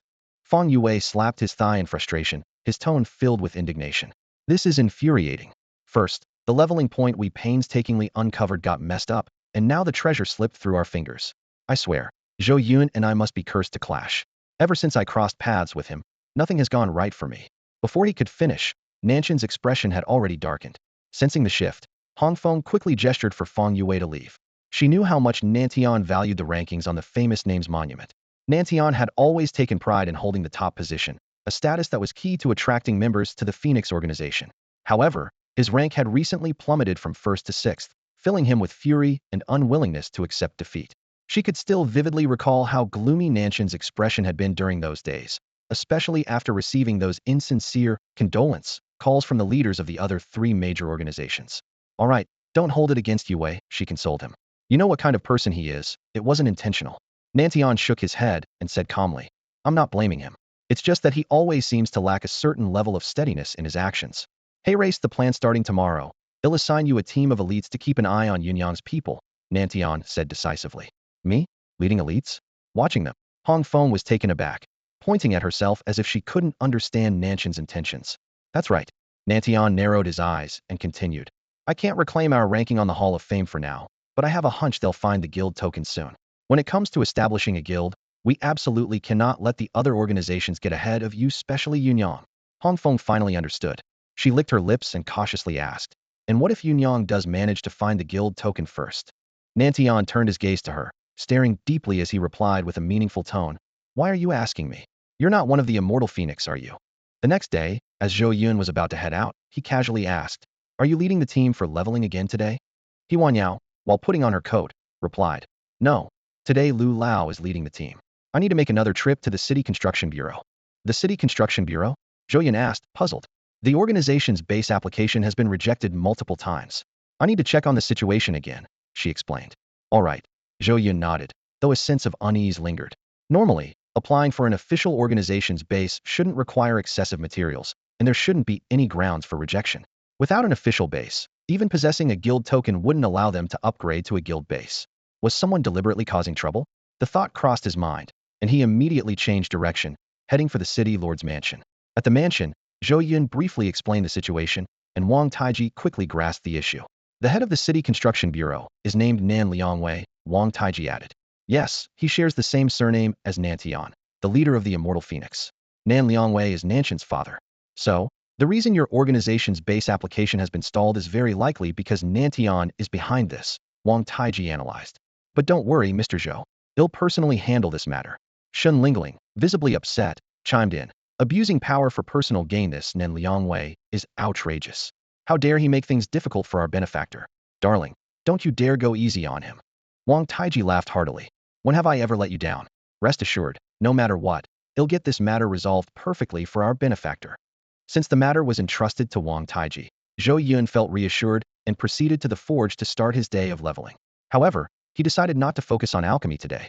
He already had a decent stock of the 4 types of potions he could currently craft, so continuing would be of little benefit. Moreover, with a potential confrontation between Yunyang and the Immortal Phoenix looming, he decided to forge an entire set of equipment for He Wanyao to ensure her safety. Taking out the forging materials, he took a deep breath and silently vowed, "All right then, let's start with an exceptional iron armor." Zhou Yun's forging skills had reached perfection when crafting long swords, but when it came to forging armor, he was noticeably clumsy. This was his first attempt at forging armor, and it took him over half an hour to complete. Fortunately, the forging process was not a failure. Ding. Forging successful. You have obtained 1 excellent armor. Ding. Influenced by the artisan god's talent, the excellent armor has gained a rare effect, endurance. Ding. Influenced by the artisan god's talent, the excellent armor has gained a rare effect, curse. Ding. Influenced by the artisan god's talent, your personal equipment, an ordinary iron hammer, has also received an attribute boost. Name, excellent armor. Durability, 100,100. Attributes, stamina 5. Rare attribute 1. Endurance reduces damage received by 10. Rare attribute 2. Curse upon being attacked. There is a 5 chance of inflicting one of the following effects on the attacker: stun, nausea, muscle cramp, diarrhea, or clothing explosion. Effects cannot stack, but can override each other. Evaluation. A truly unique piece of armor destined to lead a flamboyant armor life. After reading the attributes, the corner of Zhou Yun's mouth twitched slightly. The endurance effect was fairly standard, often seen on armor-type equipment. However, the curse attribute was exceptionally rare. Though not as powerful as ultra-rare attributes, its ability to irritate opponents was unparalleled. With a 5 activation rate, it wasn't high, but if triggered, the consequences could be devastating. The first 3 effects were manageable, but diarrhea and clothing explosion would be an unbearable mental blow for most people. Anyone who dared attack Wan Yang would surely face the consequences. Zhou Yun let out a devilish grin and proceeded to forge the next piece, an excellent helmet. After 4 failed attempts, the helmet was finally forged successfully. Ding. Forging successful. You have obtained 1 excellent helmet. Ding. Influenced by the artisan god's talent, the excellent helmet has gained a rare effect, endurance. Ding. Influenced by the artisan god's talent, the excellent helmet has gained another rare effect, endurance. Ding. Influenced by the artisan god's talent, your personal equipment, an ordinary iron hammer, has also received an attribute boost. Name, excellent helmet. Durability, 8,080. Attributes, stamina 4. Rare attribute 1. Endurance reduces damage received by 10. Rare attribute 2. Endurance reduces damage received by another 10. Evaluation. A unique helmet destined for a sturdy helmet life. Zhou Yun tugged at the corner of his mouth. Counting the endurance effect on the armor, he now had a total damage reduction of 30. Although he wasn't entirely satisfied with the duplicate attributes, the 4 consecutive failures had thrown off his mindset. He decided to forge boots next, hoping for better results before returning to helmets. However, luck seemed to be even worse with the boots. Ding. Forging failed. Ding. Forging failed. Ding. Forging failed. Ding. Forging failed. 5 consecutive failures easily broke the record set by the helmet. At this point, Zhou Yun's stubborn streak kicked in. Let's see how many times you can fail, he thought. And so ding. Forging failed. Ding. Forging failed. Ding. Forging failed. Another 5 consecutive failures. Including the previous attempts, Zhou Yun had now failed 10 times in a row trying to forge boots. This was truly defying the odds. Zhou Yun gritted his teeth, picked up the iron hammer, and continued forging. He was seething with anger, thinking to himself, just try failing me one more time. Ding. Forging failed. He couldn't help but clench his teeth and roar. Are you cursed or something? Ding. Forging failed. Frustration bubbled up inside him. With a 16.2 success rate, couldn't it at least be a bit more reasonable? Ding. Forging failed. Zhou Yun was fuming, thinking, fine, fine. I give in. Just let me succeed once. Ding. Forging failed. After failing 14 times in a row while forging the boots, Zhou Yun was utterly exhausted, and his patience was wearing thin. Glancing at the time, he realized it wasn't long before Chongqing would be home. Rationally, he knew continuing would likely yield no better results, and he should quit while he could. However, his obsessive tendencies kicked in. For He Wan Yin, the sword, armor, and helmet had all been successfully forged, but the boots remained incomplete. Without them, the entire set felt unfinished, leaving him deeply unsettled. Determined, he decided to give it one last shot. Rising to his feet, he resolved internally that this would be the final attempt, no matter the outcome. The 15th attempt at forging the boots began. About 20 minutes later, a sudden clap of thunder struck down, hitting the nearly completed boots directly. Ding. Forging successful. You have obtained 1 pair of excellent boots. Ding. Influenced by your divine craftsman talent, the excellent boots have gained a rare attribute, lightness. Ding. Influenced by your divine craftsman talent, the excellent boots have gained an ultra-rare attribute, blessing of the wind spirit. Ding. Influenced by your divine craftsman talent, your personal forging tool, the ordinary iron hammer, has also received a stat boost. Ding. The boots you've crafted are extraordinary. As their creator, please name them. Suppressing his excitement, Zhou Yun declared, Wind Spirit Boots. Ding. Naming successful. Name, Wind Spirit Boots. Durability, 40/40. Attributes, Strength, 3. Rare attribute, Lightness, increases movement speed by 10. Ultra-rare attribute, Blessing of the Wind Spirit, nullifies equipment weight, increases speed by 100, and allows free movement in any windy environment. Evaluation, a pair of exceptional boots destined for a life of unparalleled freedom. Zhou Yun stared at the Wind Spirit boots on the forging table, now marked with the lightning and fire imprint, feeling a surge of exhilaration. The ultra-rare attribute, Blessing of the Wind Spirit. He had never encountered such a trait in his previous life, but that didn't stop him from recognizing its immense value. The ability to nullify weight alone significantly boosted mobility, adding a 100 speed increase on top of that. And with no specific limitations, the speed boost encompassed attack speed, casting speed, and movement speed. These Wind Spirit boots were practically an upgraded and even super upgrade version of the rare lightness attribute. Before the world's fusion, people often said, speed is the ultimate weapon in martial arts, and this principle held true even now. Speed not only provided the upper hand in offense, but also greatly enhanced the ability to evade attacks. With these Wind Spirit boots, He Wan Yin's combat power would undoubtedly soar to new heights. Anyone trying to catch her would have a hard time indeed. Just as he was imagining how to surprise He Wan Yin with this gift, a loud and forceful knock echoed through the shop. What kind of business is this, keeping the doors shut all day? Is this how you run a shop? Chen Chong, an inner disciple of Wuxing Mountain, has graced you with his presence. Hurry up and open the door. Zhou Yun frowned slightly. He was well aware of the commotion caused by the Thunderfire descent and knew it would attract a lot of attention. But even in a rush, knocking on the door should at least follow some decorum. Such loud banging might make outsiders think someone was tearing down the house. Although he was displeased, he still walked over to open the door. Just as he grasped the doorknob, a sudden sense of danger struck him, prompting him to quickly step aside. Boom. The entire door was kicked open and flew inward. Standing to the side, Zhou Yun watched this unfold, his expression immediately darkening.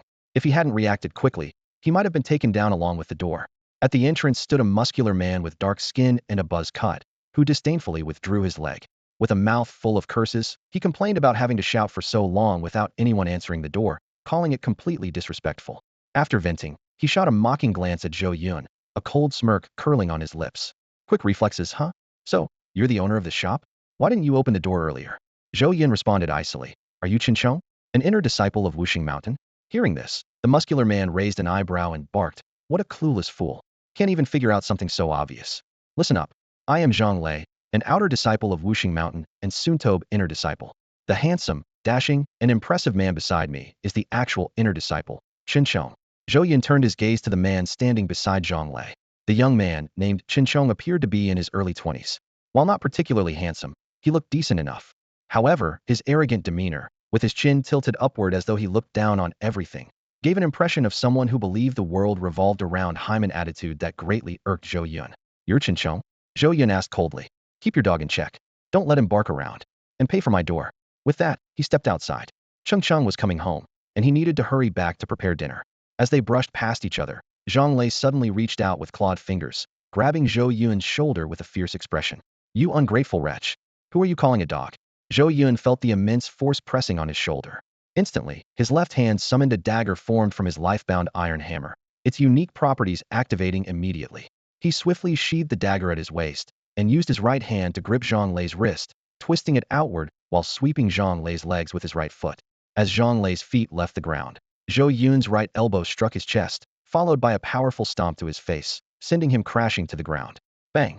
In the blink of an eye, Zhang Lei's large frame lay sprawled on the ground, his head embedded in the floor from the impact of Zhou Yun's kick. Letting out a muffled groan, Zhang Lei's body went limp as he passed out. "Excellent.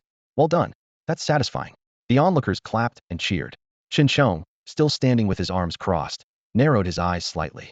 "Your strength, you're not the blacksmith of this shop, are you? Is someone else forging the divine weapons?" "That's none of your concern," Zhou Yun said, withdrawing his foot. "Considering he's a little injured, I won't make you pay for the door. Take him to get treated." However, Chongqing shook his head, his tone tinged with disdain. "It seems you truly don't understand what being an inner disciple of Wuxing Mountain means." Before he finished speaking, his body suddenly lunged forward. His right hand transformed into a fist, striking directly at Zhou Yun's face. The speed was astonishing. Zhou Yun was slightly startled, but he remained vigilant, swiftly sidestepping the attack and smoothly moving outside the shop. "Huh." Chongqing's expression turned to surprise when his attack was dodged, clearly astonished by Zhou Yun's abilities. He thought to himself, "No wonder he dared to speak to me like that." Zhou Yun maintained a calm demeanor, carefully reassessing Chongqing. To be honest, if it weren't for the blessing of the wind spirit, a super rare attribute replicated by his innate iron hammer, his current stats wouldn't have been enough to evade Chongqing's strike just now. Yet this also raised questions in his mind. Wuxing Mountain, this sect, was something he didn't know much about in his previous life. Despite its name containing the words martial saint, it was actually a small sect, with no truly skilled masters to speak of. How could an inner disciple of such a minor sect possess this level of strength? As Zhou Yun pondered this, Chongqing had already launched another rapid attack. Bang! Bang! Bang! Golden energy swirled around Chongqing's fists, each punch exuding immense force and power, cutting through the air with terrifying momentum. Zhou Yun barely managed to dodge 4 punches with his speed, but he couldn't find an opening to counterattack. Seeing another punch aimed directly at his abdomen, Zhou Yun had a sudden thought and deliberately slowed himself by a fraction. With a crisp smack, he was sent flying backward. The onlookers immediately erupted into gasps of shock. Chongqing, having landed a hit, didn't feel any satisfaction. Instead, his expression betrayed confusion. That punch didn't even connect solidly, so why did he fly so far? Despite finally landing a hit, it had only grazed the surface of Zhou Yun's skin, which only fueled his frustration. He immediately charged forward again, his attacks becoming even fiercer. Zhou Yun, however, repeated his tactic. Every time Chongqing threw a punch, it would land, but Zhou Yun would use the impact to propel himself backward. The result was that although Chongqing had only thrown 3 or 4 punches, Zhou Yun had already been sent flying down an entire street, with Chongqing chasing him the whole way. This infuriating scenario made Chongqing even more irritable, and he cursed inwardly. "Damn it. Stop slipping away like an eel. Fight me, heathen, like a real man." Zhou Yun rolled his eyes and thought to himself, "If I could beat you, I'd have already pinned you to the ground. But I can't, can I?" Truth be told, he was starting to feel a little annoyed himself. Chongqing's strength was indeed above his own, though not so overwhelming that it was insurmountable. Facing someone like this was exhausting with his current abilities. Yet if he used his Logaden character, it would feel like using a sledgehammer to crack a nut. Before he could catch his breath, Chongqing charged at him again like a man possessed, unleashing another punch without a word. Zhou Yun once again lightly absorbed the blow and used the momentum to fly backward. However, this time, something unexpected happened. The moment Chongqing's fist connected with Zhou Yun, there was a sudden sound, and a yellow stain instantly spread across the back of Chongqing's pants. At the same time, a foul, pungent stench filled the air. "Ugh, what's that smell? It's disgusting. Did someone drop poop from above? Oh my god, this is revolting." Chongqing's body tensed up immediately, and he quickly shut the door, but the flood surged in like a ferocious beast, unstoppable. After a brief struggle, he could no longer hold on. The torrent roared forth, and in an instant, his pants were soaked and turned yellow. How could this happen? A mix of shame and anger filled his heart. He clamped his legs together, hastily trying to cover up with the hem of his clothes. But the truth was impossible to hide. Those around him quickly noticed. It's him. He's the one who, disgusting, polluting the environment. People pointed fingers and criticized him mercilessly. If you've got an upset stomach, don't exert yourself. Of course, it's going to happen if you push too hard. Faced with the crowd's condemnation, Chongqing waved his hands, trying to explain. I know. But the evidence was undeniable, and his weak defense only drew more disgust. You. Snapping out of his shock, he pointed at Zhou Yun's retreating figure, his eyes blazing with fury. His anger burned like a raging fire inside him. It must be you. You did something. Don't you dare walk away. In his agitation, he took a step forward, and another surge of the flood spilled out, instantly filling his boots.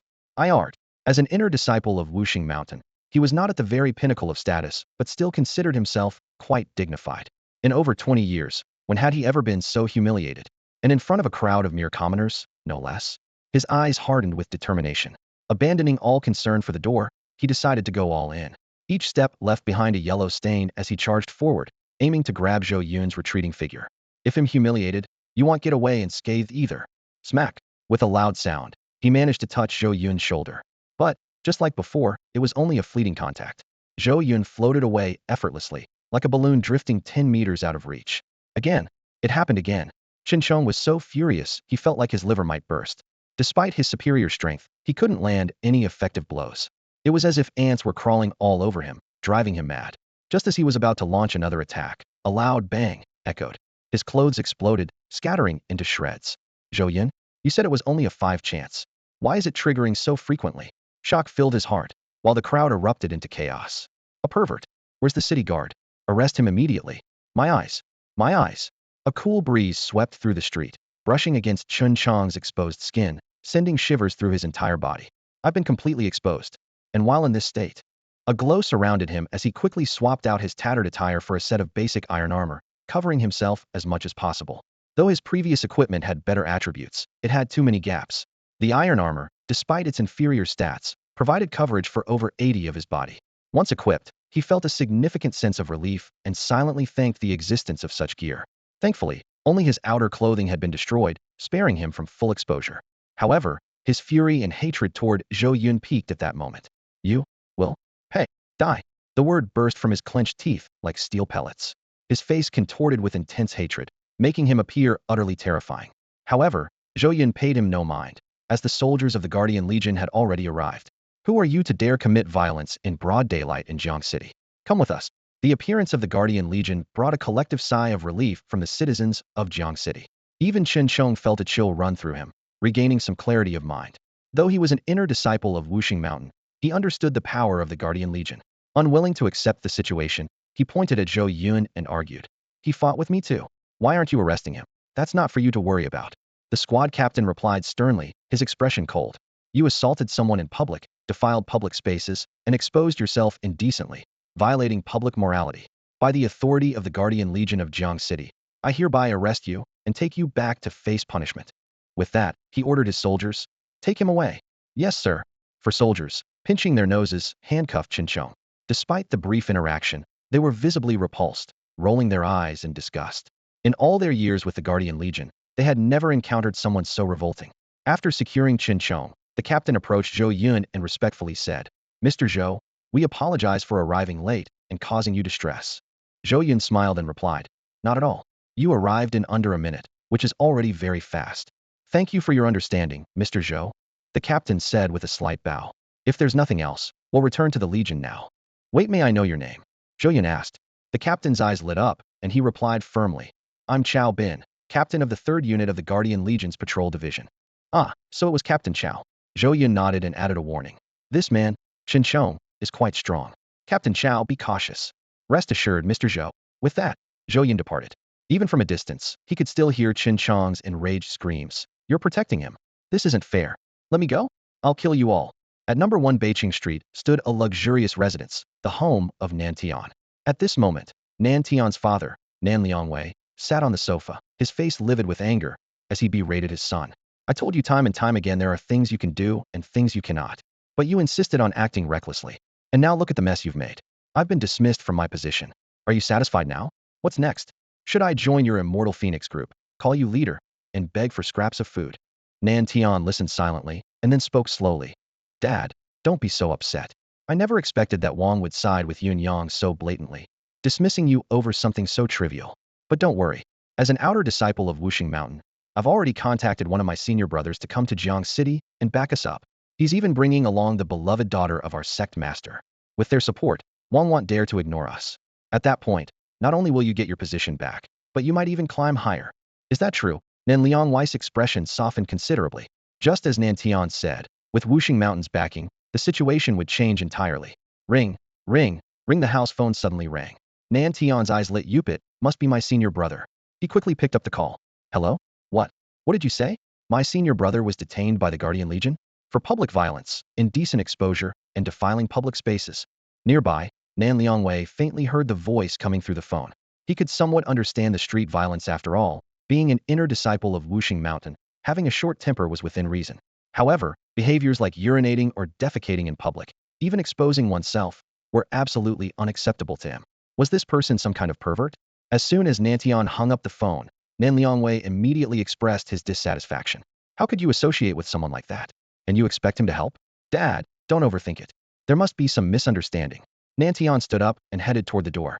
In any case, they'll go to the Guardian Corps first and try to get him out. Half an hour later, Nantian returned. Nan Liangwei glanced behind him and asked, where is he? You couldn't get him out? No, Nantian muttered. What? Nan Liangwei asked in disbelief. Don't they know who you are, the leader of the Immortal Phoenix? They know, but it didn't help. Nantian shook his head. Corps Commander Qin Feng personally gave the order this person isn't to be released. Old Qin? Nan Liangwei nodded thoughtfully. I have some rapport with him. Let me give him a call. No need. Nantian advised. I already spoke to Commander Qin and even mentioned your name, but it was no use. What? Nan Liangwei said furiously. He won't even grant me that small favor? Out of sight, out of mind, huh? I've barely been removed from my position, and I can't even get someone released. He was fuming, but then his expression shifted suddenly. No, that's not right. Old Qin isn't someone who forgets past favors. If he's refusing to release this person, there must be another reason. With that, he pulled out his phone and made several calls. When the calls ended, an expression of realization crossed Nan Liangwei's face. What's going on? Nantian asked. Nan Liangwei sneered. Do you know why Old Qin refused to grant me this favor and won't release the person? Why? Because the person who clashed with your senior brother is Zhou Yun. Zhou Yun. Nanshan's gaze turned icy. Zhou Yun, huh? I haven't even gone looking for you, and now you've come knocking. Again and again. I've tolerated you multiple times out of consideration for your ties to the City Lord and the Beast Taming Palace, but I see you're taking it too far.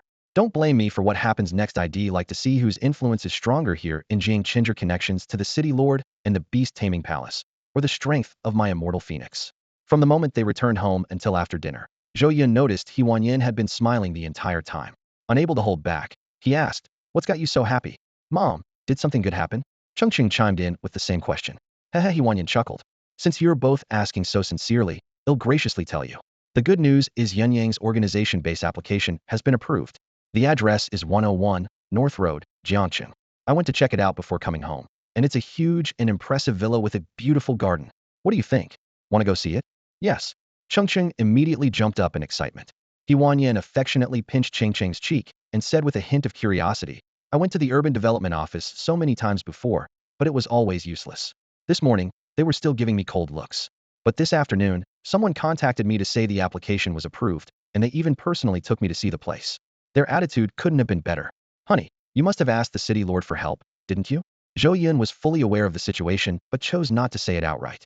Instead, he smiled and said, what are you talking about? It must be your determination and excellence that won them over. Stop making stuff up. Huan Yin glanced at Zhou Yun with a slightly flushed face, her gaze full of charm. Zhou Yun put his arm around Huan Yin and asked, since the guild headquarters application has been approved, are you planning to organize and manage it tomorrow? There's no rush for that, Huan Yin replied, shaking her head. I've already discussed it with Elder Lu.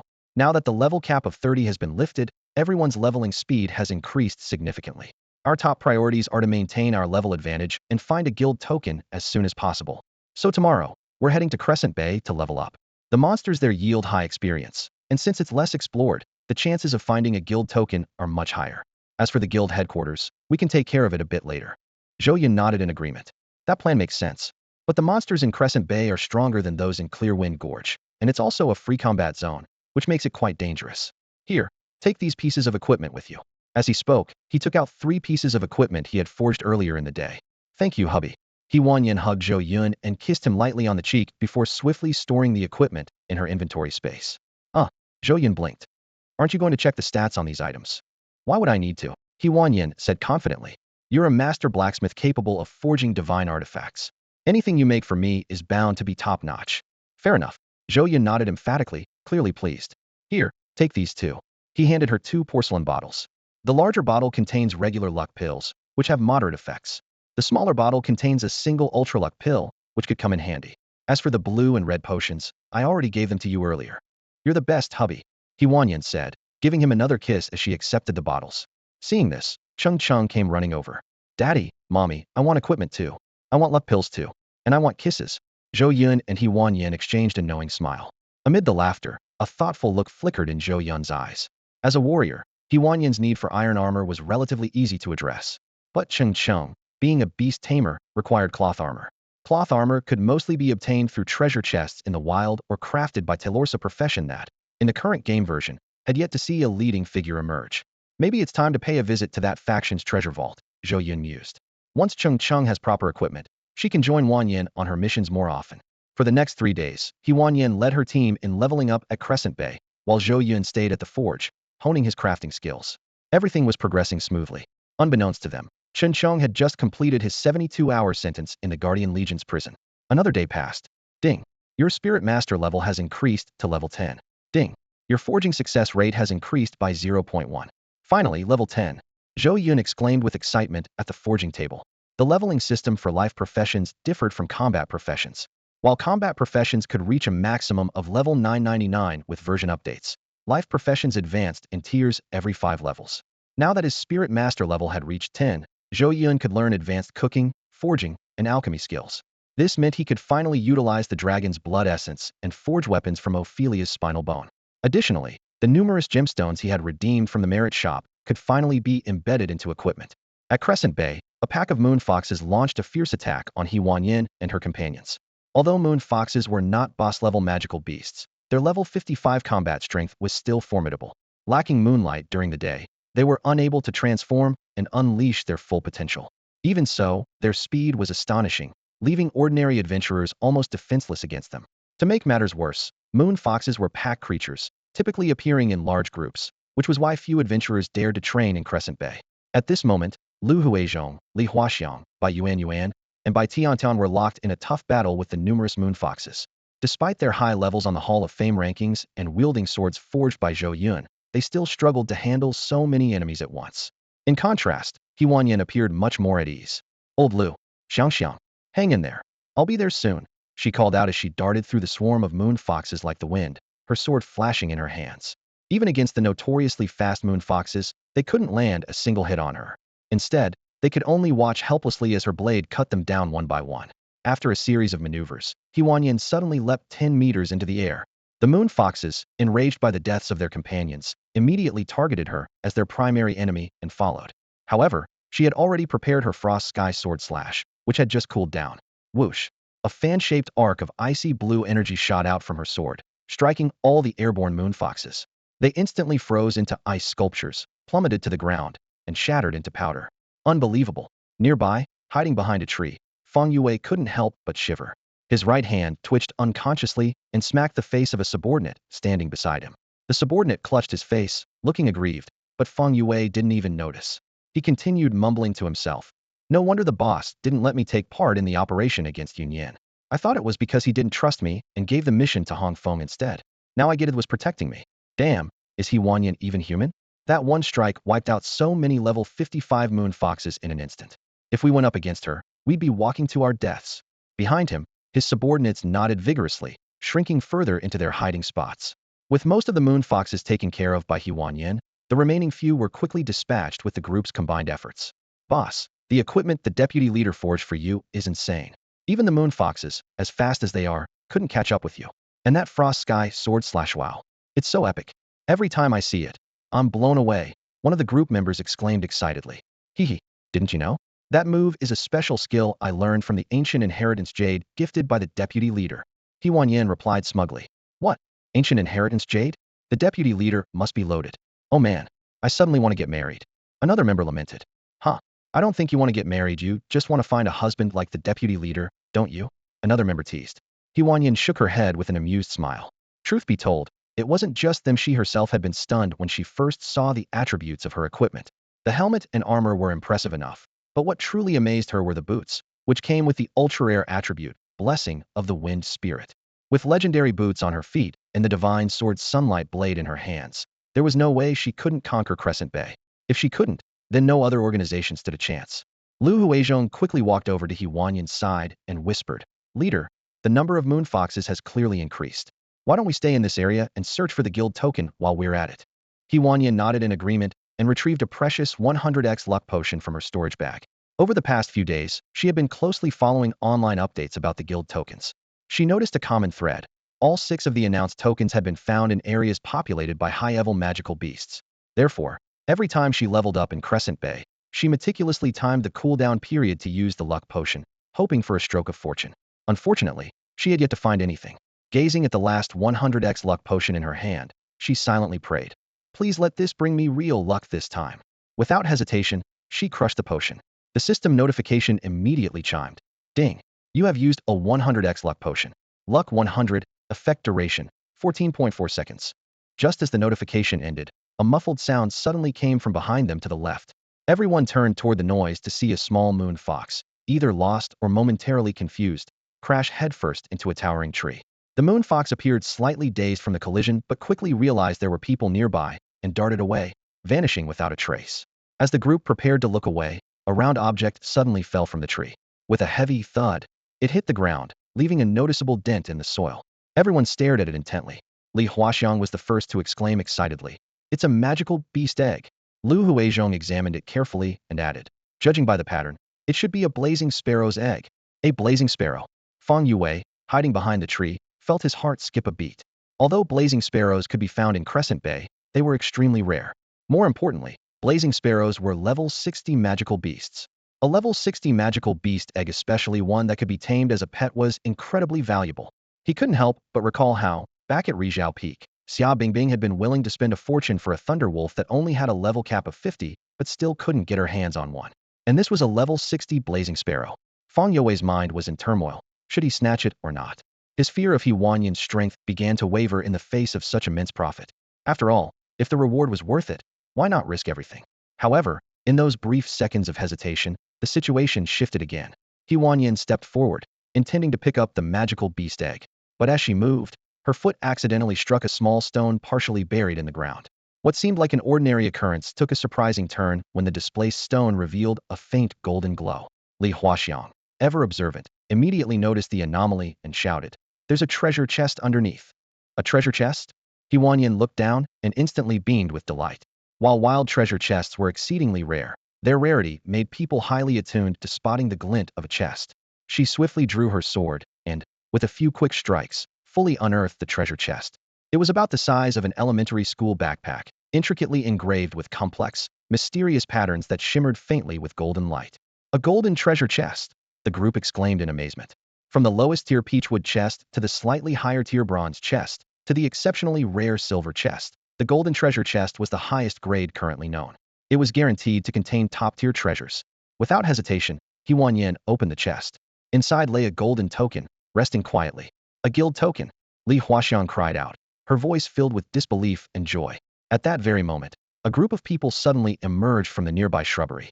The leader shouted menacingly, Huanyan, hand over the guild token, and we might spare your life. Phoenix, Bai Yuan and her sister exclaimed in shock, their eyes filled with terror. They glanced around, only to see a dense crowd of Phoenix members emerging from all directions, completely surrounding them. At a rough count, there were at least 100 of them. How had so many people managed to remain hidden so silently? Li Huaxiang immediately assumed a defensive stance, scanning their surroundings warily, her mind racing with questions. Lu Huizhong analyzed in a low voice. They likely used some sort of tool to mask their presence. Huanyan, expressionless, tucked away the guild token and fixed her gaze on Hong Yin, the leader of Phoenix. Her eyes betrayed no fear. In truth, both she and Lu Huizhong had already sensed there were people lurking nearby. They just hadn't expected them to be from Phoenix, nor had they anticipated such overwhelming numbers. Yet Huanyan remained calm. Since leaving Red Maple, her strength had grown immensely. Her level, skills, and equipment had all undergone a qualitative transformation. To her, dealing with this group wouldn't be any harder than facing Moon Fox in the past. Hong Feng seemed to read He Wanyan's thoughts. A flicker of jealousy flashed in his eyes as he sneered. I know you have a powerful sword technique, which is why you're so confident. But I bet that move, while strong, has a long cooldown, doesn't it? His tone suddenly turned menacing. I'll give you until the count of 5. If you don't hand over the guild token, don't blame me for being ruthless. Old Lu, He Wanyan called out sharply. Understood. Lu Huizhong immediately grasped her intention, quickly moving closer to Li Huaxiang and the Bai sisters to protect them. As Lu Huizhong sprang into action, He Wanyan had already drawn her sword and charged at Hong Feng. From the look in his eyes, she could tell he had no intention of letting them leave alive today. If this had been before she became a leader, she might have hesitated out of consideration for their past camaraderie. But now, she understood that even the slightest hesitation could cost the lives of Lu Huizhong, Li Huaxiang, and the Bai sisters. As the strongest among them, she had to step up and protect everyone. Charge, He Wanyan whispered to herself, her body transforming into a streak of light as she appeared in front of Hong Feng in an instant. Swish, a flash of white light, and her sword was already at Hong Feng's throat. He Wanyan said coldly, I'll give you until the count of 5. Let them go. The Phoenix members were stunned. They prided themselves on being the elite of the organization, their skills among the best in Chongqing. Yet, it wasn't until He Wanyan's sword was at Hong Feng's neck that they realized what had happened. Her speed was utterly terrifying. They had already noticed her remarkable agility while observing her from the bushes earlier, but seeing it up close was chilling to the core. A cold shiver ran down their spines. They knew full well that if they had been in Hong Feng's place, they wouldn't have been able to block that strike either. Hong Feng's eyes darted to the blade mere inches from his neck. After the initial shock and fear subsided, an overwhelming wave of jealousy consumed him. Especially when he saw the calm, unshaken look in He Wanyan's eyes. His jealousy burned so fiercely it felt like it might erupt into flames. He Wanyan, Hong Feng spat through gritted teeth. You must be feeling pretty smug, huh? Just a month ago, I was the leader of the organization, and you were merely one of my captains, living off the salary I paid you. And now, in such a short time, you've climbed above me. They tore apart the organization I painstakingly built and snatched the second spot on the Hall of Fame. Now, you even dare to hold a sword to my throat, controlling my life. But don't think I don't know your rise to this position is nothing more than the result of having a good husband. Without him, what are you even worth? Whoosh. He Wanyan's sword slashed upward, severing Hong Feng's left arm in one swift motion. 1 second left, she said coldly. Ah! Hong Feng screamed in agony, the pain only registering a moment later due to He Wanyan's incredible speed. However, to He Wanyan's surprise, Hong Feng didn't surrender. Instead, her expression hardened, and she shouted, What are you all standing around for? Attack her! Kill her! With that, she dragged her neck across the blade of He Wanyan's sword, collapsing lifelessly onto the ground. What? Everyone froze in shock at Hong Feng's sudden act. He Wanyan glanced down at the lifeless Hong Feng, her mind filled with confusion. Severing an arm was meant to force Hong Feng into submission. Even a severed arm could be regenerated with the help of high-level healers, albeit at a cost. Never did she imagine Hong Feng would choose to end her own life so decisively. Brothers, Hong Feng is dead. If we return empty-handed, we'll have no way to account for this. Her skill is on cooldown attack together. Kill her, and loot the guild token from her profession space. Someone from the Undying Phoenix Guild shouted. The cry snapped everyone back to reality, and they launched a unified assault. Most charged at He Wanyan, while a smaller group turned their attention to Lu Huizhong and his team. The situation had spiraled into the worst-case scenario. He Wanyan sprang into action immediately. Though the Undying Phoenix had the advantage in numbers, she held an overwhelming edge in speed. Despite being surrounded, she darted through the crowd like a tiger among sheep, her sword leaving streaks of blood with every strike. No one could touch her. She quickly eliminated the ranged attackers, and even when close combat assassins managed to get near, their efforts were futile. Her superior endurance and damage-reducing equipment rendered their attacks negligible. Any small injuries she sustained were instantly healed with a red potion. Her formidable combat prowess left the Undying Phoenix members in despair. In mere moments, dozens of them were on the ground, writhing in pain and unable to fight. On the other side, Lu Huizhong, a former sword saint before the world's fusion, displayed unparalleled swordsmanship. Though he lacked overwhelming stats, his precise techniques, combined with the efforts of Li Huaxiang and the others, completely suppressed the Undying Phoenix attackers. Even without He Wanyan's intervention, it was clear the battle's conclusion was only a matter of time. Elsewhere, Nantian, who was also leveling up in the wilderness, received a call from Feng Yue. After just a few words, Nanshan's expression darkened, his brows furrowing. What did you say? The guild token has dropped? Hong Feng died trying to secure it? Our elite members of the Undying Phoenix were defeated? Damn it. He ended the call, gritting his teeth in fury. Brothers, full-scale attack. Target Crescent Bay. Kill Yinyang. Upon hearing the command, the members of the Phoenix organization moved like a well-drilled military unit, swiftly relaying the message. In no time, nearly 1,000 members of the Phoenix surged toward Crescent Bay, their footsteps thundering like a storm. However, during the march, many members furrowed their brows and whispered among themselves. Though their voices were low, their apprehension was evident. Has the boss lost his mind? Is he really going after Yinyang? That's an organization backed by the City Lord and the Beast Palace. Huh, all this just for that social butterfly, Hong Feng? I heard she's involved with the leaders of countless major factions. Even our president and vice president weren't spared her charms. Hey, what does social connections mean? Scram. Kids shouldn't ask so many questions. No wonder the president went ballistic the moment he heard about Hong Feng's trouble. Just acting on impulse, isn't it? He should think this through. If Yunyang is really destroyed, forget about the Beast Palace. Just the City Lord's retaliation would be too much for us to handle. Ah, whatever. If the sky falls, the tall ones will hold it up. At the forefront of the group, Chong scanned the dark mass of troops. He turned to Nantian and asked, "This Yinyang is it the rival organization you mentioned before?" A flash of hatred crossed Nanshan's eyes as he gritted his teeth and replied, "That's right. It's them they've been opposing us at every turn. 3 days ago, Zhou Yun, the deputy leader of Yunyang, was the one who caused you to be captured by the Guardian Corps." Chong's indifferent expression shifted instantly upon hearing this, his face contorting with rage. He roared, "Zhou Yun. So it's his organization. Stay out of this. He'll personally wipe out every last one of them." Nantian felt a surge of joy but maintained a serious demeanor. "Senior brother, don't underestimate them. According to reports, their leader is no ordinary opponent. Even 100 of our elites couldn't take her down." Chong snorted dismissively. That just means your men are useless. When we find them, none of you are to intervene. I'll handle them myself." Nantian reminded him again. "Senior brother, better to be cautious. Yunyang's leader, Huan Yan, is Zhou Yun's wife. She might have some strange equipment on her." Zhou Yun's wife. Chong was momentarily stunned before quickly asking, "Is Zhou Yun at Crescent Bay?" "No, he's not." Chong exhaled in relief, his face once again twisting into a ferocious grin. "Good. I'll kill his wife and let him taste the consequences of crossing me." Noticing Nanshan's startled expression, Chong hastily explained, "Not that I'm afraid of Zhou Yun. It's just that his equipment is tricky. I don't want to lose face again." "Understood. Completely understood." Nantian nodded repeatedly. Meanwhile, at Crescent Bay, the remaining Phoenix members, sensing the tide turning against them, scattered in all directions. Huan Yin chose not to pursue and instead gave a decisive command. "Leave Crescent Bay immediately and retreat to a safe zone." However, during their withdrawal, they suddenly realized they were surrounded on all sides by the overwhelming Phoenix forces led by Nantian. Seeing the murderous intent in the approaching army, Huan Yin felt her heart sink. "Turn around. Back to Crescent Bay," she ordered without hesitation. No matter how strong an individual might be, facing such overwhelming numbers was impossible.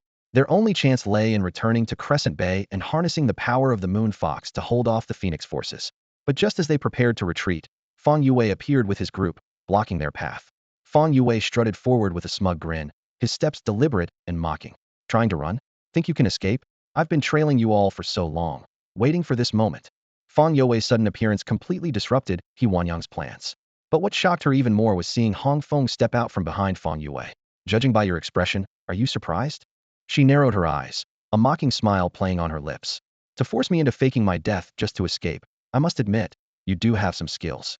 Compared to the you back in Hong Feng, you've made some progress." Suddenly, her expression turned cold, and she demanded, "Hand over the guild token immediately. Or else, this is a free combat zone. You might as well dig your own grave. If I hand over the guild token, will you let us leave safely?" Huanyang glanced at Hong Feng, then at Nantian. Nantian exchanged a look with Hong Feng before replying non-committally, "Hand over the token first, and then we'll talk about the rest." "Talk about what? Enough with the nonsense." Chong stepped forward impatiently, his tone dripping with disdain. "You must be Zhou Yun's wife, right? Well, today is the day you die." With that, he transformed into a streak of golden light, charging straight toward Huanyang, throwing a powerful punch. Huanyang's pupils contracted as she instinctively raised her sword to block. Bang! The impact sent her flying back, blood spurting from her mouth. Leader, Lu Huizhong, and the others turned pale with shock. To injure Huanyang with a single punch, Chong's strength was beyond anything they had imagined. Damn it! After a brief moment of stunned silence, Li Huaxiang erupted in fury, veins bulging on her forehead. "You hurt my boss. Did you even ask for my permission first?" She charged forward, raising her sword to strike at Chong's head in a downward slash. "Trash, get lost." Chong sneered, kicking her with enough force to send her flying over 10 meters. Li Huaxiang hit the ground hard, coughing up blood as she struggled to rise, but ultimately collapsed into unconsciousness. Huaxiangji, Bai Yuan, and Bai Tian, who had been frozen in fear, were filled with rage at the sight. Glaring at Chen Chong, they shouted, "You villain! We'll kill you!" They charged at him from both sides, swords drawn. But they were too slow. Chen Chong reacted first, grabbing each of them by the throat with one hand. Just as he was about to crush their necks, a glint of steel flashed in his peripheral vision. He immediately released the sisters, shoving them aside to block the incoming attack. Clang, clang, clang. The clash of sword and fist rang out like the sound of metal striking metal. After 3 parries, Chen Chong grabbed the sword blade with one hand, smirking. "You old fool, you've got some skill, I'll give you that. If my cultivation weren't this high, you might have actually hurt me. But now," he chuckled coldly and delivered a powerful kick. Die. As Lu Huizhong was sent flying, coughing up blood, even the members of the Undying Phoenix, including Nantian, couldn't hide their discomfort. Unlike the others, Lu Huizhong had been one of the 3 holy swordsmen before the world's Mergita figure of both virtue and strength, beloved by many. Old Lu, Huanyang, struggling to her feet, hurried to Lu Huizhong's side and handed him a small red vial. But Lu Huizhong anxiously looked toward Bai Yuan, Bai Tian, and Li Huaxiang. "Forget about me. Save them. In front of me. And you still dare to heal yourself?" Chen Chong sneered, transforming into a streak of golden light as he launched another attack. However, with a sudden bang, he was sent flying back by a golden barrier that had appeared out of nowhere. "What the hell is that?" Chen Chong stumbled back a few steps, his expression a mix of shock and suspicion. "This must be the Shao Wuji rejuvenation array disc that I mentioned to senior brother before," Nantian exclaimed. "They stole it from us using underhanded methods. The Shao Wuji rejuvenation array disc." Chen Chong frowned. "Yeah, I've heard about it back in the sect. It's a pretty decent treasure, can defend against both internal and external threats. But treasures like this depend on who's using them. Without enough cultivation to sustain it, no matter how powerful the array disc is, how long do you think you can keep it up?" Nantian immediately understood and shouted, "Everyone, attack the golden barrier together." Meanwhile, in Jiangcheng, Zhou Yun was busy forging equipment when a frantic knock interrupted him. "Zhou Yun, the entire Undying Phoenix Guild has mobilized. Thieves surrounded your wife. Go save her now." Zhou Yun hurriedly opened the door, and standing before him was Zhao Lin, dressed in the uniform of the Immortal Phoenix organization. Zhao Lin was panting heavily, his eyes filled with urgency. "I know you have questions, but there's no time. Trust me, go to Crescent Bay and save your wife. If you're late, it'll be too late." Before he could finish, Zhou Yun vanished into thin air. At Crescent Bay, with a single command from Nantian, all the members of the Immortal Phoenix launched a fierce assault on the golden barrier created by the Shao Wuji returning heaven array. The barrier trembled violently under the onslaught, rippling like turbulent waves. Meanwhile, with the aid of the small red bottle, Lu Huizhong and Li Huaxiang rapidly recovered. Though gravely injured, their lives were no longer in danger. Huanyan let out a breath of relief. After ensuring everyone's safety, she stood up, sword in hand, and suddenly unleashed a Frost Sky Sword strike in Chen Chong's direction. She knew that the power of the Frost Sky Sword strike was enough to instantly annihilate the close combat fighters of the Immortal Phoenix attacking the golden barrier. To hesitate now would be to gamble with everyone's lives. The icy blue sword energy, shaped like a fan, pierced through the golden barrier effortlessly and hurtled toward the Immortal Phoenix members. Just as it was about to strike, 2 massive golden hands appeared, their claw-like fingers gripping the sword energy tightly.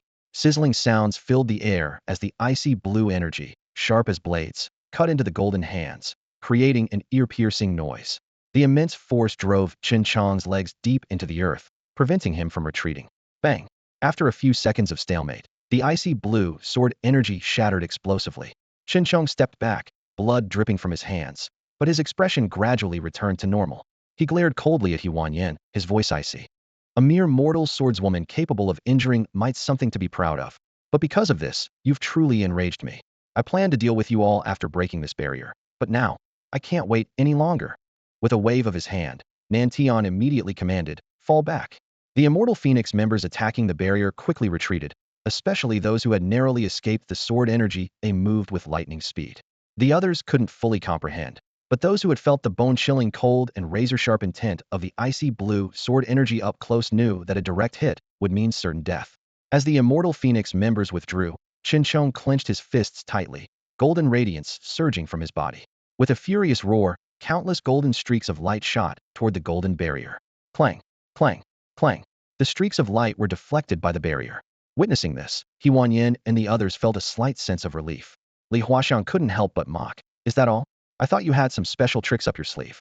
Her hostility toward Chongqing only grew stronger. After all, we are all warriors. Lu Huizhong said. Apart from the leader, none of us have long-range attack abilities. Otherwise, with the characteristics of the golden barrier, we could mount a strong counterattack. Are we dragging everyone down again? Bai Yuan and Bai Tian lowered their heads, looking utterly dejected. Suddenly, Li Huaxiang laughed out loud. If I manage to make it back alive, I swear I'll find a way to learn a long-range skill. Still dreaming of going back alive? Chong sneered repeatedly, as if mocking their naivety. As he spoke, he let out another fierce shout, and the golden light around him grew even more intense. The golden streams of light shooting toward the barrier became denser. Save your energy, Li Huaxiang taunted. You think you're so impressive, but in the face of this formation, you're nothing. Oh really? Chong's lips curled into a cruel and eerie smile. Just as he spoke, Li Huaxiang's eyes suddenly widened in shock. The golden streams of light, which had been completely blocked moments ago, suddenly pierced through the barrier and shot straight at them. Caught off guard, Zhou and the others were hit one after another. Witnessing this, Chong was filled with smug satisfaction. This was his sect's secret technique, known as refining qi into threads. As long as the qi was condensed and fine enough, it could theoretically penetrate any obstacle, including the barrier. However, the technique had a downside. The more the qi was refined into threads, the more its destructive power diminished. Unless there was an overwhelming power difference, this move was rarely used. Zhou and the others quickly noticed this flaw. Although the golden streams hit them, they caused only minor damage. This is bad. Lu Huizhong immediately grasped the gravity of the situation. While the golden streams were not particularly lethal, their ability to penetrate the barrier and cover a wide range left them with no way to evade. If this continues for too long, we're as good as dead. Ha! Chong laughed triumphantly as he maintained the scattering streams of light. Old man, you're pretty quick to figure things out. But it doesn't matter how fast you react. Even if you realize the problem, what can you do to resolve it?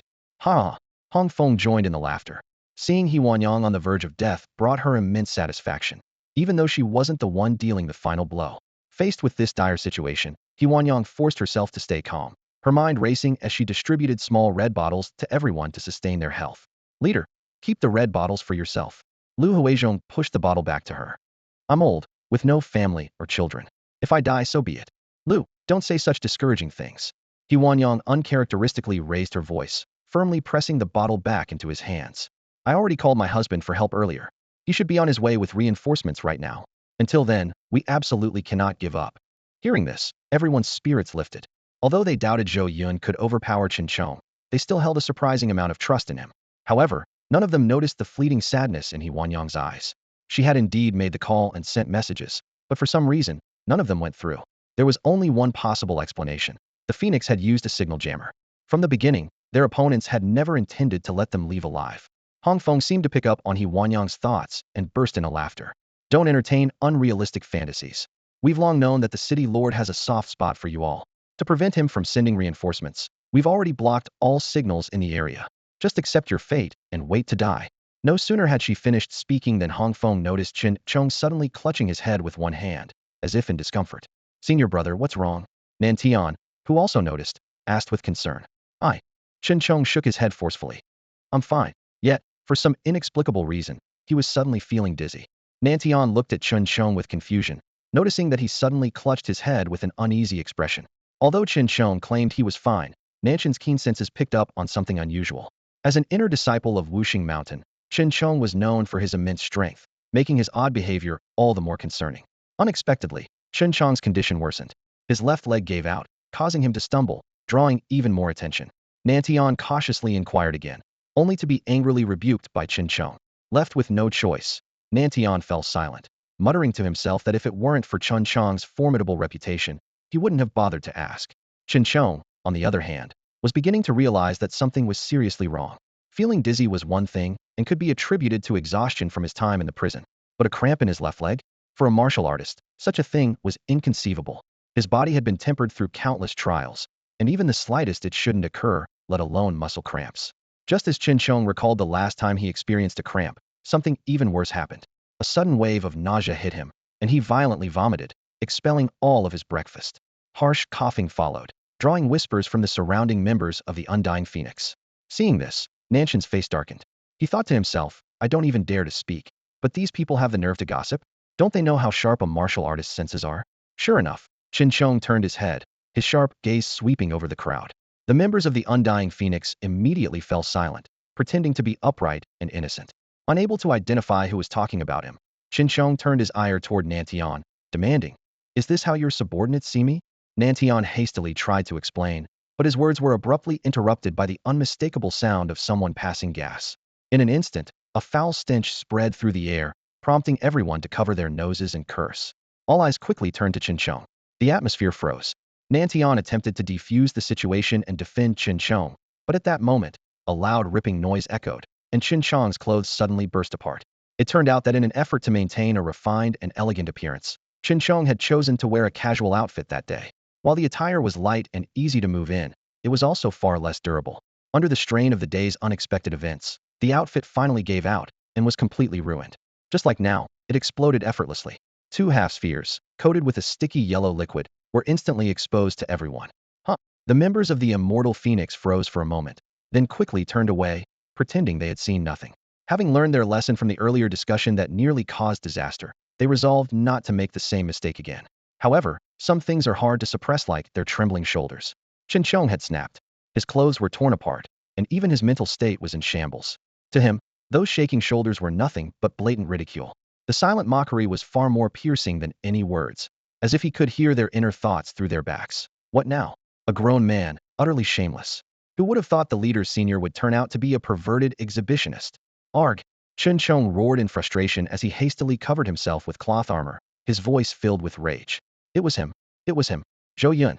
He clenched his teeth so hard that blood started dripping from his mouth. His hatred for Zhou Yun had reached an unbearable peak, leaving no room for doubt in his mind. The familiar sensation, the familiar humiliation, it all made sense now. First the stomach troubles, then the exploding clothes. The bystanders jeered in disbelief. He should have seen it coming. Retracting his golden energy, his eyes locked onto He Wanyin like daggers. "You're Zhou Yun's wife. Of course, his equipment could have been used by you. I was careless. But now, he'll show you all the consequences of pushing me this far." Suddenly, he thrust his right hand into his chest, blood splattering everywhere. But instead of dying, his aura surged wildly.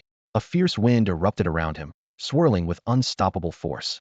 The members of the Immortal Phoenix were battered by the wind pressure, struggling to keep their balance or even open their eyes. Seeing this, Li Huaxiang knew there was no escape from what was coming. She decided to face it head on, throwing caution to the wind. "Go ahead and kill us.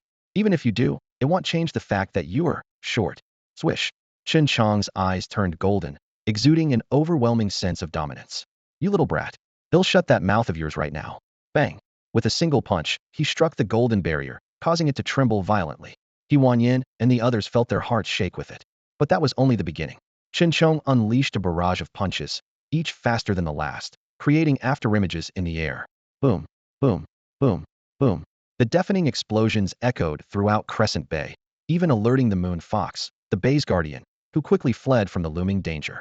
The relentless assault lasted only 3 seconds before the golden barrier shattered with a resounding crash. "Ah!" By Tian and by Yuan screamed in terror. He Wanyin and Lu Huizhong were already bracing themselves for a desperate fight. Meanwhile, Li Huaxiang, fearless and defiant, charged straight at Chongqing. "Die!" Chongqing, having reached his limit of patience, reacted without hesitation. The moment the barrier broke, he unleashed a devastating punch. A golden wave of energy, as massive as a mountain, surged toward He Wanyin and her group. At that very moment, the air seemed to freeze. All the laws of the world faded from existence, leaving only the strength of fists. A supreme warrior, the martial saint, descended upon the scene. A supreme powerhouse. A martial saint. Everyone present was deeply shaken. Not long ago, they had heard a similar announcement from the heavens. The last time, the supreme powerhouse was the Sword Saint. While they had not personally experienced the Sword Saint's immense power, during the celebration, Frostblade Swordmaster had repeatedly emphasized that the one who ultimately slew the zombie dragon Ophelia was a senior master of swordsmanship, not herself. That single strike, which seemed to split the world itself, was the work of that master. Though Frostblade did not explicitly reveal the identity of this master, everyone had reached the same conclusion in their heart. Sword Saint. Without a doubt, it was the Sword Saint who ascended under the moonlight. The unparalleled sharpness of the Sword Saint's presence perfectly aligned with the sheer power of that strike. However, a question lingered. Was the martial saint weaker than the Sword Saint? As doubts swirled in their minds, a powerful aura descended from above. Bam! Everyone, except for Huan Yao and a few others, including Qin Chong, fell to their knees simultaneously. This pressure was not just physical, it pierced through to the depths of their souls. The weight on their bodies was secondary. A surrender of their spirits was the most terrifying part. The instinctive submission was so overwhelming that most people couldn't even muster the thought of resistance. Only a select few with stronger wills could barely manage to think. Nantian struggled to comprehend why such a formidable force would appear at this moment. Was this powerhouse here to aid Yunyang? No, there was no need to doubt it had to be the case. Otherwise, why would they appear just as Yunyang was about to perish at the hands of her senior brother? But why? Yunyang was merely the leader of a newly formed, small organization. What could possibly explain her connection to such a being and the protection they offered? Hong Feng wrestled against the pressure, desperately trying to lift his head to assess the situation. He wanted to see the face of this sudden powerhouse and confirm whether Huan Yao was still alive. Nanshan's heart was similarly filled with frustration. So close. Just a little more, and Huan Yao would have died right in front of her. Yet, she couldn't even lift her head. Despite pouring all her strength into the effort, the simple act of raising her head was utterly impossible. Her body trembled, drenched in sweat, her blood surging like tidal waves, but her head remained bowed, immovable, as though countless nails pinned it into the void.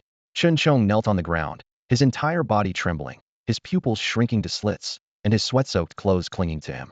Only the ignorant could remain fearless. Compared to the others from the Phoenix clan, his own strength allowed him to sense the true terror of the newcomer. A supreme powerhouse, a martial saint. Though his sect's leader was also called a martial saint, Qin Chong knew in his heart that the two were on entirely different levels. No, they weren't even in the same dimension. The oppressive aura of their sect leader was not unfamiliar to him. At most, it had only ever brought a sense of heavy pressure. However, at this moment, the overwhelming force exuding from this figure was so powerful that he couldn't even muster the will to resist. He had no doubt that if the other person merely uttered a command, or even had a fleeting thought for him to die, he would carry it out without hesitation. Because of this, his survival instincts surged to their peak. He was acutely aware that in the presence of such a supreme powerhouse, he, an inner disciple of Mount Wushang, was nothing more than an insignificant ant, unworthy of even being noticed. The sudden appearance and the oppressive force could only mean one thing: must have done something to displease this being. As for what that was, it didn't matter. There was no point in asking. The only thing he could do now was one thing.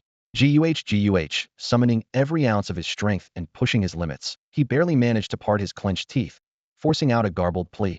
I was wrong, spare. Bang. Before he could finish his sentence, his entire body exploded without warning into a mist of blood. Witnessing this, Huan Yin and the others were visibly shaken. Such a direct, sudden, and brutal death instantly erased any trace of pity they might have felt. Old as I am, I thank you, senior, for saving my life. Lu Huizhong was the first to express his gratitude to the golden figure in front of him, whose appearance was obscured by the radiant light. Thank you, senior. Thank you. The Bai sisters, Bai Yuan and Bai Xiao Yuan, who had just narrowly escaped death, were still trembling, tears streaming down their faces as they voiced their gratitude. Thank you, senior, for your assistance. I, Li Huaxiang, will never forget your kindness. Li Huaxiang decisively dropped to her knees and kowtowed 3 times. She knew full well that if not for the intervention of this supreme being, she would already be a lifeless corpse. Only Huan Yin hesitated, a conflicted expression on her face. Tentatively, she reached out a hand, as if wanting to touch the back of the figure before her. For some inexplicable reason, she felt that this supreme being was someone incredibly close to her. Though there was no evidence to support this feeling, she was unwavering in her belief. Leader, Lu Huizhong exclaimed in alarm, trying to stop her.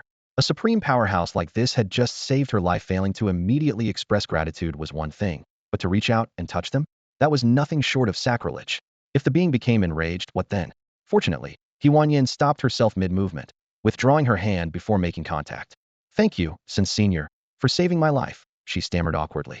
It's fine. Zhou Yun forced himself to maintain his composure, speaking as calmly as he could. Though he had arrived just in time, his heart was still pounding in fear. If it hadn't been for Zhao Lin's timely warning, if he hadn't logged into his Wushang character and rushed to the rescue immediately, he might not have been able to save Huan Yin. In this life, his very reason for living was his wife and daughter. If anything were to happen to either of them, he truly didn't know how he would go on. Zhou Yun, you hold so many trump cards, yet you let your wife face such a life-threatening situation. You're a disgrace. He berated himself over and over in his mind while raising his right hand, pointing it toward the members of the Undying Phoenix sect. For allowing Huan Yin to face such danger, every single one of them bore responsibility. So all of them must die. No. As if their minds were connected, Huan Yin immediately understood Zhou Yun's intentions the moment he raised his hand and quickly spoke to stop him. If it had been anyone else, a move already initiated would have been impossible to retract. However, Zhou Yun, being a martial saint whose skills had reached their peak, could act with complete control. Thus, he withdrew his hand. Yet, a tinge of disappointment flickered in his heart, disappointment in He Wanyan's soft-heartedness. Executing only the principal wrongdoer while sparing the others might earn their gratitude, but what meaning did that truly hold? He understood that He Wanyan, always kind and compassionate, found it hard to accept the sight of so many people dying for her sake. Even though she was now the leader of Yunyang, her next words left Zhou Yun utterly astonished. "Senior, could you let me do it myself?" Her voice trembled, and the inner turmoil she felt was unmistakable. Zhou Yun was momentarily taken aback, but then burst into hearty laughter in his heart. This meant she had already made up her mind. He readily agreed and pointed a finger forward. Then nothing seemed to happen, except for a golden light that appeared on the foreheads of the Immortal Phoenix members. The oppressive aura dissipated, and the Immortal Phoenix people immediately knelt before Zhou Yun, expressing their heartfelt gratitude for sparing their lives. They had no doubt that Zhou Yun had the power to kill them all in a single strike. The terrifying energy they had just felt was like staring into the abyss of death itself. Yet, for some reason, this supreme powerhouse had suddenly changed his mind. "Thank you, Senior, for sparing our lives. Thank you, Leader Yunyang, for pleading on our behalf. I was only following orders before and never truly intended to oppose Yunyang. I'm sorry, truly sorry." The survivors wept uncontrollably, repeatedly bowing and expressing their thanks, relieved to have narrowly escaped death. However, most of them, including Nantian, Hongfeng, and Fang Yue, suddenly showed venomous expressions. Standing up, they began hurling insults at He Wanyan. "So what if you're a martial saint? Does having power give you the right to kill indiscriminately? Just you wait. One day, I'll have my revenge. He Wanyan, you filthy wench. Always cozying up to the strong. Does your husband even know how many times you've humiliated him? Ha! Consider yourselves lucky this time. When I return, I won't give you any chance to fight back." Those words were like daggers stabbing into He Wanyan's heart, draining the color from her face. The decision she had struggled so hard to make became much easier to accept. Resolutely, she raised her sword and began advancing toward the crowd. The people tried to resist but found themselves unable to move, completely at her mercy. He Wanyan slaughtered them as if they were no more than animals. One strike for one strike for two, one strike for many, sweeping through them all. Whether they had expressed remorse and gratitude or hurled curses at her, she treated them all the same, cutting them down without hesitation. Every life that fell to her blade brought a wave of discomfort to her heart. But she gritted her teeth and continued. She understood that if not for the intervention of this mysterious man, not only she but everyone who had followed her would have perished. At the same time, the foreheads of those who were killed began to emit golden light, and intricate golden patterns spread across their entire bodies in an instant. Then, their bodies crumbled inch by inch like shattered rocks, disintegrating into wisps of dust in the blink of an eye. Across various corners of Chongqing, anyone within 5 generations of blood relations to these individuals also perished in the same manner. They fell victim to the secret technique of Xinyan Temple, the true word finger. Once afflicted, not only would they involuntarily reveal the truth, but their lives and deaths were entirely at Zhou Yun's discretion. If the roots are not eradicated, the grass will regrow with the spring breeze. The attached, annihilate 9 generations effect ensured that no loose ends were left behind. Watching the scene unfold before him, Zhou Yun's heart remained unmoved. Though this was the first time in either of his lifetimes that he had truly taken lives, let alone so many, it didn't matter to him. He only had 2 loved ones in this world, He Wanyan and Chongqing. Nothing could be more important than them. Zhou Yun glanced at the aftermath, ready to leave and log out of his current state. However, as he checked the time, he couldn't help but feel a twinge of regret. Only 48 seconds had passed since logging in, and exiting now would waste 12 seconds. In the rush of the moment, he hadn't planned how to use the remaining time. Helping He Wanyan and Chongqing level up was clearly not feasible. Experience points from slaying magical beasts were distributed based on the proportion of damage dealt. If he killed them on their behalf, most of the experience would go to him, leaving them with almost nothing. Teaching martial arts was an option, as there were a few special techniques that could be passed across professions, but it was incredibly time-consuming. Even 100 sets of 12 seconds wouldn't be enough. So what about finding treasures? Perhaps raiding a sect? The timing might work, but attacking without enmity didn't sit well with him. Wusheng's sect, that could be an option. Although Qinchong was already dead. Wait. Zhou Yun's expression suddenly shifted. Where was Zhonglei? The arrogant man he had knocked out with a single move at the forge. Why hadn't he appeared here? Closing his eyes, Zhou Yun's body radiated golden light that swirled like mist. Trusting his instincts, he used his powerful 6th sense to locate Zhonglei and uncover why he wasn't present. In mere moments, he received the answer, a revelation that surprised him greatly. So, there was still a backup plan. A cold gleam flickered in his eyes. If it had been anyone else, you might have actually escaped. As he spoke, Zhou Yun vanished from where he stood. 50 kilometers away at Baishur Slope, Zhang Lei anxiously watched as a small sapling rapidly grew, spreading its branches and bearing fruit. The fruit ripened, fell to the ground, and split open, revealing an infant. The infant grew with the wind, transforming into an adult in an instant, identical in appearance to Qinchong. When Qinchong opened his eyes, Zhang Lei finally let out a sigh of relief. Senior brother, what on earth happened? The blood jade branch suddenly started burning hot. I was scared to death. If something happened to you, I wouldn't know how to face senior sister. Thankfully, you reacted in time. Qinchong dressed himself, still shaken. The blood jade branch only activates within 1 minute of my death to resurrect me. If you had been even a little slower, I would have been done for. Senior brother, what exactly happened? Zhang Lei asked, utterly confused. From his perspective, no one in the mortal world could possibly pose a threat to Qinchong, let alone kill him. Where's senior sister? Qinchong countered instead of answering. She was just with Miss Hold still be nearby. Why, senior brother? We're not waiting for her. Qinchong took off running, shouting anxiously. Head back to the sect immediately, as fast as possible. However, before he could take more than 2 steps, a voice like a mountain crashing down echoed chillingly in his ears. Run? Do you think you can escape? A massive fist imprint, as colossal as a mountain, descended from the sky. Qinchong might not have seen the overwhelming fist imprint above his head, but the terrifying aura emanating from it almost shattered his very soul. His once light body suddenly sank under the immense pressure, 1 foot plunging deep into the ground. Normally, with his balance thrown off so abruptly, he would have stumbled awkwardly, if not outright fallen. Yet, in this moment of extreme crisis, his survival instincts surged to an unprecedented peak, and his control over his body reached new heights. Not only did he avoid falling, but after a slight stagger, he continued running smoothly. 1 step, 2 steps, 3 steps. With each stride, more than half of his body was buried into the ground, but his running posture remained unaffected. Survive. I must survive. I can't die here, he thought. I am the most promising inner disciple of the sect, about to be promoted to a core disciple. Once I become a core disciple, they'll have the right to marry senior sister and become the sect's successor. My future is limitless. There's so much I haven't achieved yet. I absolutely cannot die here. However, the fist imprint descended in an instant, looming over his head, completely indifferent to his will. As if staring death in the face, his eyes widened in despair, and he let out a desperate scream. Senior sister, save me. Just as the words left his mouth, a bold voice roared from the distance. Who dares to touch my darling? Courting death. Boom. The fist imprint crashed down, sending dirt and dust flying, shaking the earth and sky. In his final moment, Qinchong caught a glimpse of a familiar, towering red figure before his body disintegrated into dust. Ah! A piercing scream echoed across the heavens. The enormous figure, as wide as 3 ordinary people combined, let out blood tears from its eyes as it sensed the disappearance of Qinchong's life force. Enraged, it seemed to lose all sanity, splitting into hundreds of clones that charged toward Zhou Yun in unison. Give me back my darling's life.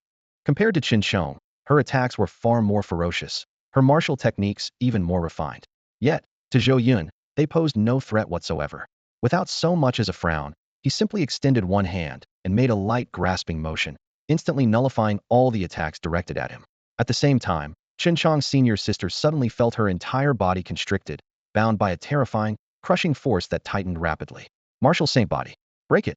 She roared, her entire body erupting with dazzling golden light as her skin turned golden in an instant. She unleashed the secret technique of the Martial Saint Mount in the Martial Saint body. Once activated, her toughness and strength were greatly enhanced. Her response was both swift and correct. However, she was up against Zhou Yun. Bang! The so-called Martial Saint body couldn't even withstand a tenth of a breath's time in Zhou Yun's grasp before it, along with her physical form, was crushed into a mist of blood. Just as Zhou Yun thought the matter had ended, a golden token fell from the blood mist. Moments later, the token radiated intense golden light, and an ancient, wrathful voice boomed from within. Who dares to take the life of my precious daughter? Such heinous sin. Neither heaven nor earth shall save you. Die. A massive golden hand emerged from the token, rapidly expanding to cover half the sky as it descended toward Zhou Yun. Zhou Yun's brows furrowed slightly as he closed his eyes. His right hand formed into a palm and struck out suddenly. It was the most powerful secret technique of the True Ancestor's sacred Hall True Ancestor, Great Palm Seal. Boom. The entire space trembled in an instant. A majestic golden palm imprint turned into a mist of golden light, scattering in all directions. The golden medallion shattered with a loud crack, disintegrating into dust. Meanwhile, in the Martial Saint Hall atop Martial Saint Mountain, a robust elder seated on a meditation cushion suddenly turned pale. Blood surged from his body as he coughed up a mouthful of blood violently. Sect Master. Sect Master, what's wrong? The elders, hall masters, and peak masters around him were all shocked. Just moments ago, their sect master had been enthusiastically discussing the upcoming sixth sect martial debate. Now, without warning, he erupted in fury, striking out into the void and subsequently spitting blood. The Grand Elder exclaimed in horror, "This is bad. The sect master has encountered a terrifying enemy. To injure him so gravely in such a short moment, this foe must be unimaginably powerful. If we face them directly, we won't stand a chance. Activate the mountain protecting formation immediately." The sudden turn of events left everyone stunned, but the Grand Elder's wisdom commanded absolute trust. Despite their confusion, they quickly granted authorization, and layers of golden barriers swiftly enveloped the entire Martial Saint Mountain. At this moment, the sect master struggled to speak, his voice filled with despair. "This enemy is beyond anything we've faced. He killed my daughter, and even if we exhaust the entire sect's strength, we cannot oppose him. Activate the mountain protecting formation and seal the mountain. We will seek vengeance only when we are strong enough." Before anyone could fully process his words, a deafening explosion shook the entire Martial Saint Mountain. "It's him. He's here." The sect master's eyes burned with hatred, yet they were filled with terror. He hadn't expected the enemy to locate him so swiftly. Boom. Another explosion reverberated. All the elders in the Grand Hall spat blood simultaneously, their faces pale as paper. The mountain protecting formation, bound to the earth veins and closely connected to the elders, had been breached. The destruction of the formation meant the earth veins were shattered, and the elders were on the brink of death. In the span of a single breath, all 33 layers of the mountain protecting formation had been completely obliterated. Clutching his chest, the Grand Elder's face was filled with disbelief and dread as he inwardly questioned, "Sect Master, what kind of existence have you provoked?" Above Martial Saint Mountain, Zhou Yun raised his hand, a trace of impatience crossing his features. Though he had found the one who unleashed the Golden Palm and located Martial Saint Mountain, time was running out. Breaking the formation with 2 punches had already consumed precious moments. Only 2 seconds remained before the minute was up. It was always a race against the clock, leaving him exasperated. Slowly, he pressed his right palm downward. With one strike, all souls would perish. The heaven-crushing, god-slaying palm. Boom, boom, boom. The towering Martial Saint Mountain seemed to be forcibly pressed into the ground, sinking lower and lower. Inside the Martial Saint Hall, the sect master sensed an unprecedented calamity descending upon them. With resolute determination, he retrieved a yellow crystalline stone, spitting his heart's blood onto it to activate it. He shouted, "The 4 sacred sects, united in spirit. Ancestors, protect us and help me survive this tribulation." Buzz. The entire sky suddenly resonated with a faint humming sound. Beams of light in white, green, and red rose respectively from behind Zhou Yun's left, right, and back. At the same time, from the depths of Wuxing Mountain beneath his feet, which was about to sink underground, a yellow beam of light shot up rapidly. Once these 4 beams reached a certain height, they dispersed into dense threads, intertwining and linking with one another to form a massive net. Like a curtain, it unfurled below Zhou Yun, instantly absorbing all the pressure he had been exerting on Wuxing Mountain. The 4 sacred array. Zhou Yun's brows furrowed sharply, and a surge of anger flared up within him. Even a fully fledged 4 sacred array in its complete form could be easily broken by him in his current state, let alone this crude, simplified version. Its power was far inferior to the real thing. However, that wasn't what truly enraged him. What infuriated him was the fact that this clumsy 4 sacred array had delayed him. His meticulously calculated landing time had been thrown off by over a minute. And if the delay exceeded even 0.00000001 seconds past a minute, the heavenly Tao would calculate it as 2 full minutes. That meant a difference of 100 kinship points versus 200. The loss was unbearable. Wuxing sect, well played. Very well played. A cold glint flashed in his eyes, even as a smile lingered on his face. Initially, he had only planned to destroy them as a warning to others, but since they insisted on dragging others into this mess, he would gladly oblige. Inside the Wuxing Hall, the moment the 4 sacred array activated, the voices of the other 3 sect leaders immediately echoed through the yellow crystal. What's going on? Why has even the 4 sacred array been activated? Is Wuxing sect in trouble? By now, the array had successfully blocked Zhou Yun's attack, but the Wuxing sect leader showed no sign of relaxing. He quickly responded, "The situation is critical. There's no time for lengthy explanations. I beg the 3 of you, for the sake of our sect's 1,000-year bond, to assist me with all your might in overcoming this crisis and repelling this formidable enemy." The other 3 sect leaders promptly replied through the yellow crystal. "The 4 sacred sects are united as one. Say no more." "That young man above Wuxing Mountain, is it? Huh. Why talk about repelling him? Let's join forces and kill him." "That's right. The four sacred sects will not be insulted. He dares provoke us? He must have grown tired of living. These words from the three sect leaders greatly boosted the confidence of the Wuxing sect leader. Excellent. The four sacred array is both offensive and defensive. With its support, this thief will have no chance of escape.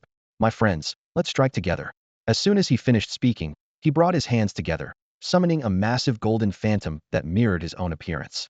It materialized above Wuxing Mountain. Similarly, in the other three directions, colossal phantoms in white, green, and red appeared, each 100 feet tall, with fierce expressions, awe-inspiring presence, and an air of divine majesty. Since the four sects were situated in different directions around Jiang City, the sight of the four sacred phantoms combined with the enormous multicolored net spanning the heavens began to draw the attention of more and more residents. What the hell is that? Is it the legendary heavenly manifestation from mythology? Wait, no? The red phantom is coming from the direction of the Fire Saint Tower. What's happening there? The white phantom appeared near the hidden Saint Pavilion. That's my sect. And as for the green phantom, I know that place like the back of my hand. It must be the Arrow Saint Valley. The golden phantom, there it is, Wuxing Mountain. The four sacred sects revealing phenomena at the same time. This must be something big. Before anyone could think further, the four phantoms were already in action. Thief! Do you recognize the sunset dragon arrow of my Arrow Sage Valley? With a resounding shout, the green phantom was the first to move, pulling its bow taut and releasing an arrow wrapped in fierce winds. As it streaked toward Zhou Yun, the arrow rapidly transformed into a roaring azure dragon. To oppose Wuxing Mountain is to oppose my Fire Sage Tower. Take this. Phoenix soars to the heavens. A colossal phoenix, formed entirely of fire, trailed blazing flames as it surged forward. The white phantom, the swiftest of them all, bent slightly at the waist and murmured, "Silent kill." In a flash, it appeared behind Zhou Yun, a massive dagger poised to strike, completely enveloping him. Judgment of the heavens. The golden phantom was not to be outdone. Drawing its fists to its sides in a horse stance, it channeled its golden energy into its right fist, the blinding light outshining even the sun. With a powerful thrust, it roared, dominating Heaven Fist. For phantoms, for attacks, converging simultaneously from all directions, leaving Zhou Yun no room to escape. At that moment, Zhou Yun was ready. Law, heaven, manifest, earth. Each word, resounding like the voice of the heavens, carried an aura of grandeur and sanctity, shaking the souls of all who heard. Witnesses saw a colossal being, towering thousands of feet high, standing firm between heaven and earth. Its eyes emitted two radiant golden beams, scanning the world like a divine presence, exuding an aura of majesty and holiness. Unlike the phantoms with their distinct hues, this being's golden body appeared solid and tangible. The golden phantom of Wuxing sect paled in comparison, its golden glow akin to cheap plastic next to pure gold in the eyes of those in Chongqing. And then it moved. Its right hand extended, seizing the azure dragon attacking from behind. Its left hand reached out, gripping the white phantom's body. Though the fiery phoenix and the white phantom appeared enormous, they were utterly dwarfed by the towering figure, rendered powerless in its grasp. They struggled in vain, unable to resist. At the same time, the golden fist imprint and the blazing phoenix struck its chest and back from opposing sides. Yet, to the astonishment of the four sacred sects, despite the direct hits, there was no effect. The spinning golden imprint of the dominating heaven fist failed to penetrate the giant's body. The fiery phoenix, though screeching and blazing intensely, could not advance beyond the surface of its skin, leaving no visible impact.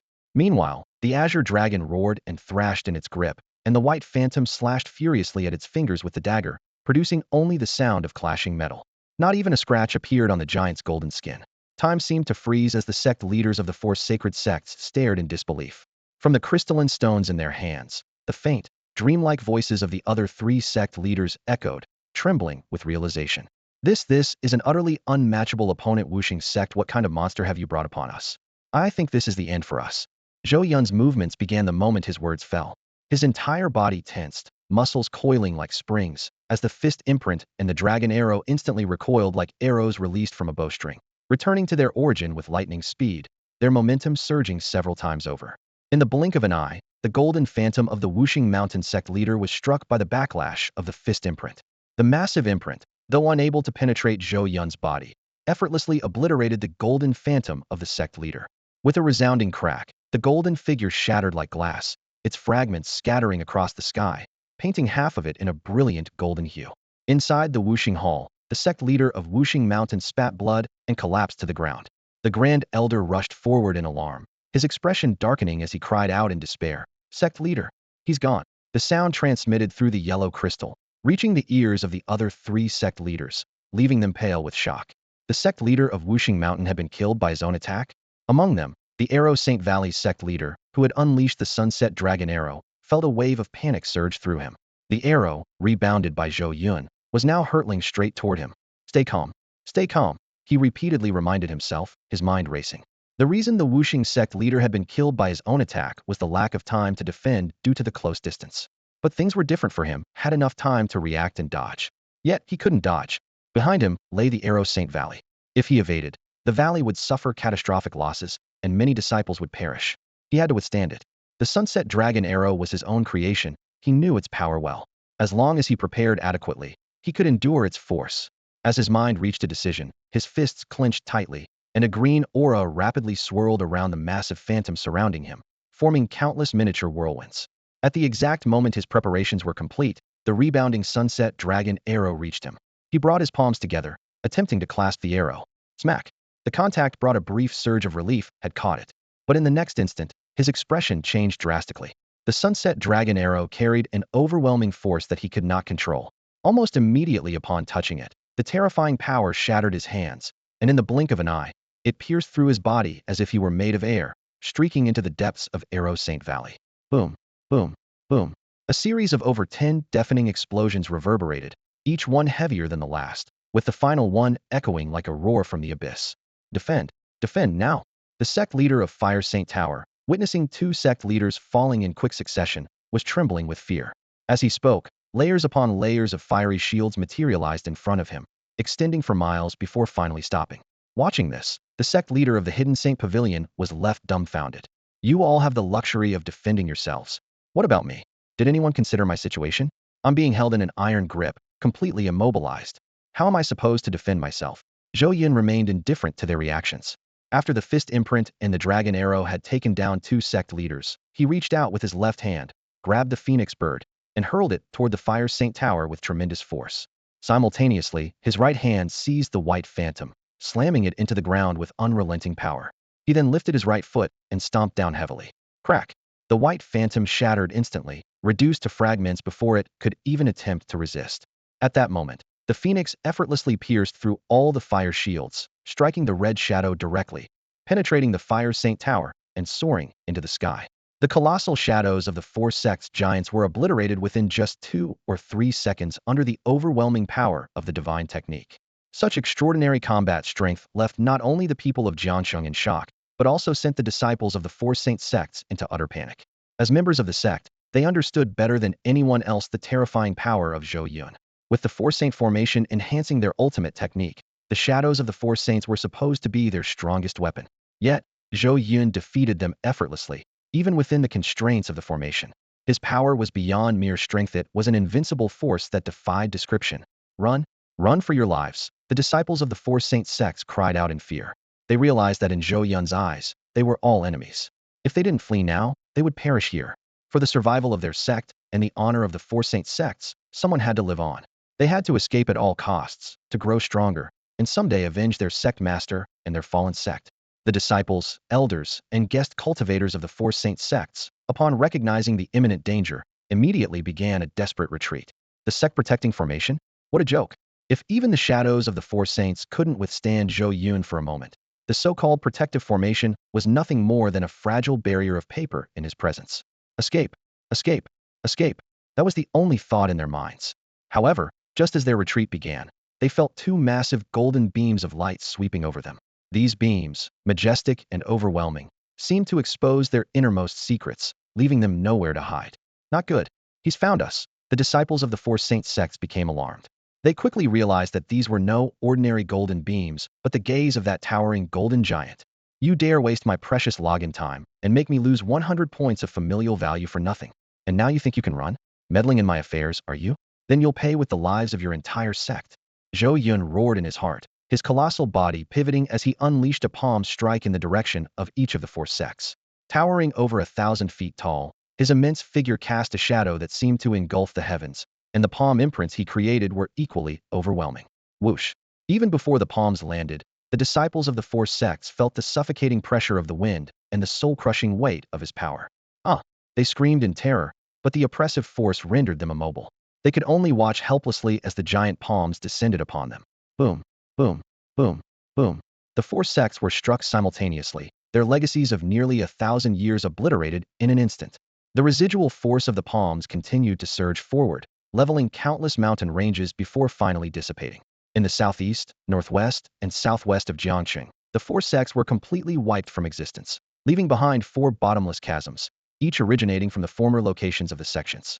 Within these chasms, faint points of light flickered, catching Zhou Yun's attention. Just as he was about to reach out and seize the four glowing points, the sky suddenly tore open. A voice, ancient yet thunderous, reverberated through the heavens and earth, its paradoxical tone both aged and powerful. Wretch! How dare you destroy the four sects and sever the foundation of my sacred path? Neither heaven nor earth can shield you now. Prepare to die. As the sound echoed through the air, a blank scroll slowly unfurled in the clear sky. Moments later, a golden dot appeared on the scroll. The dot rapidly expanded as the voice continued to chant, "Infinite void, infinite life, infinite fist, infinite seal. Command the heavens and earth, supreme infinity." With the final word, the golden dot had spread across the entire scroll, transforming into a golden fist imprint. Boom! The golden fist imprint detached from the scroll, descending with tangible force toward Zhou Yun. Initially, the imprint was only the size of a basketball, but as it fell, it expanded continuously. By the time it hovered above Zhou Yun's head, it had grown to match the size of his skull. The supreme infinite fist of the infinite cliff. Zhou Yun let out a cold snort, his mind as clear as a mirror. He thought to himself, no wonder those insignificant four minor sects dared to claim sanctity. No wonder Chongqing was taken as Li Jingji's direct disciple and chosen as the successor of the Beast Palace, while Qinchong still dared to act against Wanyang. So, it was you supporting them from behind. When the higher-ups are crooked, so are the ones below. The lower ones act recklessly under the pretense of borrowed power, and the higher-ups are no better. What of being the leader of the three great sanctuaries? The so-called supreme infinite fist of today is nothing in my eyes. Huh, Zhou Yun roared, his hands forming the shape of dragon claws as they moved swiftly. A lifelike five-clawed golden dragon materialized beside him, weaving around him dynamically. Roars of dragons echoed through the sky, deafening and mighty. The dragon's golden scales shimmered brilliantly, outshining the blazing sun. Zhou Yun drew back his right hand, gathering power. The five-clawed golden dragons coiled tightly around his fist, their presence exuding majesty and grandeur. Your infinite cliff may reside in Luocheng, 1,000 miles from Jiangcheng, making it difficult for ordinary means to harm you. But taste the Izumi Emperor's fist of 10,000 dynasties. With that, Zhou Yun unleashed his punch. The five-clawed golden dragons roared alongside his fist, surging upward to meet the descending colossal fist imprint. Above the clear sky, the massive fist imprint from the scroll carried an overwhelming, invincible aura, descending like countless towering mountains, crushing everything in its path. Meanwhile, Zhou Yun's punch, entwined with the five-clawed golden dragons, radiated unshakable authority and nobility. The dragon's roars shook the heavens, stirring the wind and clouds, creating an unstoppable momentum. Both fist imprints glowed brilliantly in golden light, so blinding that even the sun's rays were overshadowed. Witnessing this scene, everyone was left in awe, their minds entranced and unable to think clearly. Finally, the two fist imprints collided head-on. Contrary to expectations of an earth-shattering explosion, they passed through each other without causing any visible disturbance. Just as the crowd began to suspect whether the two imprints were mere illusions, a thunderous boom resounded. Zhou Yun extended his hand, grabbing the descending fist imprint from the scroll, and crushed it effortlessly in his grasp. The overwhelming force of the fist was neutralized with ease by Zhou Yun, leaving everyone stunned. At the same time, the five-clawed golden dragons, still entwined with Zhou Yun's fist imprint, spiraled into the scroll. As the crowd assumed the scroll would similarly dissolve the fist without difficulty, a series of explosions and collapsing sounds erupted from within. Faintly, the sound of someone spitting blood could be heard. Moments later, the scroll abruptly disintegrated into the wind. This outcome took everyone by surprise. After all, this was the Infinite Cliff, the leader of the three great sanctuaries, renowned, enigmatic, and extraordinarily powerful. Even among sanctuaries, the Beast Palace and Divine Sword Manor were considered slightly inferior to the Infinite Cliff in both strength and status. It was a crucial pillar of support for Luo City, and the most coveted sect for the younger generation who had yet to choose their professions. Yet, this entity, shrouded in layers of glory, was shattered by a single punch the moment it made its imposing appearance. Even more astonishing, the commotion revealed that Wu Liang Cliff seemed to have suffered significant damage from that punch as well. Such an outcome caught everyone completely off guard. Who exactly was this golden giant? His power was simply overwhelming. Emperor's fist of 10,000 dynasties. What an awe-inspiring technique. I want to learn it so badly. A young man exclaimed excitedly. I've decided. I'm going to switch professions and become a martial artist. I want to master fist techniques. From today onward, this golden giant is my idol. He knocked back the Four Saints sect and obliterated Wu Liang Cliff with a single punch. That's incredible, absolutely mind-blowing. Hey guys, are you all out of your minds? We don't even know if this giant is a friend or a foe. Another person interjected. Exactly. He wiped out the four major sects around Jiang City. From that perspective, he's our enemy. Enemy? Are we even worthy of being his enemies? Whether we are or not, those who worked so hard to join the Four Saints sect must be crying now. Imagine waking up to find your sect gone. Hurrah! After dealing with the scroll, Zhou Yun reached out and retrieved the glowing items from the four ravines. Upon closer inspection, he was slightly taken aback. These were four towers? The more he looked, the more familiar they seemed. As he pondered, the four-colored towers in his hands began to merge, transforming into a single four-colored glazed tower. Zhou Yun's eyes lit up as a memory surfaced. The Four Saints glazed tower. So it was this. The sight of the tower instantly triggered memories from his previous life. Back then, during the mid-phase of the game, a few wealthy guilds had banded together and ultimately destroyed the Four Saints sect. Following that, one of the guilds suddenly rose to prominence, leaving others far behind and dominating as the #1 guild in Asia. The secret of their success only became known during the mid-phase of the game. The key item behind their rise was none other than the Four Saints glazed tower, now in his hands. When separated, the Four Saints glazed tower was comprised of the four training towers of the Four Saints sect. By passing the trials within each tower, one could earn skill rewards. However, when combined, the towers became a comprehensive training tower for the four major professions: martial artists, assassins, archers, and mages. Not only did it retain the abilities of the original towers, but it also gained an additional feature assisting in cultivation. Once it became the Four Saints glazed tower, it would continuously absorb the faint spiritual energy from the outside world and store it within the tower. Thus, even without doing anything, just being inside the tower would allow professionals to rapidly gain experience due to the concentrated spiritual energy. What a treasure! Zhou Yun nodded slightly, having already decided how to handle this item.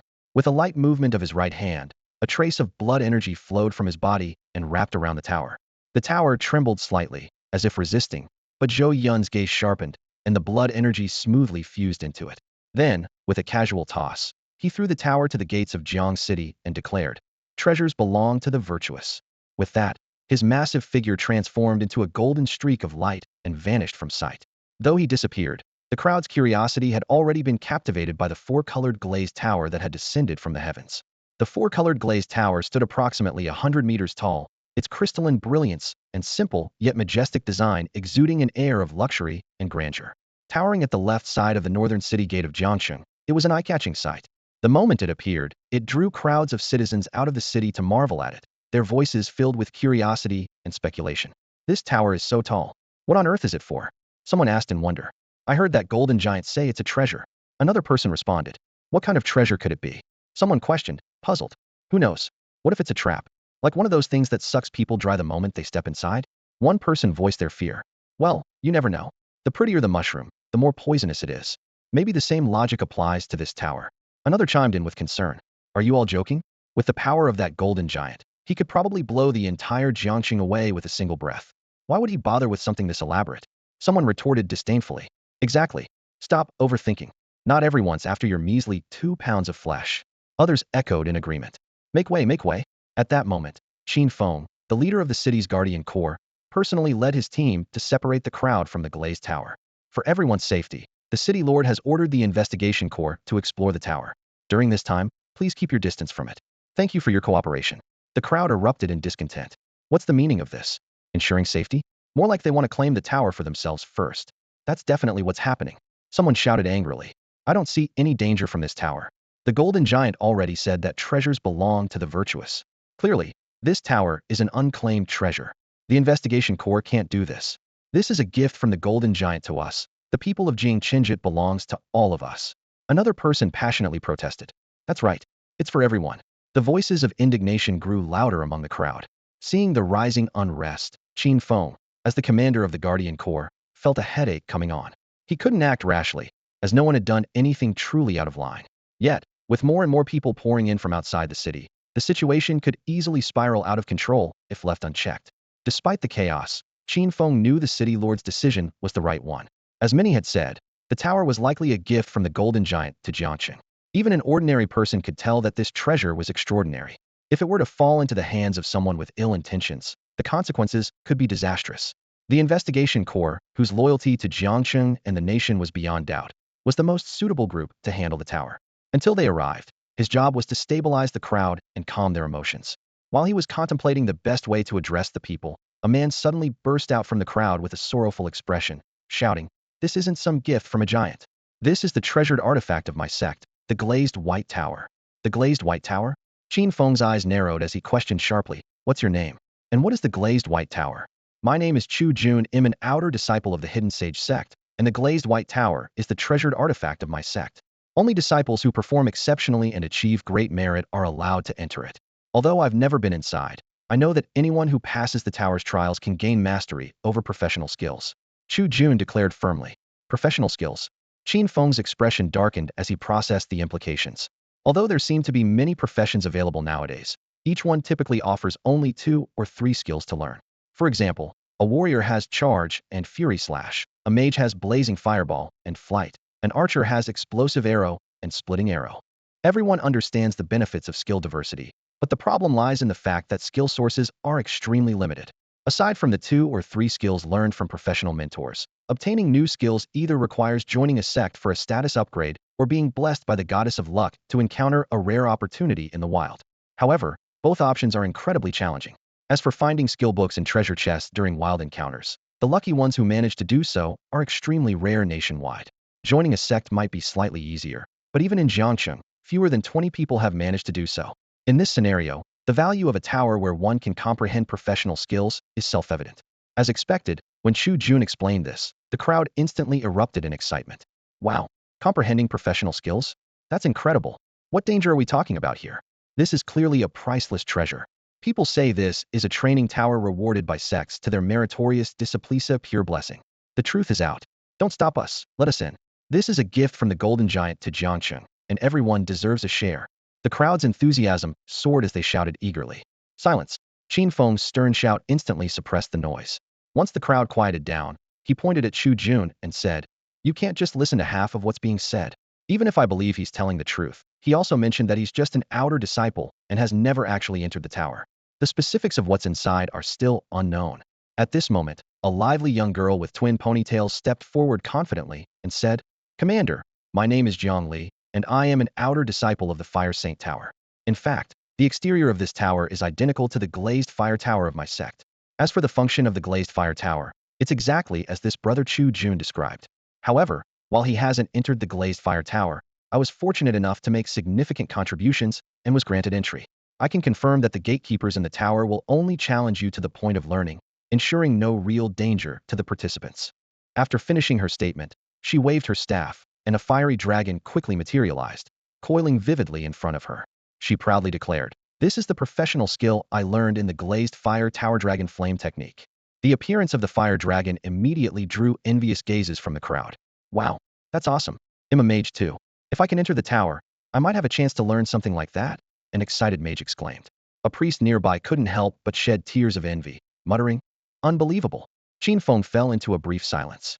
Both Zhou Yun and Jiang Li had provided evidence to prove the tower's safety, reigniting the crowd's enthusiasm. They were now itching to rush into the tower.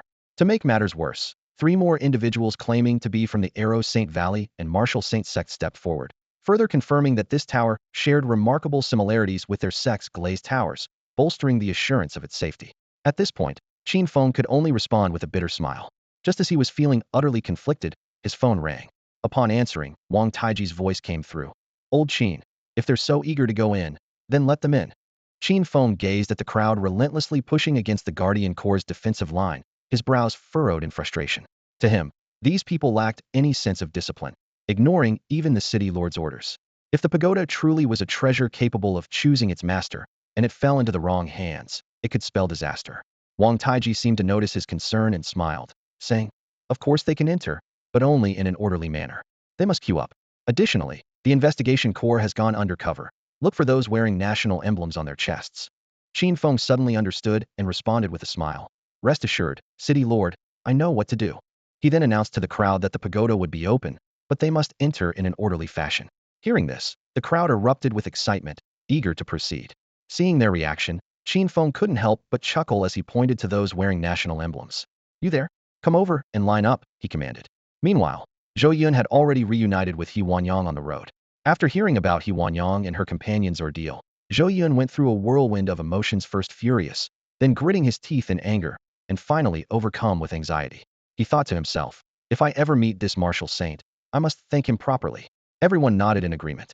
When they arrived at Chongqing city gates, they saw a massive crowd in front of the glazed pagoda, forming an impossibly long queue. Curious, they inquired about the situation. Upon learning what was happening, Li Huaxiang and Bai Yuan, the two sisters, were eager to join in. However, after some quick calculations, they realized it would take at least a week of waiting in line to get their turn, so they reluctantly gave up for now. Back at home, He Wanyang immediately shut the door and asked Zhou Yun seriously, be honest with me, was the martial saint who saved us actually you? Zhou Yun was overjoyed to hear this. He had wanted to come clean with He Wanyang for a long time, but she had never believed him. Now that she had brought it up herself, he saw the perfect opportunity to reveal his secret. Yes, he answered earnestly. The martial saint is me. And not just the martial saint, the sword god you saw before was also me. These are my past life's accounts, and when I log in, I gain their full power. He Wanyang listened, a resigned expression on her face. I had a feeling you'd admit it. The last time I asked how you knew about that secret grinding spot in Qingfeng Gorge, you said it was from your past life's experience. Exactly, Zhou Yun retorted. Why wouldn't you believe me? He Wanyang replied matter-of-factly. Of course I don't believe it. This isn't some novel. Rebirth and transmigration aren't real. She continued. Before the world changed, Earth's technology hadn't advanced to such a level. Even after the changes, with all the miraculous things that have appeared, I've never heard of rebirth or transmigration. Are you seriously claiming you're the only exception in this entire world? Zhou Yun looked directly into He Wanyang's eyes and said sincerely, if nothing unexpected happens, then yes, I am. He hoped to convey his sincerity. To his surprise, He Wanyang burst out laughing. Why are you laughing? I'm telling the truth. If you don't believe me, I'll log in again right now and show you. Zhou Yun said urgently. He Wanyang folded her arms, still laughing. All right then. If you can transform into the martial saint right in front of me, I'll believe you. Zhou Yun immediately accepted the challenge. Zhou Yun was about to log into the system when he suddenly noticed that his familial affection points had dropped to just 25, far from the 100 points required for login. His face darkened immediately, and a sense of unease crept over him. He Wanyang, as if anticipating this moment, curved her lips into a teasing smile and said mockingly, what's wrong? Don't tell me your transformation device is broken. Transformation device? Zhou Yun shook his head helplessly. I'm not Ultraman. He Wanyang's smile deepened, and her tone softened as if coaxing a child. All right. I get it. My husband has a hero's dream, wanting to become someone like a sword saint or martial sage. But even if you're not, in my heart, you're always the best. No one could ever replace you. Besides, you're the only professional spirit master in the entire world. Given time, you'll absolutely be just as amazing as them. Listening to her gentle words, Zhou Yun's gaze softened. Although He Wanyang still didn't believe the truth he had tried to tell her, her words filled his heart with warmth. With a sly smile, He Wanyang pressed on. Now, are you going to tell me how the martial sage and sword saint are related to you? I don't think they're your transformations, but my intuition tells me they've got something to do with you. Zhou Yun opened his mouth, wanting to confess that both the martial sage and sword saint were actually him. But he swallowed the words and instead said, well, they're actually guardians of spirit masters. They appear to help when I or those around me are in danger. He Wanyang's beautiful eyes sparkled with excitement, as though she had just discovered a new world. I see. So spirit masters even have guardians. That's incredible. I knew my sixth sense couldn't be wrong. Yeah, Zhou Yun nodded helplessly. You're so wise, my dear wife. Failing to convince He Wanyang of the full truth left Zhou Yun feeling dejected. He spent the entire afternoon sprawled on the couch, visibly downcast. From time to time, he sighed, muttering, familial affection points, why are they always so low? This mood persisted until Chongqing came home. The little girl burst through the door and flung herself into Zhou Yun's arms, exclaiming excitedly, Daddy, I have some great news for you. Zhou Yun mustered some energy and asked, what's the good news? Master gave us a break. He said we should rest for a few days while he makes preparations for our contract training. Chongqing replied cheerfully. Hearing this, Zhou Yun immediately perked up. A break? That's wonderful. Let's spend these days having fun together as a family, all right? All right, Chongqing beamed, then added, oh, and Daddy, I have 2 friends from the Beast Palace who really want to try your cooking. Can I invite them over? Of course. Zhou Yun agreed without hesitation. Invite them over, and he'll make something delicious for you all. Yay. Chongqing quickly pulled out her communication stone. He'll tell them the good news right now. Just then, Zhou Yun suddenly heard the system notification. Ding. Familial affection points 100. He froze for a moment, stunned. Could it really be that simple? Chongqing acted quickly, and the other side responded just as fast. That evening, she made the arrangements, and by early the next morning, the two girls were delivered by the elders of the beast taming palace. They appeared well-behaved and adorable. They introduced themselves politely. Hello, uncle and auntie. My name is Ning Lan, and my name is Momo. At first glance, Zhou Yun and Yin could sense their politeness and charm. So you're Lan Lan and Momo, right? Hello, little ones. Chongqing was talking about you as soon as she woke up. Welcome to our home. Come on in. Yin said with a warm smile. Chongqing had never brought friends home when she was in kindergarten, but now that she had made friends in the beast taming palace who she could invite over, she was overjoyed. Lan Lan, Momo, you're finally here. Chongqing, still in her pajamas, ran out at the sound of their arrival. Although they hadn't known each other for long, the three of them seemed to get along wonderfully. As soon as they gathered, Chongqing pulled them into her room to play, and soon laughter filled the house. Meanwhile, Zhou Yun and Yin busied themselves preparing fruit and snacks for the girls, making sure they had everything they needed. However, after observing for a while, Zhou Yun realized the three were perfectly content and didn't need any extra help. He signaled Yin to quietly step away with him. They thought they'd have some free time for a while, but half an hour later, Chongqing came running out to find Zhou Yun. Dad, she began hesitantly. What's the matter? Zhou Yun asked. Lan Lan and Momo are hungry. Can you make something for them to eat? Chongqing asked, a little embarrassed. Of course. Zhou Yun patted her head with a smile. I was wondering what it could be. Did they come too early and skip breakfast? Sure. They'll go grab something. Ask them if soy milk and fried dough sticks are okay. They don't want soy milk and fried dough sticks. Chongqing looked even more embarrassed.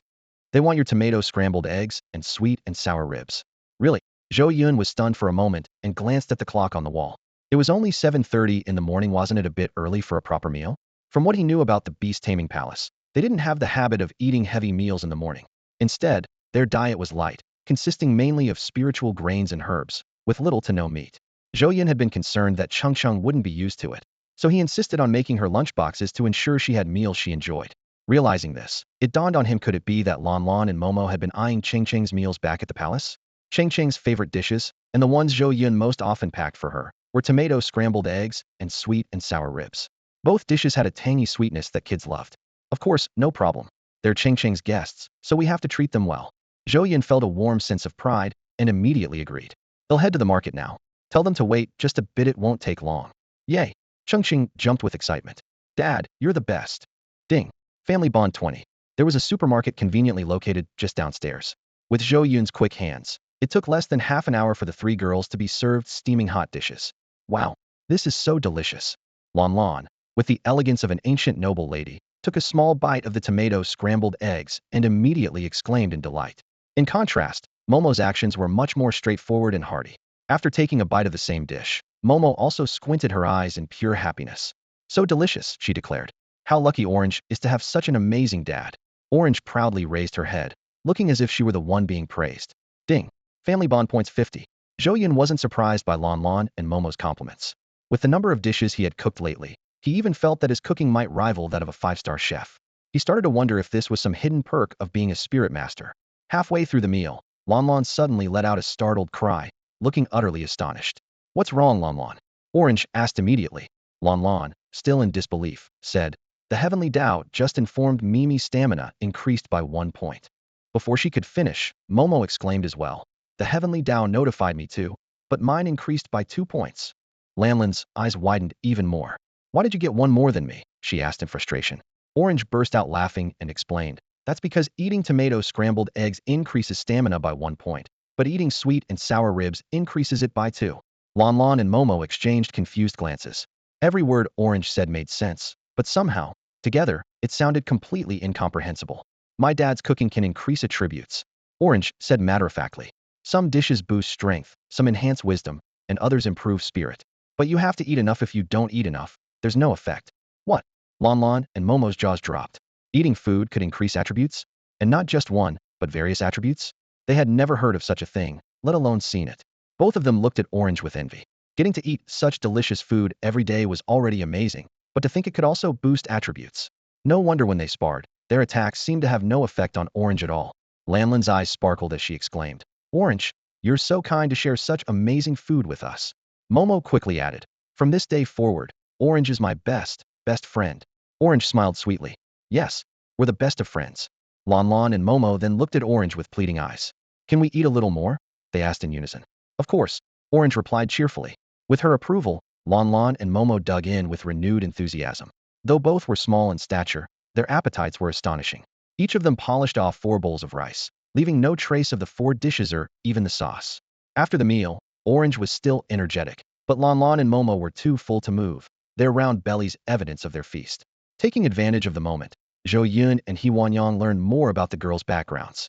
To their surprise, Momo turned out to be the daughter of the sect leader of the Ink Blade sect, while Lon Lon was the daughter of the current pope of the Holy Light Order. Both sects were as powerful as the 4 sacred sects, and they were prominent forces in the area surrounding Luqing. And Lucheng, as it happened, was the city closest to Jiangqing. Although Luqing and Jiangqing both belong to Huagua, their geographical proximity has fostered a sense of rivalry.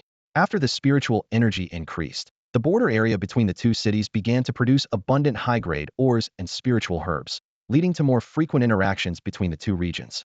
Zhou Yun and He Wanyang were surprised to discover that Momo and Lon Lon were actually the children of influential figures from sects near Luqing. Upon reflection, they realized this might be part of a meticulous arrangement by Li Jingji. Zhou Yun spent the entire day with Chongqing. It had been a long time since they had shared such close moments, and he felt deeply fulfilled. To his surprise, this time together brought unexpected gains in family affection points. Every small favor he did for Chongqing earned him 20 to 50 points, with one instance even reaching 70 points. By the evening, Zhou Yun was astonished to find his family affection points had risen to 285. Compared to the mere 25 points before Chongqing returned home, this was an increase of 260 points. With a contented smile, Zhou Yun was about to fall asleep when the voice of the heavenly Tao suddenly sounded. Ding! Family affection points 200. He snapped his eyes open, staring in disbelief at the panel showing 485 points. The overwhelming joy made his heart race. After all, family affection points were his most crucial resource at the moment.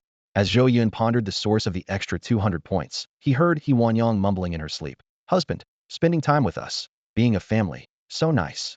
Although her words were fragmented, they clearly conveyed her appreciation for their family time today. Quietly, Zhou Yun tiptoed to Chengcheng's room. Watching the 3 little ones sound asleep, he suddenly understood. The additional 200 points were a reward from the heavenly Tao for his efforts in spending quality time with his family. The next day, Zhou Yun and He Wanyang continued to stay home, cherishing their time with the 3 children. However, some casual remarks from Momo and Lon Lon left the couple feeling conflicted. It turned out that Chongqing wasn't supposed to have a break at all. This vacation was arranged because Li Jingji needed to prepare for a mission in the 10,000 mountains. More importantly, all of this stemmed from the fact that Chongqing had reached level 10, making her eligible to contract her second magical beast. This revelation filled Zhou Yun and He Wanyang with both excitement and concern, as they realized their daughter was about to face new challenges. Li Jingji carefully selected several high-grade magical beast cubs for Chongqing, but none of them successfully formed a contract with her. Left with no other choice, Li Jingji decided to personally venture into the 10,000 mountains to find the most suitable high-grade magical beast for Chongqing. Momo and Lon Lon cautiously revealed this secret to Zhou Yun and He Wanyang, pleading with them not to tell Chongqing. If the palace master finds out Chongqing knows, she'll definitely punish us, they said anxiously. Zhou Yun gently patted the 2 young girls on their shoulders, comforting them. Don't worry, we won't tell Chongqing. She's looking for you too, so go quickly. Relieved, the 2 girls hurried away. However, He Wanyang was deeply troubled. She turned to Zhou Yun, her brows furrowed. Honey, could sending Chongqing to the beast taming palace have been a mistake? I've never thought Chongqing was lacking in anything, but it's possible she doesn't have the talent for beast taming. What if she can't form a contract with a second magical beast? Zhou Yun reassured her. Don't overthink it. Li Jingji isn't just exceptionally powerful, but also a great scholar. Having him teach Chongqing is undoubtedly the best choice. Besides, didn't you say Chongqing has learned a lot at the beast taming palace? He Wanyang nodded in agreement, but still looked worried. That's true, but what if Chongqing fails to form a second contract? Would they send her back? That would hurt Chongqing so much. Zhou Yun chuckled and shook his head. Li Jingji isn't that kind of person. And besides, Chongqing is my daughter. If she could form a contract with a divine beast like the icebound white bear, why would she fail with a second magical beast? Trust me. Leave it to me. I guarantee Chongqing will successfully form a contract with a second magical beast, one even stronger than the icebound white bear. Before they knew it, another day had passed. That night, Zhou Yun's thoughts were confirmed. After He Wanyang and Chongqing had both fallen asleep, the heavenly Daos notification appeared once again. Ding! Family affection points 200. By the next day, with this additional 200 points, Zhou Yun realized his family affection points had reached an unprecedented 930. Zhou Yun thought to himself, if ID had this many family affection points back when Wooliang Cliff acted, I might have gone straight there and wiped them out. Now, they'd better behave and not cause me any more trouble. He gazed out the window, his thoughts drifting. From what he knew, Wuliang Cliff wasn't the kind of sacred ground to let things slide easily. It was notorious for its vindictiveness. On the third day of Chongqing being home, the family was happily playing a game of flying chess. Suddenly, the pendant on Lanlin's chest began to glow, followed by the bracelet on Momo's wrist. "It's Daddy!" they exclaimed in unison. Zhou Yun and Huan Yan exchanged a glance, both feeling puzzled. The fathers of these two children were none other than the leader of the Mo Blade sect and the Pope of the Holy Light Order. How could they suddenly show up in Jiangqing? Were they here to take the children back? Not long after, two men who appeared to be in their early 30s arrived at the door. One wore a black combat outfit, carried a long blade at his waist, and exuded a carefree and bold demeanor. He introduced himself as Mo Luqing, the leader of the Mo Blade sect. The other wore a moon-white robe, held a staff, and donned a crown, radiating both authority and nobility. He introduced himself as Ning Huashi, the Pope of the Holy Light Order. However, both men seemed equally surprised to find their children at Zhou Yun's home, claiming they had no prior knowledge of this situation. Zhou Yun asked in confusion, "You're not here to take the children? Then why have you come to Jiangqing?" Mo Luqing admitted frankly, "To be honest, we're here for the four sacred glazed tower."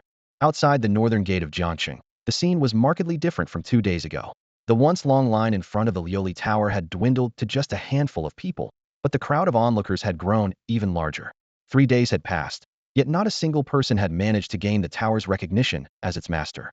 According to those who had joined sects before, treasures of this caliber, like the Lioli Tower, could only be controlled once they recognized a master. However, despite wave after wave of attempts, no one had succeeded, not even lasting 10 seconds on the first floor of the tower. Still, those who had entered the tower, even briefly, found themselves rewarded. Even spending less than 10 seconds inside granted them a significant amount of experience. Some newly transitioned professionals even leveled up 3 times in one go. This risk-free, effortless gain of experience was intoxicating. As a result, even though no one had yet mastered the tower, the crowd of onlookers remained, eagerly waiting for the commander of the Guardian Legion to give the signal for the second round of attempts.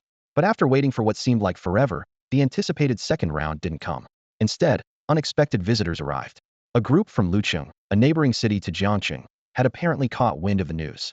Braving the dangerous borderlands between the two cities, a large number of Lucheng residents arrived at Jiangqing, hoping to enter the tower and attempt to claim it. Naturally, the people of Jiangqing were far from pleased. The tower was right outside their city gates, so it should rightfully belong to Jiangqing. Why should the people of Lucheng interfere? However, Commander Qin, valuing the good relationship between the two cities and their shared camaraderie, agreed to their request. In the end, the people of Lucheng failed to claim the tower as well, much to the relief of Jiangqing's residents, who thought they might finally get another chance. Just as the people of Jiangqing were preparing for their next attempt, more unwelcome guests arrived. This time, it wasn't just the people of Liachinja, it was members of sects near Lucheng. The Mo Dao sect and the Holy Light Order had come, also seeking to enter the tower and try their luck at becoming its master. This enraged the people of Jiangqing. They could tolerate Lucheng residents, as they were fellow countrymen, but members of these sects were from a completely different world. What right did they have? Commander Qin, you absolutely cannot let them in. That's right. We won't allow it. We've already lost the 4 sacred sects. We can't lose the tower too. This is a gift from the Golden Giant to Jiangqing. We cannot let it fall into their hands. The people of Jiangqing were furious, accusing the Mo Dao sect and the Holy Light Order of taking advantage of the situation with ulterior motives. Commander Qin Feng looked at the indignant crowd, finding himself in an incredibly difficult position. From his perspective, he certainly didn't want to allow the Mo Dao sect and the Holy Light Order access to the tower. The relationship with Lucheng was entirely different. Lucheng was like family. Even if someone from Lucheng became the tower's master, at least it wouldn't leave their shared circle. But if the tower fell into the hands of another sect, it would be a completely different story. Currently, most sects had an ambiguous attitude toward Jiangqing. At times they were friendly, but at other times, they blatantly disregarded rules, making them an unpredictable and destabilizing factor. If the tower were to end up in their hands, it would not only be frustrating, but also deeply concerning. Qin Feng's gaze swept over the members of the Mo Dao sect and the Holy Light Order. They had come in significant numbers, with each group bringing over 100 people. For now, their demeanor was polite, and they were formally requesting entry into the tower. But if their request was denied, there was a high chance of escalating into direct conflict. Under the current suppression of ordinary practitioners by sects, if a conflict were to break out, the consequences would be unpredictable. Captain Qin, what's your take on this? In front of Qin Feng, an elder from the Black Blade sect asked with a smile. Qin Feng, with a resolute attitude, replied, "This is a serious matter, and I cannot make the decision alone. However, I have already contacted the city lord, and he is on his way. He should be here shortly. As soon as he finished speaking, a soldier from the Guardian Corps shouted, "The city lord has arrived." The crowd immediately stirred, making way for the city lord. In the center of the path, Wang Taiji walked with a smile, nodding to those around him. The crowd was surprised to recognize him as the host of the previous celebration. The city lord, known for his enigmatic nature and rare public appearances, had finally satisfied their curiosity today. But what shocked everyone even more was that someone was walking alongside Wang Taiji. Wait a second, isn't that Master Zhou? People exclaimed in astonishment. Zhou's presence sparked a wave of discussion. Just a few days ago, Zhou had made headlines, and now, walking beside the city lord, he commanded immense respect. He was the one the entire city relied on during the natural disaster attack. Of course, I remember. I heard Master Zhou recently defeated an inner disciple of the Martial Saint sect. No way. Inner disciples are at least level 60 or 70 in strength. But isn't Master Zhou a forger? How could he possibly defeat them? Why would I lie? I saw it with my own eyes. That inner disciple was utterly defeated and later captured by the Guardian Corps. Incredible. A forger being this powerful, my worldview is shattered. Greetings, City Lord. Greetings, Mr. Zhou. Qin Feng greeted the two with a respectful bow, his gaze lingering on Zhou Yun in astonishment, puzzled as to why Zhou would be accompanying the city lord. Greetings to the sect leader. Greetings to the holy leader. At that moment, members of the Black Blade sect and the Holy Light Order also bowed in unison, not to Zhou Yun and Wang Taiji, but to the two figures behind Zhou Yun. Their attire matched the distinct styles of the Black Blade sect and the Holy Light Order. The two figures nodded in acknowledgement, confirming Qin Feng's suspicions. Mr. Zhou, Wang Taiji said, I've already briefed you on the situation on the way here. Since you are acquainted with the two sect leaders, they'll leave the decision of whether their people can enter the tower to you. Zhou Yun looked at Wang Taiji with a trace of surprise. Wang Taiji smiled and reassured him, rest assured, no matter what decision you make, I will fully support you and bear all consequences. His gaze was steady and sincere, making Zhou Yun feel the depth of his trust. After a moment of contemplation, Zhou Yun spoke firmly, my stance is simple. Facing the countless eyes fixed on him, he declared loudly, this glazed tower is a gift from the Golden Giant to our Jiang City. Therefore, regardless of whether anyone can claim ownership of it, the tower belongs to Jiang City, it belongs to us. The Black Blade sect and the Holy Light Order are neither part of Jiang City nor belong to us, so they have no right to enter. As soon as he finished, thunderous applause erupted from the crowd. Well said. Mr. Zhou's reputation and the respect he commanded from the city lord were clearly well-deserved. His words were concise, powerful, and backed by solid reasoning, leaving no room for doubt. The crowd present was stirred with passion, wholeheartedly voicing their support. Some even boldly declared, we're not afraid. We've got nothing to lose, why should we back down? If they won't let us in, then so be it. We'll stand our ground and fight them. However, unlike the impassioned masses, Qin Feng keenly sensed something amiss during Zhou Yun's speech. Without hesitation, he signaled to the soldiers of the Guardian Corps. The troops moved swiftly, closing in around Wang Taiji and Zhou Yun, forming a protective circle and bracing for any potential conflict. As Zhou Yun concluded his address, Qin Feng's entire body tensed, his nerves on high alert as he prepared for the worst. To his surprise, though, Mo Luqing, the leader of the Mashua Blade sect, and Ning Huashi, the Pope of the Radiant Church, did not react with anger. Instead, they nodded slightly, as if approving of Zhou Yun's words. In stark contrast, Wang Taiji merely smiled faintly, as though he had anticipated this outcome all along. Brother Zhou is absolutely right, Mo Luqing said with a respectful bow. This pagoda rightfully belongs to Jiangcheng and to. Although our Mashua Blade sect resides in the Luqing region of, we have never aligned ourselves with. Therefore, it would indeed be inappropriate for us, as outsiders, to attempt to claim the glazed pagoda. However, if our sect were to join and become part of the 100 Sects Alliance, could Brother Zhou perhaps grant us the opportunity to attempt to bond with the glazed pagoda? This proposal stunned everyone present. Even Wang Taiji, who was usually composed, couldn't help but gasp in astonishment. The term 100 Sects Alliance brought back memories of a plan initiated 2 years ago by. The goal had been to establish cooperative relationships with various sects to rapidly enhance national strength, offering enticing benefits to participants. Unfortunately, the initiative had been a dismal failure after a year of effort. Only 2 minor sects had joined, and both withdrew shortly after, breaching their agreements.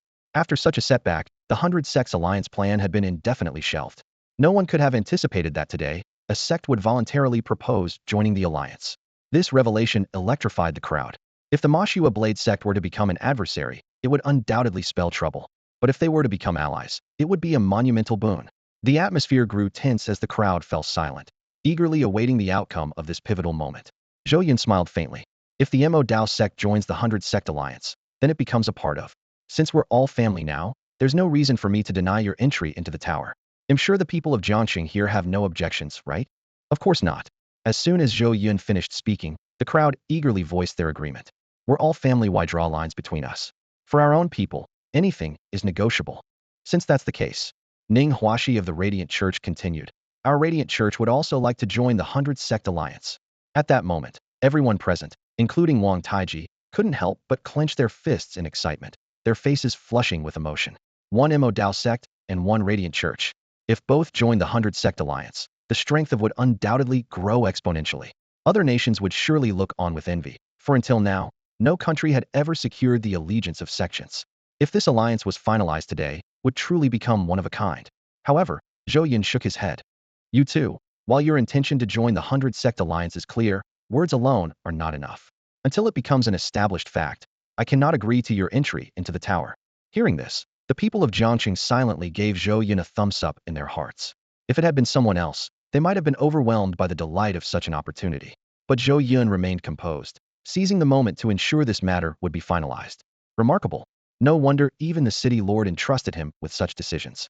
With such calmness and poise, he was no ordinary man. The crowd was filled with admiration. Brother Zhou, you're overthinking it. Mo Luqing chuckled. Joining the 100 Sect Alliance is equivalent to joining. And joining strengthens our bond with you, Brother Zhou. For us in the Mo Dao Sect, this is an incredible opportunity. How could we possibly back out? Ning Huashi added. We're already thrilled that you're willing to let us join the 100 Sect Alliance, Brother Zhou. Why would we go back on our word? If you don't believe me, I'm willing to swear on the heavenly Tao. Mo Luqing nodded in agreement. The same goes for me. Zhou Yun smiled faintly, fully understanding their intentions. These two men were sincerely expressing their desire to align with him. But in truth, they weren't just seeking to connect with him, they were aiming to build ties with Chongqing, the future palace master of the Beastmaster Palace. By joining S100 Sect Alliance, they could establish a relationship with the future palace master, a deal that was undoubtedly worth the investment. Zhou Yun was happy to help them achieve this. While needed the strength of the sects, it was also important that Chongqing got along well with Momo and Lan Lan. In that case, I'll ask the two of you to swear your oaths now. Zhou Yun said firmly, wasting no time. Very well. They'll go first. Mo Luqing straightened his attire and declared loudly. With the heavenly Tao as my witness, I, Mo Luqing, sect master of the Mo Dao sect, hereby swear. Boom. A deep rumble of thunder echoed through the sky, as though responding to his words. The crowd's expressions turned solemn. Since the worlds had merged, oaths were no longer intangible promises. Swearing by the heavenly Tao was a binding act, and breaking such an oath would result in the Taoist punishment, a consequence of the highest order. From this moment forth, the Mo Dao sect pledges to join, becoming an integral part of it. We will abide by its laws and follow its commands. Should face danger, the Mo Dao sect will be the first to respond. Should require our service, the Mo Dao sect will obey without hesitation, even at the cost of our lives. As the oath concluded, boom! A golden bolt of lightning streaked across the sky, signifying the oath's acceptance. This scene was live-streamed by many and quickly uploaded online. Everyone watching the broadcast was left dumbfounded as the golden lightning flashed across their screens. Oh my goodness, what did I just see? A sect joined the 100 Sects Alliance. Something the nation couldn't achieve in 3 years was resolved so effortlessly? Honey, come here and look. This is huge. 2 major sects have joined the 100 Sects Alliance, and they've even sworn a heavenly Tao oath. Incredible. From the moment they said they would join to completing the oath, it didn't even take a minute. That's unbelievably decisive. Who is this Mr. Zhou anyway? What kind of influence does he have? With these 2 sects joining, our nation is now standing tall. Haha, this is amazing. Across the country, people watching the live broadcast were overjoyed. Although the streamers weren't major influencers and the audience was pitifully small, less than 10,000 people learned of the event initially, it didn't stop the news from spreading like wildfire. The moment people saw the broadcast, they eagerly shared the news with friends and family, spreading it to everyone around them. In no time, the entire nation was swept up in celebration. In the Forbidden City within Luocheng, an emergency meeting was quickly convened. The news that the Mo Dao sect and the Holy Light Order near Luocheng had sworn a heavenly Tao oath to join the 100 Sects Alliance was confirmed, and everyone had reviewed the video evidence. These are the only 2 sects to have joined the alliance since the plan's inception. Such an event, where sects align themselves with a nation, is unprecedented globally. Therefore, our response to this must be extremely cautious and given utmost importance. Now, let's hear everyone's thoughts. This is a matter of great significance. Despite the long and dangerous journey to Chongqing, I propose we immediately dispatch diplomats to engage actively with the Mo Dao sect and the Holy Light Order, demonstrating our nation's sincerity. The inclusion of these two sects in the alliance is a critical turning point. Considering the potential for further progress in the 100 Sects Alliance plan, I suggest we raise the stakes and, if necessary, spare no expense to secure this opportunity. Chongqing has made a significant contribution to this success. Given its distance from Luocheng, it might be appropriate to let Chongqing oversee the two sections. According to the information we have, this Mr. Zhou Yun is an extraordinary individual, highly respected by the sect leaders. He should be a key figure for us to engage with and win over. As the brain of the nation, Luocheng quickly issued a series of orders, mobilizing all necessary actions without delay. In Jiangcheng, in front of the Four Saints Glazed Tower, Mo Luqing and Ning Huaxi swore the heavenly Tao oath without hesitation, which greatly pleased Zhou Yun. This nation was his homeland. The fact that these two major sects had joined the 100 Sects Alliance, thereby strengthening the nation, resonated deeply with him. As a result, his attitude toward the two sect leaders became much warmer. Since they've sworn the heavenly Tao oath, from now on, the Mo Dao sect and the Holy Light Order are considered allies. And as allies, surely no one would object to entering the Glazed Tower, right? Zhou Yun posed this question to the people of Jiangxing. Without hesitation, the crowd responded enthusiastically. Of course, we're all one big family. Go ahead. Make yourselves at home. Then we thank you, Mr. Zhou. Mo Luqing and Ning Huaxi bowed to Zhou Yun. Feeling the shift in Zhou Yun's attitude toward them, they, too, were quite pleased. Joining the 100 Sects Alliance to serve might seem like a downgrade on the surface, but they clearly understand it's a worthwhile deal. After all, they've always tried to curry favor with the Beast Palace, following its lead in every matter. However, with the new emperor's ascension, the center of power has subtly shifted. Now, the Beast Palace has an heir, and this heir enjoys the deep affection of Li Jingji. Thus, they must establish a connection with this future master of the Beast Palace as soon as possible, otherwise, they risk being sidelined in the future. Joining the 100 Sects Alliance not only strengthens their ties, but also earns goodwill, and the cost is minimal. While the oath mentions being willing to face any danger for, what does it matter? With the Beast Palace's presence, how much danger could possibly encounter? If there's no danger, their supposed sacrifices will never be needed. Even if danger truly arises and the Beast Palace can't withstand it, they would inevitably fight to the death anyway. In any case, this move is a guaranteed win for them. As for their purpose in coming to Jiangcheng, they claimed it was to bond with the Glazed Tower, but in truth, that was just an excuse. As the leaders of two sects, they knew well that this four-colored glazed tower was a treasure formed by merging the four towers of the four sacred sects.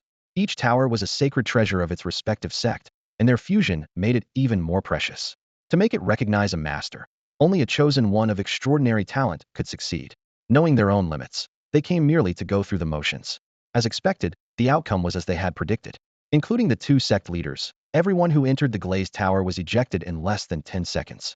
Clearly, they had no affinity with this treasure.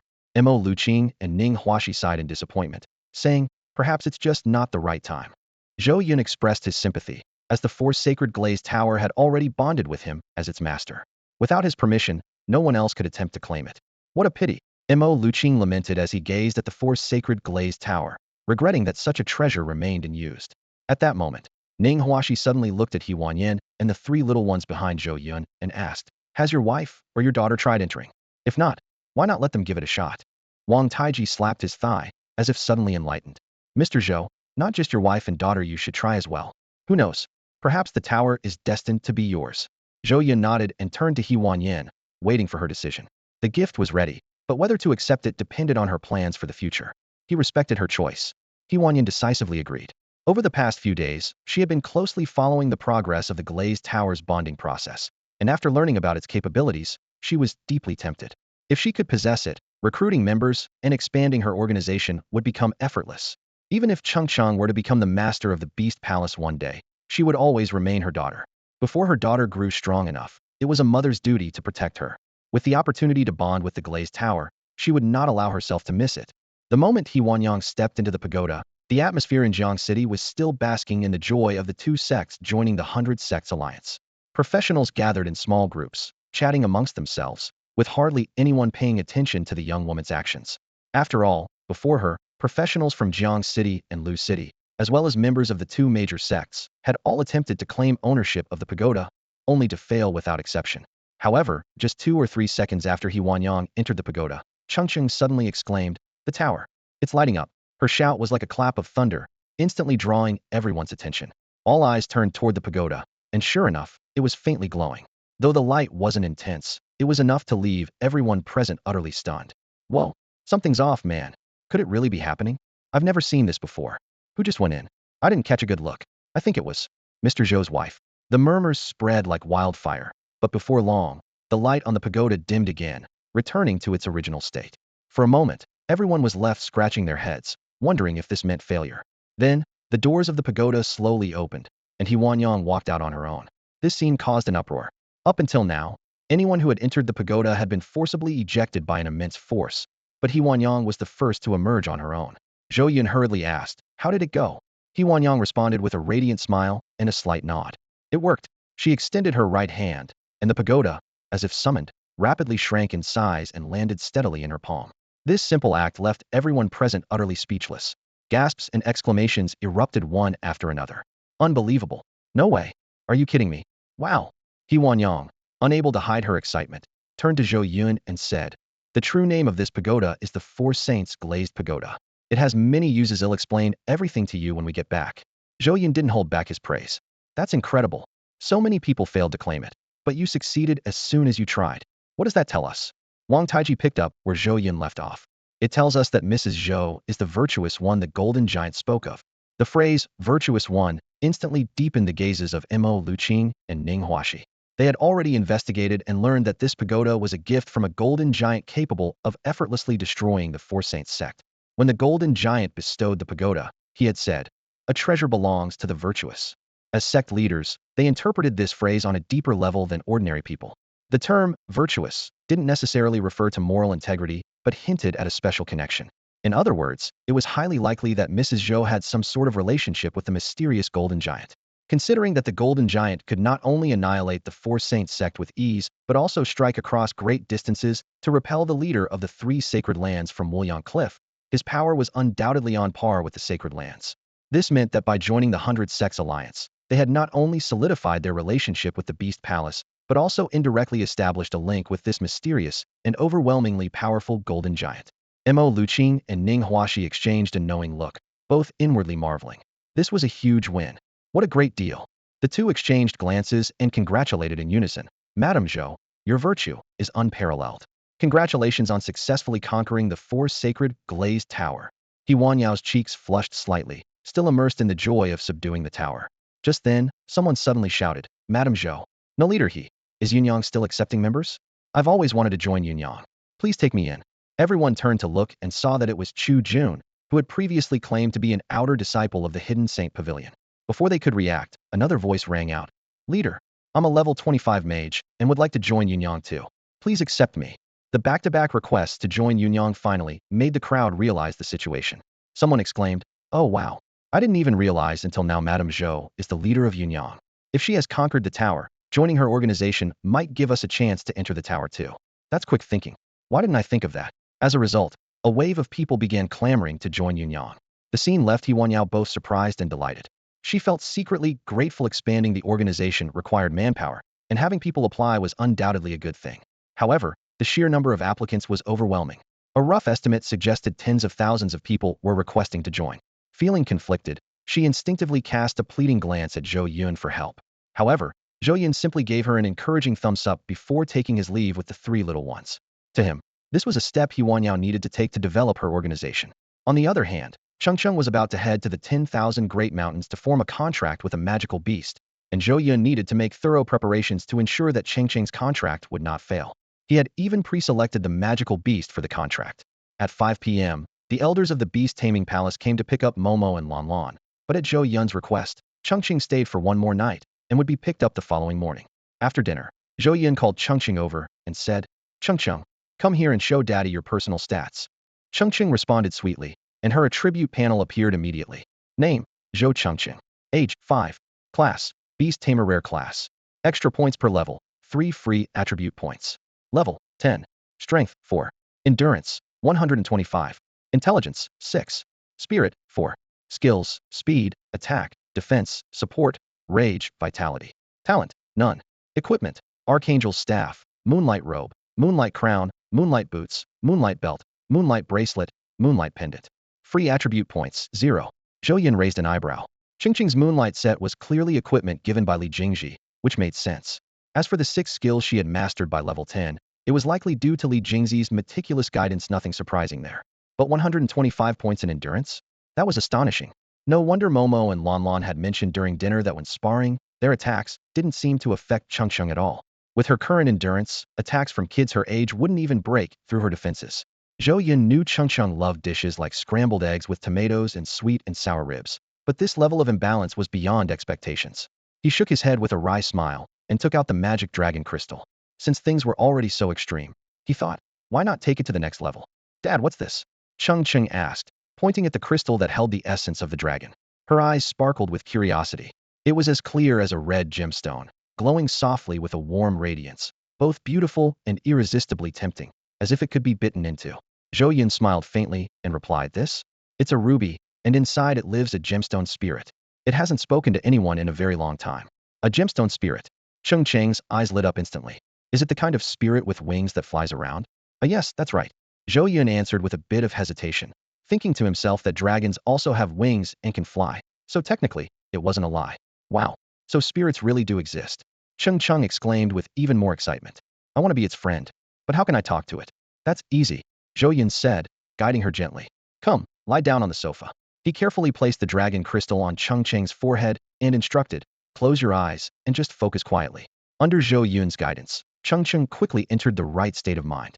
Before long, the crystal began to emit a faint red glow, signaling that she had made a connection with it. Everything was going smoothly. Zhou Yun felt relieved and sat to the side, patiently waiting. As time passed, tiny, intricate symbols began to flow out of the crystal and into Chongqing's forehead. During this process, the crystal gradually shrank in size. About an hour later, the crystal completely disappeared, and Chongqing woke up. How do you feel? Zhou Yun asked with concern. Do you feel uncomfortable anywhere? No, Chongqing replied, still a bit dazed. The spirit told me so many things and taught me so much. I think I even heard the voice of the heavens. Dad, I'm so sleepy. Zhou Yun understood the situation. This phenomenon occurred because while the dragon crystal could pass on the knowledge of the dragon clan, the sheer volume of information was overwhelming for the human body to process. Without proper control, Chongqing's brain would gradually crystallize, eventually turning into a second dragon crystal. To prevent this, dragon essence blood was essential. Then sleep, Zhou Yun said softly, taking out a small vial of bright red liquid. This was dragon essence blood he had refined using adaptive elixir techniques after reaching level 10 as a spirit master, making it safe for human absorption. Before mastering adaptive elixirs, using dragon essence blood recklessly would have caused the human body to collapse under its power, leading to certain death. Chongqing, already drowsy, took the bottle in her hands and, half asleep, drank it in a few gulps. The moment she finished, her eyes closed completely, and she began to breathe softly in her sleep. Zhou Yun carried her to the bed, tucked her in, and quietly left the room. Late at night, near midnight, Huanyan finally returned home. She looked exhausted and collapsed into bed as soon as she entered the room. Zhou Yun gently brushed aside the strands of hair on her forehead. Just as he was about to turn off the light, he heard her mumble in her sleep, Honey, the glazed tower, thank you. Ding. Family bond 200. The next day, Huanyan left the house at the crack of dawn. By around 7 in the morning, Chongqing woke up, but Li Jingji had not yet arrived to pick her up. Taking advantage of the free time, Zhou Yun asked Chongqing to display her status panel once again. Name, Zhou Chongqing. Age, 5. Profession, Beastmaster. Rare profession, gains an additional 3 free attribute points per level. Level, 10. Strength, 104. Endurance, 225. Intelligence, 106. Spirit, 104.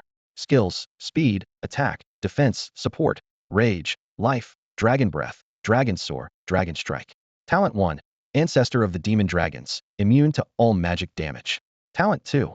Ancestral Dragon's Majesty, suppresses targets based on life level difference, intimidating them and reducing all their attributes to as low as 1. Talent 3. Dragon Speech, increases the effects of all magic-based skills by 100. Equipment, Staff of the Archangel, Moonlight Robe, Moonlight Crown, Moonlight Boots, Moonlight Belt, Moonlight Bracelet, Moonlight Pendant. Free attribute points, 0. Zhou Yun read through the panel in one go, nodding repeatedly with satisfaction. As the only professional spirit master, he himself only had 1 talent. Yet after Chongqing used the Demon Dragon Crystal, she gained 3 talents at once. Furthermore, despite being only at level 10, she had already mastered 3 dragon skills. Zhou Yun couldn't help but marvel at the Demon Dragon Crystal, truly a treasure of the Demon Dragon clan. As for the tremendous boost to her 4 main attributes, it was entirely thanks to the Demon Dragon's blood essence. With a total increase of 400 points in attributes, Chongqing had directly become a well-rounded beast master. Her endurance stat of 225 alone was enough to make most people lose the will to attack her. While Zhou Yun was full of smiles, Chongqing, on the other hand, looked completely puzzled. She only felt that something had changed within her after waking up, as though she had gained some new abilities, but she couldn't grasp their significance. Seeing her adorably confused expression, Zhou Yun couldn't help but laugh out loud. At her age, he decided not to explain too much to avoid burdening her with unnecessary thoughts. By 7:30, Zhou Yun and Chongqing had already finished breakfast, and Li Jingji arrived right on time. After exchanging greetings, Li Jingji said, "Mo and Lan aren't exactly tight-lipped, so I'm sure Brother Zhou already knows. I'm here to take Chongqing to the 10,000 mountains to participate in the Beastmaster tournament." Zhou Yun nodded calmly, and Li Jingji continued, "I've made all the necessary preparations over the last few days, so there's no need to worry about Chongqing's safety. However, during the 3 days of the tournament, Chongqing might not be able to return home on time." Zhou Yun waved his hand dismissively to show his understanding. "That's completely fine. It's all for Chongqing, so I fully understand. In fact, I've decided to accompany you to the 10,000 mountains." Huh. Li Jingji was taken aback. Chongqing won't be able to come back home, so as her father, you're planning to tag along? Is that how you see it? Zhou Yun chuckled and asked, "Brotherly, is there any issue with that?" "Not at all." Li Jingji quickly recovered and welcomed him. "If Brother Zhou wishes to join, I'd be more than happy to have you along." And so, Zhou Yun and Chongqing boarded the Beastmaster Palace, which floated high above the clouds. Looking out at the rolling sea of clouds rushing by beneath them, Zhou Yun smiled faintly. With the Demon Dragon Crystal and Demon Dragon Blood Essence in place, it was time to move on to the main event, the Demon Dragon King's Egg. The Dragon King Egg was the main event. The previous Dragon Essence Crystals and Dragon Blood were merely preludes. Chongqing was his daughter, and Zhou Yun was well aware that she was no prodigy in beast taming. The only reason she was able to form a contract with Xiaobai was because the little beast had developed a psychological shadow from him and dared not defy his commands. Otherwise, with Xiaobai's pride as the ice bear, how could it possibly submit to a human child who wasn't even a professional? Thus, when Zhou Yun learned from Momo and Lan that Chongqing had repeatedly failed in her attempts to form a contract, he wasn't surprised. On the contrary, if she had succeeded, he would have been disappointed. After all, while the Beast Palace was one of the 3 great sacred grounds, capturing a divine beast, especially a juvenile divine beast that could be contracted, was no easy feat. If Chongqing managed to contract only a sacred beast, or worse, a mere magical beast unworthy of the title, it would have wasted a precious beast contract slot. Zhou Yun's concerns were not without basis. This time, Li Jingji had ventured into the 10,000 mountains to host the Beast Taming Conference, with the goal of helping Chongqing contract a sacred beast. Thankfully, he had prepared in advance. When he reached level 10 as a beast tamer, he had already begun nurturing the inherently flawed Dragon King Egg with refined dragon blood. Now, the Dragon King Egg was only a step away from overcoming its innate deficiencies and successfully hatching.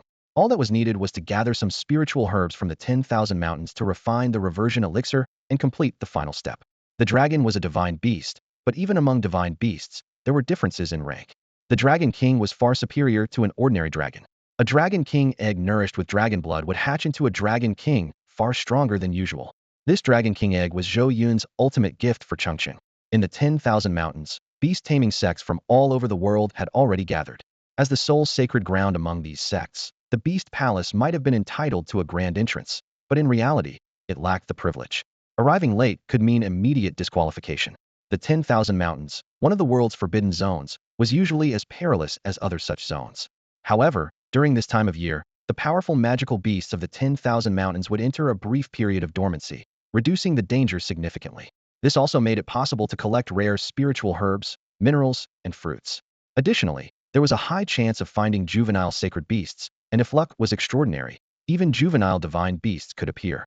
Such an opportunity was one that no beast-taming sect could afford to miss. Within the Lion Dragon Gates camp, Li Yang gazed anxiously at the horizon, occasionally glancing at his watch. He appeared somewhat tense. A major by rank, he had been fortunate enough to join the Lion Dragon Gate near Luocheng as a disciple. His mission this time was to lead fellow soldiers who had also joined the sect and acquire as many resources as possible from the 10,000 mountains.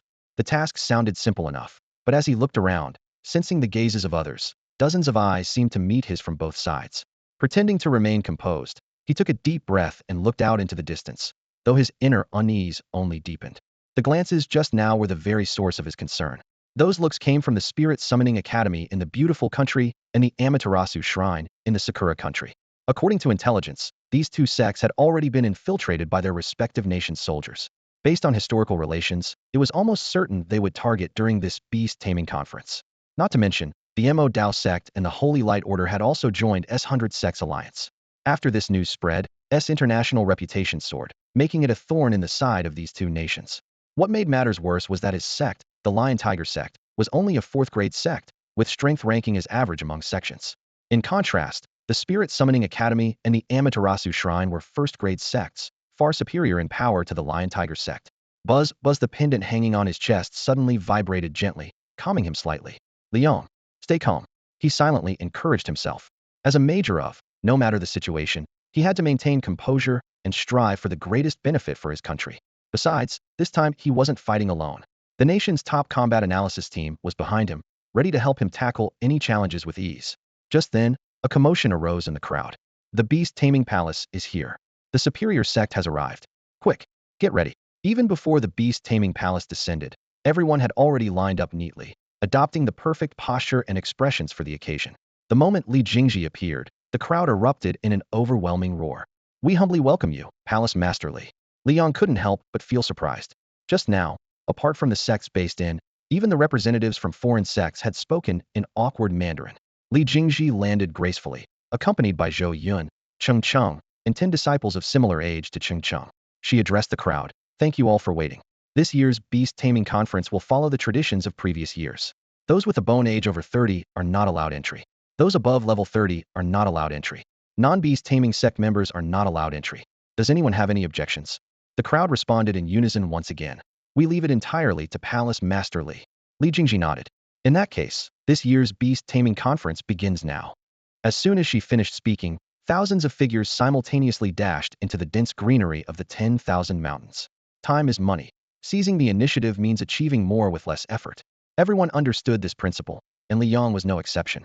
He intended to enter the 10,000 mountains immediately, but just as he was about to move, the National Temporary Command Center sent an urgent order through the vibrations of his pendant. Don't rush. A special individual has appeared. Jiang Cheng, Zhou Yun, and Zhou Yun's daughter, the next palace master of the Beast Taming Palace, Zhou Chengcheng. They are right beside Li Jingji. Observe if they enter the 10,000 mountains. If they do everything possible to make contact with them and seek their assistance. Hearing the command, Li Yang's heart surged with excitement. Zhou Yun, Zhou Chengcheng. Based on the intelligence, these two were anything but ordinary. In his view, if he could gain their support, he might even gain the upper hand against the combined forces of the Spirit Summoning Academy and the Amaterasu Shrine. Most importantly, they were citizens, they were his people, and they could be trusted. Chongqing, let's head out too, Zhou Yun said. To avoid the crowd, he decided to wait until most of the group had already left. Chongqing obediently nodded, holding Zhou Yun's large hand as she skipped along, a sweet smile lighting up her face. Li Jingji, observing this scene, smiled knowingly.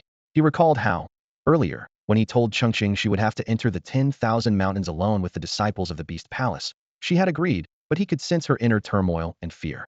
Although he had provided her with plenty of reassurance, Chongqing was still too young to fully overcome her dread of the unknown dangers in the mountains. But now, with Zhou Yun's presence, her anxiety seemed to have vanished entirely, replaced by the carefree joy of a child on an adventure. This is the sense of security only a father can bring, Li Jingji thought to himself with a sigh. Meanwhile, on the other side, Liang, who had been keeping a close eye on Zhou Yun's movements, immediately followed with his men. After Zhou Yun and Chongqing had walked to a slightly open area in the woods, Zhou Yun suddenly stopped. Who's sneaking around back there? Show yourself, he called out. Liang was startled. He and the 6 men with him were all former Special Forces soldiers, professionally trained in stealth, and he was confident they had left no trace while tracking. Yet they had been discovered. Slowly, he and his 6 comrades rose from the bushes and saluted.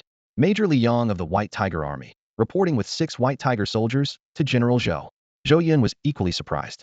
He had only sensed that someone, like him, had chosen not to follow the main group and had entered the 10,000 mountains just behind him. Suspecting they might be tailing him with ill intentions, he had called out as a bluff fan unexpectedly. It worked. You're with the military? Zhou Yun asked, scrutinizing the 7 men. Their demeanor and bearing were impeccable, leaving little doubt. Why are you addressing me as General Zhou? He added. You mean General Zhou doesn't know? Now it was Li Yang's turn to be surprised. General Zhou, your efforts to bring the Mo Dao sect and the Light Order into the 100 Sect Alliance were a great success. The Forbidden City has already decided to grant you the rank of Major General. The official appointment should be coming very soon. Zhou Yun nodded noncommittally. Given the ongoing leadership transition at the highest levels, he had no interest in getting involved in this political turbulence, let alone concerning himself with titles like Major General. So, tell me, Zhou Yun said, since you're with the military and clearly know who I am, why were you sneaking around and following me? Liang smiled awkwardly. We were actually planning to reveal ourselves and our identities here where no one else was around. We just didn't expect you to notice us first. I see, Zhou Yun replied. Turning back, he continued walking with Chongqing. Judging by the way you look, you must need my help with something. Well then, follow along. Liang quickly responded and followed, asking curiously, General Zhou, aren't you going to check our identification to confirm who we are? Zhou Yun laughed lightly. As long as you're from the, that's enough for me. He left the rest of his thoughts unspoken. Even if they showed their identification, he wouldn't be able to verify if it was genuine. But Liang and his team were unaware of Zhou Yun's inner thoughts. After a brief moment of surprise, they felt a deep respect for him. No wonder he was able to single-handedly bring 2 sects into the 100-sect alliance. What a man of vision and courage. Impressed. From that moment on, Liang's tone toward Zhou Yun was filled with deep admiration. General Zhou, may I simply address you as Mr. Zhou? Zhou Yun responded calmly. That's fine. Liang continued. We originally didn't plan to bother you. But this time, Sakura Country and Pretty Country are preparing to join forces against us. So, have they sent people too? Which sects? Spirit Summoning Academy and Amaterasu Shrine. As soon as Liang reported the names, he quickly added, I know they are top-tier sects, and their disciples are incredibly powerful. On the battlefield, you just need to eliminate them? What? Liang licked his lips nervously. Mr. Zhou, those 2 are among the most elite sects. Zhou Yun, however, remained unfazed and declared firmly, indeed, just 2 first-tier sects daring to act as the backing of Pretty Country and Sakura Country, meddling in our affairs? Do they not realize that the 10,000 mountains belong to us? If we don't crush their arrogance, won't every nobody think they can come here and cause trouble in the future? Liang was stunned by these words. The 6 soldiers he had brought were equally taken aback, and the temporary strategy command center was utterly shocked. Mr. Zhou, General Zhou, do you realize what you're saying? Just 2 first-tier sects. First-tier sects are the strongest below Holy Ground show. Can you compare them to nobodies? Sure, your daughter is from the Beast Taming Palace, but this time, it's just the 2 of you entering the 10,000 mountains, isn't it? Including Liang and his team, there are only 9 of you in total. Meanwhile, Spirit Summoning Academy and Amaterasu Shrine have over 200 people combined. 9 against 200, and you're planning to wipe them out and crush their spirit? Is that even realistic? Zhou Yun didn't care what they thought. When he learned that Pretty Country and Sakura Country were making a move, he had already formulated a plan. Let's go. Keep up, he commanded, waving his hand. The 10,000 mountains were filled with rare treasures, and only opened once a year. Time was precious. Liang led his team to follow him while discreetly signaling to the pendant on his chest for instructions. Soon, the temporary strategy command center in the Forbidden City sent back a decision. Follow Zhou Yun for now and act under his orders. Since it was the command center's directive, Liang, despite his unease, decided to comply. As they followed Zhou Yun, they spotted a group of people gathering spiritual herbs from the ground. It's spirit-nurturing grass. Liang and his team's eyes lit up instantly. They had done their research before coming and immediately recognized this herb, which, when consumed raw, could enhance skill levels, a crucial factor for combat strength.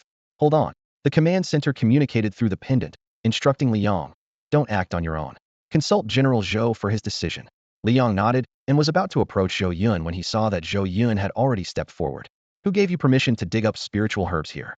Don't you understand the principle of first come, first served? Zhou Yun asked, his head held high. The people busy gathering the herbs all turned to look at him in unison, their faces filled with confusion. First come, first served?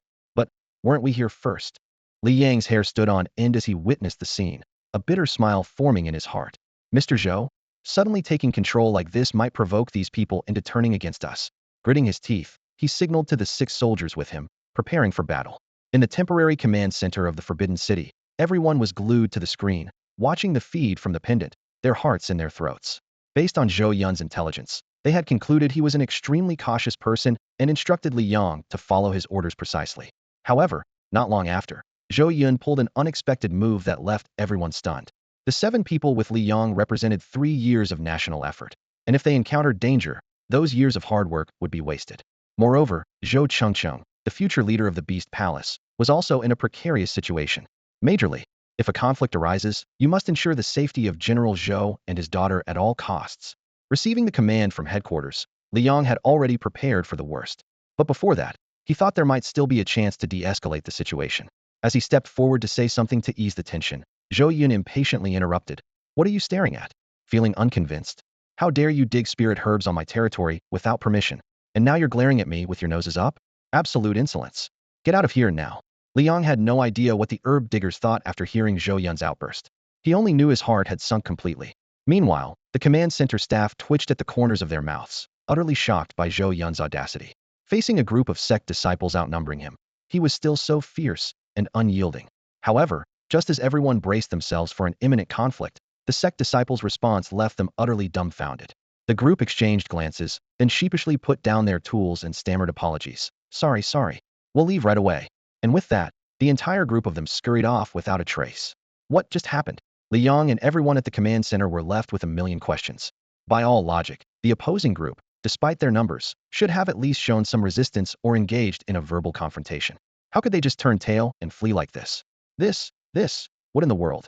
Liang stammered as he looked at Zhou Yun, unable to form coherent words. Oh, before we came, Lord Li had already informed those sects to avoid Chongqing at all costs. I just wanted to see if it would work, Zhou Yun explained nonchalantly. So that's what happened. Liang suddenly understood, and everything started to make sense. Lord Li, as the leader of the sacred land, had personally vouched to protect his disciple. How could those ordinary sects dare to defy him? Now, even Li Yang's view of Chongqing shifted entirely. How could this be just an ordinary little girl? She was practically their guardian angel. If Zhou Yun weren't there, Liang might have been tempted to pick up the adorable child and plant a big kiss on her cheek. Daddy, you were so scary just now. Chongqing pouted. Just a moment ago, Zhou Yun's stern demeanor left her feeling a little uneasy. Chongqing, Zhou Yun crouched down, gently patting her head, and spoke softly. Daddy seemed harsh because they want to take things that belong to our country. Think about it. If someone came into our home and took away our TV, table, or sofa, how would you feel? Chongqing's eyes darted around as she seemed to imagine the scene. She answered seriously, I would be angry. Very, very angry. As she spoke, she grinned, revealing her two small, sharp teeth, and made an expression as fierce as she could. And then, Zhou Yun prompted.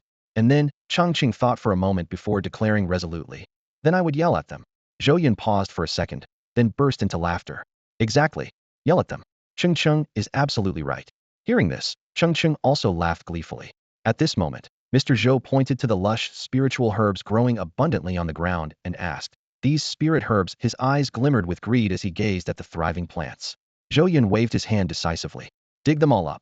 As he spoke, he pulled out a nylon bag. Give me a share too. Got it. Liang took the nylon bag and called out to his team to get to work.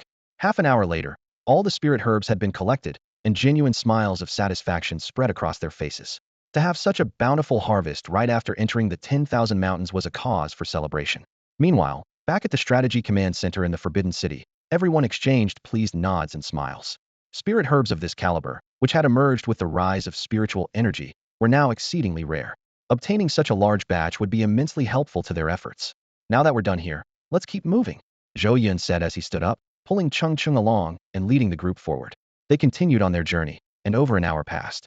Along the way, Liang discovered several rare spiritual herbs and minerals, but Zhou Yun dismissed them all with various reasons. Helpless, Liang had no choice but to keep following. When they reached a mountainside, Zhou Yun suddenly stopped and headed into the dense forest to the side. After walking less than 50 steps, she turned toward the mountain wall on the left and delivered a powerful kick. With a loud bang, dust flew everywhere. To everyone's astonishment, what had appeared to be a solid mountain wall now revealed a large opening. Inside, a golden light radiated brilliantly. Liang stepped forward to examine it closely. Soon, he exclaimed with excitement. It's high-grade forging material golden obsidian. Wow! Cheers erupted at the command center. Golden obsidian. This was a precious material that could increase forging success rates by 10 with just a thumb-sized piece. And here, there was a whole section of it. It seemed impossible to gather it all, even if they filled every bag they had brought. If only we had brought more bags, Zhou Yun said without hesitation, handing over a nylon bag. Fill this up for me. And remember, I only want the golden obsidian cores with runes on them. Leave the rest. Understood. Liang grabbed the bag and, along with 6 other team members, eagerly rushed into the cave. As they worked, their eyes sparkled with excitement. After all, this was valuable material that could enhance forging success practically as good as money. However, their good fortune didn't last long. The noise from their vigorous mining attracted some unwelcome attention. Among the newcomers were familiar faces, individuals whom Zhou Yun had previously driven away while collecting spirit herbs, as well as strangers they hadn't seen before. As time passed, more and more people gathered, their eyes filled with greed as they stared at the glittering golden obsidian cave. Mr. Zhou, These people don't seem to have good intentions. I think we should avoid confronting them for now, Liang suggested softly to Zhou Yun as he stepped out of the cave. With more and more people turning their attention to the obsidian mine, Liang and his companions felt immense pressure. His suggestion to temporarily step back was also aligned with the command center's strategy. After all, a wise man avoids immediate losses. Obsidian is valuable for significantly increasing the success rate of forging equipment. While it isn't useful for crafting ordinary items, its importance becomes undeniable when forging special equipment with rare materials. The universally acknowledged low success rate in forging makes the prospect of wasting rare materials on a failed attempt utterly disheartening. Thus, faced with the immeasurable value of the obsidian mine, the command center anticipated that these onlookers might disregard Li Jingji and resort to force. The allure of wealth is powerful, and such immense benefits could compel people to risk their lives. Avoid confrontation? What? Zhou Yun narrowed his eyes, thinking to himself, the 10,000 mountains are ours. How can the host retreat before the guests? Liang hesitated to speak further, but Zhou Yun impatiently waved him off. Is the motherlode of obsidian fully extracted yet? If not, keep working. How can you accomplish anything if you're so half-hearted? He added dismissively. Leave these small fry to me. Liang glanced at the disciples hidden around the area and let out a bitter smile. These disciples from the sects were far from small fry. Each of them possessed considerable strength. Moreover, he had noticed that people from the Spirit Summoning Academy and Amaterasu Shrine had also arrived. Among them were a few individuals whose auras stood out, clearly identifiable as soldiers from foreign countries. Soon after, a new directive came from the command center instructing Liang to follow Zhou Yun's lead and continue mining. Despite his confusion, Liang, as a soldier, ultimately chose to obey orders. Returning to the cave, Zhou Yun nodded in approval and gestured toward the people lurking nearby. Hey, you there? Yes, I'm talking to you, Zhou Yun called out. The sect disciples exchanged puzzled glances, unsure of his intentions. Though they had undergone last-minute crash courses in Mandarin before coming to the 10,000 mountains and understood Zhou Yun's words, they couldn't help but second-guess themselves. It felt as if they were about to rob someone, only for that person to hand over their wallet willingly. Well, if he's inviting us, why not? A few soldiers from Amaterasu Shrine, eager for an opportunity, quickly stepped forward. Seeing them take the lead, others emerged from their hiding spots as well. Before long, Zhou Yun was surrounded by a crowd easily over 200 people. Inside the cave, Liang, who was secretly observing the scene, felt cold sweat dripping from his palms. In his mind, Zhou Yun and his daughter seemed like lambs encircled by a pack of wolves. So, you all want to mine the obsidian here as well? Zhou Yun asked casually, his tone light and unconcerned despite the large crowd before him. The group nodded one after another, unabashedly revealing their intentions. Yes, that's right. Exactly. Zhou Yun snapped his fingers and continued with a smile. Your sects are friends with the beast taming palace, so that makes us friends too. Between friends, if there's something good, of course, it should be shared. As soon as these words were spoken, the crowd erupted in cheers, and the traces of wariness in their eyes instantly disappeared. Zhou Yun smiled faintly and continued. Of course, it's true. However, some among you are not friendly towards the beast taming palace or, for these individuals, I am unwilling to share. Hearing this, everyone looked incredulous and responded in broken accents. We. Good to beast taming palace. Good to too. Very good. Yes, yes. We are all friends. Whoever is not friendly, point them out, don't share with them. Zhou Yun clapped his hands, seemingly satisfied with their enthusiasm. Of course, I believe most of you are friends. Next, I will ask a few simple questions about, and you'll answer as a sect. If you can answer correctly, it shows you are friendly towards and are friends with. As soon as he finished speaking, the crowd's wariness returned, and they began to suspect Zhou Yun might intentionally make things difficult. Zhou Yun, seeing through their thoughts, reassured them. Don't worry, they are simple questions. Who wants to go first? No sooner had he finished than the disciples of the Stan sect, a sect from Stan country known for its good relations with, volunteered eagerly. We. Go first. All right. Zhou Yun thought for a moment and posed the first question. What is the capital city of? Luocheng. It's Luocheng, the disciples of the Stan sect shouted out in unison. Zhou Yun smiled in satisfaction. Correct. Welcome to the mine to collect stones. Just don't harvest the gold obsidian cores with runes. Feel free to mine any other gold obsidian. Thank you. Thank you so much. The Stan sect disciples were overjoyed. Previously, due to Li Jingji's warning, they hadn't had a chance to touch the gold obsidian. Now, being allowed to freely mine it was more than enough for them. As for the gold obsidian cores, they didn't mind not being able to collect them. What? That was simple. The others widened their eyes, thinking the questions would be trickier. I could have answered that. Encouraged, the Yu sect disciples from Yu country raised their hands high. Next us. All right.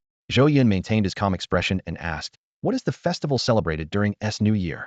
Spring Festival. It's the Spring Festival. The Yu sect disciples blurted out. Zhou Yun smiled again. Congratulations, you answered correctly.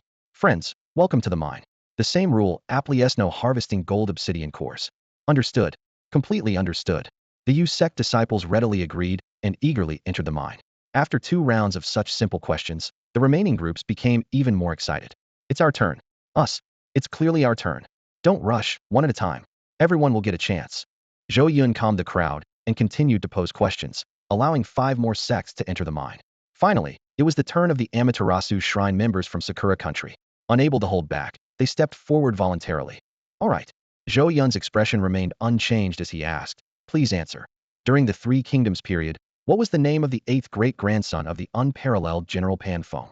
The soldiers from Sakura country froze, staring at one another in confusion, their faces full of bewilderment. Zhou Yun's previously smiling face turned cold in an instant. Unable to answer such a simple question, he thought to himself, you are clearly not friends of, let alone allies of the beast Taming Palace. The soldiers from Sakura country felt deeply wronged, thinking, we didn't even get to answer yet. Zhou Yun scolded sharply. Silence.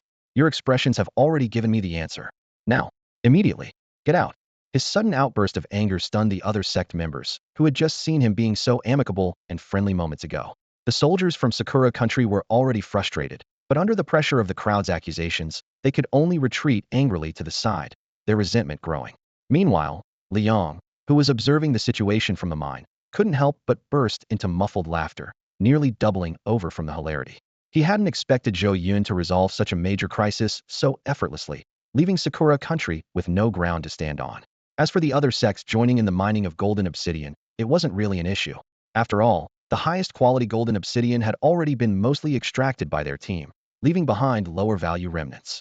Rather than wasting time on subpar materials, it was better to make room for collecting other spiritual herbs and minerals next. In Luochang, at the temporary strategy command center for the 10,000 mountains, people were singing Zhou Yun's praises, commending his brilliant tactics in sowing discord. This move not only defused the crisis of being surrounded and attacked, but also gained them new allies while successfully excluding Sakura country. It was truly satisfying. Seeing the soldiers from Sakura country looking so aggrieved and speechless, everyone couldn't help but laugh. However, someone raised a question. What's the name of General Pan Feng's 8th great-grandson? This prompted a brief silence, followed by a burst of collective laughter. Is it our turn now? Another sect, eager to take their chance, stepped forward. After hearing the sounds of mining from inside the cave for so long, those still waiting outside felt as though ants were crawling all over them, itching to get in. All right, Zhou Yun said cheerfully. Please answer. What is the name of S national flag? I know. The 5-star red flag. Correct. Please enter. Haha. Thank you. A group of people entered excitedly. Zhou Yun immediately posed the next question. Please answer. How many stars are on the 5-star red flag of? F5 stars. Correct. Please enter. Zhou Yun continued with another question. What color are the stars on the 5-star red flag of? Yellow. Please enter. Now, please answer. What is the shape of the 5-star red flag of? Rectangular. Absolutely correct. Not far away, the soldiers from Sakura country and Pretty country whispered among themselves while watching the quiz unfold. Friends from Pretty country, we were absolutely targeted earlier. We've been wronged. We understand. Friends from Sakura country, he is deliberately making things difficult for you. Friends from the beautiful country, he might make things difficult for you next. Don't worry, friends from Sakura country, we are waiting for the right moment. And now, swoosh. Soldiers from the beautiful country, who had been waiting for a long time, seized the opportunity during the gap between the last round of questions and jumped in.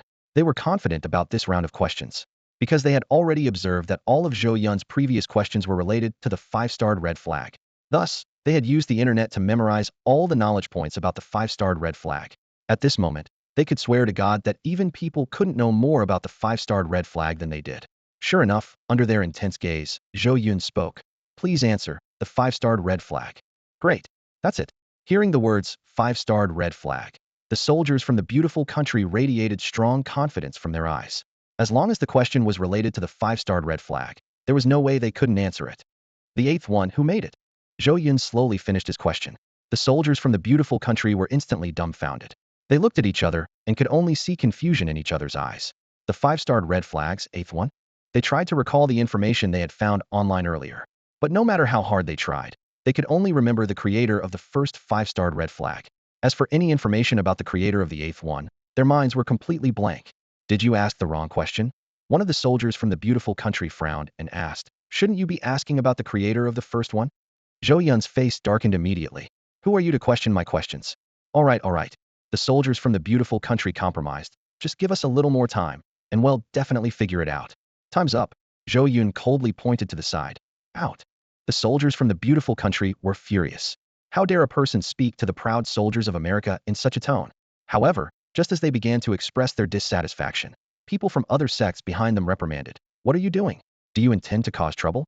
Let me warn you, don't ask for trouble. On S turf, if you dare to lay a hand on a person, don't blame us, as friends, for stepping in to teach you a lesson. That's right. We are all friends of. If you are unfriendly too, then leave immediately. Despite their immense anger, the soldiers from the beautiful country had no choice but to retreat in embarrassment, just like the soldiers from Sakura country. As for the others from different countries, they watched coldly from the sidelines. They all knew that Zhou Yun was targeting the people from the beautiful country and Sakura country. But who cares?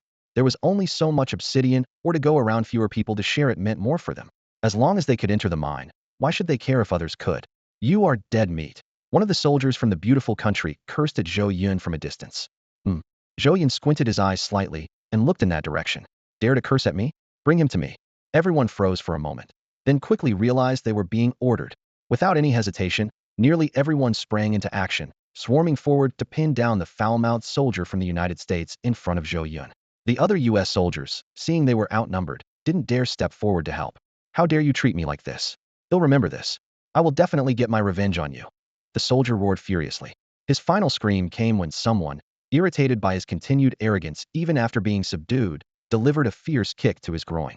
Zhou Yun let out a cold laugh. Insulting my people on my turf? Looks like arrogance runs in your blood. He gave a sharp order.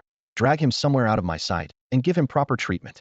Everyone nodded in unison and, without a shred of hesitation, dragged the soldier away like a trash bag into the nearby woods. The United States had long been known for its domineering ways on the international stage, earning the ire of many nations. For these people, finding an opportunity to retaliate against a U.S. soldier was a chance they wouldn't pass up. As for the potential repercussions from the U.S., who cared? They had acted together. Could the U.S. really afford to take on so many countries at once? Besides, this act could curry favor with Zhou Yun and potentially earn them the right to collect golden obsidian. It was a win-win.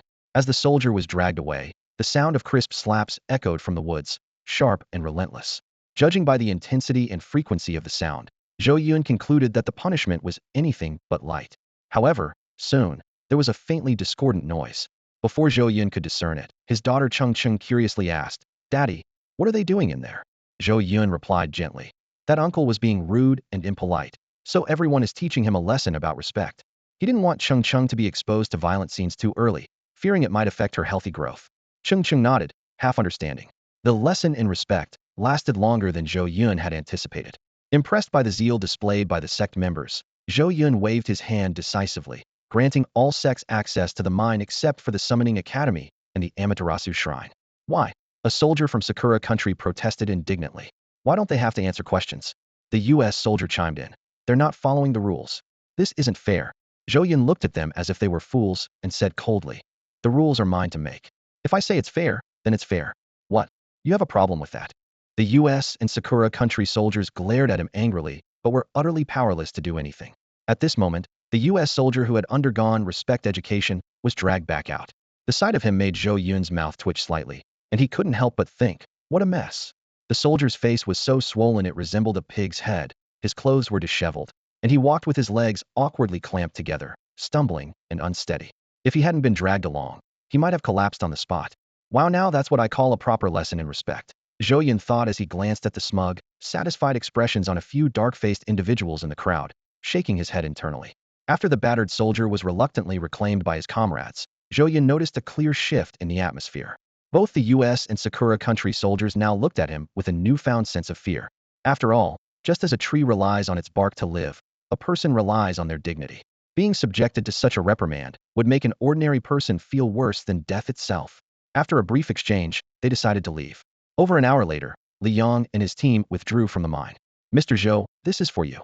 Li Yang placed a bag full of golden obsidian cores in front of Zhou Yun. Zhou Yun opened it, nodded in satisfaction, and smiled. The bag was filled with golden obsidian cores, enough to last him a long time. Unlike regular golden obsidian, which can only slightly increase forging success rates and has usage limits, golden obsidian cores, when sufficient in quantity, can guarantee a 100 forging success rate. In Zhou Yun's grand plan for the 10,000 mountains, golden obsidian cores were a critical component. With them, the precious Ophelia's spinal forging materials would no longer be wasted. And you all? Did you gather enough? Zhou Yun asked. More than enough. Li Yang and the others grinned. We picked out the best ones, and we've mined all the golden obsidian essence in the cave. Even though sect members helped out quite a bit, they didn't even think about competing with us. The team at the Temporary Strategy Command Center was equally amazed by the mining haul. Golden obsidian, such a rare and valuable forging material, had been gathered in such abundance in one go. It was truly a massive success. Just to clarify, it's not just golden obsidian, it's golden obsidian essence. Plus, a small amount of golden obsidian cores, someone reminded. Right. With just this haul, I'd say we've already hit our target, wouldn't you? Another person remarked. More than hit it 2v, exceeded it by far, someone else responded. And this, all in less than half a day. It went way too smoothly. Yeah, so smooth that it feels like this temporary strategy command center wasn't even necessary, one person joked. Zhou Yun continued leading the team toward their next goal, the Heaven Reversal Fruit. The Heaven Reversal Fruit, as its name suggests, is a miraculous spiritual fruit with extraordinary effects. Its power allows any crafted item to gain a super attribute. For example, when applied to equipment, it can directly add an ultra-rare attribute. Daddy, I'm thirsty, Chongqing suddenly said. Here, have some water first, Zhou Yun said, taking out a bottle of mineral water from his cooking space and handing it to her. Afterward, Daddy will get you some peaches. Peaches? Chongqing licked her lips, her eyes sparkling with anticipation. I want some. All right, Zhou Yun replied with a doting smile, putting the water bottle away. Let's go get some now. Holding Chongqing in his arms, Zhou Yun led the group on an incredibly winding path, passing through a narrow gorge that could barely fit one person at a time. Eventually, they entered a lush valley. The valley was teeming with vibrant grass and flowers, filled with the sounds of chirping birds, and adorned with towering ancient trees. At the very center stood a massive, centuries-old tree so large that it would take dozens of people to encircle it. Its canopy spread wide like a giant umbrella, covering the entire valley and leaving everyone in awe. Hanging from the branches of this ancient tree were peaches, some white, some red, each radiating a faint, mystical glow that made them appear extraordinary. There really are peaches here, Li Yang and the others exclaimed in astonishment, turning to Zhou Yun with newfound respect for his knowledge of the 10,000 mountains. Clearly, Zhou Yun's earlier mention of getting peaches for Chongqing wasn't just a casual remark. What surprised them even more, however, were the results of their detection spells on these peaches.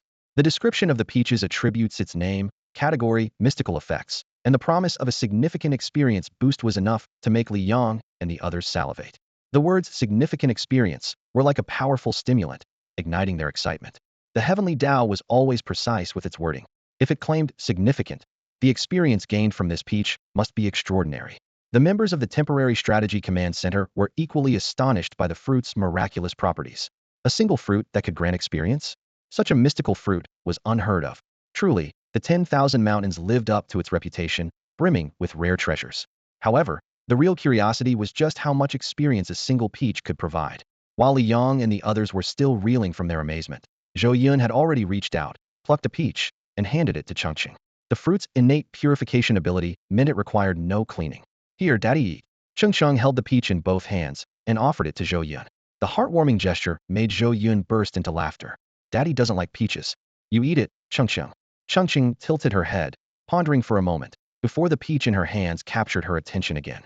She took a bite, and juice spilled forth. Daddy, it's sweet, she exclaimed, looking up with squinted eyes and a blissful smile. Then eat more if it's sweet, there's plenty. Zhou Yun replied cheerfully.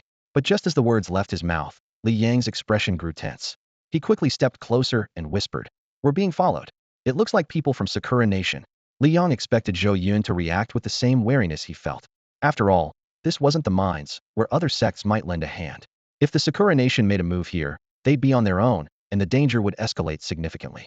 To his surprise, Zhou Yun appeared completely unfazed, as if had anticipated this all along.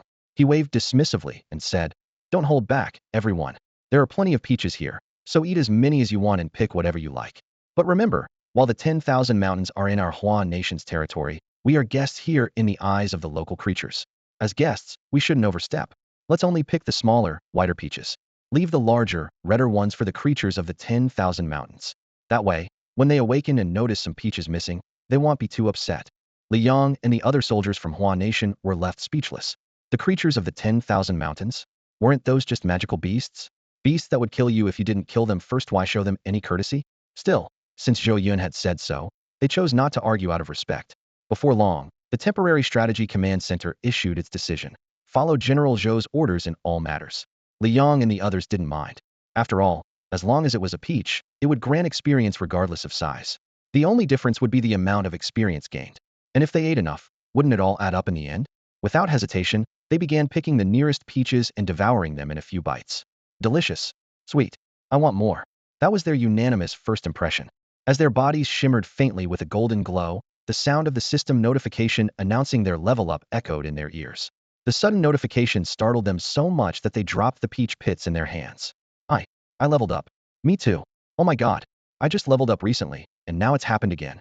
This is insane. Not wanting their pursuers to overhear, they silently communicated through lip movements. Even so, the shock in their eyes was impossible to hide. After all, the idea that a single peach could instantly raise their level sounded utterly unbelievable. While others had to grind tirelessly to level up, they only needed to eat a peach. If others found out, how could they possibly stay calm? Dad, I also. Chongqing began to exclaim in astonishment, but halfway through her sentence, she realized something was off and quickly swallowed the rest of her words. Zhou Yun silently praised her quick thinking, patted Chongqing's head, and smiled at the group. What are you all standing around for? If you can eat, then eat your fill. These peaches are only effective if you consume them all at once. If you wait too long, they won't work anymore.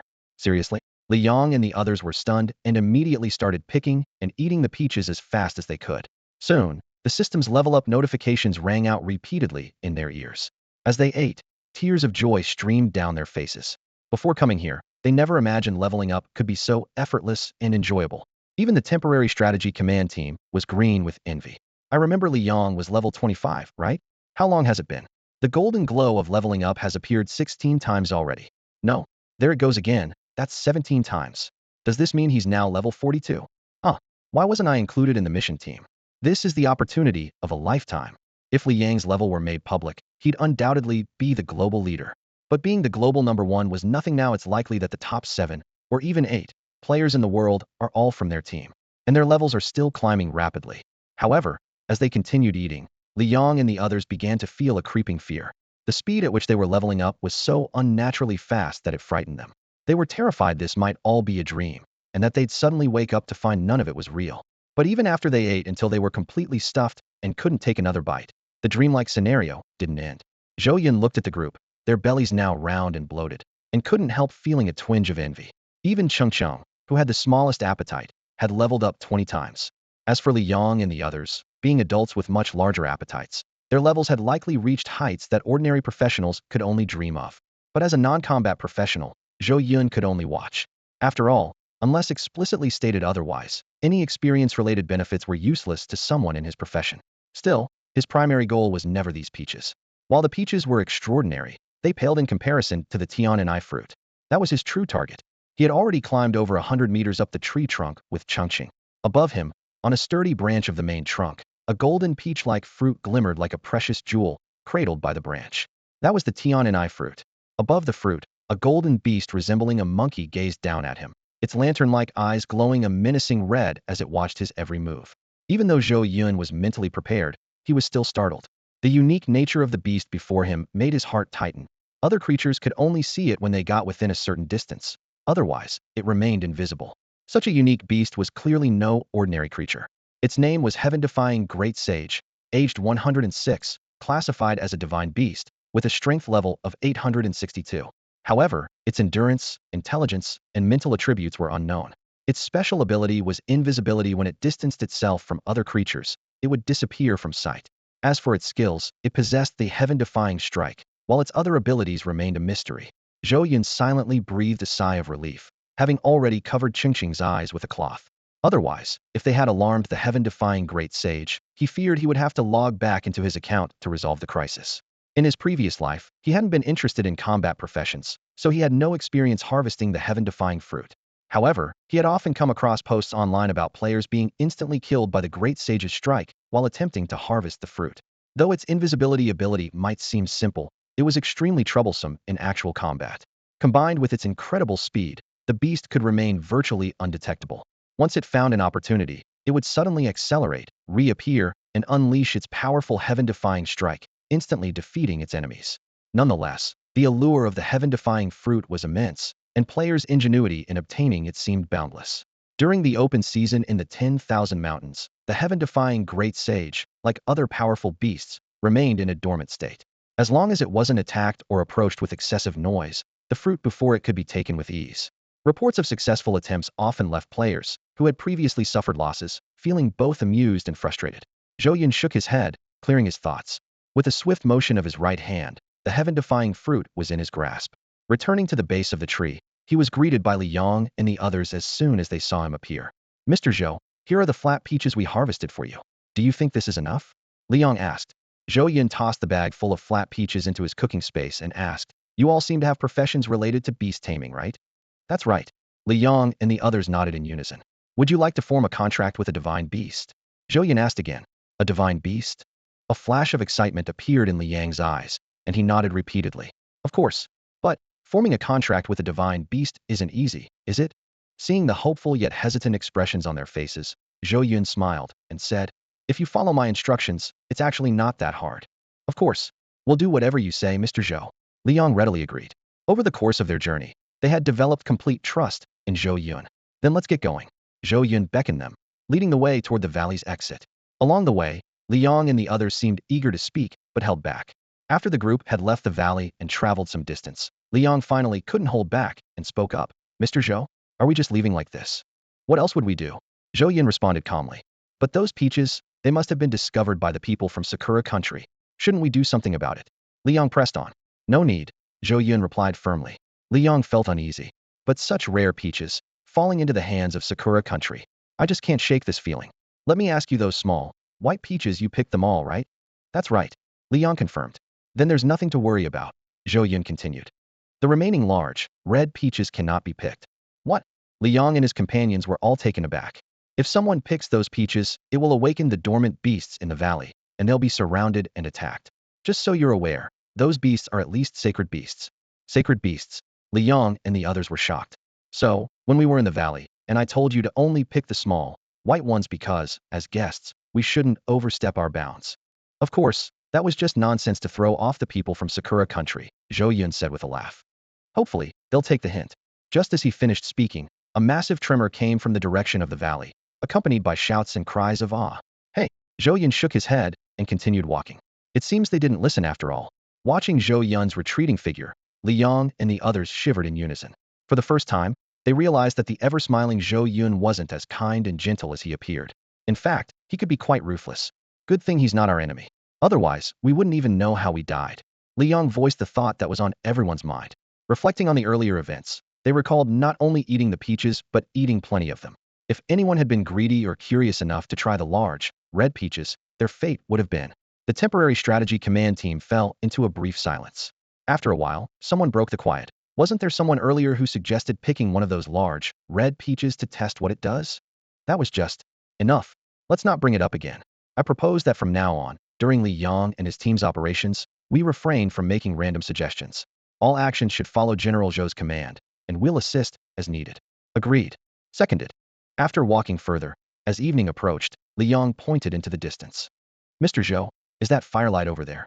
Firelight. Zhou Yun squinted to take a closer look and then smiled. It seems we're nearing our destination. Destination? Li Yang and the others were puzzled.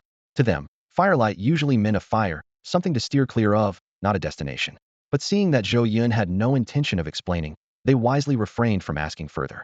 At this point, Chongqing was already tired and had fallen asleep on Xiaobai's back. Although Xiaobai had only recently been brought out of the frozen tundra by Zhou Yun, its rapid growth and strength had caused its size to increase significantly. Carrying Chongqing was effortless for it. Moreover, under Xiaobai's careful control, no matter how it moved, Chongqing remained steady and undisturbed in her sleep. After walking some more, Zhou Yun finally led them to the source of the firelight. To their astonishment, they discovered that the firelight wasn't from a fire, but from a natural spring burning with flames. Go ahead. Drink some of the fire spring water. It will significantly boost your skill proficiency. Drink fire spring water? Boost skill proficiency. The sheer amount of information left Li Yang and his team momentarily stunned. Just then, a group of dark-skinned individuals emerged from behind them. Friends, may we share some of this fiery spring water with you? Li Yang and the others were startled and immediately turned their wary gazes toward the newcomers. Despite having traveled the entire day and feeling physically exhausted, they remained vigilant of their surroundings. However, It wasn't until these men drew closer that they realized the potential danger. The phrase ill intentions flashed through their minds in unison. Yet, compared to before, their apprehension had somewhat lessened. After all, since consuming the peaches of immortality, their levels had skyrocketed like a rocket. Beyond the physical enhancements brought by their level-ups, the redistribution of free attribute points had given their combat abilities a significant boost. As a result, they felt confident that they could disable the adversaries at the first sign of any hostile action.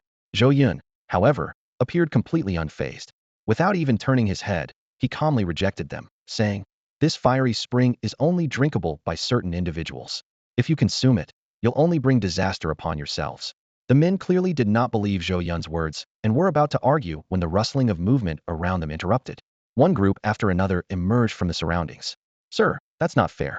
Something this good should be shared with everyone. Isn't known as a land of courtesy? Why so stingy?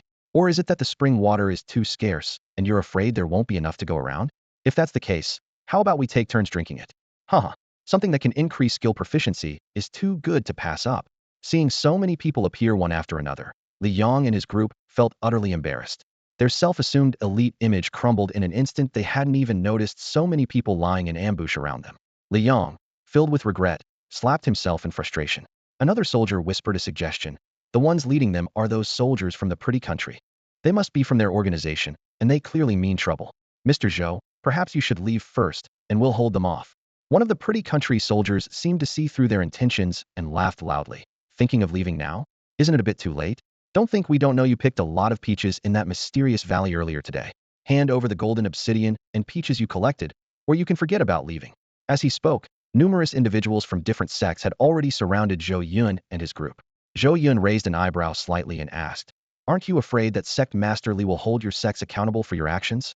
A bearded man solemnly shook his head and replied, "Of course, we don't wish to offend Sect Master Li. But, my friend, you've taken far too much. As long as you hand over half and share it with everyone here, we'll leave immediately. How about that?" Zhou Yun glanced at the others. Although they didn't respond verbally, their actions and expressions made their intentions clear. Zhou Yun shook his head disdainfully and sneered. "You think you deserve to take what's mine? A bunch of misfits like you." With a low growl, he called out, "Xiao Bai."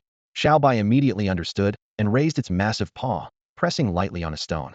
The stone instantly crumbled into powder with a deafening crash. The terrifying scene left everyone present in stunned silence. One of the men gasped in shock, blurting out, "Oh my God," even expressing his emotions in Mandarin. Everyone in the makeshift command center shuddered as well. That white bear, that was an entire block of lapis lazuli, and it just turned it into powder with a single paw. No, not a slap, a press, utterly terrifying. What kind of terrifying power is this? This is the might of a divine beast. Even though it hasn't reached adulthood, the majesty of a divine beast cannot be challenged by ordinary professionals. No wonder General Zhou remained so calm, had such a trump card in his possession. However, no one realized that even Zhou Yun was surprised by Xiao Bai's display. Ever since Xiao Bai started following Chongqing, it had been living a life of luxury, rarely participating in battles. As a divine beast, its growth rate was astonishing, and on top of that, it had just consumed a pile of magical peaches in the valley. Still, despite his speculations, Zhou Yun couldn't check Xiao Bai's stats without Chongqing's permission, and she was still unconscious. "Friend, there's no need for this," a red-haired man stammered. "We were just making a suggestion. If you don't agree, well, drop it." The others nodded quickly, murmuring in agreement. After all, they were all friends here. As they spoke, they voluntarily dismantled their encirclement and even retreated quietly, putting as much distance as they could between themselves and the area. No way were they taking chances. That white bear had crushed an entire chunk of lapis lazuli into powder with a single press of its paw. None of them believed their skulls were tougher than lapis lazuli. As they retreated, the American soldiers who had initiated the plan to divide the spoils found themselves in an awkward predicament. To make matters worse, someone outright pointed them out. "It's them. These Americans were the ones who made us do it. They wanted to steal your peaches and obsidian. It has nothing to do with us." The American soldiers were furious, cursing at those who exposed them, but deep down, they were terrified, fearing the white bear might crush their skulls next. "Enough," Zhou Yun barked, silencing the commotion. He didn't want the noise disturbing Chongqing's rest. As soon as he spoke, everyone fell quiet, not daring to make a sound. Under their watchful eyes, Zhou Yun walked to the fiery spring, tossed a pitch-black egg into it, and then casually scooped up the flaming spring water to drink. "Ding! Your forging proficiency has increased. Forging success rate 1. Ding! Your forging proficiency has increased. Forging success rate 1. Ding! Your cooking proficiency has increased. Cooking results now have a 1 chance of critical effect. Ding! Your cooking proficiency has increased. Cooking results now have a 2 chance of critical effect. Ding. Your alchemy proficiency has increased. Alchemy results now have a 1 chance of critical effect. Like the magical peaches, the fiery spring offered a one-time enhancement, so Zhou Yun drank as much as he could. In the end, his forging success rate increased by 10, while the critical effect chances for his cooking and alchemy results rose by 5 each. Amazing. Zhou Yun felt elated. This fiery spring provided an incredible boost for him as a spirit master. Afterward, Li Yong and the others followed suit, drinking their fill. As before, they didn't forget to collect some of the fiery spring water to take with them. Although the spring was ablaze, it didn't harm them at all, leaving them in awe. Zhou Yun explained, this fiery spring contains a strong fire element. You need a corresponding water element to balance it out and drink it safely. Luckily, everyone here has eaten the magical peaches, which suppress the fire element perfectly. What if there's no water element to counter it? Liang asked curiously. Then it depends on whether their endurance attribute is high enough or if their resistance to fire is strong enough. Otherwise, Zhou Yun spread his palm and gently blew on it, leaving only a pile of ash.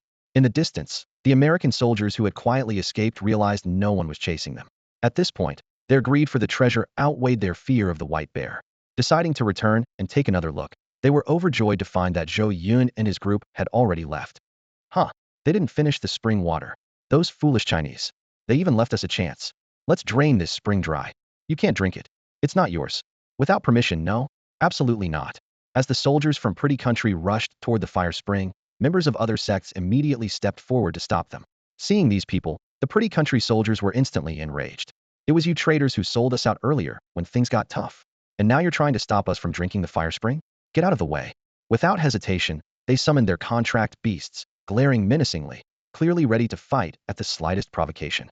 Before the world's fusion, Pretty Country was notorious for its domineering ways, instilling fear in many nations. After the fusion, while the power gap between countries had narrowed, the saying, a starved camel is still bigger than a horse, held true. When Pretty Country soldiers unleashed their wrath, others still trembled in fear. However, someone muttered under their breath, it's not that we won't let you drink. It's that the man from before said anyone drinking from the fire spring without his permission would die. This statement caused others to nod in agreement. It was precisely this warning that kept them from acting on their desire for the fire spring, despite their greed. After all, the power of that white bear was no joke. The spring might be a treasure, but losing their lives over it wasn't worth it. The Pretty Country soldiers, however, scoffed at such warnings. Drinking from the fire spring will kill us? Huh, you're too scared of that man to even try? What a bunch of cowards. You may be afraid, but we aren't. That guy is nothing before the might of Pretty Country. They spoke confidently, scanning their surroundings to ensure there was no sign of danger. Once they were satisfied, they boldly strode toward the fire spring. This act earned them disdainful glares from people of other nations. It was obvious to everyone that these soldiers pretended to be fearless, but deep down, they were terrified. If that man appeared again, they would undoubtedly flee in panic. Even so, the onlookers could do nothing but watch as the Pretty Country soldiers reached the fire spring and began drinking greedily. After taking a sip, their faces lit up with delight. What a treasure! Amazing! Drink more. Drink it all. And whatever we can't finish, we'll take with us. Not a single drop for anyone else, they exclaimed, drinking faster and more fervently. The people from other nations, their eyes reddened with envy, exchanged determined glances and began inching closer to the soldiers. What truly frightened them was the white bear, but with the spring being consumed and the bear nowhere in sight, their fear began to wane. If that was the case, why should a mere group of Pretty Country soldiers monopolize such a treasure? Just as they were preparing to act, suddenly whoosh, the Pretty Country soldiers were engulfed in roaring flames. Ah! They screamed in agony as the fire burned them from the inside out, its searing heat unbearable. They thrashed, slapped at the flames, and rolled on the ground. But nothing helped. The fire only grew fiercer. Some even jumped into the fire spring, desperately trying to extinguish the blaze with its water.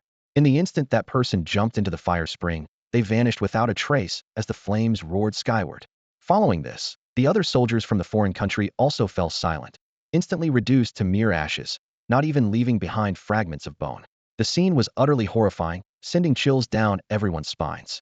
Finally, they realized that Zhou Yun's warning before his departure at drinking from the fire spring would result in death was no exaggeration. It wasn't because the fire spring would seek revenge, but rather because it was something they were never meant to partake in. Thank you. Thank you for warning us. Thank you, kind-hearted man. A group of people knelt in the direction Zhou Yun had left, bowing repeatedly in gratitude. After leaving the fire spring, Li Yong and the others followed Zhou Yun through the dark night, crossing a mountain. However, Zhou Yun showed no signs of stopping, prompting Li Yong to ask, Mr. Zhou, We've been traveling for so long. Shouldn't we take a short break? Zhou Yun paused, turned to look at them, and asked, do you want to rest? Li Yang and the others exchanged embarrassed smiles. After nearly a full day and night of trekking through the vast mountain range, their physical strength was holding up, but their mental stamina was severely depleted.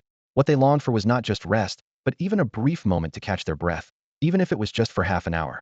However, seeing that Zhou Yun, accustomed to such a lifestyle, hadn't mentioned stopping, they found it hard to bring it up. Finally, Li Yang mustered the courage to say, isn't the beast taming tournament supposed to last 3 days? Taking a short break shouldn't be a problem, right? Zhou Yun smiled faintly.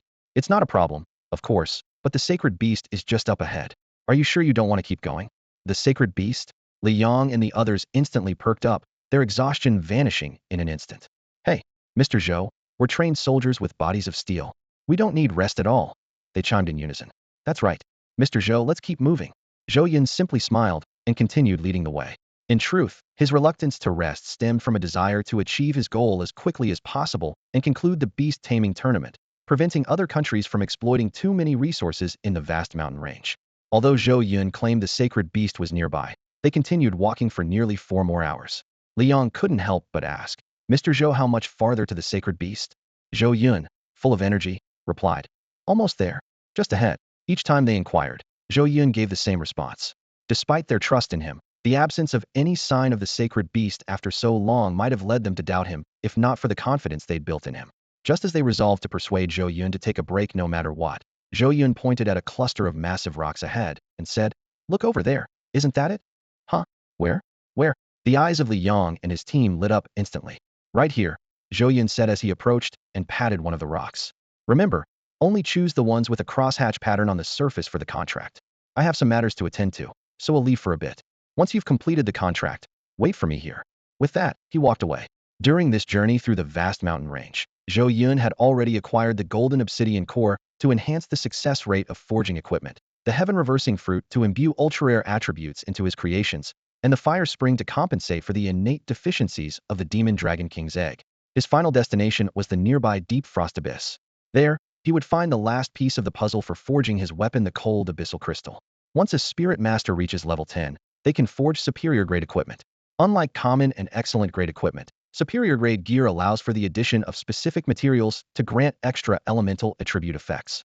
The higher the grade of the added material, the stronger the elemental attributes, though the success rate decreases accordingly. However, with the presence of the golden obsidian core, he had no reason to worry about the success rate and could focus on using the strongest materials available. Thus, he set his sights on a rare ice attribute material found in the 10,000 Mountains cold abyss mystic crystal. Huan Yao had already mastered the Frost Sky Sword Slash, an ice attribute technique, and according to her agreement with Shuang Han, she would head to Divine Sword Manor and join the Frost Hall upon reaching level 35, where she would further study ice-based sword techniques. Therefore, the cold abyss mystic crystal was the perfect choice as a forging material to enhance the attributes of her equipment. The closer they got to the deep cold abyss pool, the more the biting chill became unbearable. By the time Zhou Yun reached the edge of the pool, his hands and feet were already stiff from the cold. However, Xiaobai appeared completely at ease, clearly enjoying the freezing environment as a creature born in the icy tundra. Lying on Xiaobai's back, Chongqing's cheeks were still rosy from being nestled against Xiaobai, but the drastic change in temperature gradually woke her up. Daddy, where are we? Chongqing rubbed her eyes and looked around at the misty, frost-covered surroundings.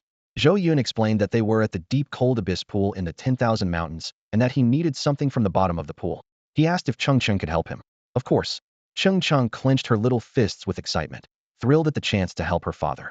Good girl, Chongqing, Zhou Yun said gently, ruffling her hair before taking out the Dragon King egg. He reminded her that she could now form a contract with a second magical beast. What do you think of this one? Huh? Chongqing stared at the Dragon King egg on the ground, a look of confusion in her eyes. Why do I feel like it's already my friend? But I've never met it before. Zhou Yun smiled faintly, understanding that Chongqing was too young to fully articulate her feelings. In truth, her sense of familiarity with the Dragon King egg stemmed from inheriting the essence of the Dragon Core crystal. So, would you like to form a contract with it? He asked. Of course. Chongqing agreed immediately, though a hint of disappointment soon appeared on her face.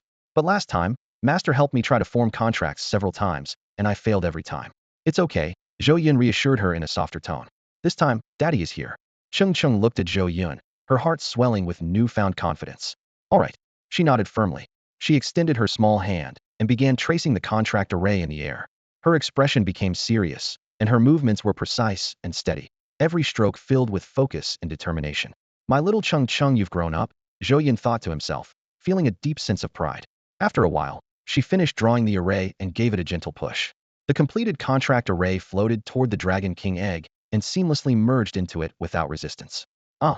Chongqing gasped, covering her mouth with both hands as her eyes sparkled with anticipation. She nervously watched the egg, recalling how her previous attempts had all failed when the contract array was repelled. This time, it was different. Instead of being repelled, the contract formation was absorbed, giving her a glimmer of hope. Under her watchful gaze, the magic Dragon King's egg, which had absorbed the formation, suddenly dimmed. Then, with a crisp cracking sound, a fissure appeared on the eggshell. Soon after, a second and third crack followed, and with a series of snapping noises, the eggshell was covered in fractures. Pop! A small, pitch-black head poked out from the eggshell. It had a round little head with two tiny horns and a pair of large, glistening black eyes that darted around anxiously, searching for something.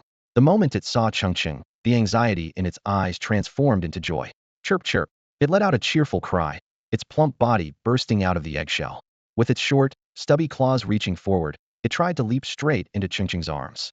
However, before it could take more than 2 steps, it stumbled and fell flat on its face, eating dirt. Humph, humph, it quickly shook its head, flinging off the mud on its face, and got up again, charging toward Chongqing. This time, it succeeded. Chongqing held its little head in her hands, her expression shifting from surprise to delight. Are you my second companion? Chirp chirp. The little magic dragon king nodded fervently. Hee hee. Chongqing giggled happily. You keep chirping and chirping, so I'll call you Xiaohei. How about that? Chirp chirp. Xiaohei accepted the name without any complaints. Thank you, Daddy. Chongqing grinned brightly. I've contracted my second companion, and its name is Xiaohei. Well done, Chongqing. Zhou Yun gave her a thumbs up. However, Xiaobai seemed a bit upset. It pouted and turned its head away. Chongqing noticed Xiaobai's mood and spent some time petting and comforting it until its spirits finally lifted. Daddy, is there anything I can help with? Chongqing asked. Let me first check Xiaohei's stats. I have a task in mind for Xiaohei. Alright. Without hesitation, Chongqing opened Xiaohei's stats panel. Name, Magic Dragon King. Age, 0 years infant stage. Rank, Divine Beast. Level 1. Strength, 62. Endurance, 51. Intelligence, 98. Spirit, 99. Skill, Dragon Breath. Innate Talent 1. Magic Dragon King is immune to all magical damage below Saint level. Innate Talent 2. Dragon King's presence suppresses the target's power based on their life level, intimidating them and reducing all their attributes to as low as 1. Innate Talent 3. Dragon Speech enhances the effects of all magic-based skills by 100. Free attribute points, none. Equipment, none.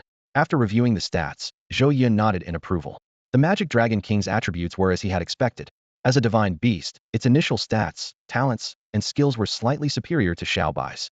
However, what truly mattered were its talents, Magic Dragon King and Dragon King's presence.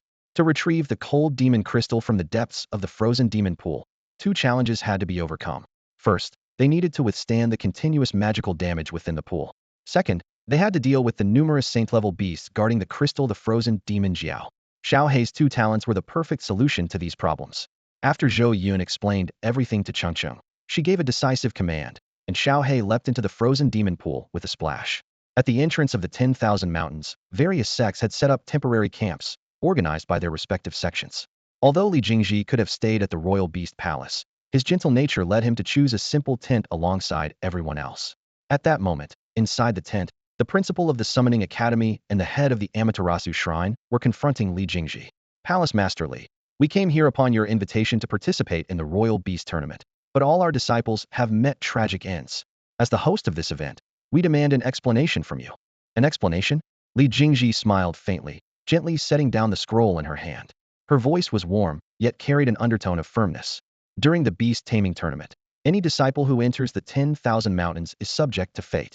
Life and death are determined by destiny. This is a rule we all agreed upon. Now, your disciples have perished, and while I understand your grief, demanding an explanation from me based on this alone seems rather unreasonable, doesn't it? The headmaster of the Summoning Academy clearly did not agree with Li Jingji's words. His face showed dissatisfaction as he retorted, the rules were indeed established collectively, and it's true that injuries or deaths among disciples are not uncommon. In past tournaments, disciples from various sects have suffered casualties, and we have never sought an explanation from you. But this time is different. As of now, we've learned that nearly no disciples from other sects have been harmed, while all of ours have mysteriously died. How can we not be suspicious? Li Jingji's smile didn't waver. In fact, it became even calmer. So, according to you, I should be held responsible for the deaths of the disciples from your two sects? The head of the Amaterasu shrine let out a cold snort, his tone laced with accusation. Master Li, please drop the pretense. Before this tournament even began, you specifically warned all sects to avoid any encounters with your personal disciple. To put it bluntly, isn't it because our disciples clashed with yours that they were ruthlessly killed? Li Jingji's smile slightly faded, and her gaze turned sharp as a blade. Let me ask you this: if I had given prior warning, how is it that your disciples still managed to clash with mine? Was this an intentional act of defiance against me? Her words struck a nerve, and both the headmaster of the Summoning Academy and the head of the Amaterasu shrine visibly paled. Master Li, the headmaster began to argue, but Li Jingji raised her hand, silencing him. She continued, even if a conflict did occur, my disciple is of a gentle and courteous nature, never one to harm others, let alone take a life. Unless, her eyes narrowed slightly, revealing a piercing sharpness as if issuing a silent warning. The headmaster of the Summoning Academy and the head of the Amaterasu shrine involuntarily took 3 steps back. Li Jingji had always been known for her gentle demeanor and friendly approach to others. Yet ever since the calamity that caused the world's spiritual energy to surge, her strength had not only surpassed previous limits, but had advanced significantly. It was this newfound confidence that had emboldened them to demand an explanation. However, that single look from Li Jingji instantly reminded them of the vast disparity in power, extinguishing any lingering thoughts of confrontation. If there's nothing else, you may leave. With a wave of her hand, Li Jingji picked up the scroll once more. The two exchanged a glance, clearly unwilling, but they had no choice but to retreat in frustration. On their way back, they remained silent, each returning to their own tent. Yet, half an hour later, the two found themselves inside the same tent. I strongly suspect that Li Jingji is using this opportunity to deliberately weaken our foundations, the headmaster said bitterly. I feel the same way, the shrine's head agreed. She's doing this to secure her disciple's position. Humph. Even the military from Sakura Nation warned us that once the successor of the beast taming palace emerges, sects like ours will inevitably be suppressed. Oh, the shrine's head added. The people from the beautiful nation also approached me with a similar warning, advising caution regarding the beast taming palace. At the time, Zhou Yun still believed that Li Jingji's character couldn't be so despicable. Who would have thought? People, in the end, are all the same. Even as the master of the sacred land, he could not transcend the limitations of human nature. Those poor disciples who lost their lives, several of them were promising talents Zhou Yun had high hopes for. His heart ached just the same. Among them, 2 disciples were ones he had planned to focus on training. But who could have foreseen this? This cannot be left unresolved. Otherwise, Li Jingji might do something even worse. Do you mean I should immediately contact the Temple of Light and ask them to intervene for justice? All right, I'll also contact the Yinyang Academy, and together we'll pressure Li Jingji. In the frigid depths of the cold abyss within the 10,000 mountains, Zhou Yun's prediction proved correct. Despite just hatching, Xiao He, being a Dragon King species, was unparalleled in both intelligence and diving ability. In less than 5 minutes, it had retrieved the cold abyss mystic crystal Zhou Yun needed. Zhou Yun praised it with a satisfied smile and carefully stored the crystal in his forging space. At that moment, his entire body was stiff from the cold, and he lacked the courage to touch the icy crystal again. With this, all of his objectives for coming to the 10,000 mountains had been fulfilled. Zhou Yun turned to Chongqing and said, let's go. We'll return to find Liang, and then go together to see your master. Chongqing replied cheerfully. Okay, I've successfully bonded with Xiao He. Master will definitely be so happy when he finds out. However, when Zhou Yun and Chongqing found Liang, they realized that the bonding process had not been smooth. The 7 of them had worked together, each casting spells on the stone, but every time, the contract formation they inscribed was mercilessly repelled by the stone. Seeing Zhou Yun and Chongqing return, the group felt utterly embarrassed. When Zhou Yun had left, they hadn't believed these stones were sacred beast eggs. But after their investigations, they were shocked to discover that not only were these indeed sacred beast eggs, but they were also a species of flying sacred beast, the deep cold abyss eagles. This realization filled them with excitement, as having a flying mount was a dream for any mage. Yet, despite repeated attempts, they had been unable to form a bond. Their repeated failures left them feeling frustrated and defeated. The members of the Temporary Strategy Command, though not bonders themselves, worked together to offer advice and assistance from their respective areas of expertise, doing their best to help. After all, successfully forming these bonds would mean gaining the combat power of 7 sacred beasts. However, even after taking turns and trying unconventional methods, they still couldn't succeed. After 10 failed attempts, the chances of success became almost non-existent. Liang and the others had already failed nearly 50 times, leaving them feeling helpless.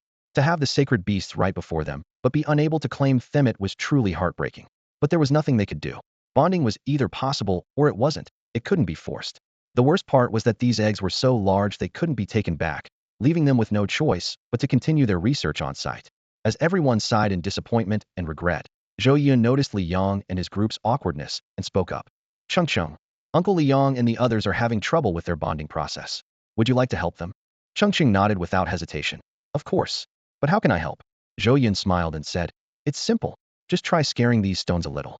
Chongqing tilted her head in confusion, thinking for a moment, and then, with a mock-fierce tone, she shouted at the deep cold abyss eagle eggs. If you don't behave, it'll get really mad.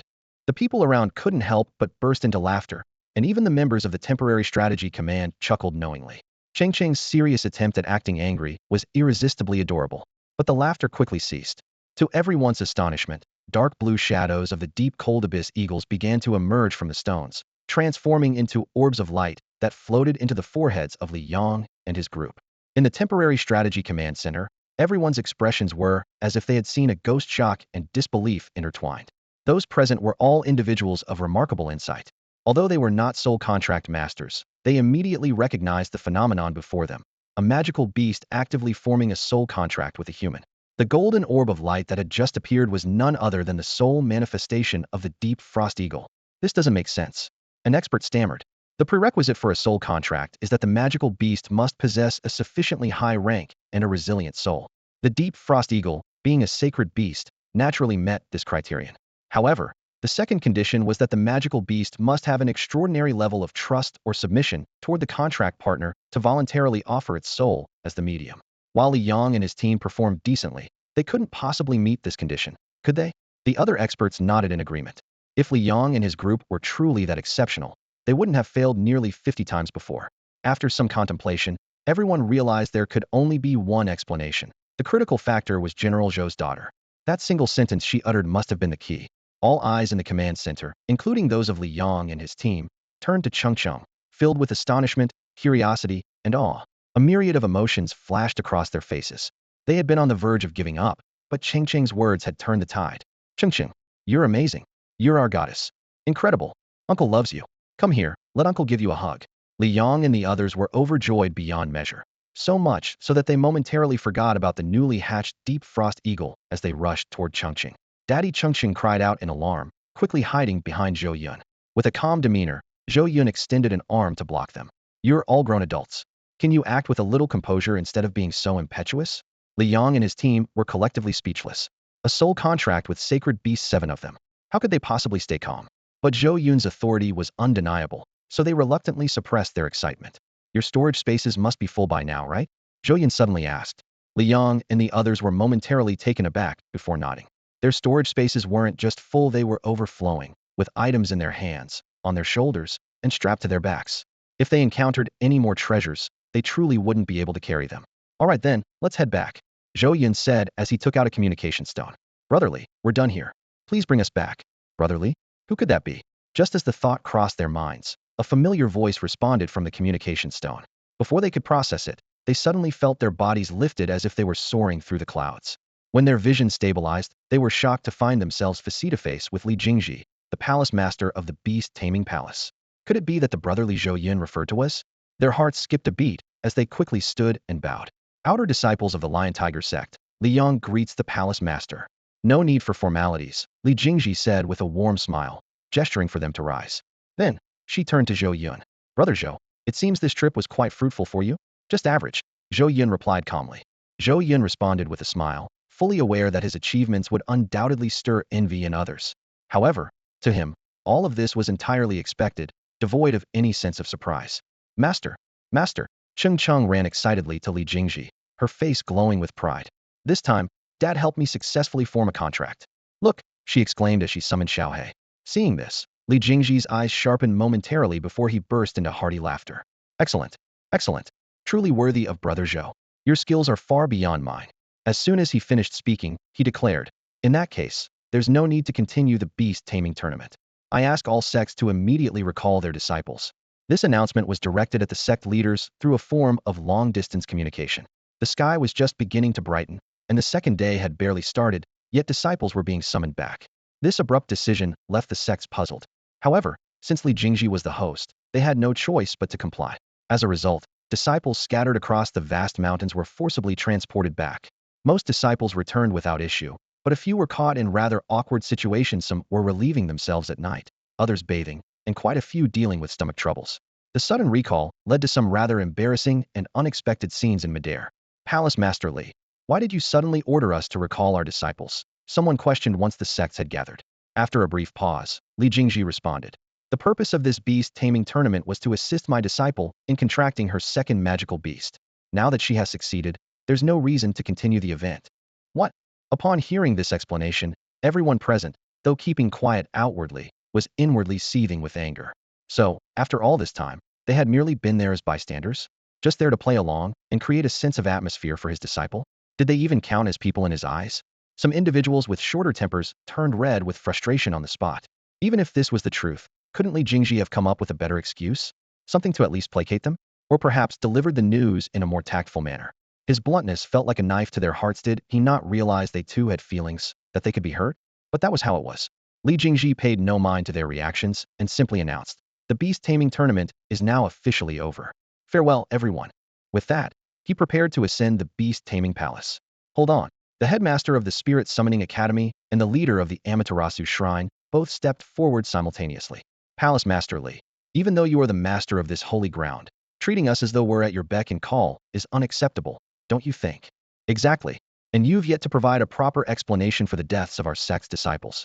All of our participating disciples were brutally killed. Moreover, disciples from other sects gained little to nothing, while your beast-taming palace reaped rewards in abundance. I have every reason to suspect that it was your people who orchestrated the deaths of our disciples. An explanation? Li Jingji slowly turned around, his gaze locking onto them as a faint smirk appeared on his lips.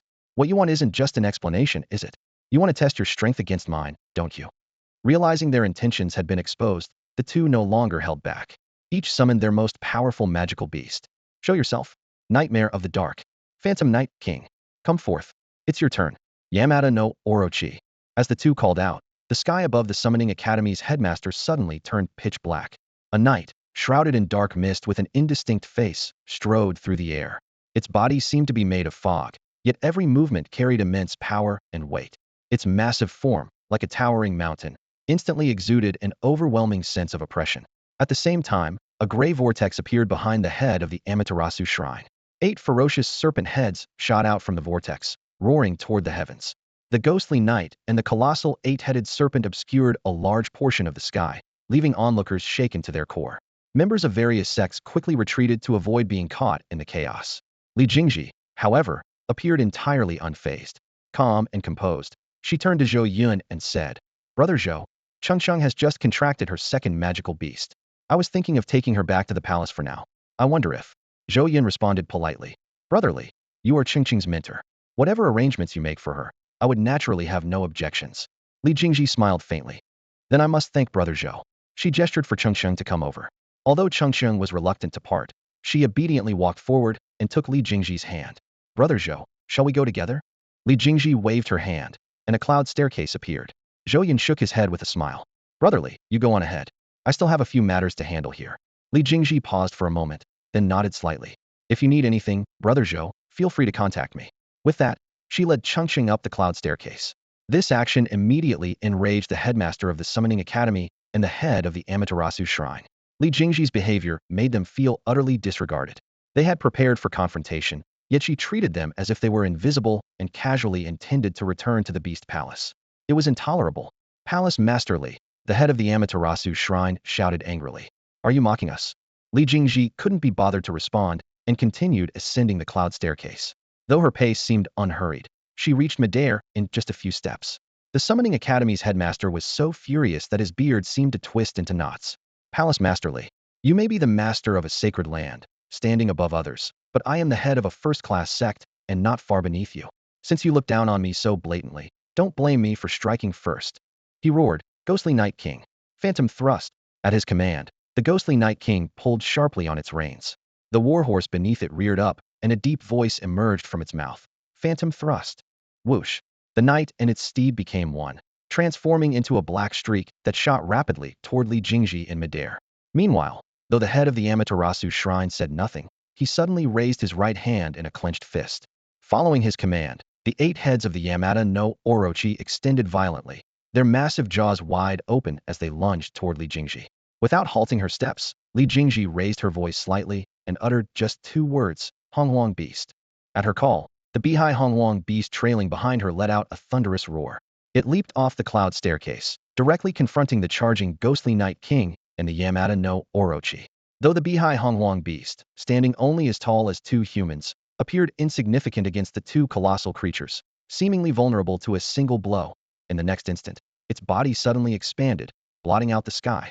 2 massive feet, even larger than the Ghost Night King and the Yamata no Orochi, descended with a thunderous force, completely ignoring the ominous aura surrounding their targets. Boom, boom, boom. The earth quaked violently, and waves of dirt surged like a tidal wave. The disciples of various sects, under the protection of their elders, barely managed to avoid the devastating aftermath. When the dust finally settled, everyone was stunned. The once dominant Ghost Night King and the Yamata no Orochi were pinned firmly to the ground, utterly immobilized, each trapped under a single paw of the Bishi Flood Beast. Roar! Like a primal force of nature, the Bishi Flood Beast let out a deafening roar toward the heavens. The sheer power of its voice stirred fierce winds, forcing even the clouds in the sky to retreat. Above, the moonlight faded as the first rays of the sun began to rise. Golden-red sunlight bathed the earth, illuminating the beast's fur as if it were draped in a radiant golden-red cloak. Even its once pure white mane was tinged with the fiery hues of dawn, whipping wildly in the wind, exuding an aura of unparalleled majesty and dominance. Such strength, such terror. Is this the power of a true lord of the sacred lands? The sect leaders who witnessed this scene were shaken to their core.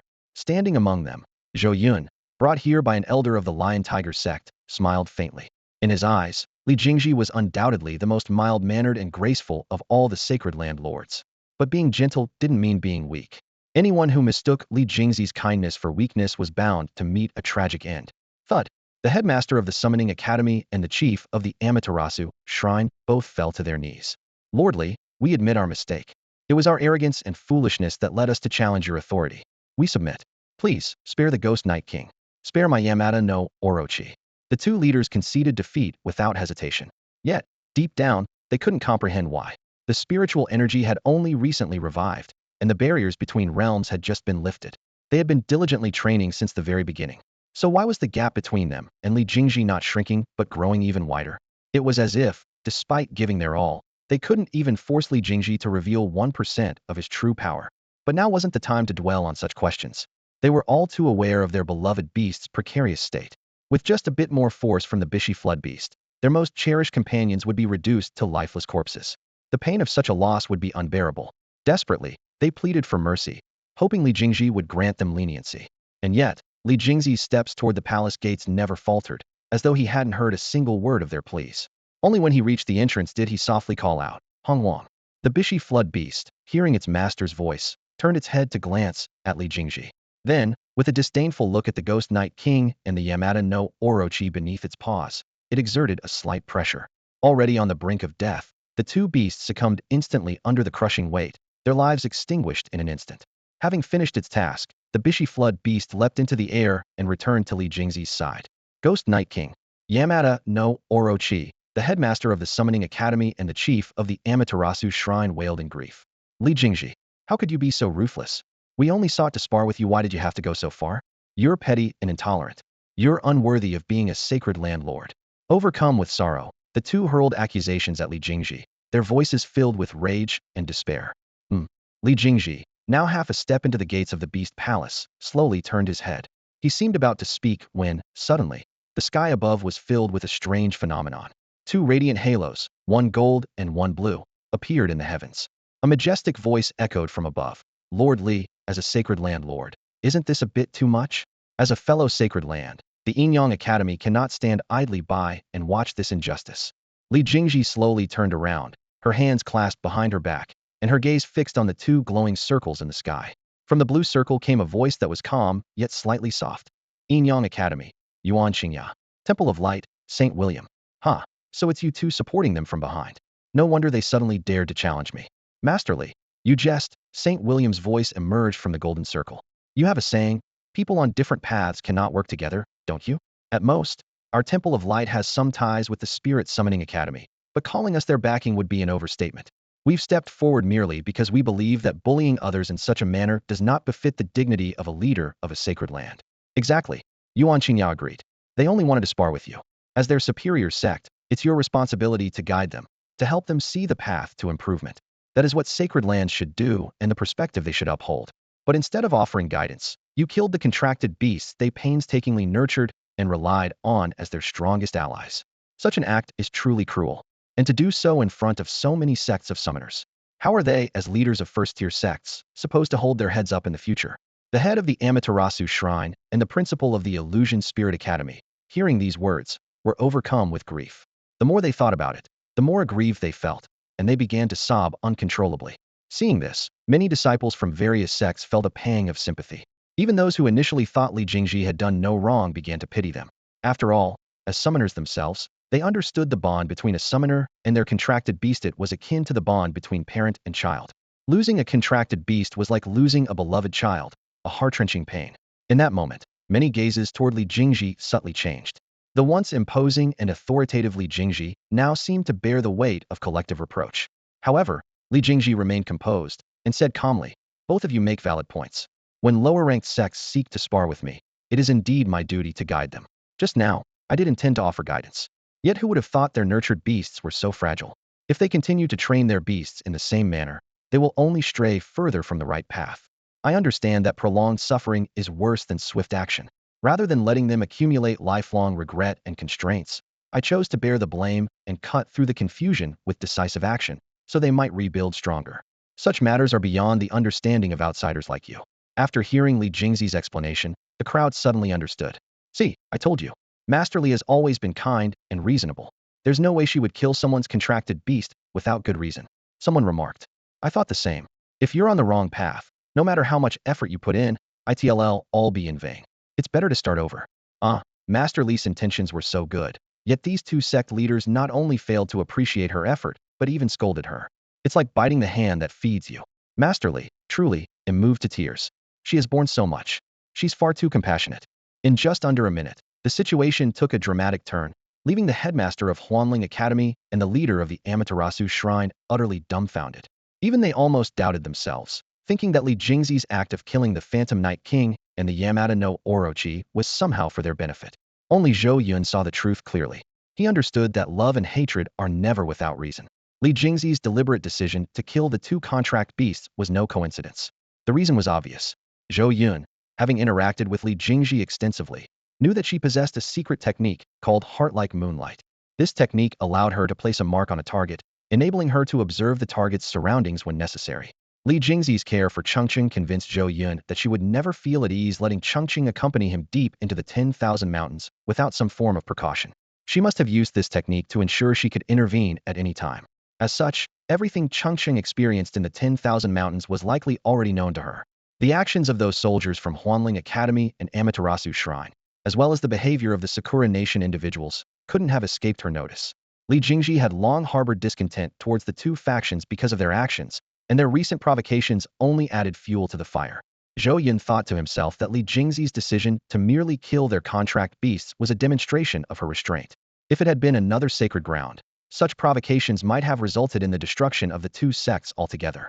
After all, as a sacred ground, who would tolerate such blatant challenges to their authority? Yuan Qingya and Saint William were left speechless. After a long pause, they finally said, "Even if we truly were in the wrong, you could have at least given us a warning before taking action." That's right. Striking without prior notice was completely unreasonable. We've seen their contract beasts ourselves, and from our perspective, there didn't seem to be anything wrong with how they were raised. Lady Li, could it be that you used this as an excuse to deal with us because of our presence here? Oh. Li Jingxi raised her eyebrows slightly and asked, "Since when did you become so knowledgeable about beast taming? And when exactly did you have the opportunity to observe them closely enough to determine that their contract beasts were perfectly fine?" Yuan Qingya and Saint William realized they had slipped up and fell silent again. Li Jingxi seemed unbothered, offering a calm smile. As a sacred ground, it's natural for everyone to seek improvement. It's not surprising that you've taken an interest in beast taming. Coincidentally, I've done some research on light arts and yin-yang techniques. Why don't we exchange insights sometime? The atmosphere instantly grew tense. Everyone knew that Li Jingxi's suggestion to exchange insights was likely a veiled declaration of a sacred ground battle. Very well. Yuan Qingyao was the first to respond. Since Lady Li has such an interest, St. William and I will pay you a visit soon. Indeed. St. William immediately echoed. The leaders of the other sects were outraged. Yuan Qingjia's seemingly casual remark was clearly a signal that they intended to join forces against Li Jingji. 2 against 1 shameless. Absolutely shameless. In that case, I shall await your arrival. Li Jingji replied as though she hadn't heard the underlying implications. She then turned and entered the beast palace. As she departed, the golden and blue halos in the sky dissipated. The other sects, burdened with their own concerns, gradually left as well. Zhou Yun, however, declined the Lion-Tiger Gate's offer to give him a ride and chose to stay in the 10,000 mountains. Sitting cross-legged in the same spot, he quietly immersed himself in the passage of time. It wasn't until the sun was high in the sky that he opened his eyes and revealed a cold smile. Huanling Academy and Amaterasu Shrine? Traitors! Li Jingji showed you mercy. And yet you called upon 2 sacred grounds to back you up? Sacred grounds? Do you think they can truly protect you? Login. Arrow Emperor. Each blade of grass, each tree, each fleeting life. Every arrow, every thought, every universe. At this moment, the Supreme Warrior, the Arrow Emperor, has descended. As the voice of heaven resounded, radiant beams of light erupted from Zhou Yun's body. He wore the crown of the 3 realms upon his head, the Xiaoxiang candle dragon robe draped over his shoulders, the Ziwei ancient orchid belt around his waist, and the sky-sealing cloud-stepping boots on his feet. With his left hand grasping the air, the Xianyu Long Bao, once ranked first in the world's weaponry list in his past life, appeared in his grasp. Rising slowly, he gazed into the distance at the departing directions of the Summoning Spirit Academy and the Amaterasu Shrine. In a low, commanding tone, he uttered, "Where the eyes reach, where the ears perceive heaven's eye, open." Swish. His pupils instantly turned a dark golden hue, radiating an unparalleled divine aura. Under the power of heaven's eye, the vast world unfolded before him in perfect clarity. With just a single glance, he pinpointed his target's location. On the return journey, the headmaster of Summoning Spirit Academy and the leader of the Amaterasu Shrine were making efforts to win over smaller sections. Like a practiced duet, they alternated their grievances, expressing their dissatisfaction. Li Jingji, visibly indignant, exclaimed, "So we went in the wrong direction? I don't think I was wrong. And even if we were, shouldn't the decision to start over rest with us?" He didn't say a word, then killed the magical beasts we painstakingly nurtured, clearly because he's afraid of us surpassing him. Huh. Increased spiritual power, boundaries broken as sacred land is scared, obviously. That's for sure. Our 2 first-tier sects are no less profound than the sacred lands, except we've been a bit unlucky, missing just that final step. Thank goodness the 2 great sacred lands backed us today. Otherwise, we might not have made it back alive. The accompanying members of other sects listened in fear and trepidation. On one side was a sacred land, and on the other were 2 first-tier sects backed by 2 additional sacred lands. They couldn't afford to offend anyone. Even if they doubted Li Jingxi's character, they dared not voice their opinions at this moment. After all, they were currently riding atop a massive bat, the Black Sky Demon Bat, a contract beast belonging to the headmaster of Summoning Spirit Academy. Any inappropriate remark could provoke the Summoning Spirit Academy and Amaterasu Shrine into swift, lethal retaliation. After all, anyone brazen enough to criticize the sacred lands in private was as transparent as Sima Zhao's intentions obvious to all. The headmaster of Summoning Spirit Academy and the leader of the Amaterasu Shrine were quite pleased with the crowd's reaction. This was the deterrent power of having the backing of 2 sacred lands. 3 years had passed since the world's fusion. Previously, the resources of the mortal world were of low quality and of little use to them. But now it was different. The world's spiritual energy had strengthened, and the quality of resources in the mortal world had improved significantly.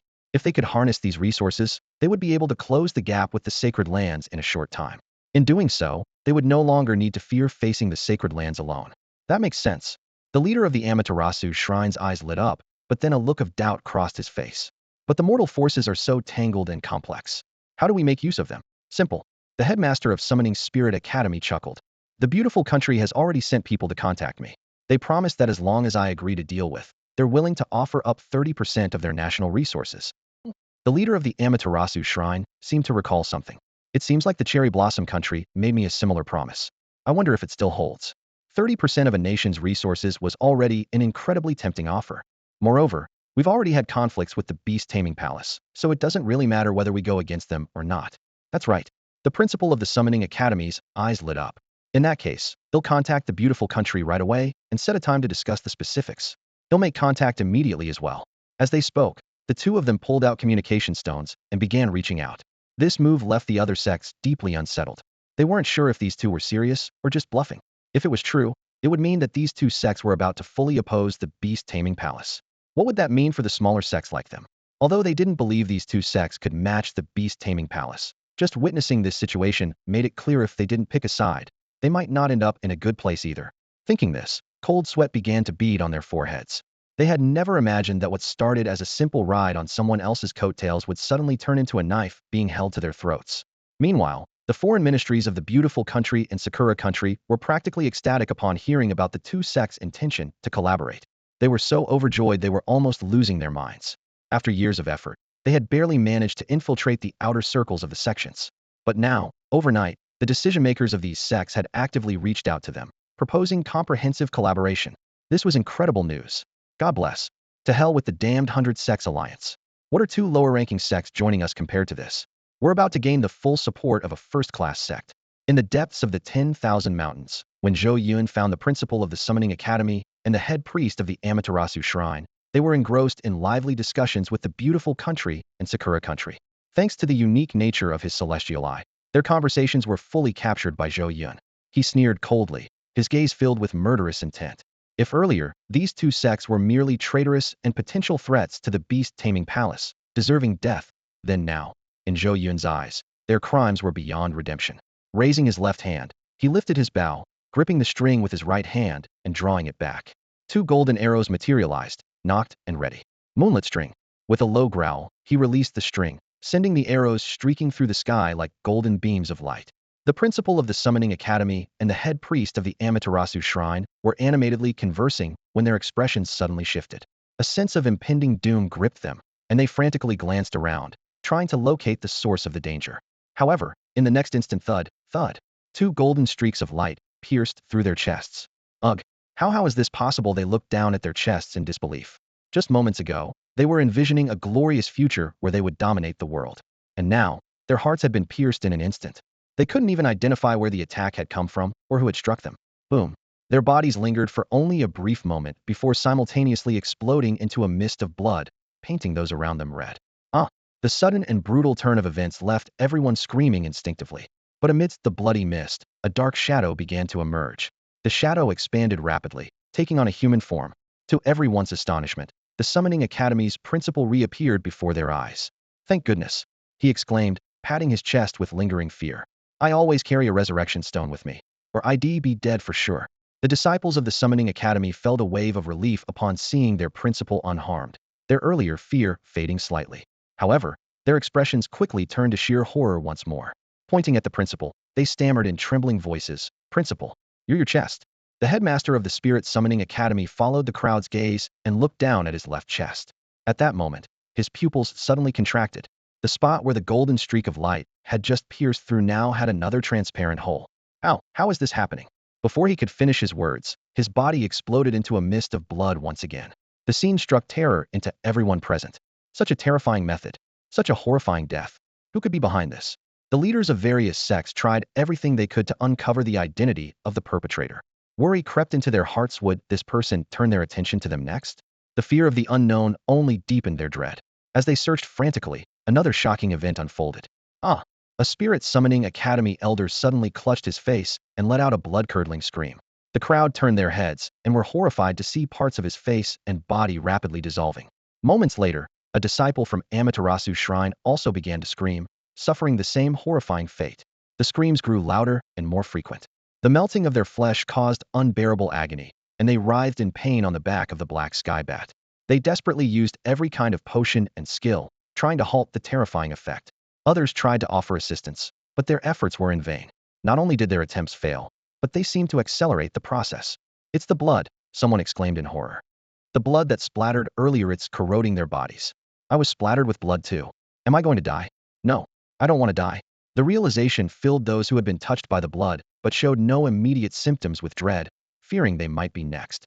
Yet, even as the first victim's body completely dissolved, others who had been splattered with blood showed no signs of harm. Why aren't you affected? Why haven't you suffered any damage? Why? Those writhing on the ground screamed in despair.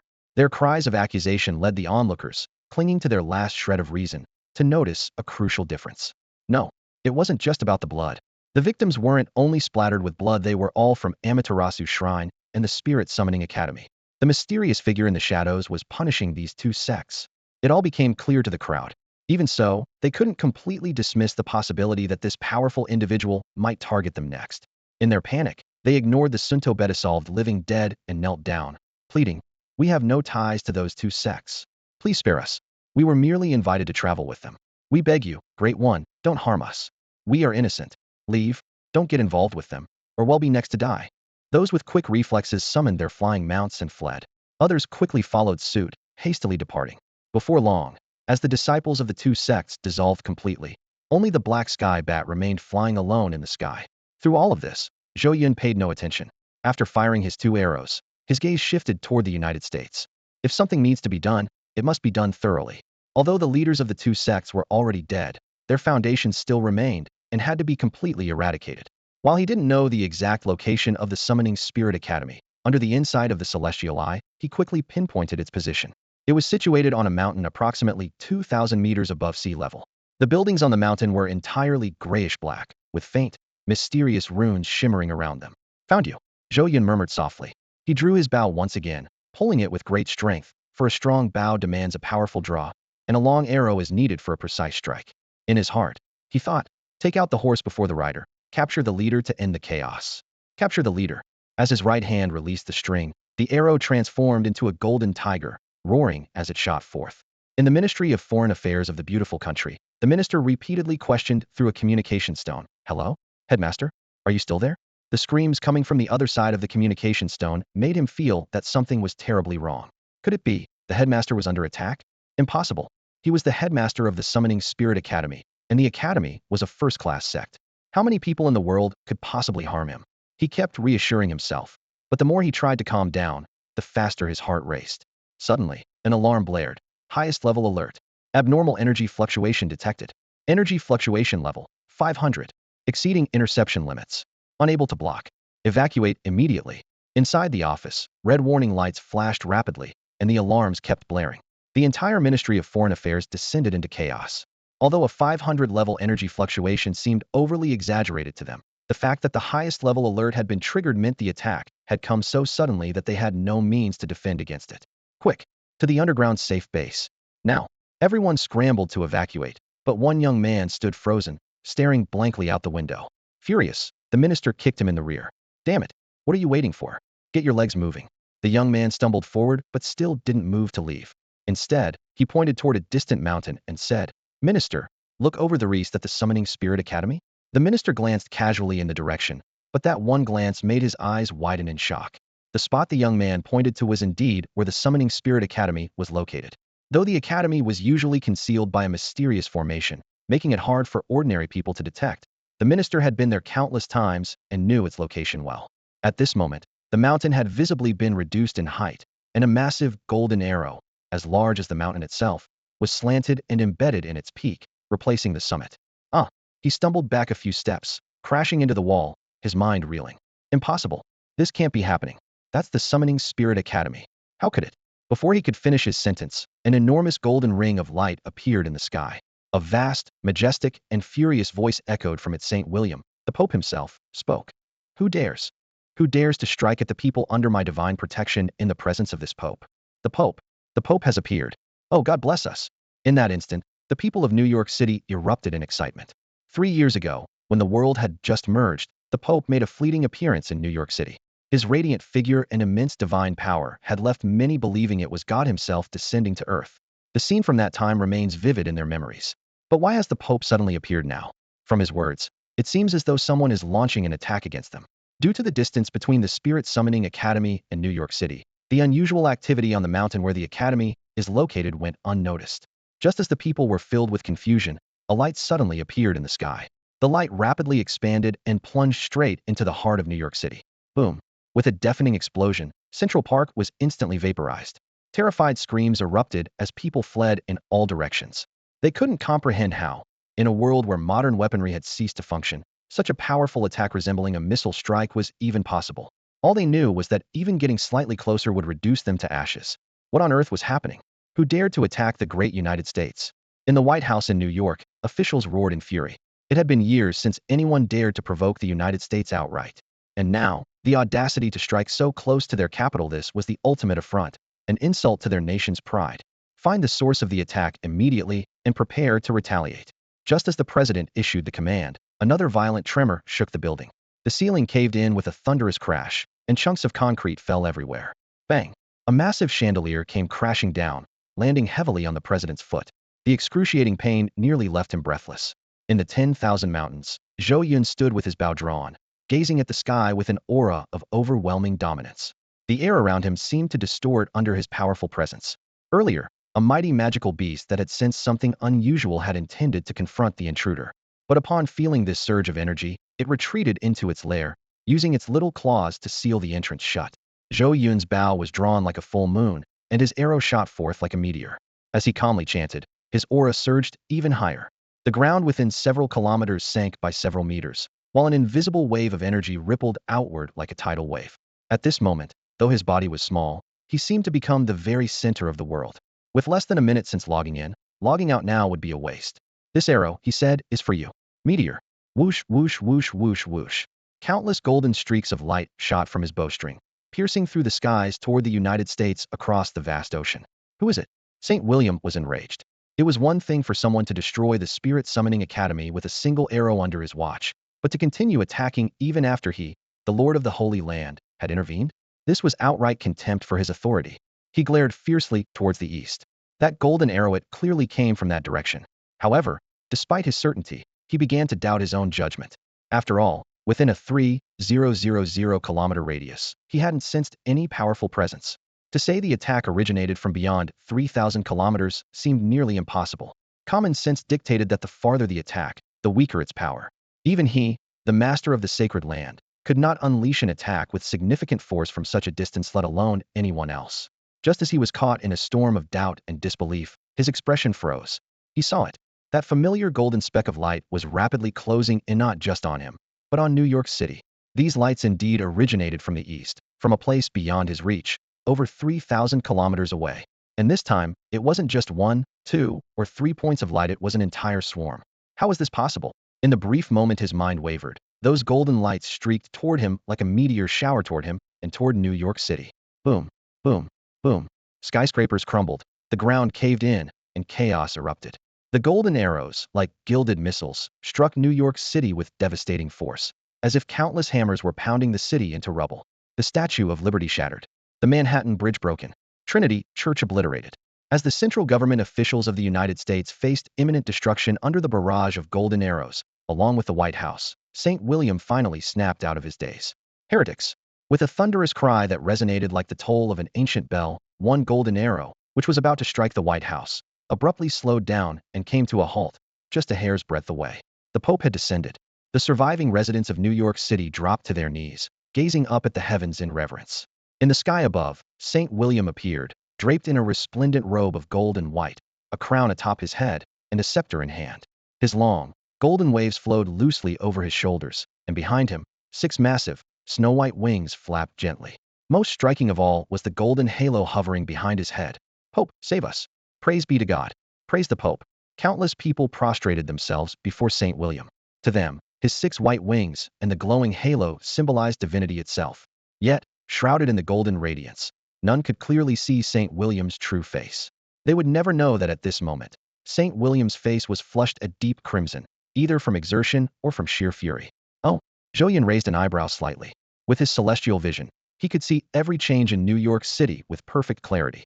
Watching the scene unfold from the sidelines, he remained indifferent. Trying to play the hero and act all high and mighty?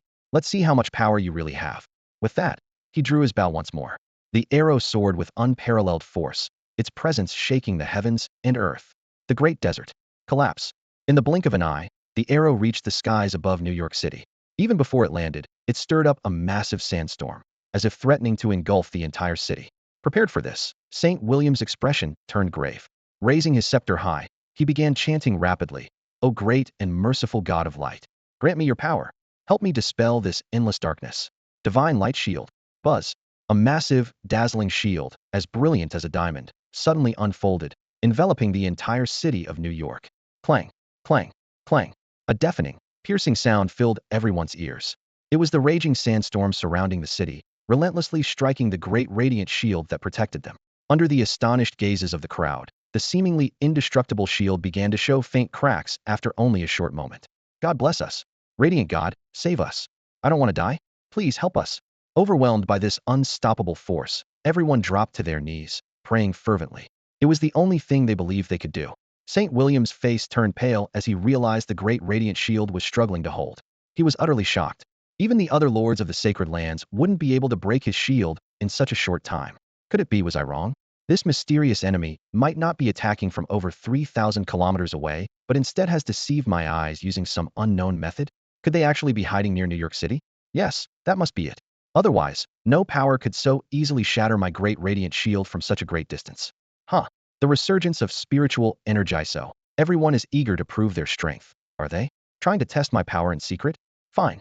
They'll show you the fruits of my recent training. When I defeat you, they'll drag you out and see which lord of the sacred lands you really are. Great radiant shield. Triple layers.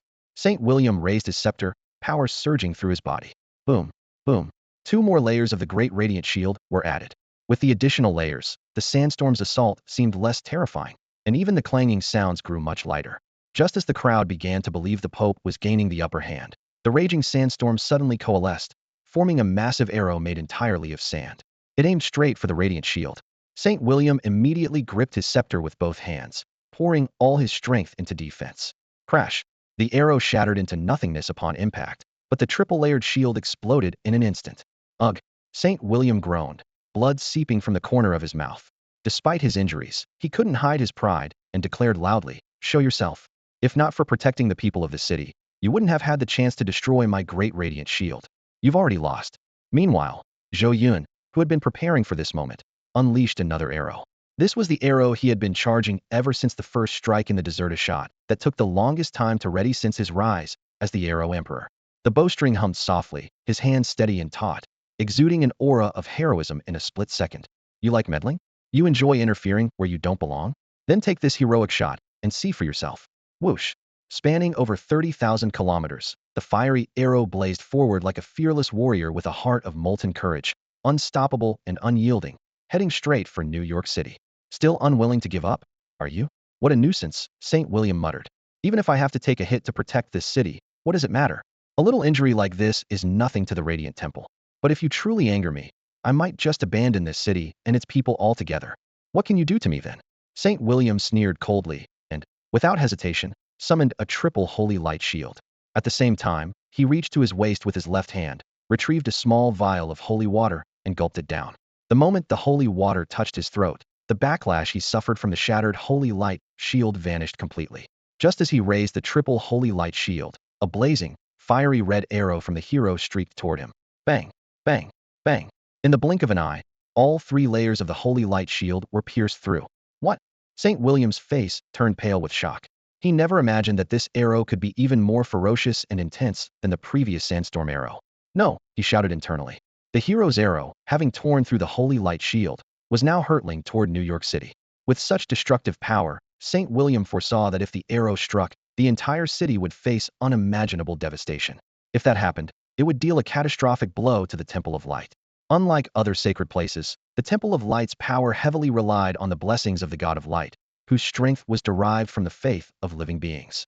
The faith of the entire nation was vital to the Temple of Light, and as the capital and hub of the country, New York City's destruction would inevitably affect the temple's influence. No, I must stop it. St. William made his decision immediately. His figure flickered, and he appeared directly beneath the hero's arrow. His voice echoed with the solemnity of an ancient bell as he shouted, "Seraph, descend." Whoosh! A blinding holy light erupted from his body, illuminating the sky as if the heavens themselves had brightened. A dazzling beam of light descended from above, enveloping St. William. When the onlookers turned their gaze back to him, they found that the once papal-clad St. William had transformed. Now, he stood as a 6-winged seraph, impossibly handsome, clad in golden armor and wielding a long sword. Judgment!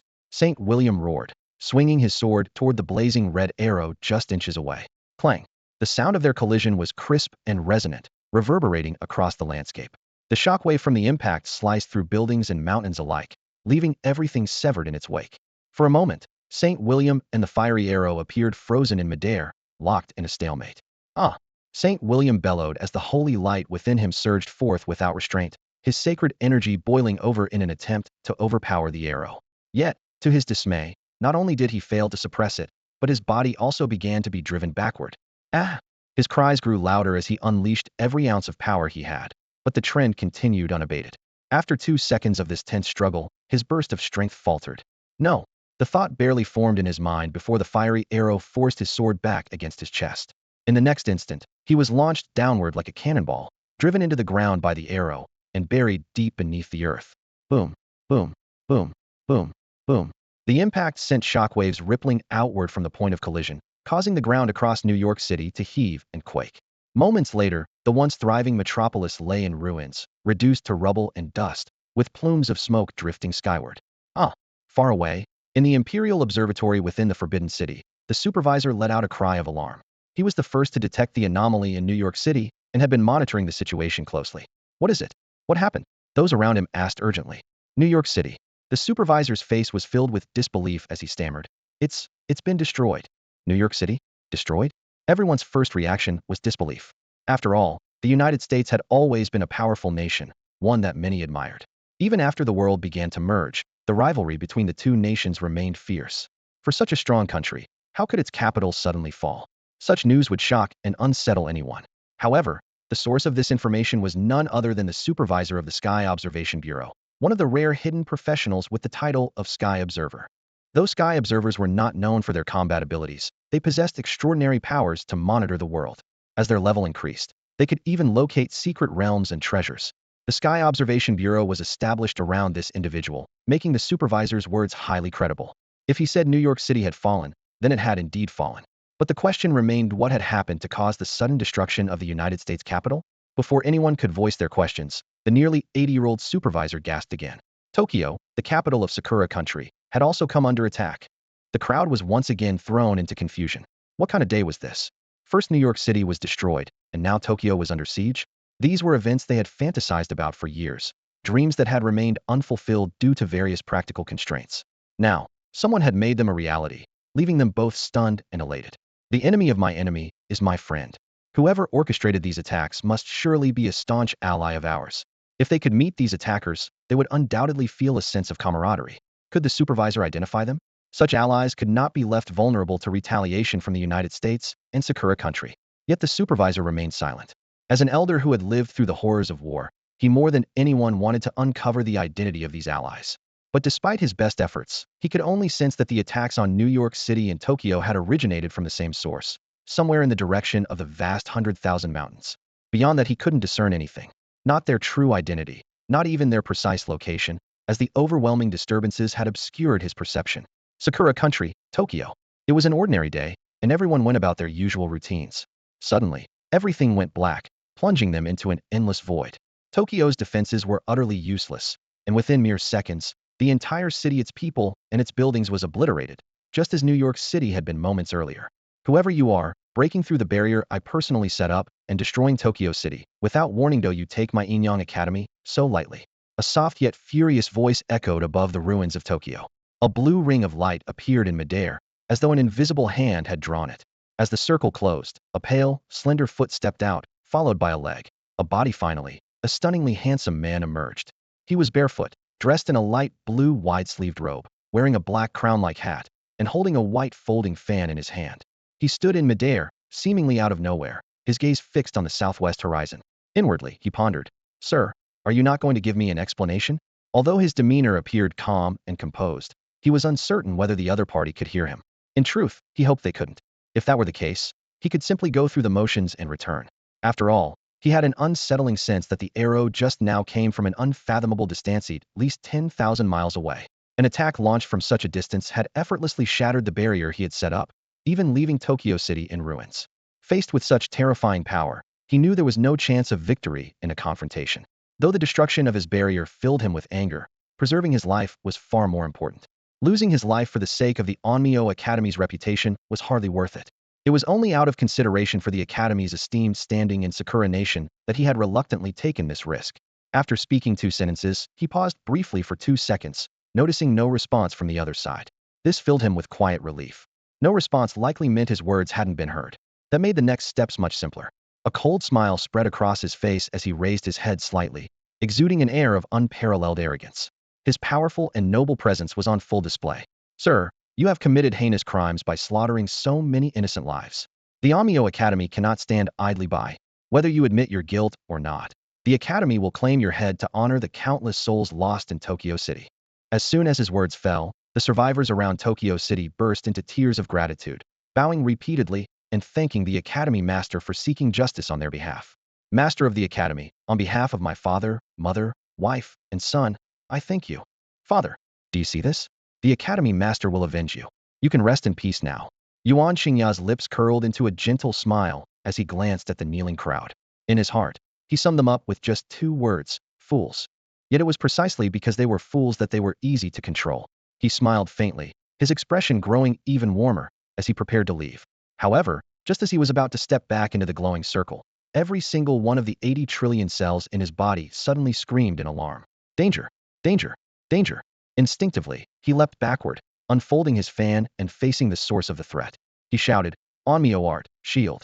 Blue talismans rapidly swirled around him, forming a brilliant azure defensive array. At the very moment the array materialized, a blazing arrow, as if carrying the force of 1,000 horses charging into battle, streaked toward him with a piercing roar. With a sharp thud, the arrow tore through the barrier and plunged into Yuan Xingya's left chest, then continued its trajectory into the ruins of Tokyo City. Boom, boom, boom. The ruins erupted in a series of explosions, sending shockwaves and flames surging outward, staining the sky a fiery red. Yet, inexplicably, thick white mist began to rise from the flames, spreading across the heavens and earth, obscuring the scene from view. In the depths of the 10,000 mountains, Zhou Yun logged off after releasing his final arrow.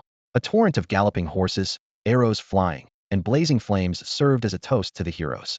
That final arrow was named Hero. Zhou Yun had deliberately chosen this arrow to conclude, paying tribute to the heroic martyrs who had once fought valiantly for their nation. Ding! Logged out successfully. This time as the Arrow Emperor, the session lasted 59.11 seconds, consuming 100 points of familial bond value. The current remaining familial bond value is 1,432 points. After spending a day and night with Chongqing in the 10,000 mountains, the bond value increased significantly. Even so, he was unwilling to squander it unnecessarily. Each point was hard-earned and deeply cherished, reserved for critical moments. This login as the Arrow Emperor was different from previous ones. There was no material gain, but he had no regrets.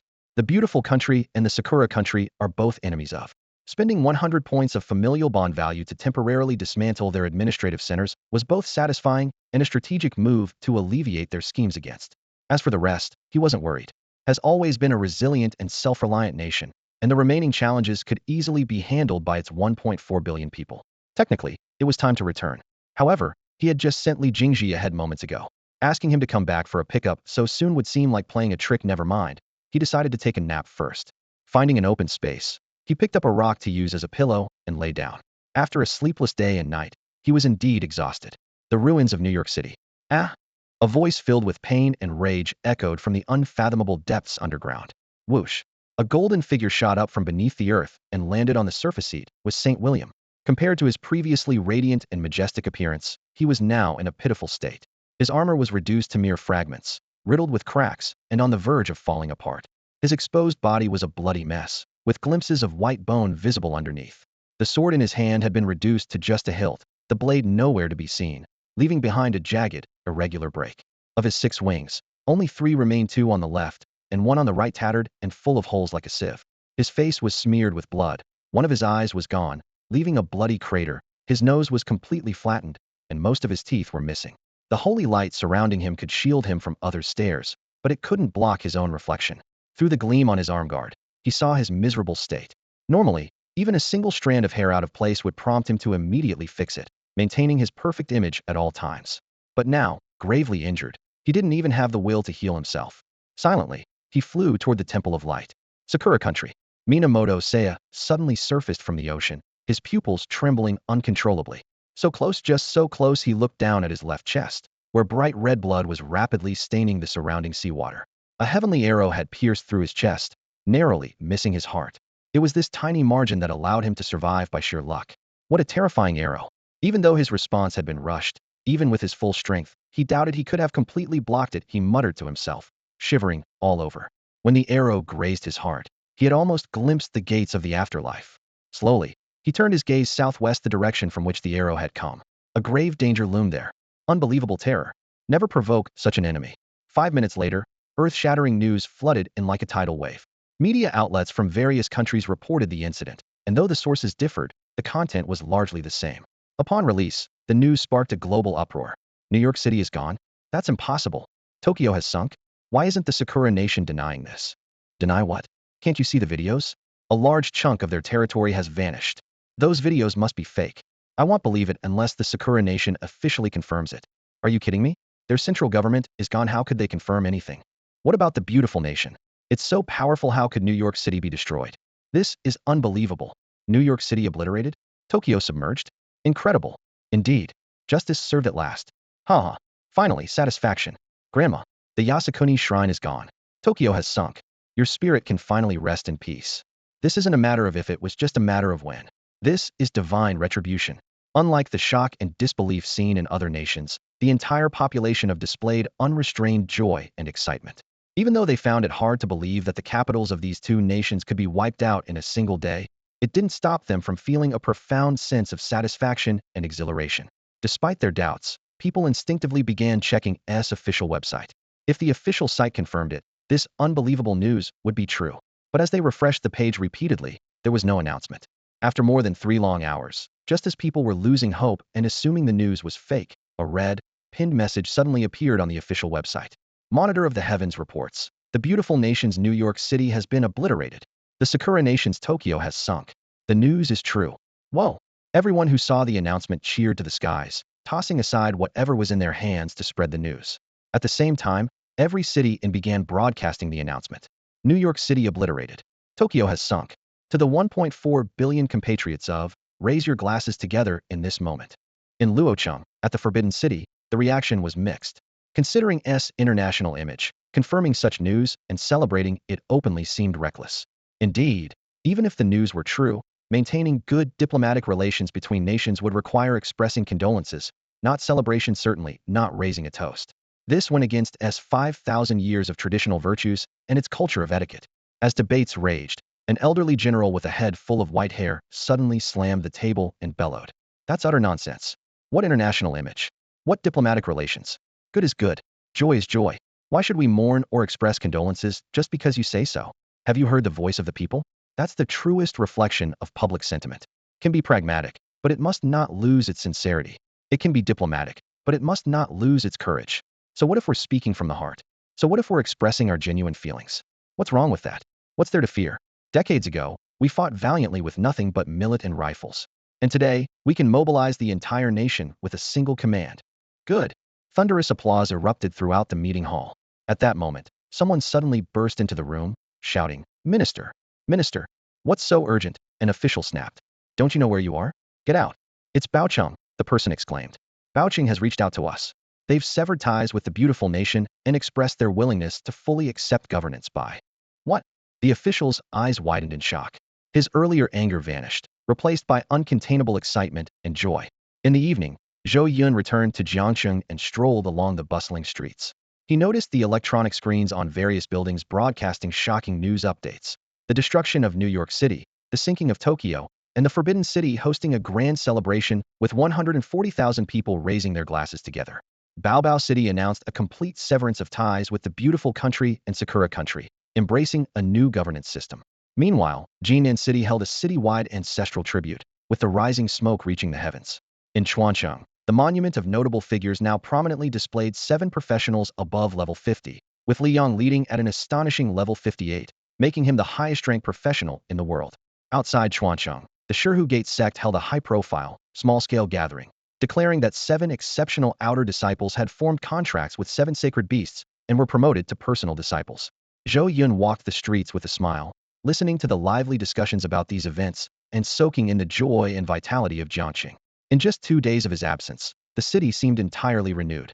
Upon returning home, Chongqing and Huanyang were already eagerly waiting for dinner.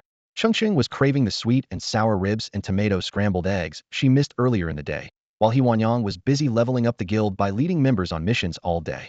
Even after upgrading the organization to a guild through the guild token, the guild's level still inherited the organization's previous level, with a maximum capacity of only 100 members.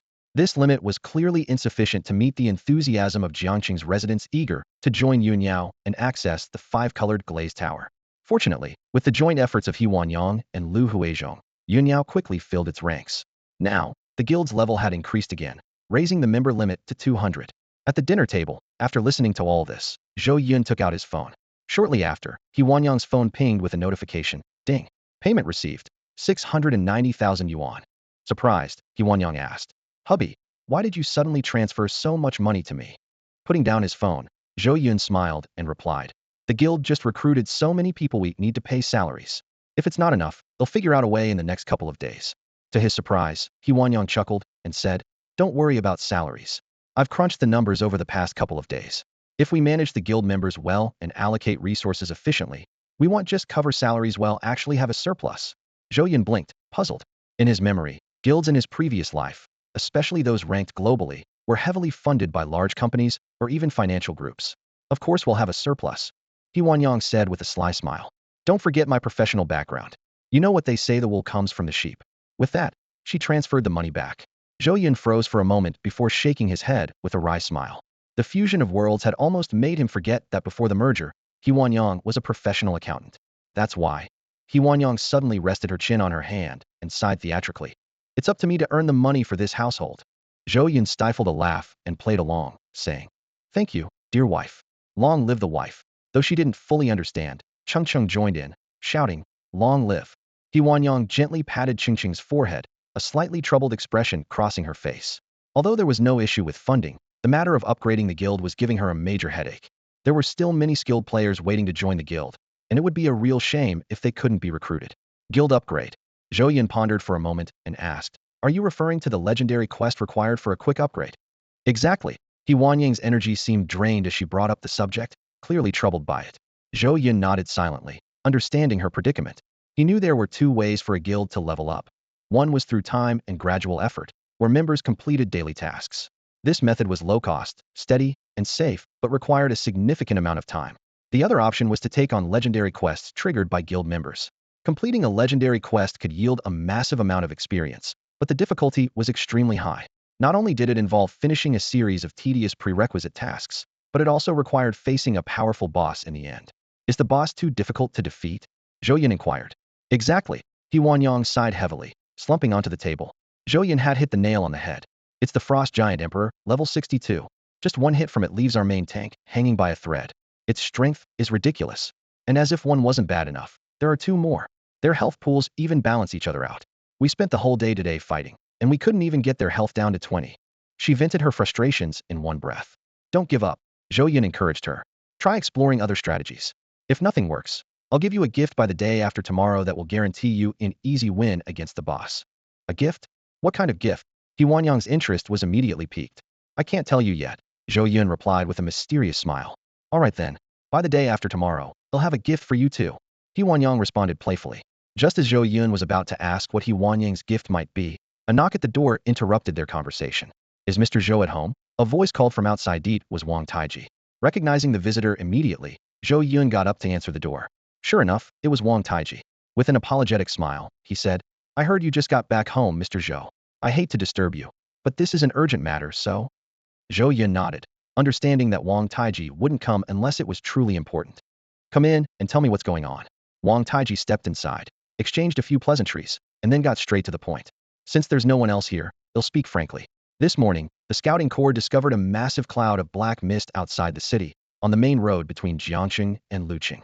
Upon entering the mist to investigate, they found a demon city hidden within it. The exact scale of the city couldn't be fully assessed, but based on their rough estimates, it's at least 1/10 the size of Jiangqing. They tried to infiltrate the city for further exploration, but were driven back by arrows shot from the demon city walls. One of the arrows carried a scroll attached to it. After bringing the scroll back, I opened it and immediately received this mission. As he spoke, he displayed the mission details. Mission: victory by words or arms. Description: choose either a literary contest or a martial contest to determine victory against the demon city of Jianglu. Supplementary details: for the literary contest, you may choose from forging, cooking, alchemy, tailoring, or jewelry crafting. For the martial contest, you may choose from arena battles, regiment warfare, or city sieges. Rewards: The winning city will gain an experience boost based on the point differential, while the losing city will incur an experience penalty based on the same. The minimum experience boost or penalty is 50. Mission countdown: 4 hours, 36 minutes, 26 seconds. Failure to make a selection before the countdown ends will result in an automatic loss. Zhou Yun was momentarily stunned, thinking to himself, a Demon City mission. This is a great opportunity. After the game entered its second stage, where spiritual energy was abundant, demon cities began to gradually appear around the world. Whenever a player discovered a demon city for the first time, it would trigger a unique mission tied to that city. The decisive mission before him was one such example. Besides decisive missions, there were also trade missions, challenge missions, and even the incredibly lucrative conquest missions. While completing the first few types of missions could yield enviable rewards, they were still within reason. However, completing a conquest mission meant the player would gain control of the entire demon city. Imagine, with roughly equal power levels, one player owning an entire city. This would be a game-changing advantage. Seeing Zhou Yun remain silent, Wang Taiji grew increasingly uneasy. Mr. Zhou, you're more experienced. What should I do now? Is there any way to cancel or abandon this mission? Zhou Yun, however, responded firmly. With such a great mission, of course you have to take it on. Hearing this, Wang Taiji gritted his teeth and agreed. So, should we choose a literary duel or a martial duel? Though he had no idea about the Demon City specifics, he had no choice but to place his trust in Zhou Yun. He had complete confidence in him, especially after spending 3 hours in meetings with city officials earlier that day, which yielded no solutions. With the deadline fast approaching, failure would result in Jiang City suffering at least a 50 experience reduction, a devastating blow to its professional players. Literary duel, forging, Zhou Yun replied without hesitation. In truth, both literary and martial duels had a chance of success, but since he was already preparing to forge an artifact for Huanyao, choosing a forging-based literary duel was simply killing 2 birds with 1 stone. Victory would be effortless. All right, I'll follow your lead, Mr. Zhou. Under Zhou Yun's surprised gaze, Wang Taiji decisively made the selection on the mission panel. The moment the choice was made, everyone in Jiang City heard the voice of the heavenly Tao. Decisive mission activated. Jianglu Demon City versus Jiang City. Decisive method, literary duel, forging. During the duel, each successfully forged piece of equipment will earn points. Points are determined by the quality of the equipment. Victory condition: the side with the highest forging points within 24 hours wins. Rewards: the winning city will gain an experience boost based on the point difference, while the losing city will suffer an experience reduction based on the same. The minimum boost or reduction is 50. Time limit: 24 hours. The leaderboard is now live. The duel begins. Whoa! As soon as the heavenly Tao's voice faded, the entire city erupted in an uproar. What the heck is this? Where did this demon city come from? If we lose, we'll lose at least 50 experience. That's insane. It's already hard enough to level up, and now this? I'm going to lose my mind. People shouted in panic. Where are our forgers? Get to work now. Forging masters, tell us what materials you need. We'll do everything we can to support you. Just win this for us. Oh no, the demon city has already started. Their points are climbing. 50 points, 160 points, 304 points. At that moment, a massive golden scroll hovered in the sky above Jiang City, displaying the real-time forging points of both sides and the countdown to the duel's end. As night had fallen, the golden letters on the scroll glowed even more brilliantly, capturing everyone's attention. The people of Chongqing were dreading the sight of the golden numbers flickering on the screen, as those numbers represented the points for the demon city, while Jiangqing's points remained stagnant, causing great anxiety. This situation was truly dire. Could it mean that they were going to lose? Stay calm, someone urged. It's only just begun. Keep your composure. But even they could barely maintain their own calm. Does anyone know a master blacksmith? Get them involved now. That's right. Don't lose hope. Mobilize all the blacksmiths. Winning will give us a bonus in experience points. Word spread rapidly throughout the city, and soon everyone was taking action. The door to Zhou Yun's home was knocked on urgently, with anxious voices calling from outside. Master Zhou. Is Master Zhou here? The forging contest has begun. Please, you must give it your all. Help us out, Master. Leveling up is so difficult, and we can't bear to face the experience penalty. Inside, Zhou Yun let out a soft sigh.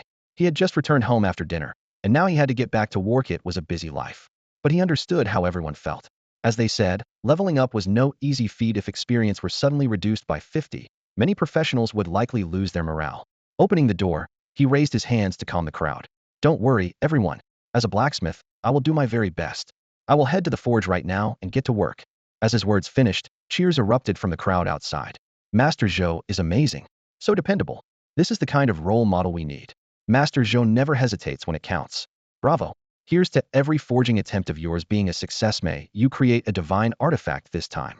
20 minutes later, Zhou Yun arrived at his forge, ready with all the necessary materials. Ophelia's spine, heaven reverse fruit, frost demon crystal, and golden obsidian core. However, he didn't immediately begin forging. He was waiting for someone. Not long after, there was a knock on the slightly ajar door. Zhou Yun called out, "Come in, Master Zhou." The visitor turned out to be Xia Bingbing, wearing high heels. She was someone he had met before at Tianzhou Peak. She explained her purpose cautiously. "The call came from the city lord's residence. They asked me to come and assist." Zhou Yun nodded and gestured politely. "Ms. Xia, please have a seat. For the forging process that follows, I ask you to observe closely. If this succeeds, I will reward you handsomely." Xia Bingbing felt much more at ease, as the task seemed straightforward. As for the reward, she wasn't particularly concerned. Being able to connect with the city lord's residence was already a significant opportunity for her. With all the necessary elements in place, Zhou Yun officially began the forging process. 2 hours passed, and the furnace burned bright red, casting a fiery glow on his face. He was filled with excitement. Using a sufficient amount of golden obsidian core meant there was no chance of failure. Adding the heaven reverse fruit guaranteed the addition of one super attribute. If Xia Bingbing could perform as he envisioned, another super attribute could emerge. Furthermore, with the forging materials being Ophelia's spine and frost demon crystal precious treasures guarded by over 100 sacred beasts, his expectations soared. He thought to himself, what kind of game-changing weapon would this create? Finally, as he struck the last hammer blow, a notification from the heavens resounded. Ding! The forging was successful. You have obtained an exceptional greatsword 1. Normally, this would be followed by information about its rare attributes, but the voice of the heavens suddenly fell silent. Boom! The sound of muffled thunder rumbled abruptly. Xia Bingbing was startled, her gaze falling on the greatsword atop the forging table. Her mind began to race with speculation. Could it be? No, that's not right. I've seen heavenly lightning and fire descend twice before, and it's always instantaneous, with no time for build-up. So, the thunder shouldn't be a sign of a divine weapon appearing. It's probably just a sudden change in the weather. Outside, people were also surprised by the sudden thunder. Huh? Didn't the weather forecast say there wouldn't be any rain for the next few days? Yeah. So why is it thundering all of a sudden? I just hung my clothes out to dry this afternoon. TSK, you actually trust the weather forecast? It's wrong like 80 of the time. Why are you making such a fuss? This looks like a classic thunderstorm. What? Since when does a thunderstorm come with just one measly patch of cloud? That cloud does look a bit strange. It's just sitting there all alone, with no other clouds around it. I just looked at the sky earlier. There wasn't a single cloud up there. This cloud appeared out of nowhere. That's really strange. Could it be some scumbag cheating and now getting struck by lightning? Why can't it be a cheating woman instead? The crowd buzzed with speculation about the odd cloud in the sky. Suddenly, boom. A bolt of lightning as thick as a barrel struck straight down, startling everyone. Before they could react, another equally massive bolt followed. After the two strikes, the cloud seemed to have fulfilled its purpose and quickly dispersed. However, the expressions on people's faces grew even more peculiar. Didn't I see it wrong? Those two bolts of lightning seemed to hit the exact same spot. I think you're right. Could it really be some cheating guy getting divine retribution? So why can't it be a cheating woman? All right, enough. Someone just got struck by lightning, and you're still here debating genders? Let's go. We need to see who got hit. Inside the forge, Xia Bingbing was awkwardly picking herself up off the ground. The two heavenly bolts had filled the entire room with blinding lightning. For a moment, she thought her life was over, but as the thunder faded, she realized she was still alive. Those weren't death-dealing lightning strikes. They were clearly the divine fire that descends when a legendary weapon is born. Yet, there was one thing she couldn't figure out. Normally, divine lightning and fire only strike once. Why were there two this time? If equipment that endures one lightning strike is considered a divine weapon, then what would you call equipment that withstands two?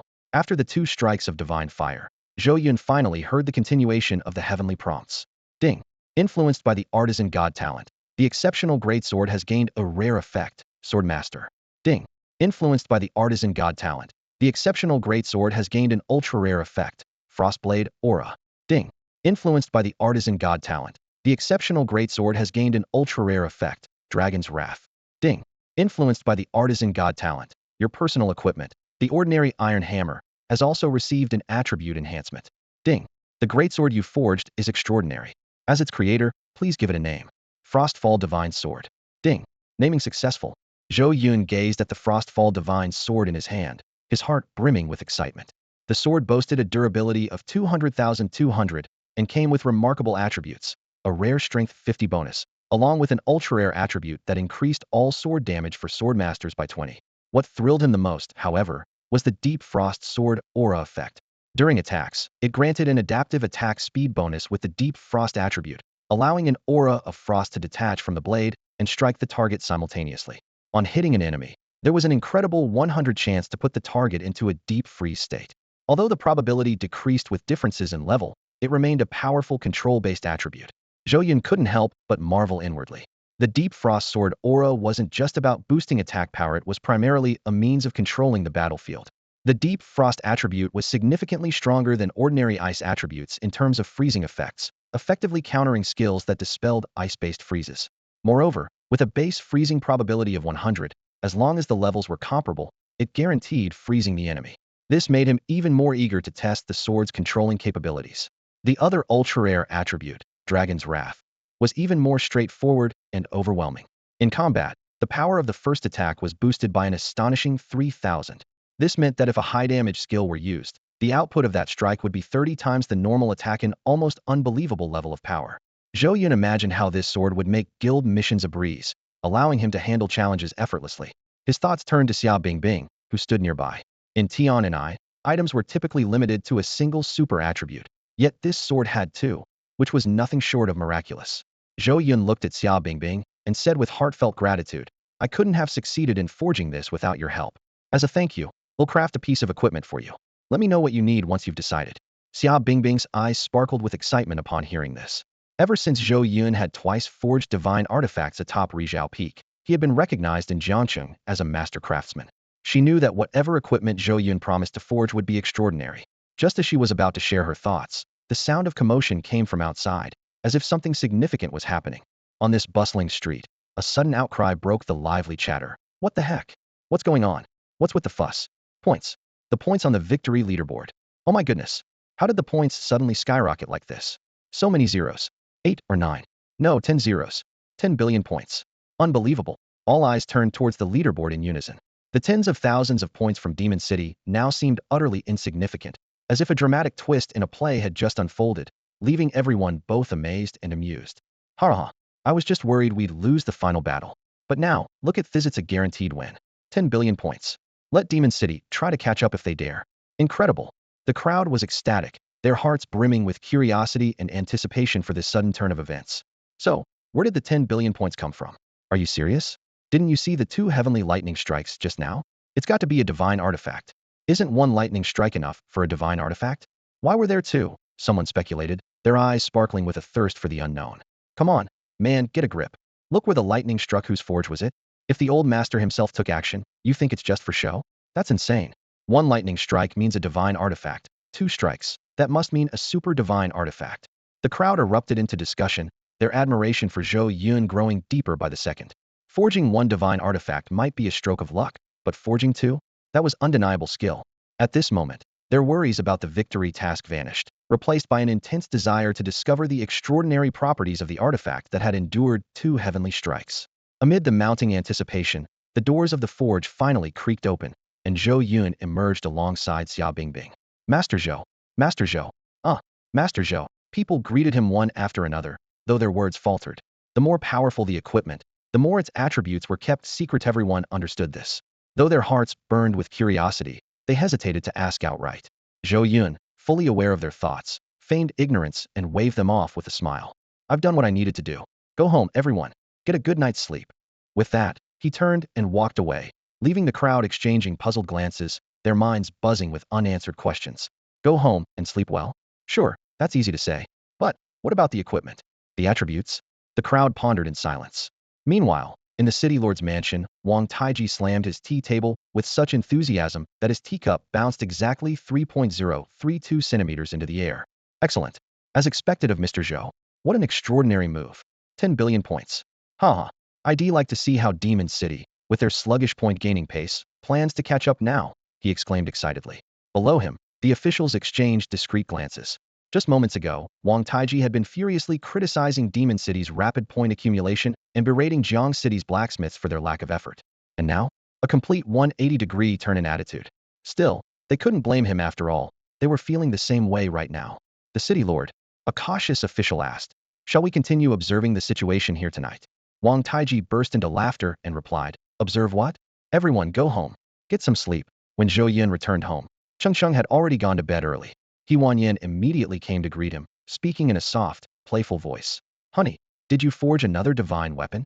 Zhou Yun feigned surprise. How did you know? Yin pouted. How could I not? Everyone's talking about it. I couldn't avoid hearing even if I wanted to. Zhou Yun casually responded and slumped onto the sofa. Yin, unwilling to let it go, pressed further. Come on, tell me, is it true or not? Zhou Yun pretended to be annoyed, turning his head away, but his right hand reached into his forging space and pulled out the Frostfall divine sword. Yin grabbed it instantly and began examining its attributes. Zhou Yun, noticing the prolonged silence, turned his head to find her staring blankly at the divine sword, her eyes wide with astonishment. Yin, he called out, gently shaking her shoulder to bring her back. Suddenly, Yin lunged at him, knocking him onto the sofa and planting several kisses on his face. She then lifted her head, her nose almost touching his, and asked, could this be the gift you prepared for me? Zhou Yun, feeling her warm breath so close, quickly denied, of course not. Yin wriggled and pouted playfully. It is. Zhou Yun gave in, exclaiming, all right. Yes, this is your gift. With that, he scooped Yin into his arms and headed toward the bedroom. Honey, I suddenly feel like Chongqing might be lonely by herself. How about we make her a little playmate? The next day, at the southern gate of Jiangcheng, 198 adventurers had gathered. Standing before them, Yin spoke with confidence and determination. Thanks to everyone's hard work, the guild's experience is rising rapidly. However, relying solely on daily tasks will take a long time to level up. For the guild to grow stronger and attract more elite members, we need to level up as quickly as possible. So today, we proceed according to yesterday's plan. Li Huaxiang, by Tian, by Yuan, Elder Lu, and I will each lead a team, totaling 100 people, to continue our assault on the Frost Giant King. The rest will continue with guild dailies. Move out. Outside the Frost Cavern, Li Huaxiang looked at the chilling mist emanating from the cave and asked, Leader, are we going to grind it out like we did yesterday? Lu Huizhong shook his head slightly. Bai Tian timidly asked, isn't the vice leader staying home? Won't he join us? Bai Yuan chimed in to finish the thought. The newer members, having only recently joined, remained silent, though their expressions betrayed their concerns. Yin observed everyone's reactions and, brimming with confidence, declared, the vice leader has other matters to attend to and won't be joining us this time. However, I have obtained a powerful weapon from him. With this, there's no chance we'll lose this battle. Everyone, into the cavern. Snore. After winding through the cave, the group once again encountered the two frost giant emperors. They were still fast asleep, their thunderous snores echoing through the cavern. Even at a mere 100 meters away, the group couldn't be certain whether the giants were truly lost in slumber or simply dismissing the intruders as insignificant. Though the giants' eyes remained closed, everyone in the party was tense, their expressions fraught with unease. They had witnessed the terrifying power of these two giants firsthand yesterday. Ordinary attacks were completely ineffective, not even budging their health bars, while a single strike from the giants could bring the main tank to the brink of death. Their area attacks were even more devastating, reducing the entire party's health by over 70. If not for the priest's formidable healing support, the outcome of yesterday's battle would have been disastrous. To be honest, no one felt confident about taking down this boss, and many doubted whether they could even escape unscathed this time. Yet, as new members of the guild, they obeyed the leader's command and returned to this perilous place. Still, subtle glances were exchanged among the group, silently agreeing to retreat at the first sign of danger. Better to live to fight another day than to throw their lives away needlessly. Yang scanned the group, fully aware of their concerns. But this was precisely why she had insisted on bringing them back. For the guild to grow stronger quickly, it was crucial to maintain order and stability, and establishing authority was the most direct way to achieve that. Her gaze turned colder, locking onto the frost giant emperors. Leader, let me engage them. A young female knight clad in plate armor, Zhao Yun, volunteered eagerly. Yang looked at her, her respect for the knight's courage growing. Zhao Yun, at level 26, was one of Jiang City's elite knights. During yesterday's battle, she had sustained severe injuries and narrowly avoided death several times. That she had returned today and even volunteered to initiate the fight was a surprise to Yang. No need, Yang said with a faint smile, shaking her head. This time, you'll do it. You? Zhao Yun frowned slightly. The Frost Giant Emperor's attack power is too high. If something happens, stay alert and be ready to draw their aggro. Yang interrupted firmly. This. Fine. Zhao Yun reluctantly agreed. Click. Lu Huizhong quietly placed his hand on the hilt of the divine sunblade. Whether it was his age, his trust in Yang, or Zhou Yun's repeated warnings, he would not allow her to take unnecessary risks. Yang stepped forward slowly, her hands outstretched as an intricately designed greatsword materialized in her grip. The blade was a dark gray-black, its unique luster and patterns shimmering under the light, occasionally reflecting a deep indigo hue. The group, already in combat readiness, froze for a moment not because of the sword's striking appearance, but because they vividly remembered that He Huanyang had wielded a one-handed sword yesterday. Now, she was using a two-handed greatsword? This struck them as rather odd. Swordsmen were categorized as warriors, yet they had two distinct mastery paths: one-handed swords and two-handed swords. Typically, a swordsman would specialize in one path and exclusively use the corresponding weapon. Otherwise, the damage output would differ significantly.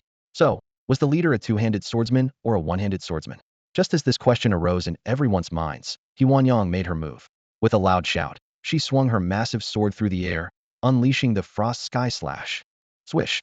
A fan-shaped wave of icy blue sword energy surged toward the two Frost Giant Emperors, shattering the frost crystals on their bodies. Roar!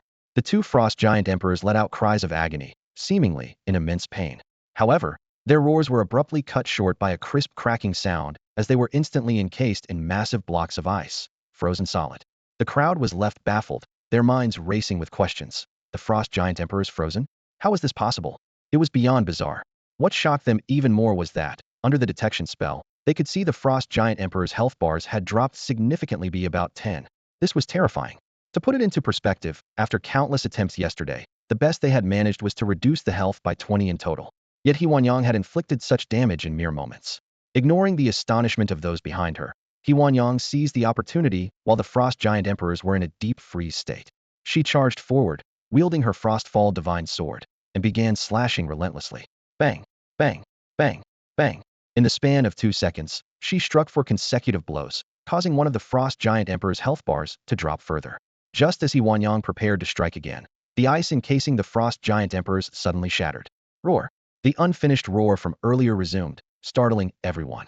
They were about to rush forward to assist her when they saw He Huanyang remain calm. She positioned herself between the two Frost Giant Emperors, sweeping her sword horizontally across their torsos. Bang! Bang! Once again, the Frost Giant Emperors were encased in thick ice. Among the onlookers, someone couldn't help but exclaim. Initially, they had been shocked by the Frost Giant Emperors being frozen. But after seeing it happen a second time, if they still couldn't figure out what was going on, they'd have no business being part of Yunyang. Leader is incredible. Let's help out. Someone shouted. Oh, fiery elements, heed my call. Shadow strike. Ambush. Strike with the force of fire. Take this explosive arrow. The group began taking action. In their frozen state, the Frost Giant Emperors were utterly defenseless, turning into easy targets for the team. To everyone's surprise, despite numerous mages and archers using fire-based attacks, the frozen state of the Frost Giant Emperors wasn't dispelled. This emboldened their attacks even more. Before long, the 2 seconds were up, and the Frost Giant Emperor's icy restraints shattered once again. This time, they seemed to realize that they couldn't afford to move sluggishly. They raised their massive arms to strike. But just as their arms lifted, He Huanyang, still calm and composed, swung her sword once more, sending them back into a frozen state. At this point, the group was completely reassured. The leader is so powerful. Everyone thought to themselves in amazement. Why had the leader arrived early today? It turned out they had already prepared a secret weapon. Otherwise, how could the leader be this strong? The Frost Giant King, known for its immense power, was no exception today. Everyone was ready to take revenge. So strong, huh? We'll send you straight to the freezer. The group shouted excitedly, seizing the moment to strike the enemy while it was down. The satisfaction was palpable. After being utterly defeated by the Frost Giant King yesterday, today was finally their chance to fight back. Only the priest gave wry smiles. You guys fighting like this makes us look useless, one priest said helplessly. Another added, would love to swing our staffs a few times too, just to prove we exist. Hearing this, the attacking group chuckled knowingly. In team battles, the less the priests were needed, the stronger the team proved to be. Time flew by, and before long, the Frost Giant King's health had dropped by 30. This speed of progress filled everyone with joy. They thought to themselves that if they kept this up, they could complete this legendary guild mission without taking any damage. Imagine the bragging rights and admiring gazes they'd enjoy afterward. However, just then, something unexpected happened. Clang! The frozen state on the two Frost Giant Kings suddenly broke, and they regained their mobility. The team was no stranger to this situation. He Huanyao only needed to land a strike or two to freeze them again. But this time, things didn't go as planned. He Huanyao struck once, twice, 3 times. Yet after 3 strikes, only one Frost Giant King was frozen again, while the other remained completely unaffected. At that moment, the massive palm of the unfrozen giant was raised high and came crashing down toward He Huanyao. Leader, get out of the way. Zhao Yun rushed forward, shield raised, attempting to block the attack. However, Huanyao noticed something unusual this time. The Frost Giant King's palm was radiating a blinding blue light. It was one of its skills, the Frost Fury Palm. As its only single-target skill, its devastating power was something Zhao Yun couldn't possibly withstand. Old Lu, Huanyao shouted. Lu Wizhong's steady voice immediately responded, I'm here. With agile movements, he leaped into the air, one foot pushing off the ground, and drew his longsword. With a simple, unadorned strike, he aimed directly at the center of the Frost Giant's palm. Thud! A dull sound echoed as the priests watched in stunned silence. At the moment of contact, Lu Wizhong's sword was surrounded by a faint golden glow. The Frost Giant King's overwhelmingly powerful strike hadn't deformed the sword in the slightest, nor had it sent Lu Huizhong flying, as everyone had expected. The Frost Fury Palm had been forcefully neutralized by Lu Huizhong. Incredible! Everyone was filled with admiration. Taking advantage of this opportunity, Huanyao resumed his assault, forcing the Frost Giant King back into its frozen state. Don't just stand there. Keep attacking, he shouted. With a commanding shout from her, everyone snapped back to their senses and threw themselves into the intense battle once more. After nearly 2 hours of fierce fighting, the two Frost Giant Kings were finally defeated one after the other. Although there were 2 unexpected incidents along the way, Lu Huizhong managed to resolve them successfully. Ding! The system notification sounded. Congratulations to the Yunyang Guild for successfully completing the legendary quest Frost Calamity. Rewards: Guild Experience 10,000. Permanent Strength 1 for regular members. Permanent Strength 2 for elite members. Permanent Strength 3 for vice presidents and the president. Whoa! The group cheered in unison, feeling a strong sense of accomplishment after taking down the powerful bosses. So far, it seemed that no other guild had ever successfully completed a legendary guild quest. I've been keeping an eye on this kind of thing, and I can guarantee we're the first. Absolutely. 2 Frost Giant Kings. Who else can pull this off at this stage? Incredible. Am I witnessing history here? Forget everything else, just the permanent stat bonuses alone are amazing. But why am I only a regular member? Elite members get a whole 2 points. I'm not okay with this. Be content with what you have. Even gaining 1 permanent stat point is a win. Someone replied. Exactly. Don't be greedy. If you want to be an elite, do more guild quests and contribute more to the guild. Another teased. Hee hee. In that case, I want to be a vice president. Vice presidents get 3 points. One member said excitedly. Vice president, my foot. Li Huaxiang smacked the rogue on the back. You might have a shot at being an elite, but vice president? Keep dreaming. Why not? A soldier who doesn't want to be a general isn't a good soldier. The rogue retorted, unwilling to back down. All right. Huanyao interjected with a laugh. Instead of arguing, why don't we see what treasures are in the chest this time? Right. Everyone's eyes lit up as they turned their attention to the spot where the Frost Giant Kings had fallen. By now, their bodies had quickly dissipated, leaving behind a single golden chest. After inspecting it, the group immediately erupted in excited exclamations. Whoa, a legendary chest. Someone shouted. The last time we opened a chest, it was a transcendent one, and the rewards were already amazing. This is even better.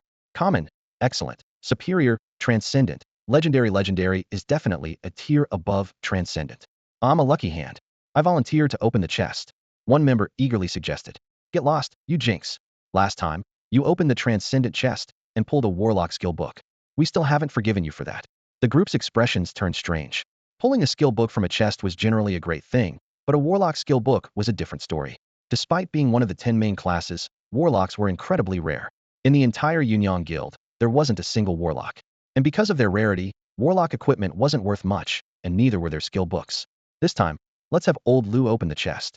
Huanyao decided firmly. The group voiced no objections.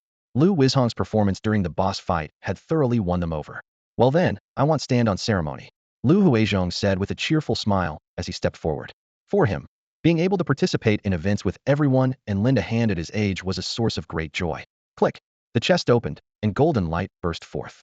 Everyone craned their necks, staring intently at the items inside with eyes full of anticipation. Holy crap!